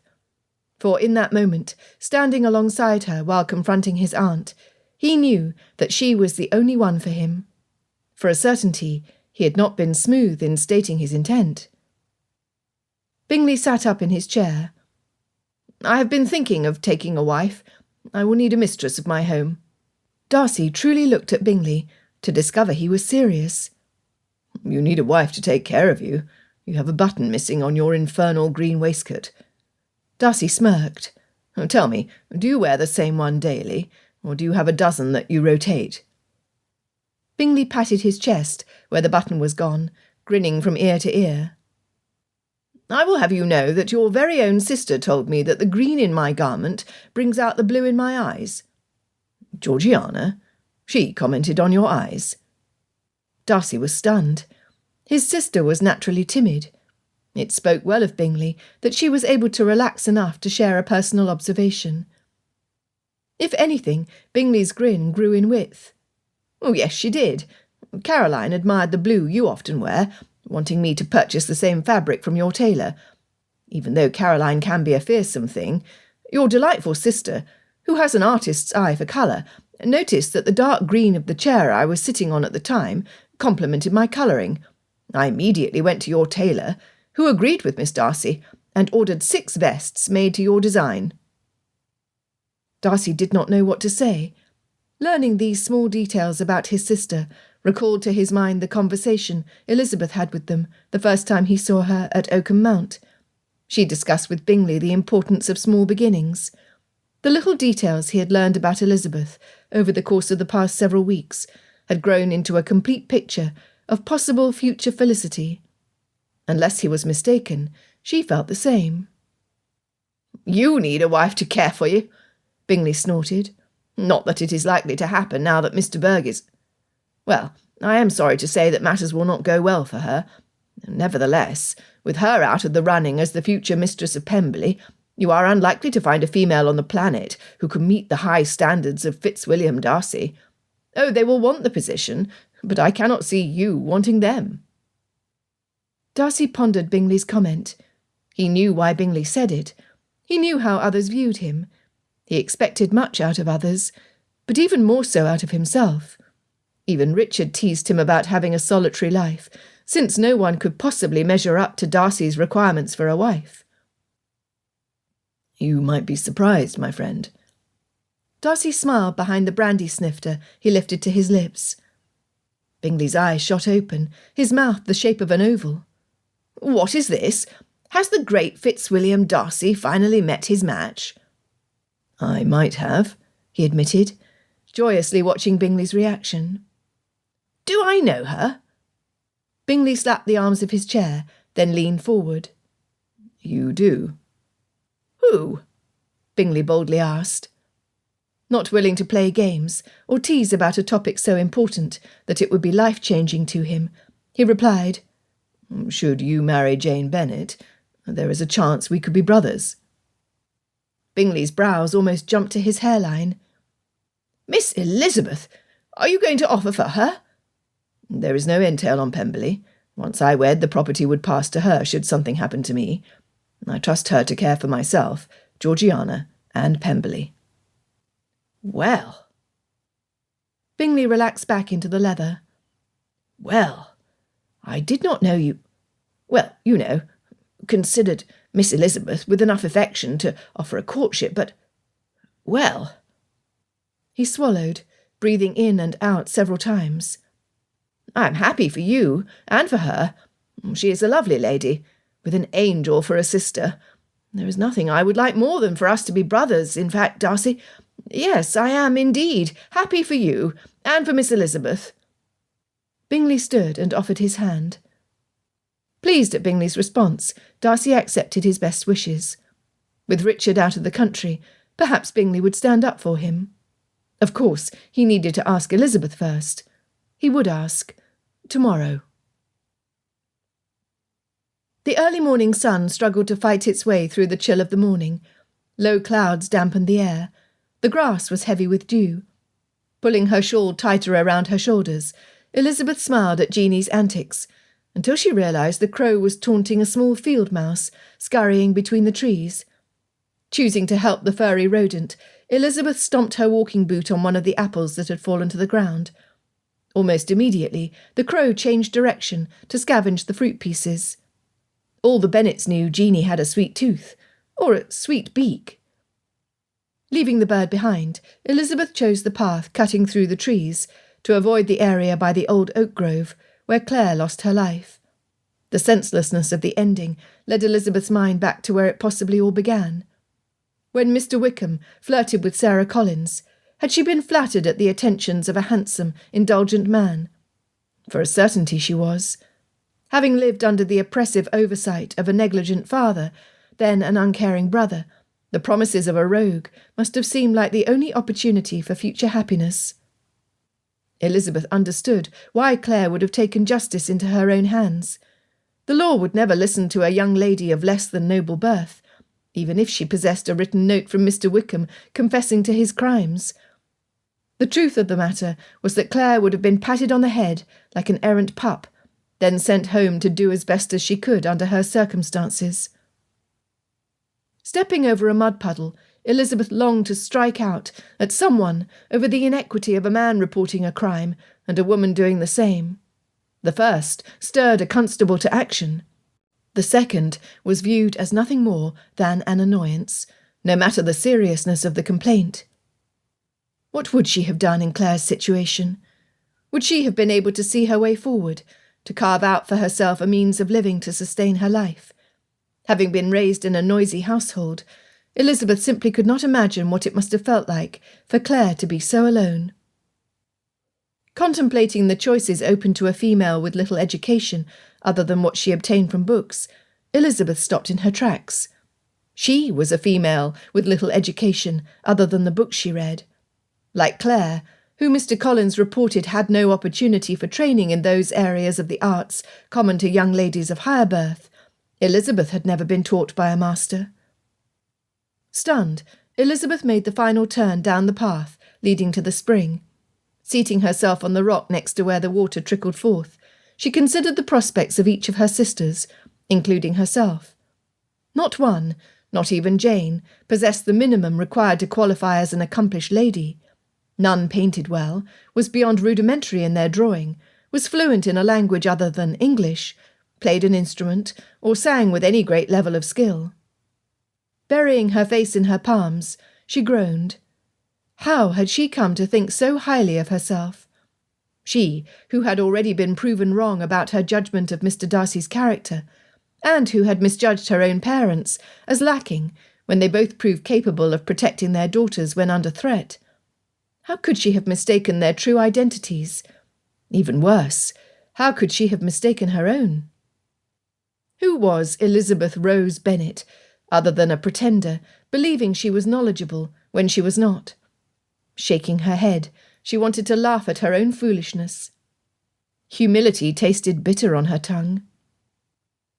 Throwing her head back, she closed her eyes, refusing to be diverted by any distractions the vista offered.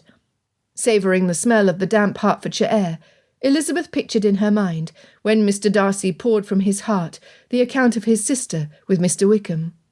His devotion to Miss Darcy was a living, breathing part of him. She loved that about him. Her eyes popped open. She loved that about him. She did. Dropping her forehead back in her palms, her mind filled with the man. She loved his constancy, his caution. She loved the way he dealt responsibly with others, and spoke with her like she was an equal. She loved the way his hair curled above his collar, and how his eyes warmed when they settled upon her. She loved Fitzwilliam Darcy, and wanted more than anything for him to offer her a courtship, with the goal of making her his wife. Was that what he was planning during his visit later today? Goodness, she hoped so. Grinning from ear to ear, she pressed her hands to her chest. She might have discovered that she was less than she had thought of herself. However, she knew how to learn. And she would learn. She would do everything within her power to make him proud to have her bear his name. The squawking of the crow interrupted her meditations. Laughing up at the bird, she said aloud, "Jean de Valois-Saint-Remy, you thief of a bird, you cannot steal my heart, for I have already given it to someone else." Flapping its wings, the crow dove to a spot close to where Elizabeth sat. Taking off her straw bonnet and placing it close to her so the bird would not pick at the ribbons, she removed a piece of bread from her pocket. Elizabeth was grateful to have snatched it from the basket in the kitchen. Tearing off a corner, she tossed it to the crow. "Today promises to be a grand day, Jeanie, one I will remember for the rest of my life." The crow devoured the offering, immediately begging for more. "My greedy companion, you may have one more piece." Elizabeth lobbed the bread to a spot to the right of where Jeanie had landed. Before the crow clasped the bread in its beak, it squawked loudly, flapped its wings, then flew to the other side of the mound. Elizabeth's heart raced. The idea that Mr. Darcy had sought her out to speak to her in private thrilled her. Was that why she was eager to arrive early to Oakham Mount? Perhaps her heart led her exactly where it wanted to be. She grinned. She loved Mr. Darcy. If he cared for her in return, this would be the happiest day of her life. Dusting the crumbs from her hands, she stood to walk around the outcropping, her heart in her eyes, and a smile of welcome on her face. Except it was not Mr. Darcy seated on a horse, a pistol pointed at her chest. "You!" she screamed.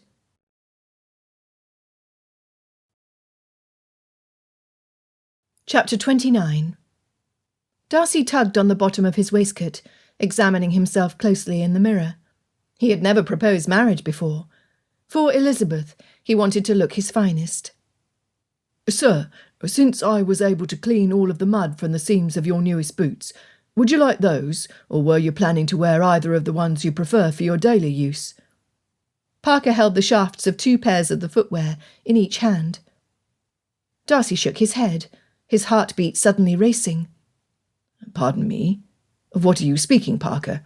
I have not worn the newer pair since the night of the assembly." It was not like his valet to become confused over an item of clothing. Parker was fastidious, matching the attitude of his master. Oh no. The boot prints. Someone had borrowed and used his boots. Who would have done such a thing? No, who could have done such a thing? "When was this?" Darcy asked. "The night of the fireworks, sir," Parker stated. "They were still damp in the morning when the gentleman wanted to look at your other boots, so I did not bring them down." Darcy shook his head. This was in every way horrible. Someone with access to Netherfield Park had entered his chambers for the sole purpose of assigning guilt away from themselves, pointing the finger directly at Darcy. Was it Bingley? Certainly not. What of Hurst? Everything he knew about the man was that he was unwilling to extend himself for anything or anyone other than himself. Likely it was not him. Darcy considered the militia officers who stood guard outside his chambers. Had one of them committed murder for the purpose of pinning it on him? After leaving money with Colonel Forster for Wickham's debts, Darcy could not imagine any reason one of the officers would have wanted to do him harm. He shook off his suspicions. Besides, they only had access to his rooms after the crime was committed. The only staff at Netherfield Park who entered his rooms were the maids. Always, Parker remained where he could observe them going about their business. That left Major Gering. The idea that the man had even crossed his mind made Darcy feel like a traitor to his cousin. Richard's trust in Major Gering was complete. Should not Darcy's be also? Yet the officer was allowed the freedom to come and go at Netherfield. Had the Major taken advantage of Bingley's welcome by stealing boots to commit an atrocious crime? No, he would not. He had no motive. Darcy hated that he was reviewing his friends as if they were already guilty. Gratefully, Parker distracted him. "Sir, I apologise. It was my mistake." The valet bowed, his eyes to the floor. "No, Parker." Darcy approached his long-time valet. Pieces of the puzzle were beginning to fall into place. "I believe there was no mistake. The prints of my boots were found at the scene of the murders of Mr. Wickham and Miss Collins. I knew I had not worn them. Mr. Bennet and his daughter are convinced that it was not me wearing them. Yet someone must have borrowed them, committed a heinous act, and then attempted to return them." "Sir!" Parker's face paled. "Your boots were where they were supposed to be in your closet when I lay down for the night.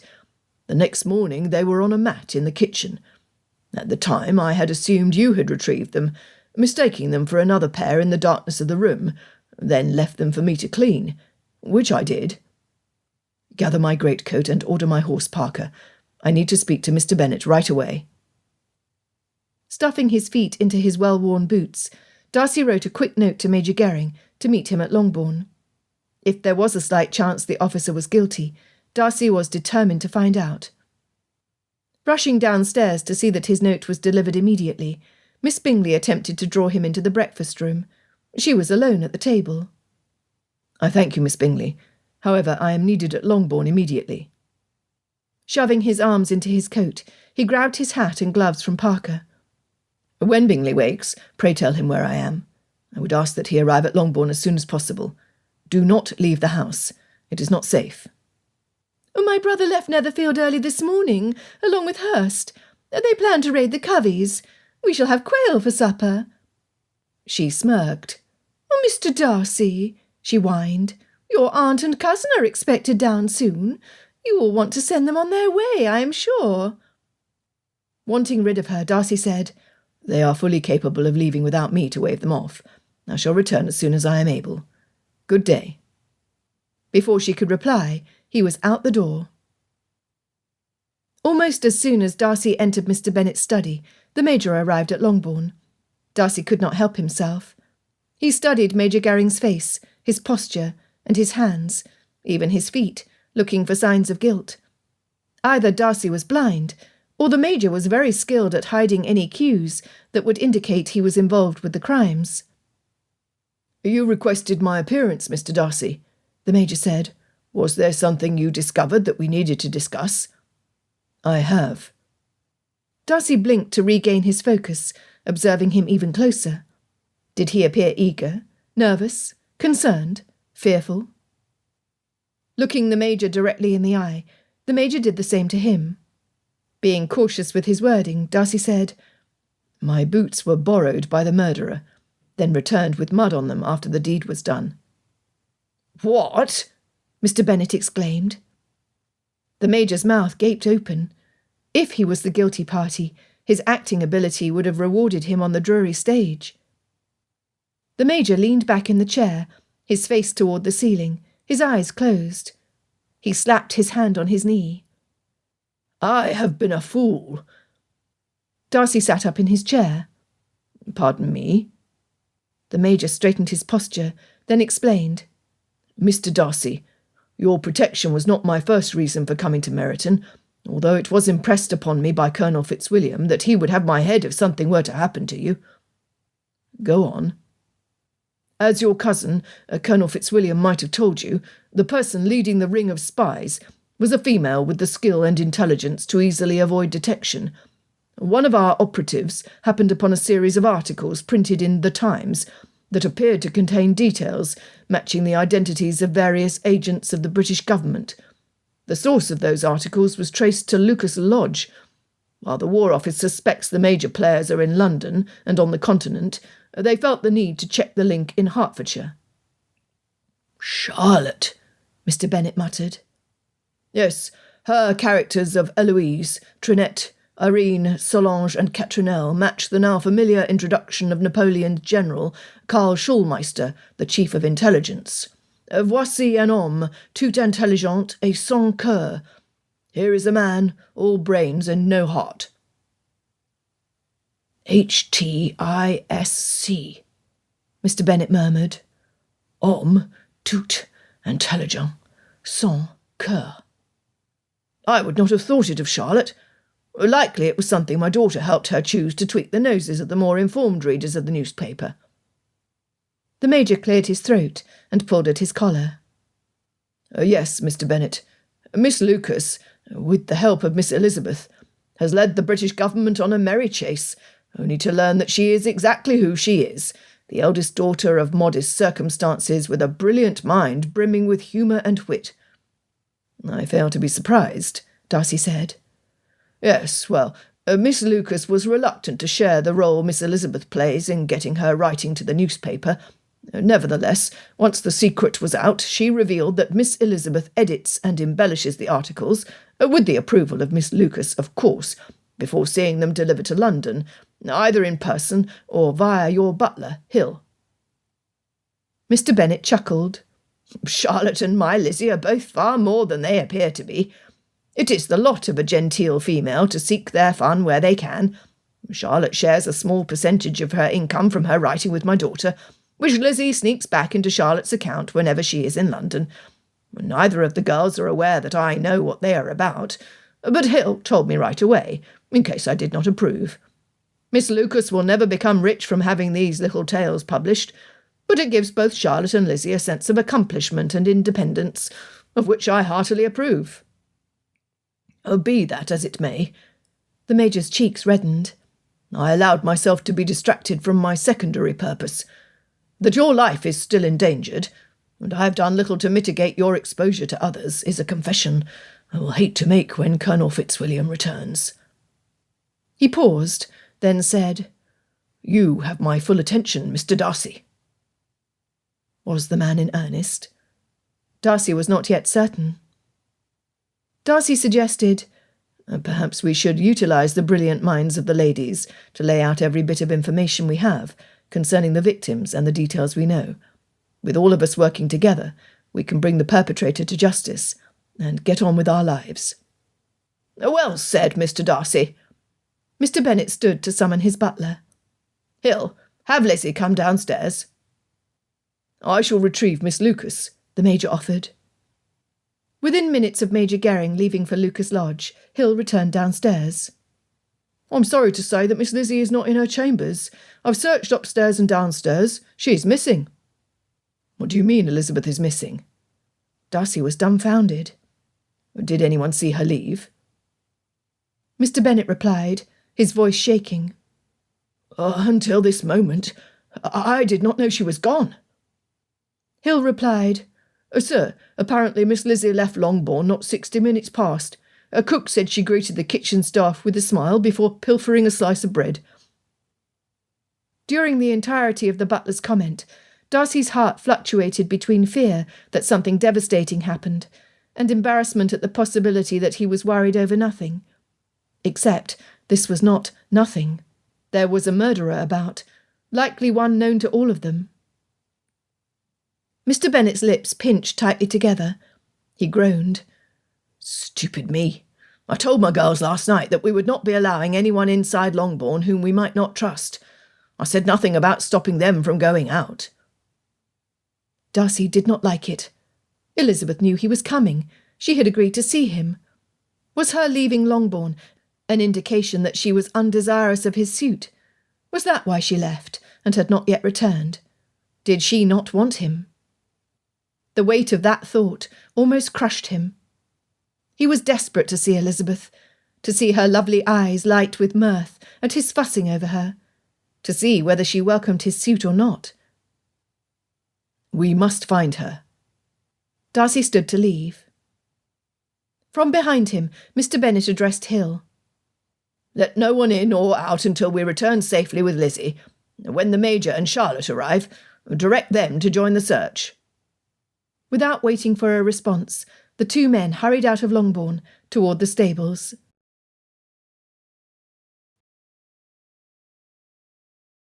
Chapter 30. Pulling at the ropes binding her wrists, Elizabeth shivered from the cold. It was years since she and Charlotte explored the chalk caves at the far corner on the border between Longbourn and Netherfield Park. Where the cool dampness had appealed to her during the heat of the summer months, it was an unwelcome location deep into the autumnal season. Hertfordshire's long-abandoned chalk mines and caves were notorious for collapsing. The material was soft, which made it easy for a wall to weaken and fall. The recent rains, where water would drip into the crevices and cracks, rendered the caves unstable. Both her father and Sir William had forbidden their children to play near the caverns. Once Charlotte and Elizabeth were old enough to realise they were not invincible, the two never played inside them again. Rubbing the back of her neck on the sharp rocks at her back, the cloth that was tied behind her head moved about an inch below where it was secured. Disregarding the pull to her hair, she pressed her head back, pushed against the hard rock again, then stretched her neck as far as she was able. It worked. Once the cloth was loosened, she was able to move her mouth and chin until the gag in her mouth came free. "Help me!" she screamed at the top of her lungs. The only reply was the distant squawking of the carrion crow. "Help me!" she shouted, hoping against hope that someone other than Jeanie could hear. She was desperate to return to Longbourn, to learn what Mr. Darcy had to say, and to tell him who was behind all the evil deeds against the Collins, Mr. Wickham, and the Darcys. Elizabeth hoped her father and Mr. Darcy would miss her soon.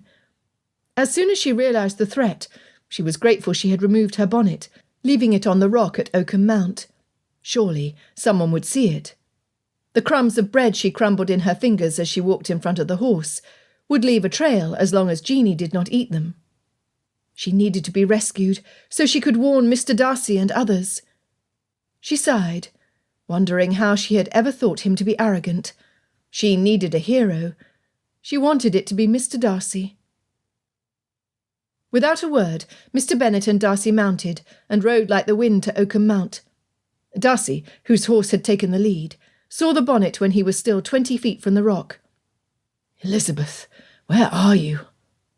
His eyes sweeping the ground, he saw no sign of her. Panic flooded him from his head to his toes.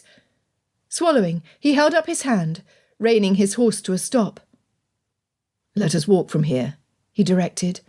"If there are any footprints that would indicate the direction she headed, we cannot take the chance of ruining any clues she might have left." Mr. Bennet nodded, his eyes stormy. "If something has happened to her, I will never forgive myself." Darcy felt the same. He lifted her woven straw bonnet, holding it to his chest. Seeing the misery on the face of her father, he handed the headwear over to him. "We will find her," Darcy insisted. He would not rest until she was safely returned home. Neither would Mr. Bennet. The heels of her walking boots were visible in the muddy sections. Darcy cursed the presence of so many rocks as they got closer to the spring. In the grass to the left of the rock, he discovered a piece of bread wedged between two blades of grass. A clue. "Look!" About 3 feet away, they found another piece. 4 feet from that, they saw another one. Once Mr. Bennet's eyes saw where Darcy pointed, he said, "Oh, that's my girl." Darcy yearned to correct him. "No, that is my girl." However, he would save those words for her ears alone, once they found her. studying the ground at his feet, looking for more crumbs. The soft snuffle of a horse and the squeak of a new saddle filtered into Darcy's ears. Looking up to see who approached, he was surprised to see Bingley and Hurst. "Darcy, Mr. Bennet, are you searching for something? Did you lose a coin in the grass?" Bingley asked, a wide smile on his face. When he looked at Elizabeth's father, he sobered. "Oh, did Miss Elizabeth leave her bonnet behind?" "You saw her?" Mr. Bennet demanded. "Where?" Bingley glanced at Mr. Hurst before replying. "Oh, we certainly did. Hurst told her that we spotted 2 young deer that must have got separated from their mother by Netherfield's ponds. One of them appeared to be injured. Morris was examining it when we left. Miss Elizabeth told us she wanted to help, then immediately took off running." Bingley pointed in the direction she travelled. "I suppose she did not remember removing her bonnet. Such was her concern for the poor little animal." "Oh, that sounds like my Lizzie." Mr. Bennet heaved a sigh of relief. "If you do not mind, I shall see her safely home.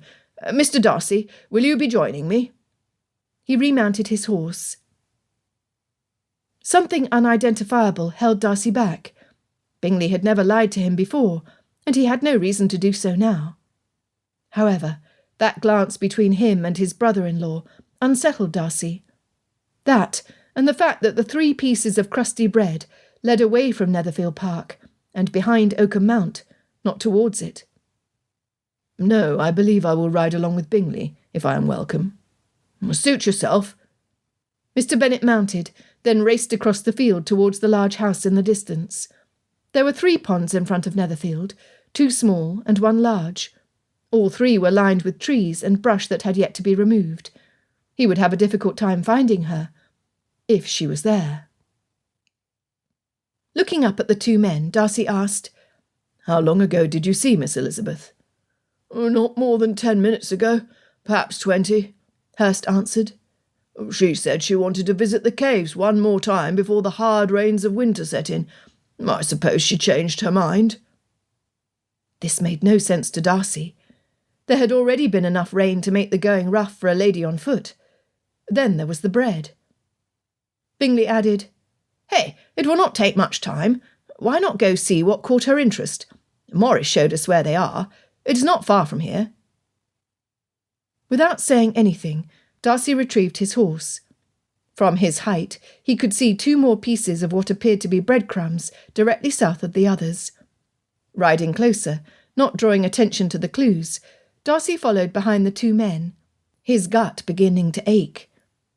Something was not right. They rode for a long while through the tall grass edging the fence between the 2 properties. Had Elizabeth come this way, there were no more pieces of bread, nor any other clues to be found. Still, he said nothing as they rode. Neither did the other men. Again, that was odd. Bingley was normally as chatty as a schoolgirl, with tales to tell her friends. What was happening? Approaching a rocky escarpment, barely taller than Darcy and his horse, Darcy heard Elizabeth's cry. Swinging his leg over, he jumped from his mount, running through the grass and rocks to a gaping hole in the side of the cliff. "Elizabeth, I'm here." He looked back to Bingley, the question he intended to ask dying on his tongue. Both men had pistols raised pointed directly at him. "What?" His friend's treachery hit him like an uppercut by Gentleman Jim. In an instant, anger trumped puzzlement, until he determined he would see Bingley and Hurst pay at the first opportunity.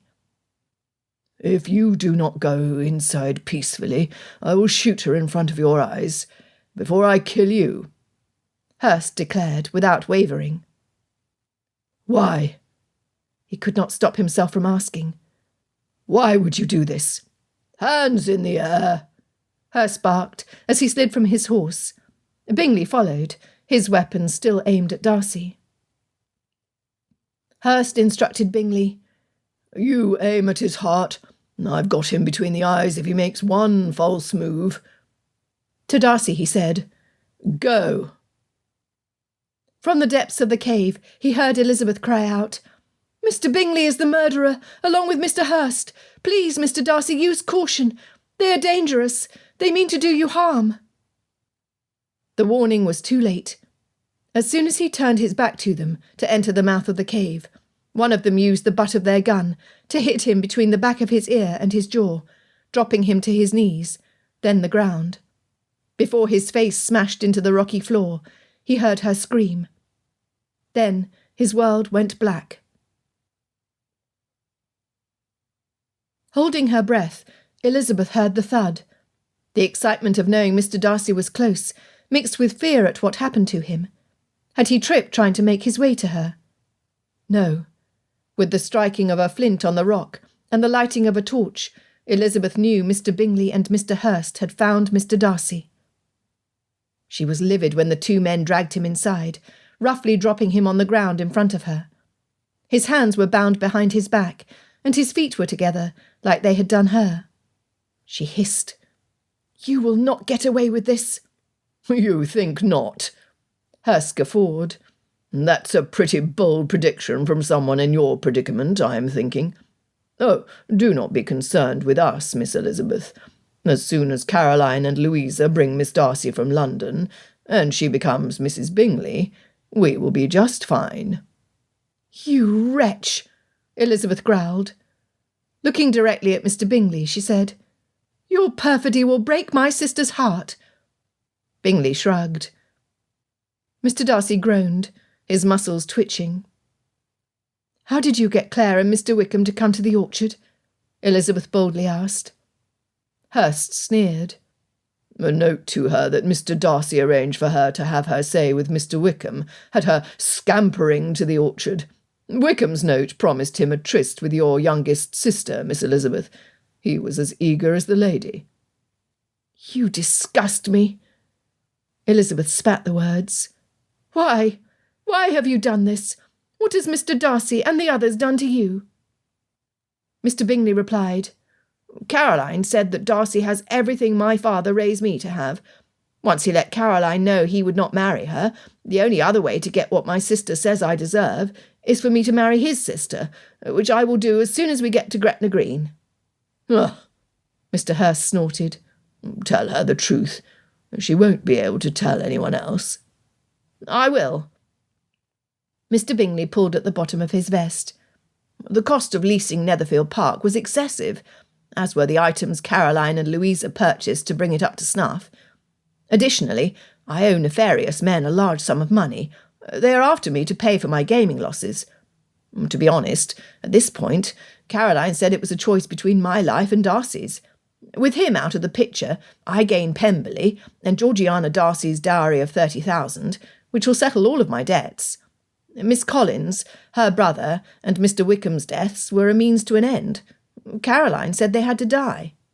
"This way we could get Darcy permanently out of the way," Mr. Hurst added, kicking Mr. Darcy's legs. "Yes, well, that is rather unfortunate," Bingley said, increasing Elizabeth's disgust. "By the way, something to think about while you wait for a rescue that will unfortunately be too late is that Darcy told me he intended to marry you. Imagine, you could have been the mistress of Pemberley." Mr. Hurst taunted, "Now I am sorry to say that you will be sleeping together forever in your chalky grave.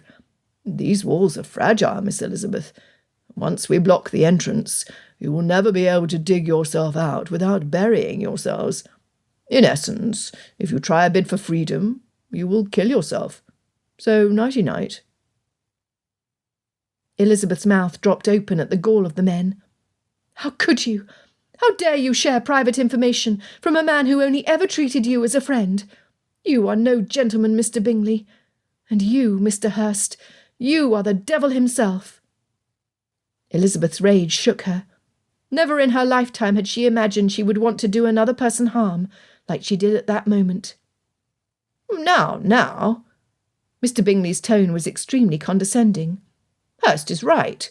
You cannot be joined in life, but you will be in death. How romantic all the ladies will think it when the news flits from parlour to parlour." To Mr. Hurst he said, a grin on his face, "I never thought my dreams would come true in a small town in Hertfordshire. Caroline was correct. How wrong I was." "Let us go." Mr. Hurst slapped his brother-in-law on the shoulder, almost knocking the torch from his hands. We have nothing left to do here. Louisa and Caroline should have the house almost closed by now. We need to collapse the opening so they cannot get out. Mr. Bingley spun on his heels. Without looking back, they left the cave, leaving Elizabeth and Mr. Darcy in total darkness. Before the light was completely gone, Elizabeth looked around the cave. It was approximately 8 feet across and less than 6 feet high. Near the entrance leading to the shaft, which led to the outside, was a pile of blankets, straw, and clothing covered with mud and, oh no, blood. She heard them working at the entrance, the sharp sounds of stones and rocks landing upon each other. She closed her eyes against the dust wafting into their part of the cave. She tasted the chalk on her lips. After a time, the sounds became muffled. Then she heard no more. Mr. Bennet called his daughter's name over and over. Each time he stopped his horse and waited for a reply. After encircling all 3 ponds, he approached the main house at Netherfield Park, deep concern for the safety of his daughter hurting his chest. 2 carriages, one a town coach, readied for travel, were in front of the portico. As he handed his horse to a groom, Lady Catherine de Bourgh and her daughter exited Netherfield. "I take no leave of you, nor of your insipid brothers, Miss Bingley," Lady Catherine said, over her shoulder. Ignoring him completely, the lady and her daughter entered the smaller carriage and left. Stopping a footman as he came through the door with a travelling case in each hand, Mr. Bennet asked, "Are Miss Bingley and Mrs. Hurst going somewhere?" The footman shrugged. "A Londoner here, though I doubt from all that they are packing up that they plan on coming back." "Have you seen my daughter, Miss Elizabeth?" As the footman shook his head, Mr. Bennet asked, "Is Mr. Morris inside?" "No, sir." The cases must have been heavy, since the footman put them on the ground. "He left for St. Albans early this morning to look at some cattle Mr. Bingley wanted to add to the herd." Then why had Mr. Bingley and Mr. Hurst told him that the steward was tending an injured animal? "Pardon me." Mr. Bennet stepped inside Netherfield to hear Miss Bingley barking orders to the waiting staff. "We are expecting to return tomorrow. Take good care of Mr. Darcy while we are away. See that he has everything he needs." To Mr. Darcy's valet she said, "Do tell him that we will be pleased to see his sister while we are in town." "Very well, miss." The valet bowed and departed. This left Bennet alone with Miss Bingley. "Have you seen my daughter Elizabeth?" he asked. "Eliza? Why would she be here? I have issued her no invitation," Miss Bingley sneered. "You have not seen her, then?" "I cannot imagine why you would believe I would, Mr. Bennet. Now, I am rather busy with my preparations, you understand?" "Your brothers are not attending you?" He could not keep himself from asking. "They are not, Mr. Bennet. Good day." Mr. Bennet knew when he was dismissed. What a miserable female. His heart raced. Something was very wrong at Netherfield Park. He only hoped it did not affect Elizabeth. There was nothing for it but to retrace the path he took, hoping to see his daughter. Had she fallen? Was she laying in the field unconscious? Hurrying back to his horse, he mounted quickly and raced back over the field, scanning as far as he could see in either direction. Arriving back at Oakham Mount, he still saw no sign of her. Nor was there any indication where Mr. Darcy, Mr. Bingley, or Mr. Hurst might be. Choosing the lower part of the field, he rode slowly back toward Netherfield Park, yelling his daughter's name often. Still nothing. Back and forth he went, until he saw the coach leaving the residence. Good riddance, Miss Bingley. With each turn he made from one end of the field to the other, the pressure in his chest increased. Worry turned to fear. Something was very, very wrong. Where was Elizabeth? Where was Mr. Darcy?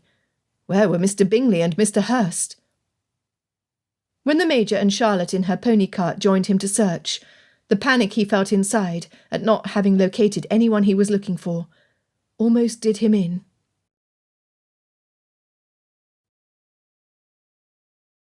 Chapter 31.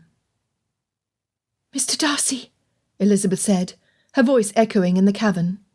"Mr. Darcy, wake up, please. I need your help." He groaned. Then he whispered her name. Elizabeth. She was desperately relieved that he still lived.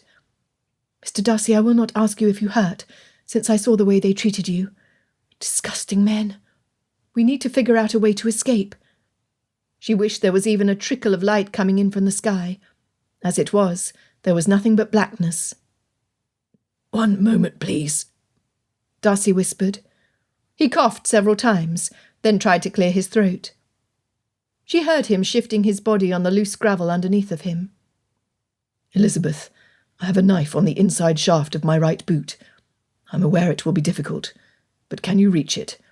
Unfortunately, I do not know where you are located in relation to me. Did you see where they dropped me?" "Yes, you are directly in front of where I am seated. I am at your back. Should I move down onto my knees, I am afraid I will hit you." "Do not worry about injury to me, Elizabeth. Do not injure yourself. We shall think of something else." "Sir, I will not break. Bruises will heal." Sliding off the rock, she leaned back so she would not fall forward over the top of him. Her knees brushed against his back.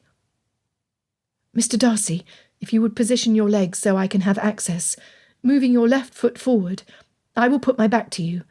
My fingers will then be able to search." Saying it was one thing. Doing it was quite another. The jagged edges of the rocks bit into her knees. Guessing that she was about at his waist, she lifted herself up onto her knees, then fell to her left, spinning so she landed partially on his leg and on the gravel. "Oh, pardon me." Elizabeth had not intended to end up on him. She was hoping to miss him completely. "Do not worry yourself." She shrugged.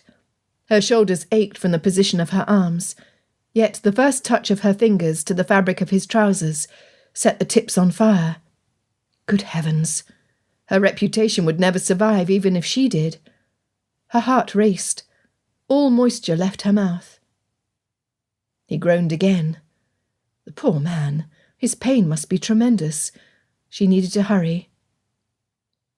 Sliding across the floor on her bum, her skirt pulled against every attempt at movement. Mr. Darcy attempted to wiggle himself forward, making her access easier. It did not. "Please remain still. I do not want to take a chance of causing you further injury or having you injure yourself further." "I was trying to help." "Yes, well..." She would not tell him how the bunch fabric of her skirt was now directly under his right leg. Leaning back, her fingers moved over the few inches of his trousers that they could reach.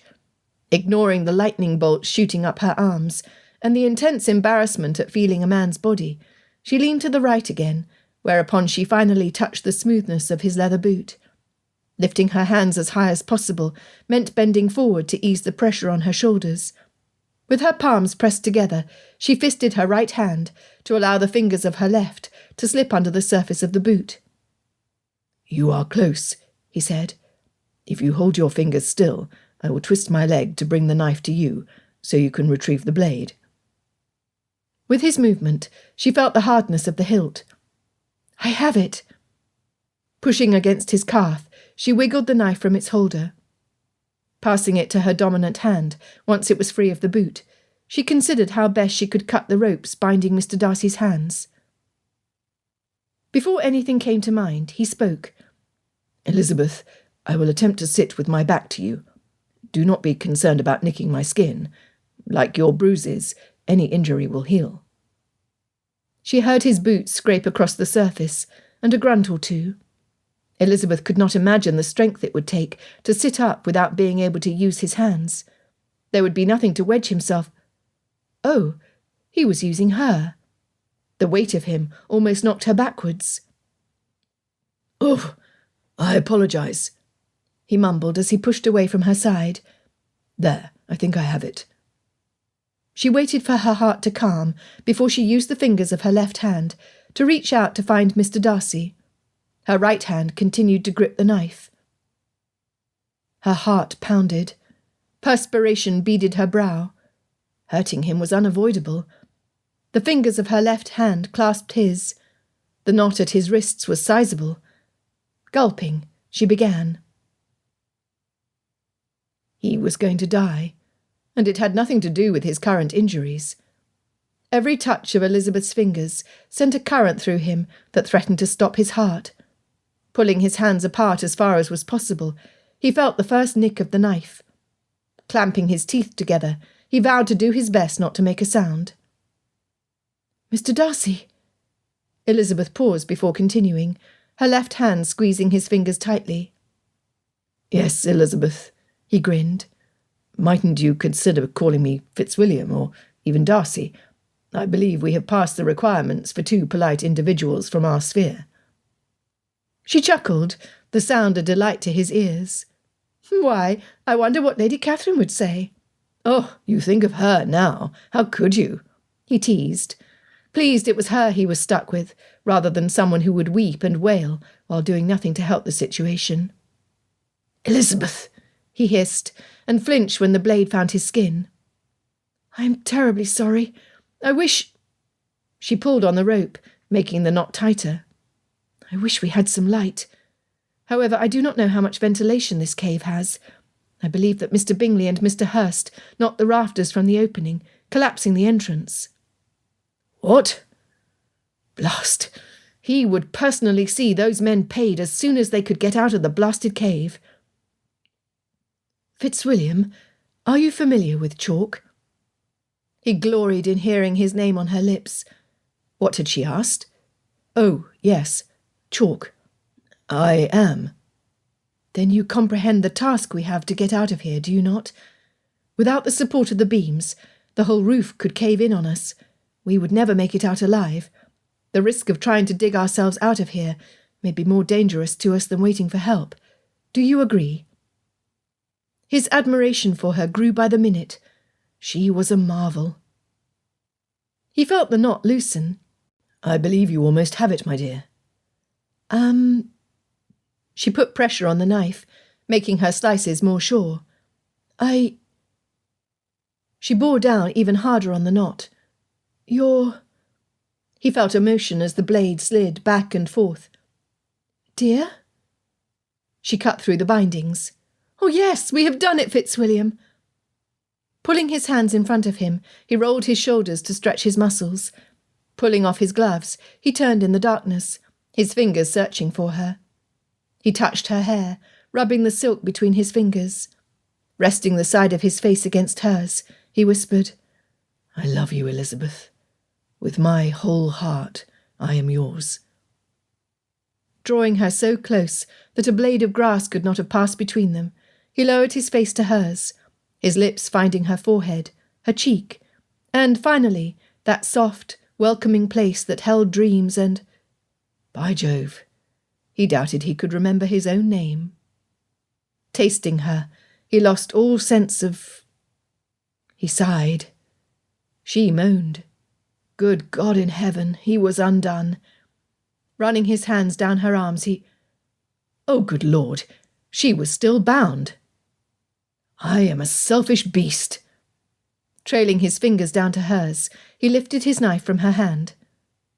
"Allow me." Once her arms were free, she wrapped them around his chest, pulling him closer.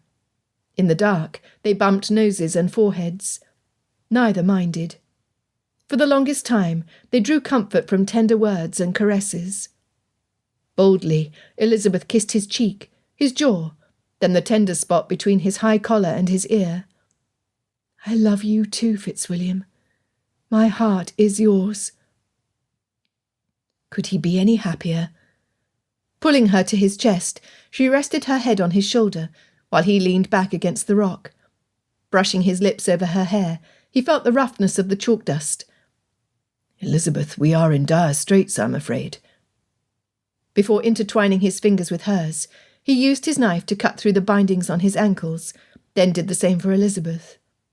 The blood pounding in his veins rose like fireworks, at the realization that either Bingley or Hurst had their hands on Elizabeth's ankles. He would make them pay for daring to touch her.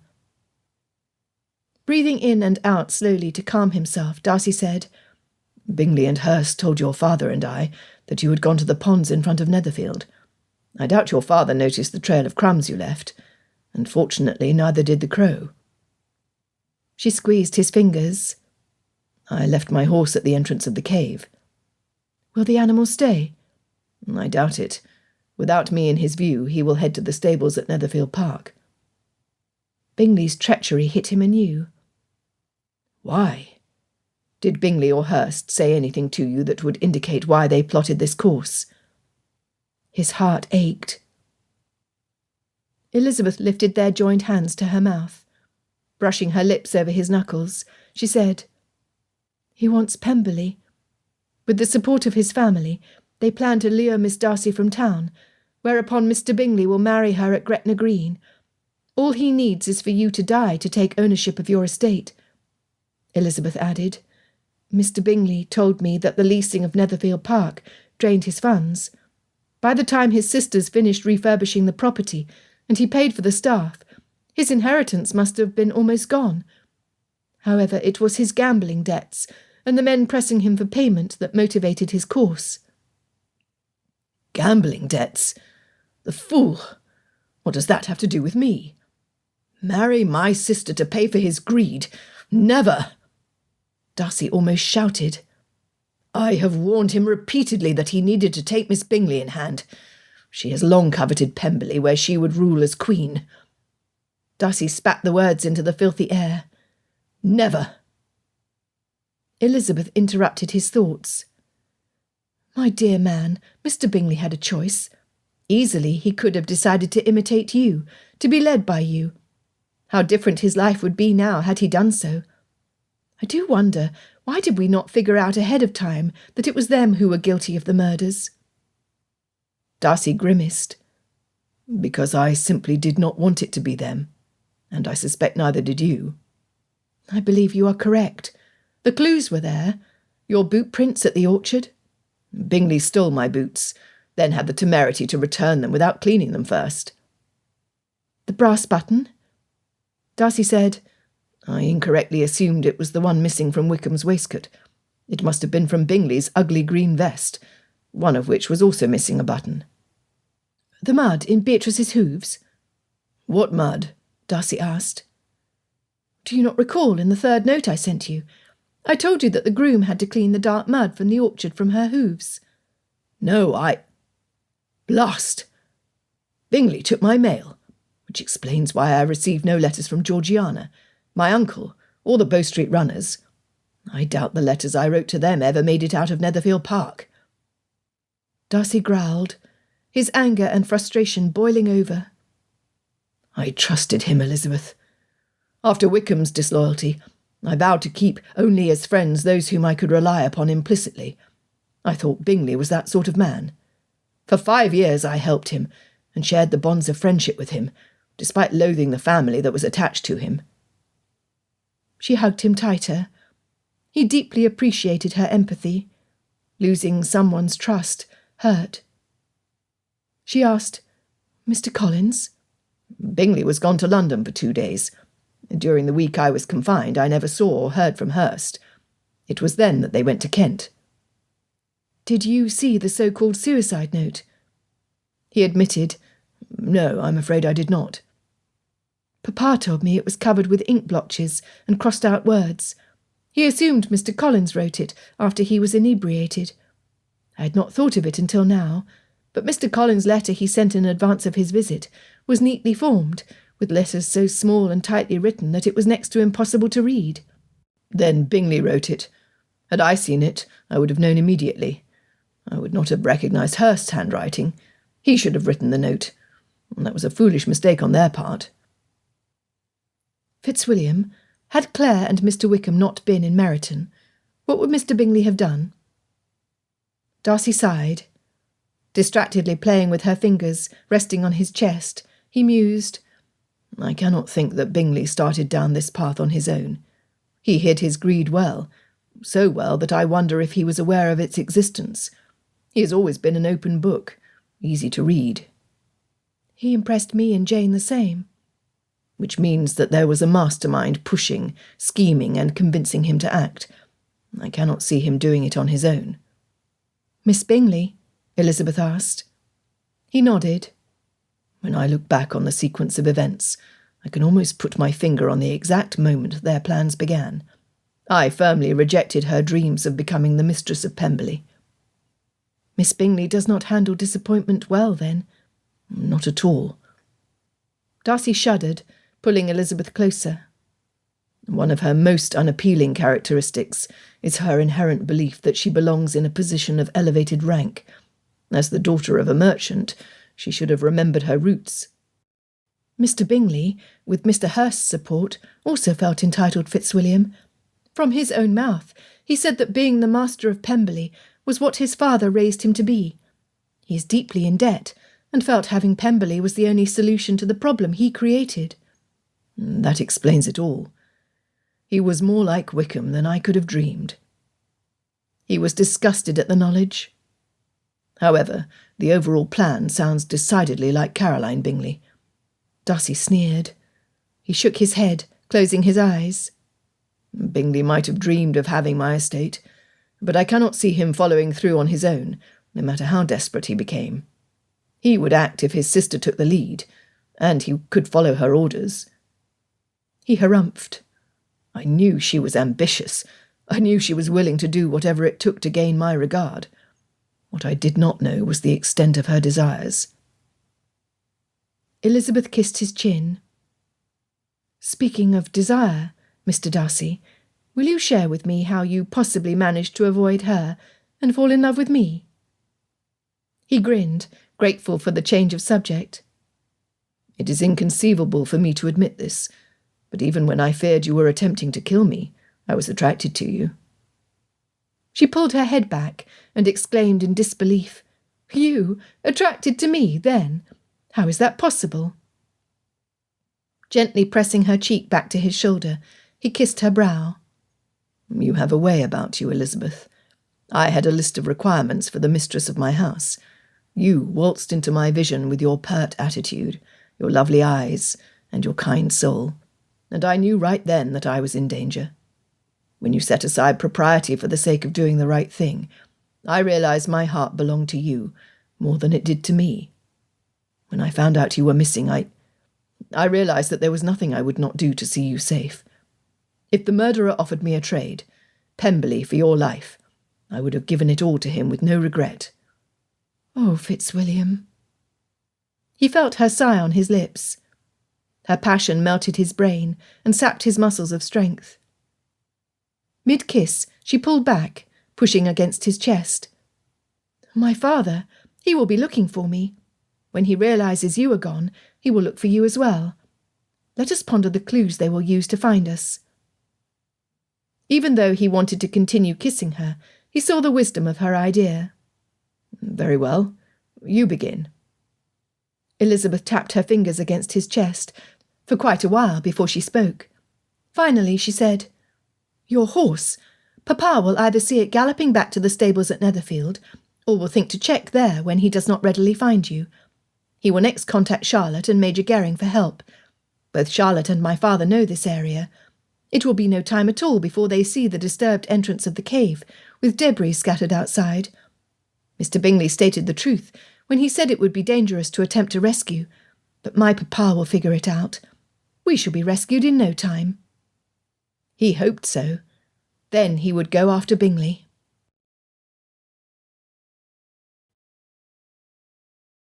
Chapter 32. Thomas Bennet reined his horse close to Charlotte's cart. Mr. Bingley sent me on a wild goose chase to Netherfield's ponds. The ladies of the house have departed for London after Lady Catherine and her daughter left for Kent. The only thing I have found of Lizzie is her bonnet. Charlotte asked, She left her bonnet behind? That is not like Lizzie. Where is Mr. Darcy? He is with Mr. Bingley and Mr. Hurst, Bennet replied. They are looking for Elizabeth. Have you not seen them ride by? Charlotte inquired. I have not. However, the three of them could have crossed the fields and arrived at the stables while I was inside the house. This is rather suspicious, is it not? Why did they not join you in your search at the pond? What sort of game is Mr. Bingley playing, that he would want you separated from the search party? Why can I not let go of the idea that there is a far bigger drama going on than Lizzie wandering off and getting lost? We know her capabilities and her knowledge of... From a distance, 2 riders were crossing the field, racing toward Netherfield Park.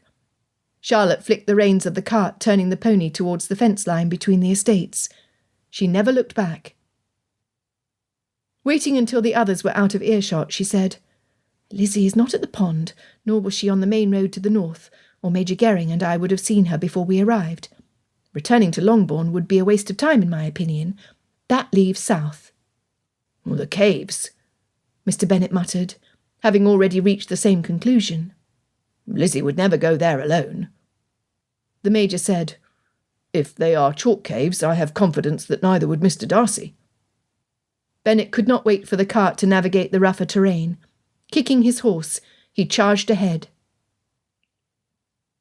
"Would you describe what you can remember about the inside of the cave?" Darcy asked. Had their life not been endangered, he would have rejoiced at being allowed the opportunity to hold her in his arms. She fit against his side perfectly. "Well, certainly. We walked 7 of my steps on a downward slope until we turned into this room. The back of the wall in this chamber was 10 very small steps, because the debris on the floor was a challenge to cross, with the torches burning behind me. On the left side of the doorway to the shaft is a pile of soiled clothing, blankets and straw used by the murderers when they carted Claire and Mr. Wickham's bodies to Mr. Hanniger's stable, I suspect." He was disgusted. That Bingley had used the clothes to commit a terrible crime, that Elizabeth was forced to remain in the same room with the evidence of their evil, was deplorable. She said, "Dearest, I just thought of something. The shaft did not end at the entrance to this chamber. It continued into the earth. There was not enough light to see how far back it went, I'm sorry to say." "I wonder. Shh! Did you—" Darcy stopped speaking. The plaintive cry of a crow was heard, as if from a distance. "Did you hear that?" "I did." Elizabeth's head lifted. "I heard it before, but did not consider how that was even possible. The rock is thick, and the grassy roof over the top of the cave would keep sound from penetrating, would it not?" "It would, unless—" Darcy paused. "Unless there is a hole." Helping Elizabeth to stand, he shuffled his feet forward. "Extend your free arm, sweeping it to the front and the side. If we walk carefully, we might be able to see if there is a way out at the opposite end of the shaft." He clasped her hand tighter. "Elizabeth, it is entirely possible that we will end up in a situation far worse than we are now. Are you willing to take that chance?" Without a pause, she answered, "Like the account of Ruth in the Bible, I will go where you go." "Then let us hope we have the same outcome Ruth had." He slowly took another step. From a distance, they could still hear the crow. "Fitzwilliam, I propose we stop for a kiss every 4 steps. That way, whatever the outcome, we have no regrets." "What a brilliant woman." He smiled. "To clarify the rules, is that every 4 steps with both feet, or every 4 steps with a single foot?" "Whichever gets me more kisses, my darling man." On that he was in full agreement. Taking 2 more steps, he leaned in for his kiss. They made slow progress across the room. Bennet arrived at the cave long before the others. It looked like an explosion had gone off. Grey dust and debris scattered over the grass. Old timbers had tumbled over themselves, their ends buried under the rubble at the entrance of the cave. Hoofprints leading away from the area signalled that more than one rider had recently been there. The chalk floated on the breeze, filling his eyes and mouth with grit. Jeanie circled the escarpment not far above the surface, frantically flapping her wings and squawking. Every 3rd circle, she would swoop down to the back of the mound, then rise up again and repeat her actions. He started pulling away the largest stones and boards. When the chalk from further back in the shaft began filling in whatever gaps he made, he stopped. "Lizzie!" he yelled, over and over, until Charlotte and Major Gering arrived. Sliding off his horse, the Major began rummaging under the seat of the cart, after helping Charlotte to the ground. Mr. Bennet joined him. "We need something that will stabilise the roof before we do any digging," Mr. Bennet told the Major, as he fought to keep the panic from his voice. What in the world is that bird doing? Charlotte stood with her hand, shading her eyes. If it is what I think it is, I believe we are looking at the wrong end of the cave. Tossing aside the rope and hammer he had picked up from the box, the three of them hurried around the escarpment, the Major assisting Charlotte. Not 30 feet from where they left the pony cart, a rocky point approximately 5 feet from the ground signalled the back of the cave. Jutting out from one of the crevices was a massive pile of sticks. With the adrenaline from his youth giving Bennet the ability he needed, he used the jagged edges to make his way from the ground to the nest. Reaching inside, he held up a shiny brass button to show the others. As I suspected, Jeanie is a thief. Major Gering's brow furrowed. Sir, Mr. Wickham's waistcoat was missing only one button, which was retrieved from the orchard. Do you have a vest with that style of fastenings? Bennet turned the button over in his hand. His heart fell to the pit of his stomach. No, but I have seen this often enough. Most of the days that Mr. Bingley came to Longbourn, he wore a green striped vest with brass buttons. Mr. Bingley? Charlotte's hand shot to her chest. Then, if I could venture a guess, Mr. Bingley and Mr. Hurst were at the orchard the night Miss Collins and Mr. Wickham were killed. Likely there was a struggle, either before they were killed, or the button could have come off while lifting and carrying them. Mr. Bennet growled. Charlotte continued. If Lizzie and Mr. Darcy are inside this cave, it is also likely that Mr. Bingley and Mr. Hurst have either harmed them in some way, or bound them, making their escape impossible.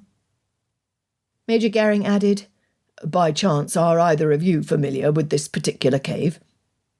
Both Bennet and Charlotte shook their heads.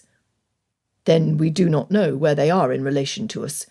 They could be in a cavern deep underground, or right below the surface. Rubbing his hand over his mouth, Mr. Bennet yelled, Lizzie! Mr. Darcy! Elizabeth! He waited for a reply. When it finally came, it was faint, but it was there. They are here. After 10 steps and many kisses, Elizabeth reached her hand out in front of her. They should be at the doorway to the cavern where they were confined. When the only thing she felt was dusty air, they carefully took 2 more steps. Darcy's arms were longer than hers. He would touch any surface first. Fitzwilliam, I would guess that the width of the shaft was approximately 4 feet. We should have left the room and entered the shaft. The step he took pulled her hand forward. He stopped. Something is in front of us, either the wall of the cavern or the wall of the shaft. She could hear the excitement in his voice. Elizabeth desperately wished she could see the eagerness on his handsome face. Taking a step to match his, then another, Elizabeth still felt nothing except air. Let me run my hands towards you to see where we might be. He took the hand he was holding and put it in his coat pocket. Do hang on tightly, my dear. I need both hands to search. It would devastate me not to have contact with you now. When his palm left hers, she clasped the fabric, fisting it in her hand. Like him, she had no desire to let go. She felt him lean to his left, then his right. When he bent down, his coat pulled against her hand. She kept a tight hold of the fabric. What? Oh, blast it all! He exclaimed. She heard the disgust and felt the movement of his body as it shuddered. I touched the bloody blankets. Oh! Elizabeth's stomach began to roil. Swallowing down the bile, she stepped to the right, pulling him with her. He willingly followed. But then the opening should be in front of us. Taking another step to the right, they moved forward. After 4 more steps, they both felt the hard surface of the wall. They were in the shaft. It felt like a victory. She willingly stepped into Darcy's arms at his gentle tug. They had taken too many steps for a single kiss. Reaching the shaft of the cave needed to be celebrated. Through the haze of passion, she heard the crow. Then she heard her father.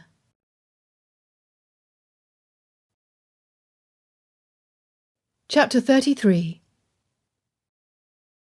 The crow continued circling above. Occasionally it would caw and squawk before diving down to the ground close to its nest. At the last second, it pulled itself up and shot back into the sky. "Papa, we are here! Mr. Darcy and I are in the shaft!" His Elizabeth yelled, although her voice could barely be heard. "Elizabeth Rose, you have scared me to death." Mr. Bennet's hand shot to his chest, his heart almost unable to cope with the relief of the moment. Climbing to the top of the escarpment, he stopped. Years of rainy winters and springs would have weakened the ceiling above the shaft. "Lizzie, where are you in the shaft?"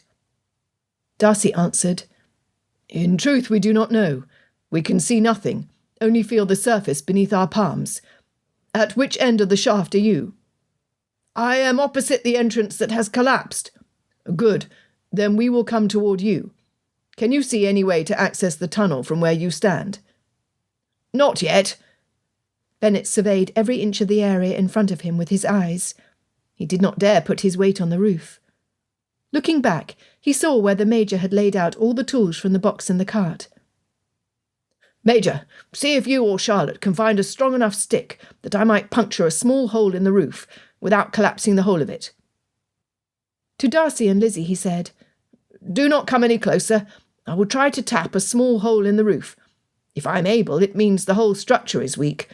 If I am not, then we can attempt to dig an opening for you." Darcy replied, "Sir, there is already a hole somewhere, or we could not hear you. Mightn't you try to find the opening?" Darcy was correct. Without thinking, Mr. Bennet stepped back, catching his heel on the corner of the crow's nest. Flailing his arms to keep from falling, his boot kicked at the sticks and branches, dislodging the eyrie from its resting place. Underneath the pile of rubble, he saw a small hole. "Oh, we see light!" Elizabeth shouted, her voice much clearer now. So that was what the bird was about. Where they did not know the location of the opening, Jeanie did. "Major, bring me what you have," Bennet ordered. "We need to get them out of there." Hefting all the available digging tools, as well as the rope over his shoulders, Major Gering soon joined him. While the Major chipped away at the hole, Mr. Bennet gathered the sticks together into a bundle, making a torch from the nest. He knew that solid chalk was not flammable. However, the dust particles could ignite. Before the cave-in, it was not a problem. Now that the inside was filled with the powdery debris dancing in the air, they would need to be cautious. It was hoped that they would not need additional light once the hole was large enough. It took little time for an opening broad enough for Darcy's shoulders to get through was formed. Tying a loop in the rope, Mr. Bennet let it down into the hole. The other end of the rope was hitched to the cart, after Charlotte steered it to where she was facing away from where they stood. They were ready. They only needed to wait for Darcy and Lizzie to get themselves into position. "This is it, Elizabeth. We will soon be rescued, and you will be in your father's arms." Darcy wanted her safety more than his next breath. Nevertheless, the time they shared together gave him unimaginable joy. As much as I long to be in the fresh air, I do believe that his arms are not the arms I want to hold me, Fitzwilliam. She tugged his hand to halt his progress. "A moment, please." He gladly stopped. They were pressed up against the chalky wall, moving sideways at a snail's pace, joined by their entwined fingers. It was more than 4 steps since their last kiss. Darcy could not let that lapse go. Turning back to her, he gathered her into his arms. His coat, his face, and his hair were undoubtedly coated with white dust, as was she, yet her lips were as soft and smooth as silk. He whispered against her mouth, "Marry me. Be my wife, the mother of our future children, and the mistress of Pemberley, please. Marry me." She smiled, kissing the lips that still touched hers. Leaning back, she said, "My heart, I can see how it will be." In a tone reminiscent of Lady Catherine, she teased, "However did this happen? Fitzwilliam Darcy of Pemberley has the highest requirements for a wife. Why, she must have a thorough knowledge of music, singing, drawing, dancing, and the modern languages, as the minimum of accomplishments. And besides all this, she must possess a certain something in her air and manner of walking, the tone of her voice, her address and expressions, or the word will be but half deserved." She giggled. "Then I come in with my hair all blousy and my hem 6 inches deep in mud, and you say, 'I want her for Mrs. Darcy and no other.' My dearest man, I suspect that shock will travel like waves throughout England on the day we wed. Mothers and their unwed daughters will mourn and cry, while their fathers sigh with regret at the loss of such a man." He threw his head back and laughed while holding her tightly. What an amazing woman. The rescue was a series of attempts and failures. Elizabeth stood next to her father while Darcy was raised from the depths. His hair, face and clothing were covered in grey dust, giving her a glimpse of how he would age over the years. He was still the handsomest man of her acquaintance. The cuts, scrapes and bruises on his face looked painful, yet he had not said a word of complaint. Lightly running her fingers over his cheek, she sighed, barely keeping back the tears. "Oh, Fitzwilliam, how you have suffered!" "I will heal." He picked her up and spun her around once they had their feet firmly planted on the ground next to the cart. Darcy kissed Elizabeth until she fairly melted into his arms. Never did she wish to be anywhere else than where she was at that moment. Mr. Bennet cleared his throat.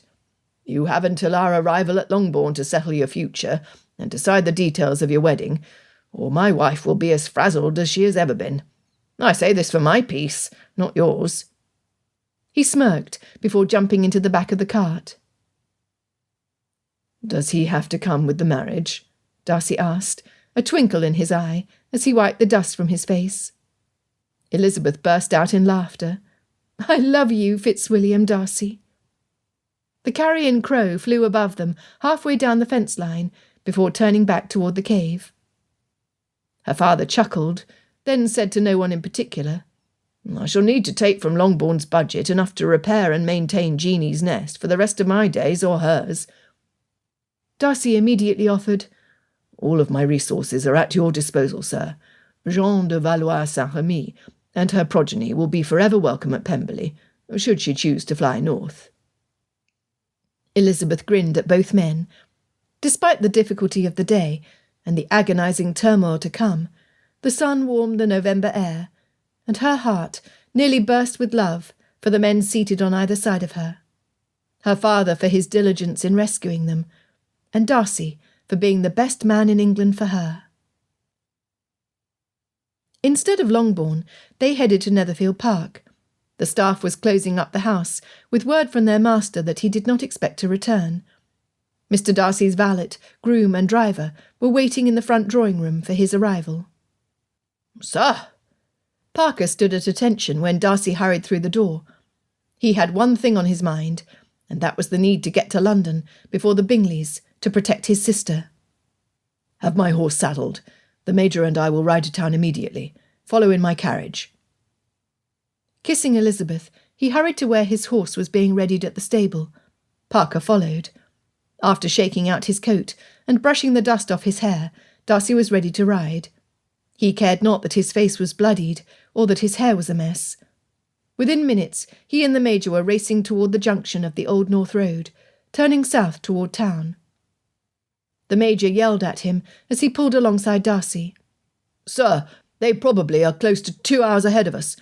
If Mr. Bingley and Mr. Hurst were confident that you and Miss Elizabeth would not be found, they may not rush their journey. There would be no need."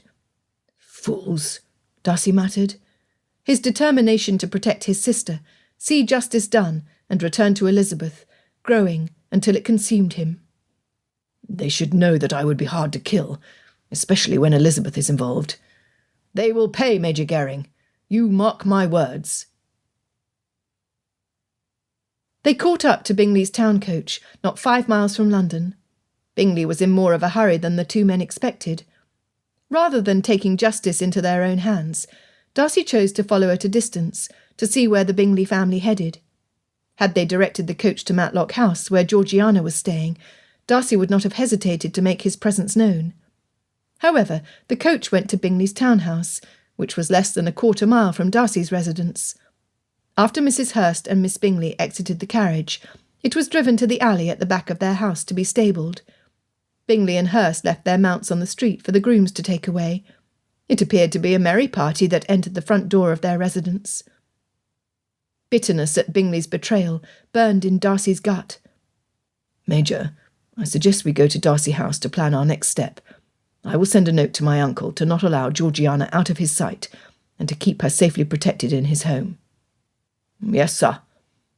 "I wish Richard were here," Darcy mused aloud. "As do I, sir.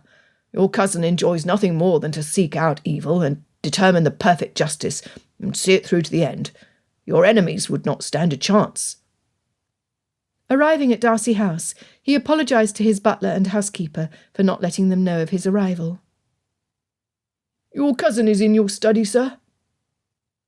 Darcy barely contained his groan. Richard's older brother only sought him out when he was short of cash and needed to cover either his gambling debts or one of his kept women was insisting on higher support for her extravagant style of living. "Fine. I will have a message for Lord Matlock as soon as the Viscount departs," Darcy said to his butler. "No, the Viscount can wait." Grabbing parchment and ink from the nearest desk, he quickly scribbled a note for his uncle. Georgiana was his highest priority. "This is to be delivered to Lord Matlock himself, immediately." To himself he said, "Let's just get this over with and be done." The moment he walked through the door, he saw a man's boots crossed one over the other on the polished surface of the window frame, immediately behind Darcy's private desk. Bolts of anger shot through him. Of all the nerve! The Viscount, his back to the door, held one of the expensive imported cigars Darcy kept for distinguished visitors, which did not describe his cousin. "Get your filthy feet off my desk and get out of here," Darcy commanded, in no uncertain terms. "Come back only when you have learned your manners." The chairs spun around after the man's boots hit the floor. "Is that how you greet your favourite cousin?" "Richard!" Darcy was gobsmacked. "How did you— I thought you were on your way to Spain." Laying the cigar in the tray, Colonel Richard Fitzwilliam approached. "You look like you've ridden through hell, Darcy. You do not look much better, Major." He gestured toward the chairs surrounding the fireplace, which was blazing hot. "I have a tale to tell." Darcy glanced at Major Gering. "You are not alone, Richard. We, too, have a story you will not believe."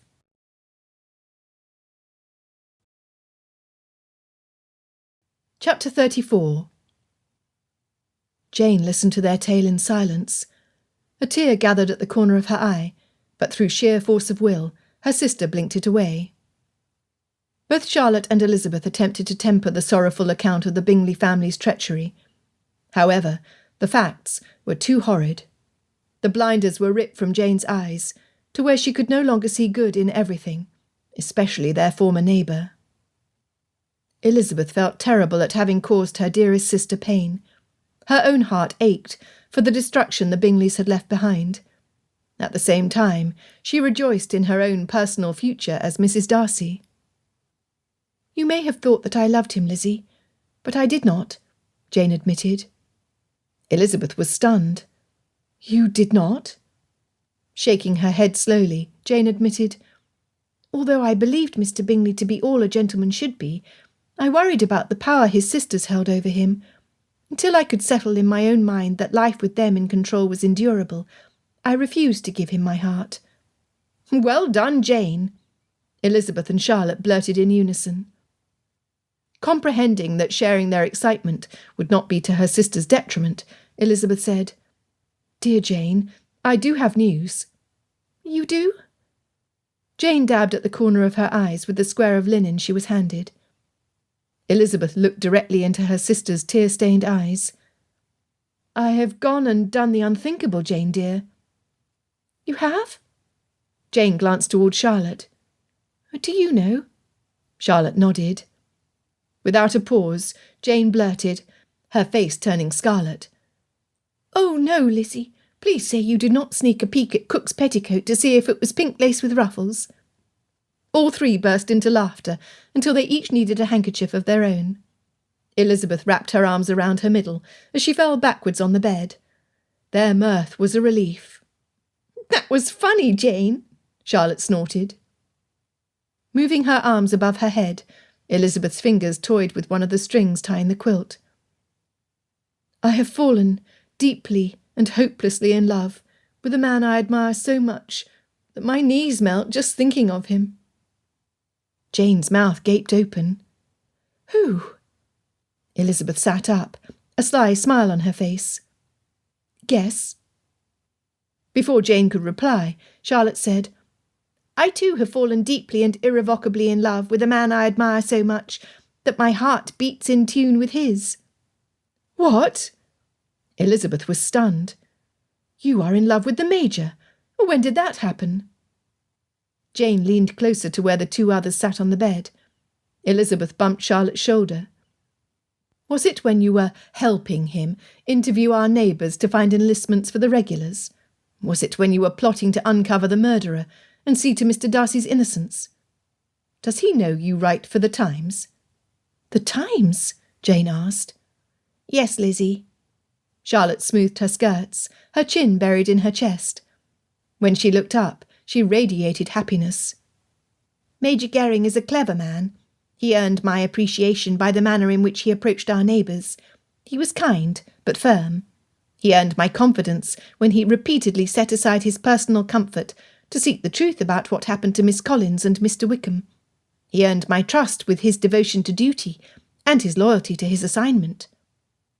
"How did he earn your love, Charlotte?" Jane asked. "When he told me that my tales of the Hopper sisters were the reason that he read the Times." Charlotte smiled. "Before you ask, yes, Jane, I write Bucolic Life in the Far North for young ladies. Because of the names I chose for the Hoppers, his superiors thought I might be a notorious spy for the French government. Once my name was cleared, I assumed he would be done with me. Yet he continued to seek me out. Now I cannot imagine a life without him." Elizabeth asked, "Has he given you any indication of his feelings?" Charlotte blushed. "I am pleased to say that he will speak to my father out of courtesy to me once the Bingleys have been apprehended and this business is over. With my income and what he has saved, he will resign his position. We will settle nearby so I can continue my writing undisturbed." She sighed. "He kissed my hand." "Oh!" Jane sighed too. "Charlotte, I am positively delighted for you both." Despite her friend believing she was made for the shelf with the other spinsters, Elizabeth knew Charlotte secretly hoped for a home of her own, with a love meant for the ages. "Lizzie, who has claimed your heart?" Jane asked. "Is it—" She put her hand over her mouth. "Mr. Plumbottom with his hearing problem and lack of teeth? Or the tall gentleman from Derbyshire?" Elizabeth knew that if she happened to look into the mirror, she would see stars twinkling in her eyes. "Mr. Darcy loves me, Jane. He said the words to me twice. More than that, he has shown me by his deeds that he cherishes me." Squaring her shoulders, her sister said, "On this date, I, Jane Marie Bennet, make this vow to not give my heart away easily. I will take the time to look past the exterior a gentleman presents to me, to determine his true character. Only then will I share my heart." She giggled. "How was that?" "Well done, Jane." Both ladies praised her. Elizabeth sobered. "I will miss the amazing camaraderie we have together. Derbyshire is very far away." "As will I," admitted Charlotte. "Well, I will not," Jane boldly declared, "for I will take turns travelling between your houses until I meet the man of my dreams. Then you will see me as content as you are." It was a worthy goal they could all support. "Charles!" Caroline glanced at herself in the hallway mirror. "Do quit pacing. You are quite wearing me out." "I'm afraid something will go wrong," Bingley admitted. "I know it is ridiculous, but I cannot help but wish Darcy was here to make sure we did not miss anything important." His sister spun to face him. "A note has been delivered, so that dear Georgiana is expecting us. You have contacted the agent about giving up this property, since we will live at Darcy House whenever we return to London. We are packed and ready to depart for Scotland and settle at Pemberley. What else can there be?" He ran his hand through his hair, then had to look in the mirror to repair the damage. "I do not know, Caroline. I'm just anticipating being done with all of this." He turned his chin to the side. "Do you think Georgiana will still find that this green brings out the blue in my eyes?" "Charles!" Caroline growled. Lord Matlock was quick to support Darcy's plan. As soon as the note was delivered from the Bingleys for Georgiana to expect their arrival, he contacted Darcy. Then he joined Darcy, Richard and the Major in the drawing-room at Matlock House. Stationed outside the door and down the hallway were select members of Richard's regiment, dressed in the Matlock livery. In the adjoining room were an investigator, a constable, and the local magistrate. "Where exactly is Georgiana?" Darcy asked. "She remains upstairs with Helen in her private sitting-room. Helen knows not to come down until all is in the clear," his uncle replied. "They're looking at the newest fashion plates, which will keep them occupied for hours, I expect." Glancing at Richard, who nodded, Darcy was confident that everything was in place. He wanted this done and over with, so his life could return to normal. No, with Elizabeth at his side, his normal would change to something far better, he had no doubt.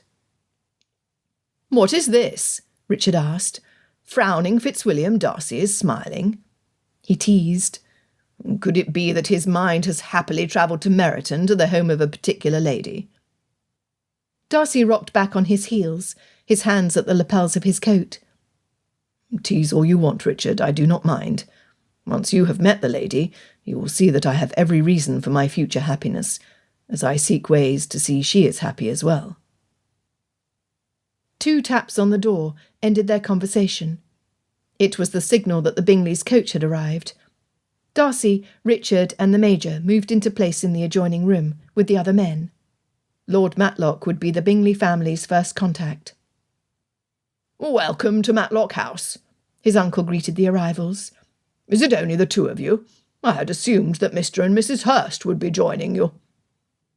Bingley began to speak when Caroline interrupted him. "Oh, thank you for your kindness. They remain in the coach, Lord Matlock." No. There are not enough warm blankets or hot bricks to keep them comfortable. I shall send a footman to invite them in. Be seated, the both of you. I will only be a moment." With a gesture, a footman set about his task. "Will Miss Darcy be joining us soon?" Miss Bingley asked. "Yes, soon," his uncle distractedly replied. "Ah, there we are. Here come the Hursts." After a short pause, Lord Matlock said, "Welcome to Matlock House, Mr. and Mrs. Hurst. If I recall correctly, this is your first time here, is it not?" "It is. We are—" Yes. Do sit down and make yourself comfortable." From where he stood, Darcy could easily hear the rustle of fabric of the ladies' skirts. Once it was quiet, Lord Matlock began. "I understand that you've been in Hertfordshire. How did you find it?" Bingley began to reply when, again, his sister spoke over the top of him. "It was dreadful, Lord Matlock. The society was not as we expected. It is with pleasure that we are returned to London." Yes, well, is Darcy not planning to join you in town?" "No, I'm afraid a small emergency has taken him to Pemberley. We will be travelling there today to offer our support. It is for this reason that we are here, my lord. Mr. Darcy requested his sister's presence. Although we do not want to remove her from your company, her brother needs her." How odd that Darcy would need a young, impressionable girl in an emergency. Did you say what the emergency was?" "I did not," was Miss Bingley's immediate reply. Apparently deciding she was too abrupt, she rephrased her response. "I am sorry, Lord Matlock, but Mr. Darcy did not make us privy to his business." "Perhaps he did not share his private concerns with you, Miss Bingley, but he likely did with your brother, as one of Darcy's closest friends." Bingley started to speak, then needed to stop and clear his throat to gain control of his voice. "No, my lord, he said nothing of what was occurring. his uncle mused. Then I wonder if the course of wisdom would be to keep my niece here. Once this emergency is past, we could travel north as a family, spending the festive season in the country. Yes, a fine idea this is. His uncle stood. I am sorry you have delayed your journey. However, Georgiana will be remaining here under my care. I shall make certain Darcy knows my reasoning. In the end, he will appreciate my caution, I have no doubt. But Lord Matlock, Caroline Bingley insisted. In this I cannot believe Mr. Darcy would be pleased. You dare to speak for him, then? Hugh Fitzwilliam's tone sharpened. Oh, you misunderstand, Miss Bingley began, when his uncle broke in. No, I believe the misunderstanding is yours. Georgiana will remain safely at Matlock House. Now, do you have other business with me? She gasped. Oh, she has to come with us. Mr. Darcy said she would. Bingley sputtered. Mr. and Mrs. Hurst were eerily silent. If there is nothing else, then I shall say good day. From Darcy's position, he could see his uncle stand. The others stood as well. Using the angle of the mirror, Darcy could see Bingley's face. It was beet red for a moment, then his cheeks drained of all colour, turning them as grey as the chalk. This was Richard's cue. Strolling in through the doorway, he said, Bingley, you are looking rather ashen. Are you well? Bingley gasped. Colonel, what are you doing here? I thought you were on the continent somewhere. Why, I live here. Richard went to the side table to pour himself a drink. Are you leaving before tea could be brought? Where are your manners, father? Or are you in a hurry to depart, Bingley? Why, it does appear that your sister is suffering from the same malady you are. Bingley, she is as white as a ghost. This was Major Gerring's cue. He had not taken 2 steps into the room before saying, Mr. Bingley, Mr. Hurst, I am grateful you are here, since I have some terrible news to share about the property you leased in Meryton. It seems there was a collapse in one of the old chalk caves at the south corner of Netherfield Park. My understanding is that a few people were affected. Because this exceeds the authority of your steward, he, as well as the magistrate, has asked for your speedy return before the bodies can be recovered and identified. I would be pleased to escort you north. Never before had Darcy seen Bingley panic-stricken. The man could barely talk. Where did you... How did you... But I cannot, Bingley stammered. We are needed at Pemberley to aid Mr. Darcy. The Major responded. As a landowner himself, Mr. Darcy would know that your responsibility would be to your estate. With one word from you, a fellow officer from my regiment would deliver a note to Pemberley. Is that not correct, Colonel Fitzwilliam? Absolutely correct, Major Gering. Richard drew closer to Bingley. Sit down, Bingley. Bingley immediately did as bid. So did the Hursts. Only Caroline Bingley remained standing. Take a seat, Miss Bingley, Richard commanded. I have a story to tell, one I think will be of interest to all of you, and to you in particular, Miss Bingley. Richard moved to stand in front of the fireplace, placing Bingley and his sister on his left, their backs to Darcy, and the Hursts on his right. The Major walked to the area directly behind the sofa, where Hursts were sitting, then stood at attention. Hugh Fitzwilliam joined his son by the fire. Very good. We may begin. Sipping from his drink, he placed the glass on the mantel. Due to the war with France, England is filled with treachery. Spies are everywhere, I'm sorry to say. Good people have had family members turn on one another. Bad people seem to proliferate. For almost a year, the British government has known of a clandestine operation originating from one of the better houses here in London. It was known that the head of the spy ring was a female. We were a week into our sailing journey when one of Napoleon's warships lay at anchor waiting for us. The spy ring had provided the course that was charted before we departed the docks. We ran back to jolly England as quickly as we were able, with the damage and injuries we sustained. Imagine my surprise to discover it was one of my mother's closest acquaintances, Lady Barrington, who was the culprit. As I said, spies, traitors and treachery are everywhere. Hurst leaned back in his seat, his eyes surveying the room, a decided lack of interest on his face. Bingley and his sister were both looking down at their feet. Only Mrs. Hurst was paying rapt attention. Richard continued. Late last evening, a lengthy letter was received at Matlock House, addressed to my father. It was penned in a feminine hand. Inside the pages of the parchment, the lines of closely written text revealed a plot so diabolical as to be almost ridiculous. Was it the truth? Was it a work of fiction? I could not help but wonder. During the whole of the night, I consulted with my superiors and the Bow Street runners about whether this letter was what is called a red herring, a ploy to throw us off the scent of the real scoundrel. Or was it a confession unlike anything I had ever read before? "What did you decide?" Mrs. Hurst anxiously asked, from where she was sitting on the edge of her seat. Well, Mrs. Hurst, I am delighted you asked the perfect question at the perfect time. Does anyone else have anything to add? I would be pleased to hear your impressions or any questions you may have up to now. Before anyone could reply, he gestured to the Major. Because you have shown yourself to be brave, Mrs. Hurst, I would ask Major Gering to assist you to stand between my father and myself. Major? "What are you doing with Louisa?" Caroline asked, her brow furrowed. "Stay here," Mr. Hurst demanded. "Louisa!" He growled at his wife. Bingley exclaimed, "Why are you— Wait, what was in that letter? And who wrote it?" And that was Darcy's cue.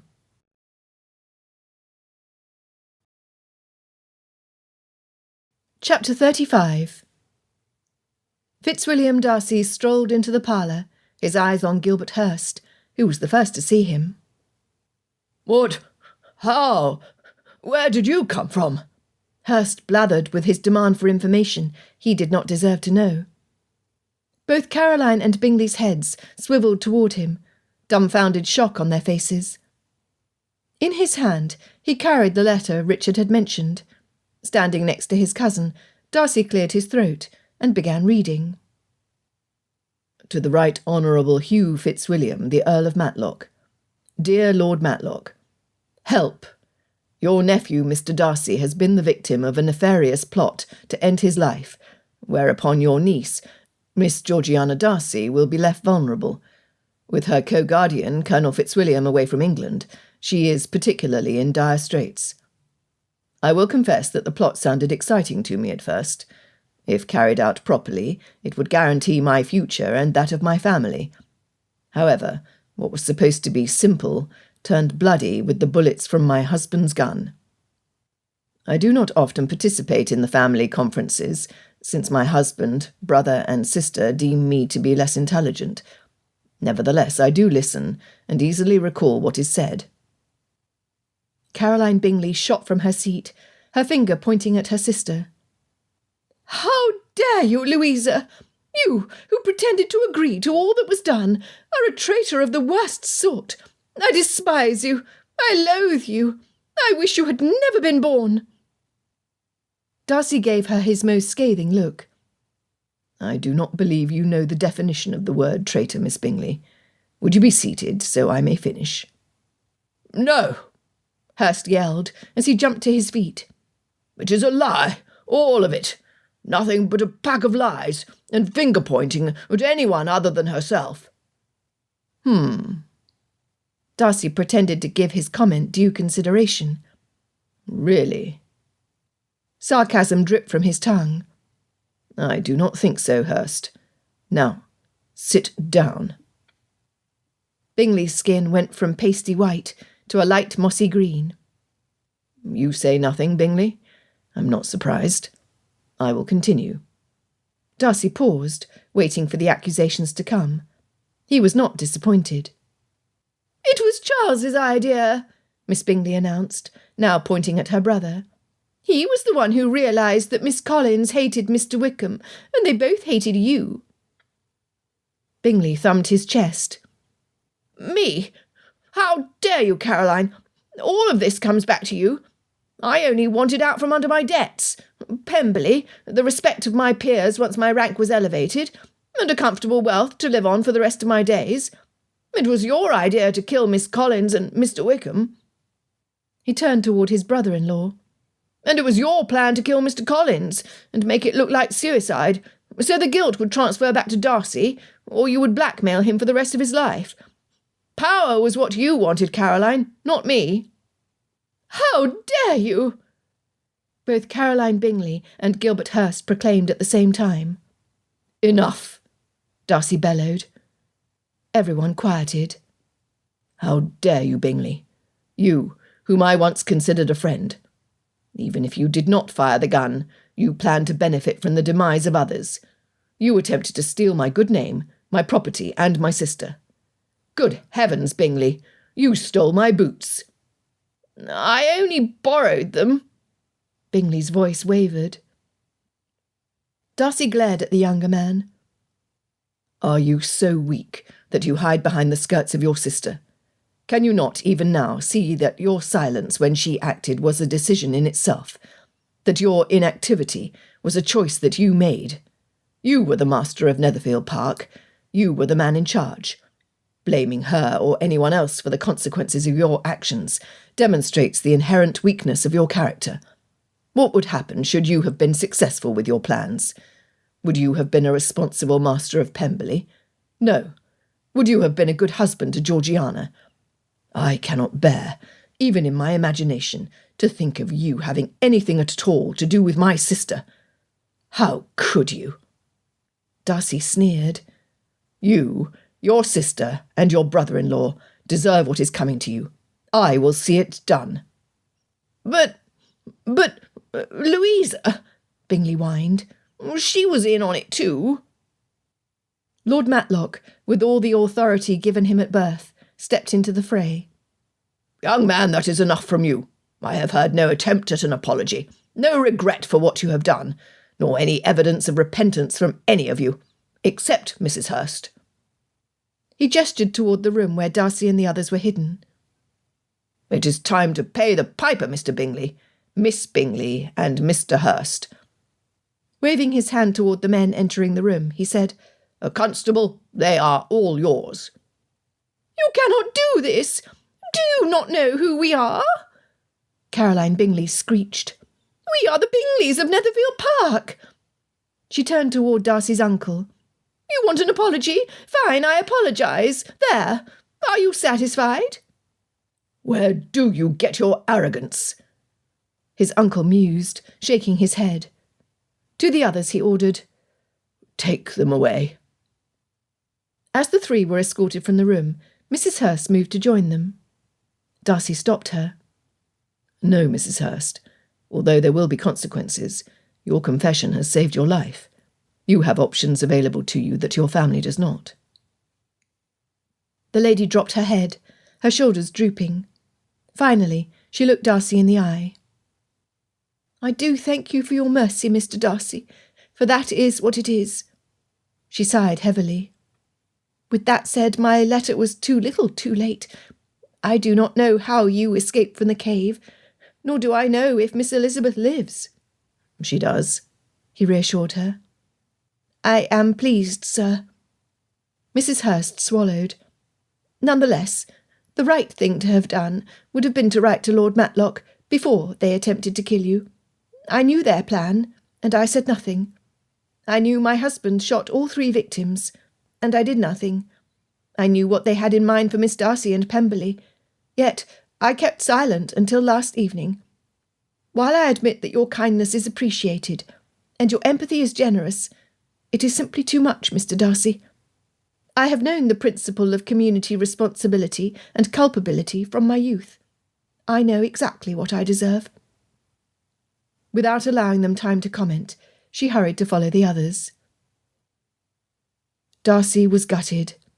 He had enjoyed many years of association with Wickham before the man turned on him. The same had happened with Bingley. Likely in the future, as long as greed and ambition drove individuals, it might happen again. Except now he would have Elizabeth by his side. He needed her desperately. Glancing at his uncle, he said, "I will speak to Georgiana before I address the magistrate." "We will join you, nephew. You are no longer alone in your struggles." "Thank you, uncle." Darcy's next words were from his soul. "With your permission, I will invite Elizabeth, her father, her sister Jane, and their friend and neighbour Charlotte Lucas to town. They will be necessary to my prosecution." "They are welcome to stay here," his uncle kindly offered. "I thank you." With a weary heart, he revealed to his sister the treachery of Claire Hobbs Collins, and the deaths of her and Wickham. Georgiana's tender heart almost burst. Then he told her about Elizabeth, Miss Lucas, Mr. Bennet, and Jean de Valois-Saint-Remy, the best things from Hertfordshire. The next day, Darcy welcomed the Bennets and Miss Lucas to London. Unsurprisingly, the Major was on hand to welcome Charlotte. Lord and Lady Matlock were superb hosts. Georgiana was timid. Miss Bennet had a problem with her hem, so his aunt escorted her upstairs to have a maid see to the repair. Mr. Bennet was delighted to have a man who shared his interest in politics and economics. Within moments, he and Darcy's uncle had their heads together over tea and then brandy. It was Elizabeth who brought calm and joy to his heart. "My dear man, I must confess that you do clean up rather well," she teased. He smiled, grateful they were seated together on a sofa a short distance away from the others. "I wanted you to stand at my side, but at the same time I was glad you were safely in Hertfordshire, dearest." Her magnificent eyes focused solely on him. Her fingers lightly stroked his cheek before her palm caressed his temple. "I love you, Fitzwilliam. With you, my heart is complete." He closed his eyes, relishing the softness of her touch and her tender expressions. "You are my heart." Richard nudged Georgiana. "Say, Poppet, it looks as if your brother is as happy as a clam." "Our clam's happy," she teased. "Look at them, Richard. They are so in love with each other. That is the sort of happiness that I yearn to have some day." "When you are 36, your brother and I might allow a gentleman or two to come calling. By the time you are 40, we may give you permission to wed." She snorted softly. "You just wait, Richard Fitzwilliam. One day you will meet a lady who will set you on your toes, like Fitzwilliam has done. She will chisel the ice from your heart and chip away at the rough edges you wear to keep the ladies away." "What sort of talk is this?" He pretended to be indignant. "I will have you know that it is bravery that shields my heart, and courage that has built up my rough edges. I like it that way. In fact, I doubt there is a female in all of England who would be worth the effort of taking her on. Why, I plan to wait until a worthy woman comes along and sweeps me off my feet. Then, and only then, will I even give her the time of day." He watched his cousin and Elizabeth closely. In his heart, he envied Darcy for what he had. Oh, not Pemberley or his bank accounts, but that confidence that the woman in front of him was perfect for him. "Is that right?" Georgiana grinned. "One day, Richard." "No, Georgie, it will never happen." Richard was afraid he was going to swallow his tongue. The lady following his mother into the room was a vision, a queen, a temptress. Who was she? He swallowed, jumping to his feet while running his hand over his hair to straighten it and pulling at the bottom of his waistcoat at the same time. Drat! He wished he had worn his dress uniform. He knew he should have worn his uniform. Ladies young and old seemed drawn to an officer who finally displayed his rank. Darcy and Elizabeth rose to introduce Miss Bennet to those congregated. His cousin presented Richard last. He bowed to her curtsy. "Miss Bennet." "Colonel." Heavens, she even sounded angelic. Georgiana approached, an evil gleam in her eye. "Miss Bennet, please be seated between my cousin and myself, so we may come to know you better, since it appears we will soon be sisters." While Miss Bennet was elegantly being seated, Georgiana poked her tongue out at Richard. Why, that scamp! He would see she paid for her mischief, as soon as he gave her a year of his soldier's pay for placing him and the lady close together. Elizabeth leaned close to Darcy. "I think he likes her." Darcy laughed. "You think?" She watched the two, and how Miss Darcy directed the conversation until the Colonel took charge. "I was mistaken in hoping Mr. Bingley was the perfect man for Jane." Darcy frowned. "I was mistaken too, Elizabeth." He glanced to where Richard kept pulling at his cravat to loosen the noose tightening around his throat. "I do think we are right about them, however." "And we are right about us." Elizabeth leaned closer. "There is no mistake in that." "There is not," Darcy readily agreed.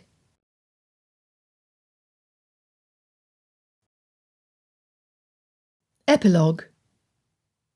2 months after Claire Collins fired her first shot at Fitzwilliam Darcy, her murderer swung from the gallows. At the hearings, both Bingley and his sister convinced the judge and jury that Gilbert Hurst was the lone gunman who pulled the trigger.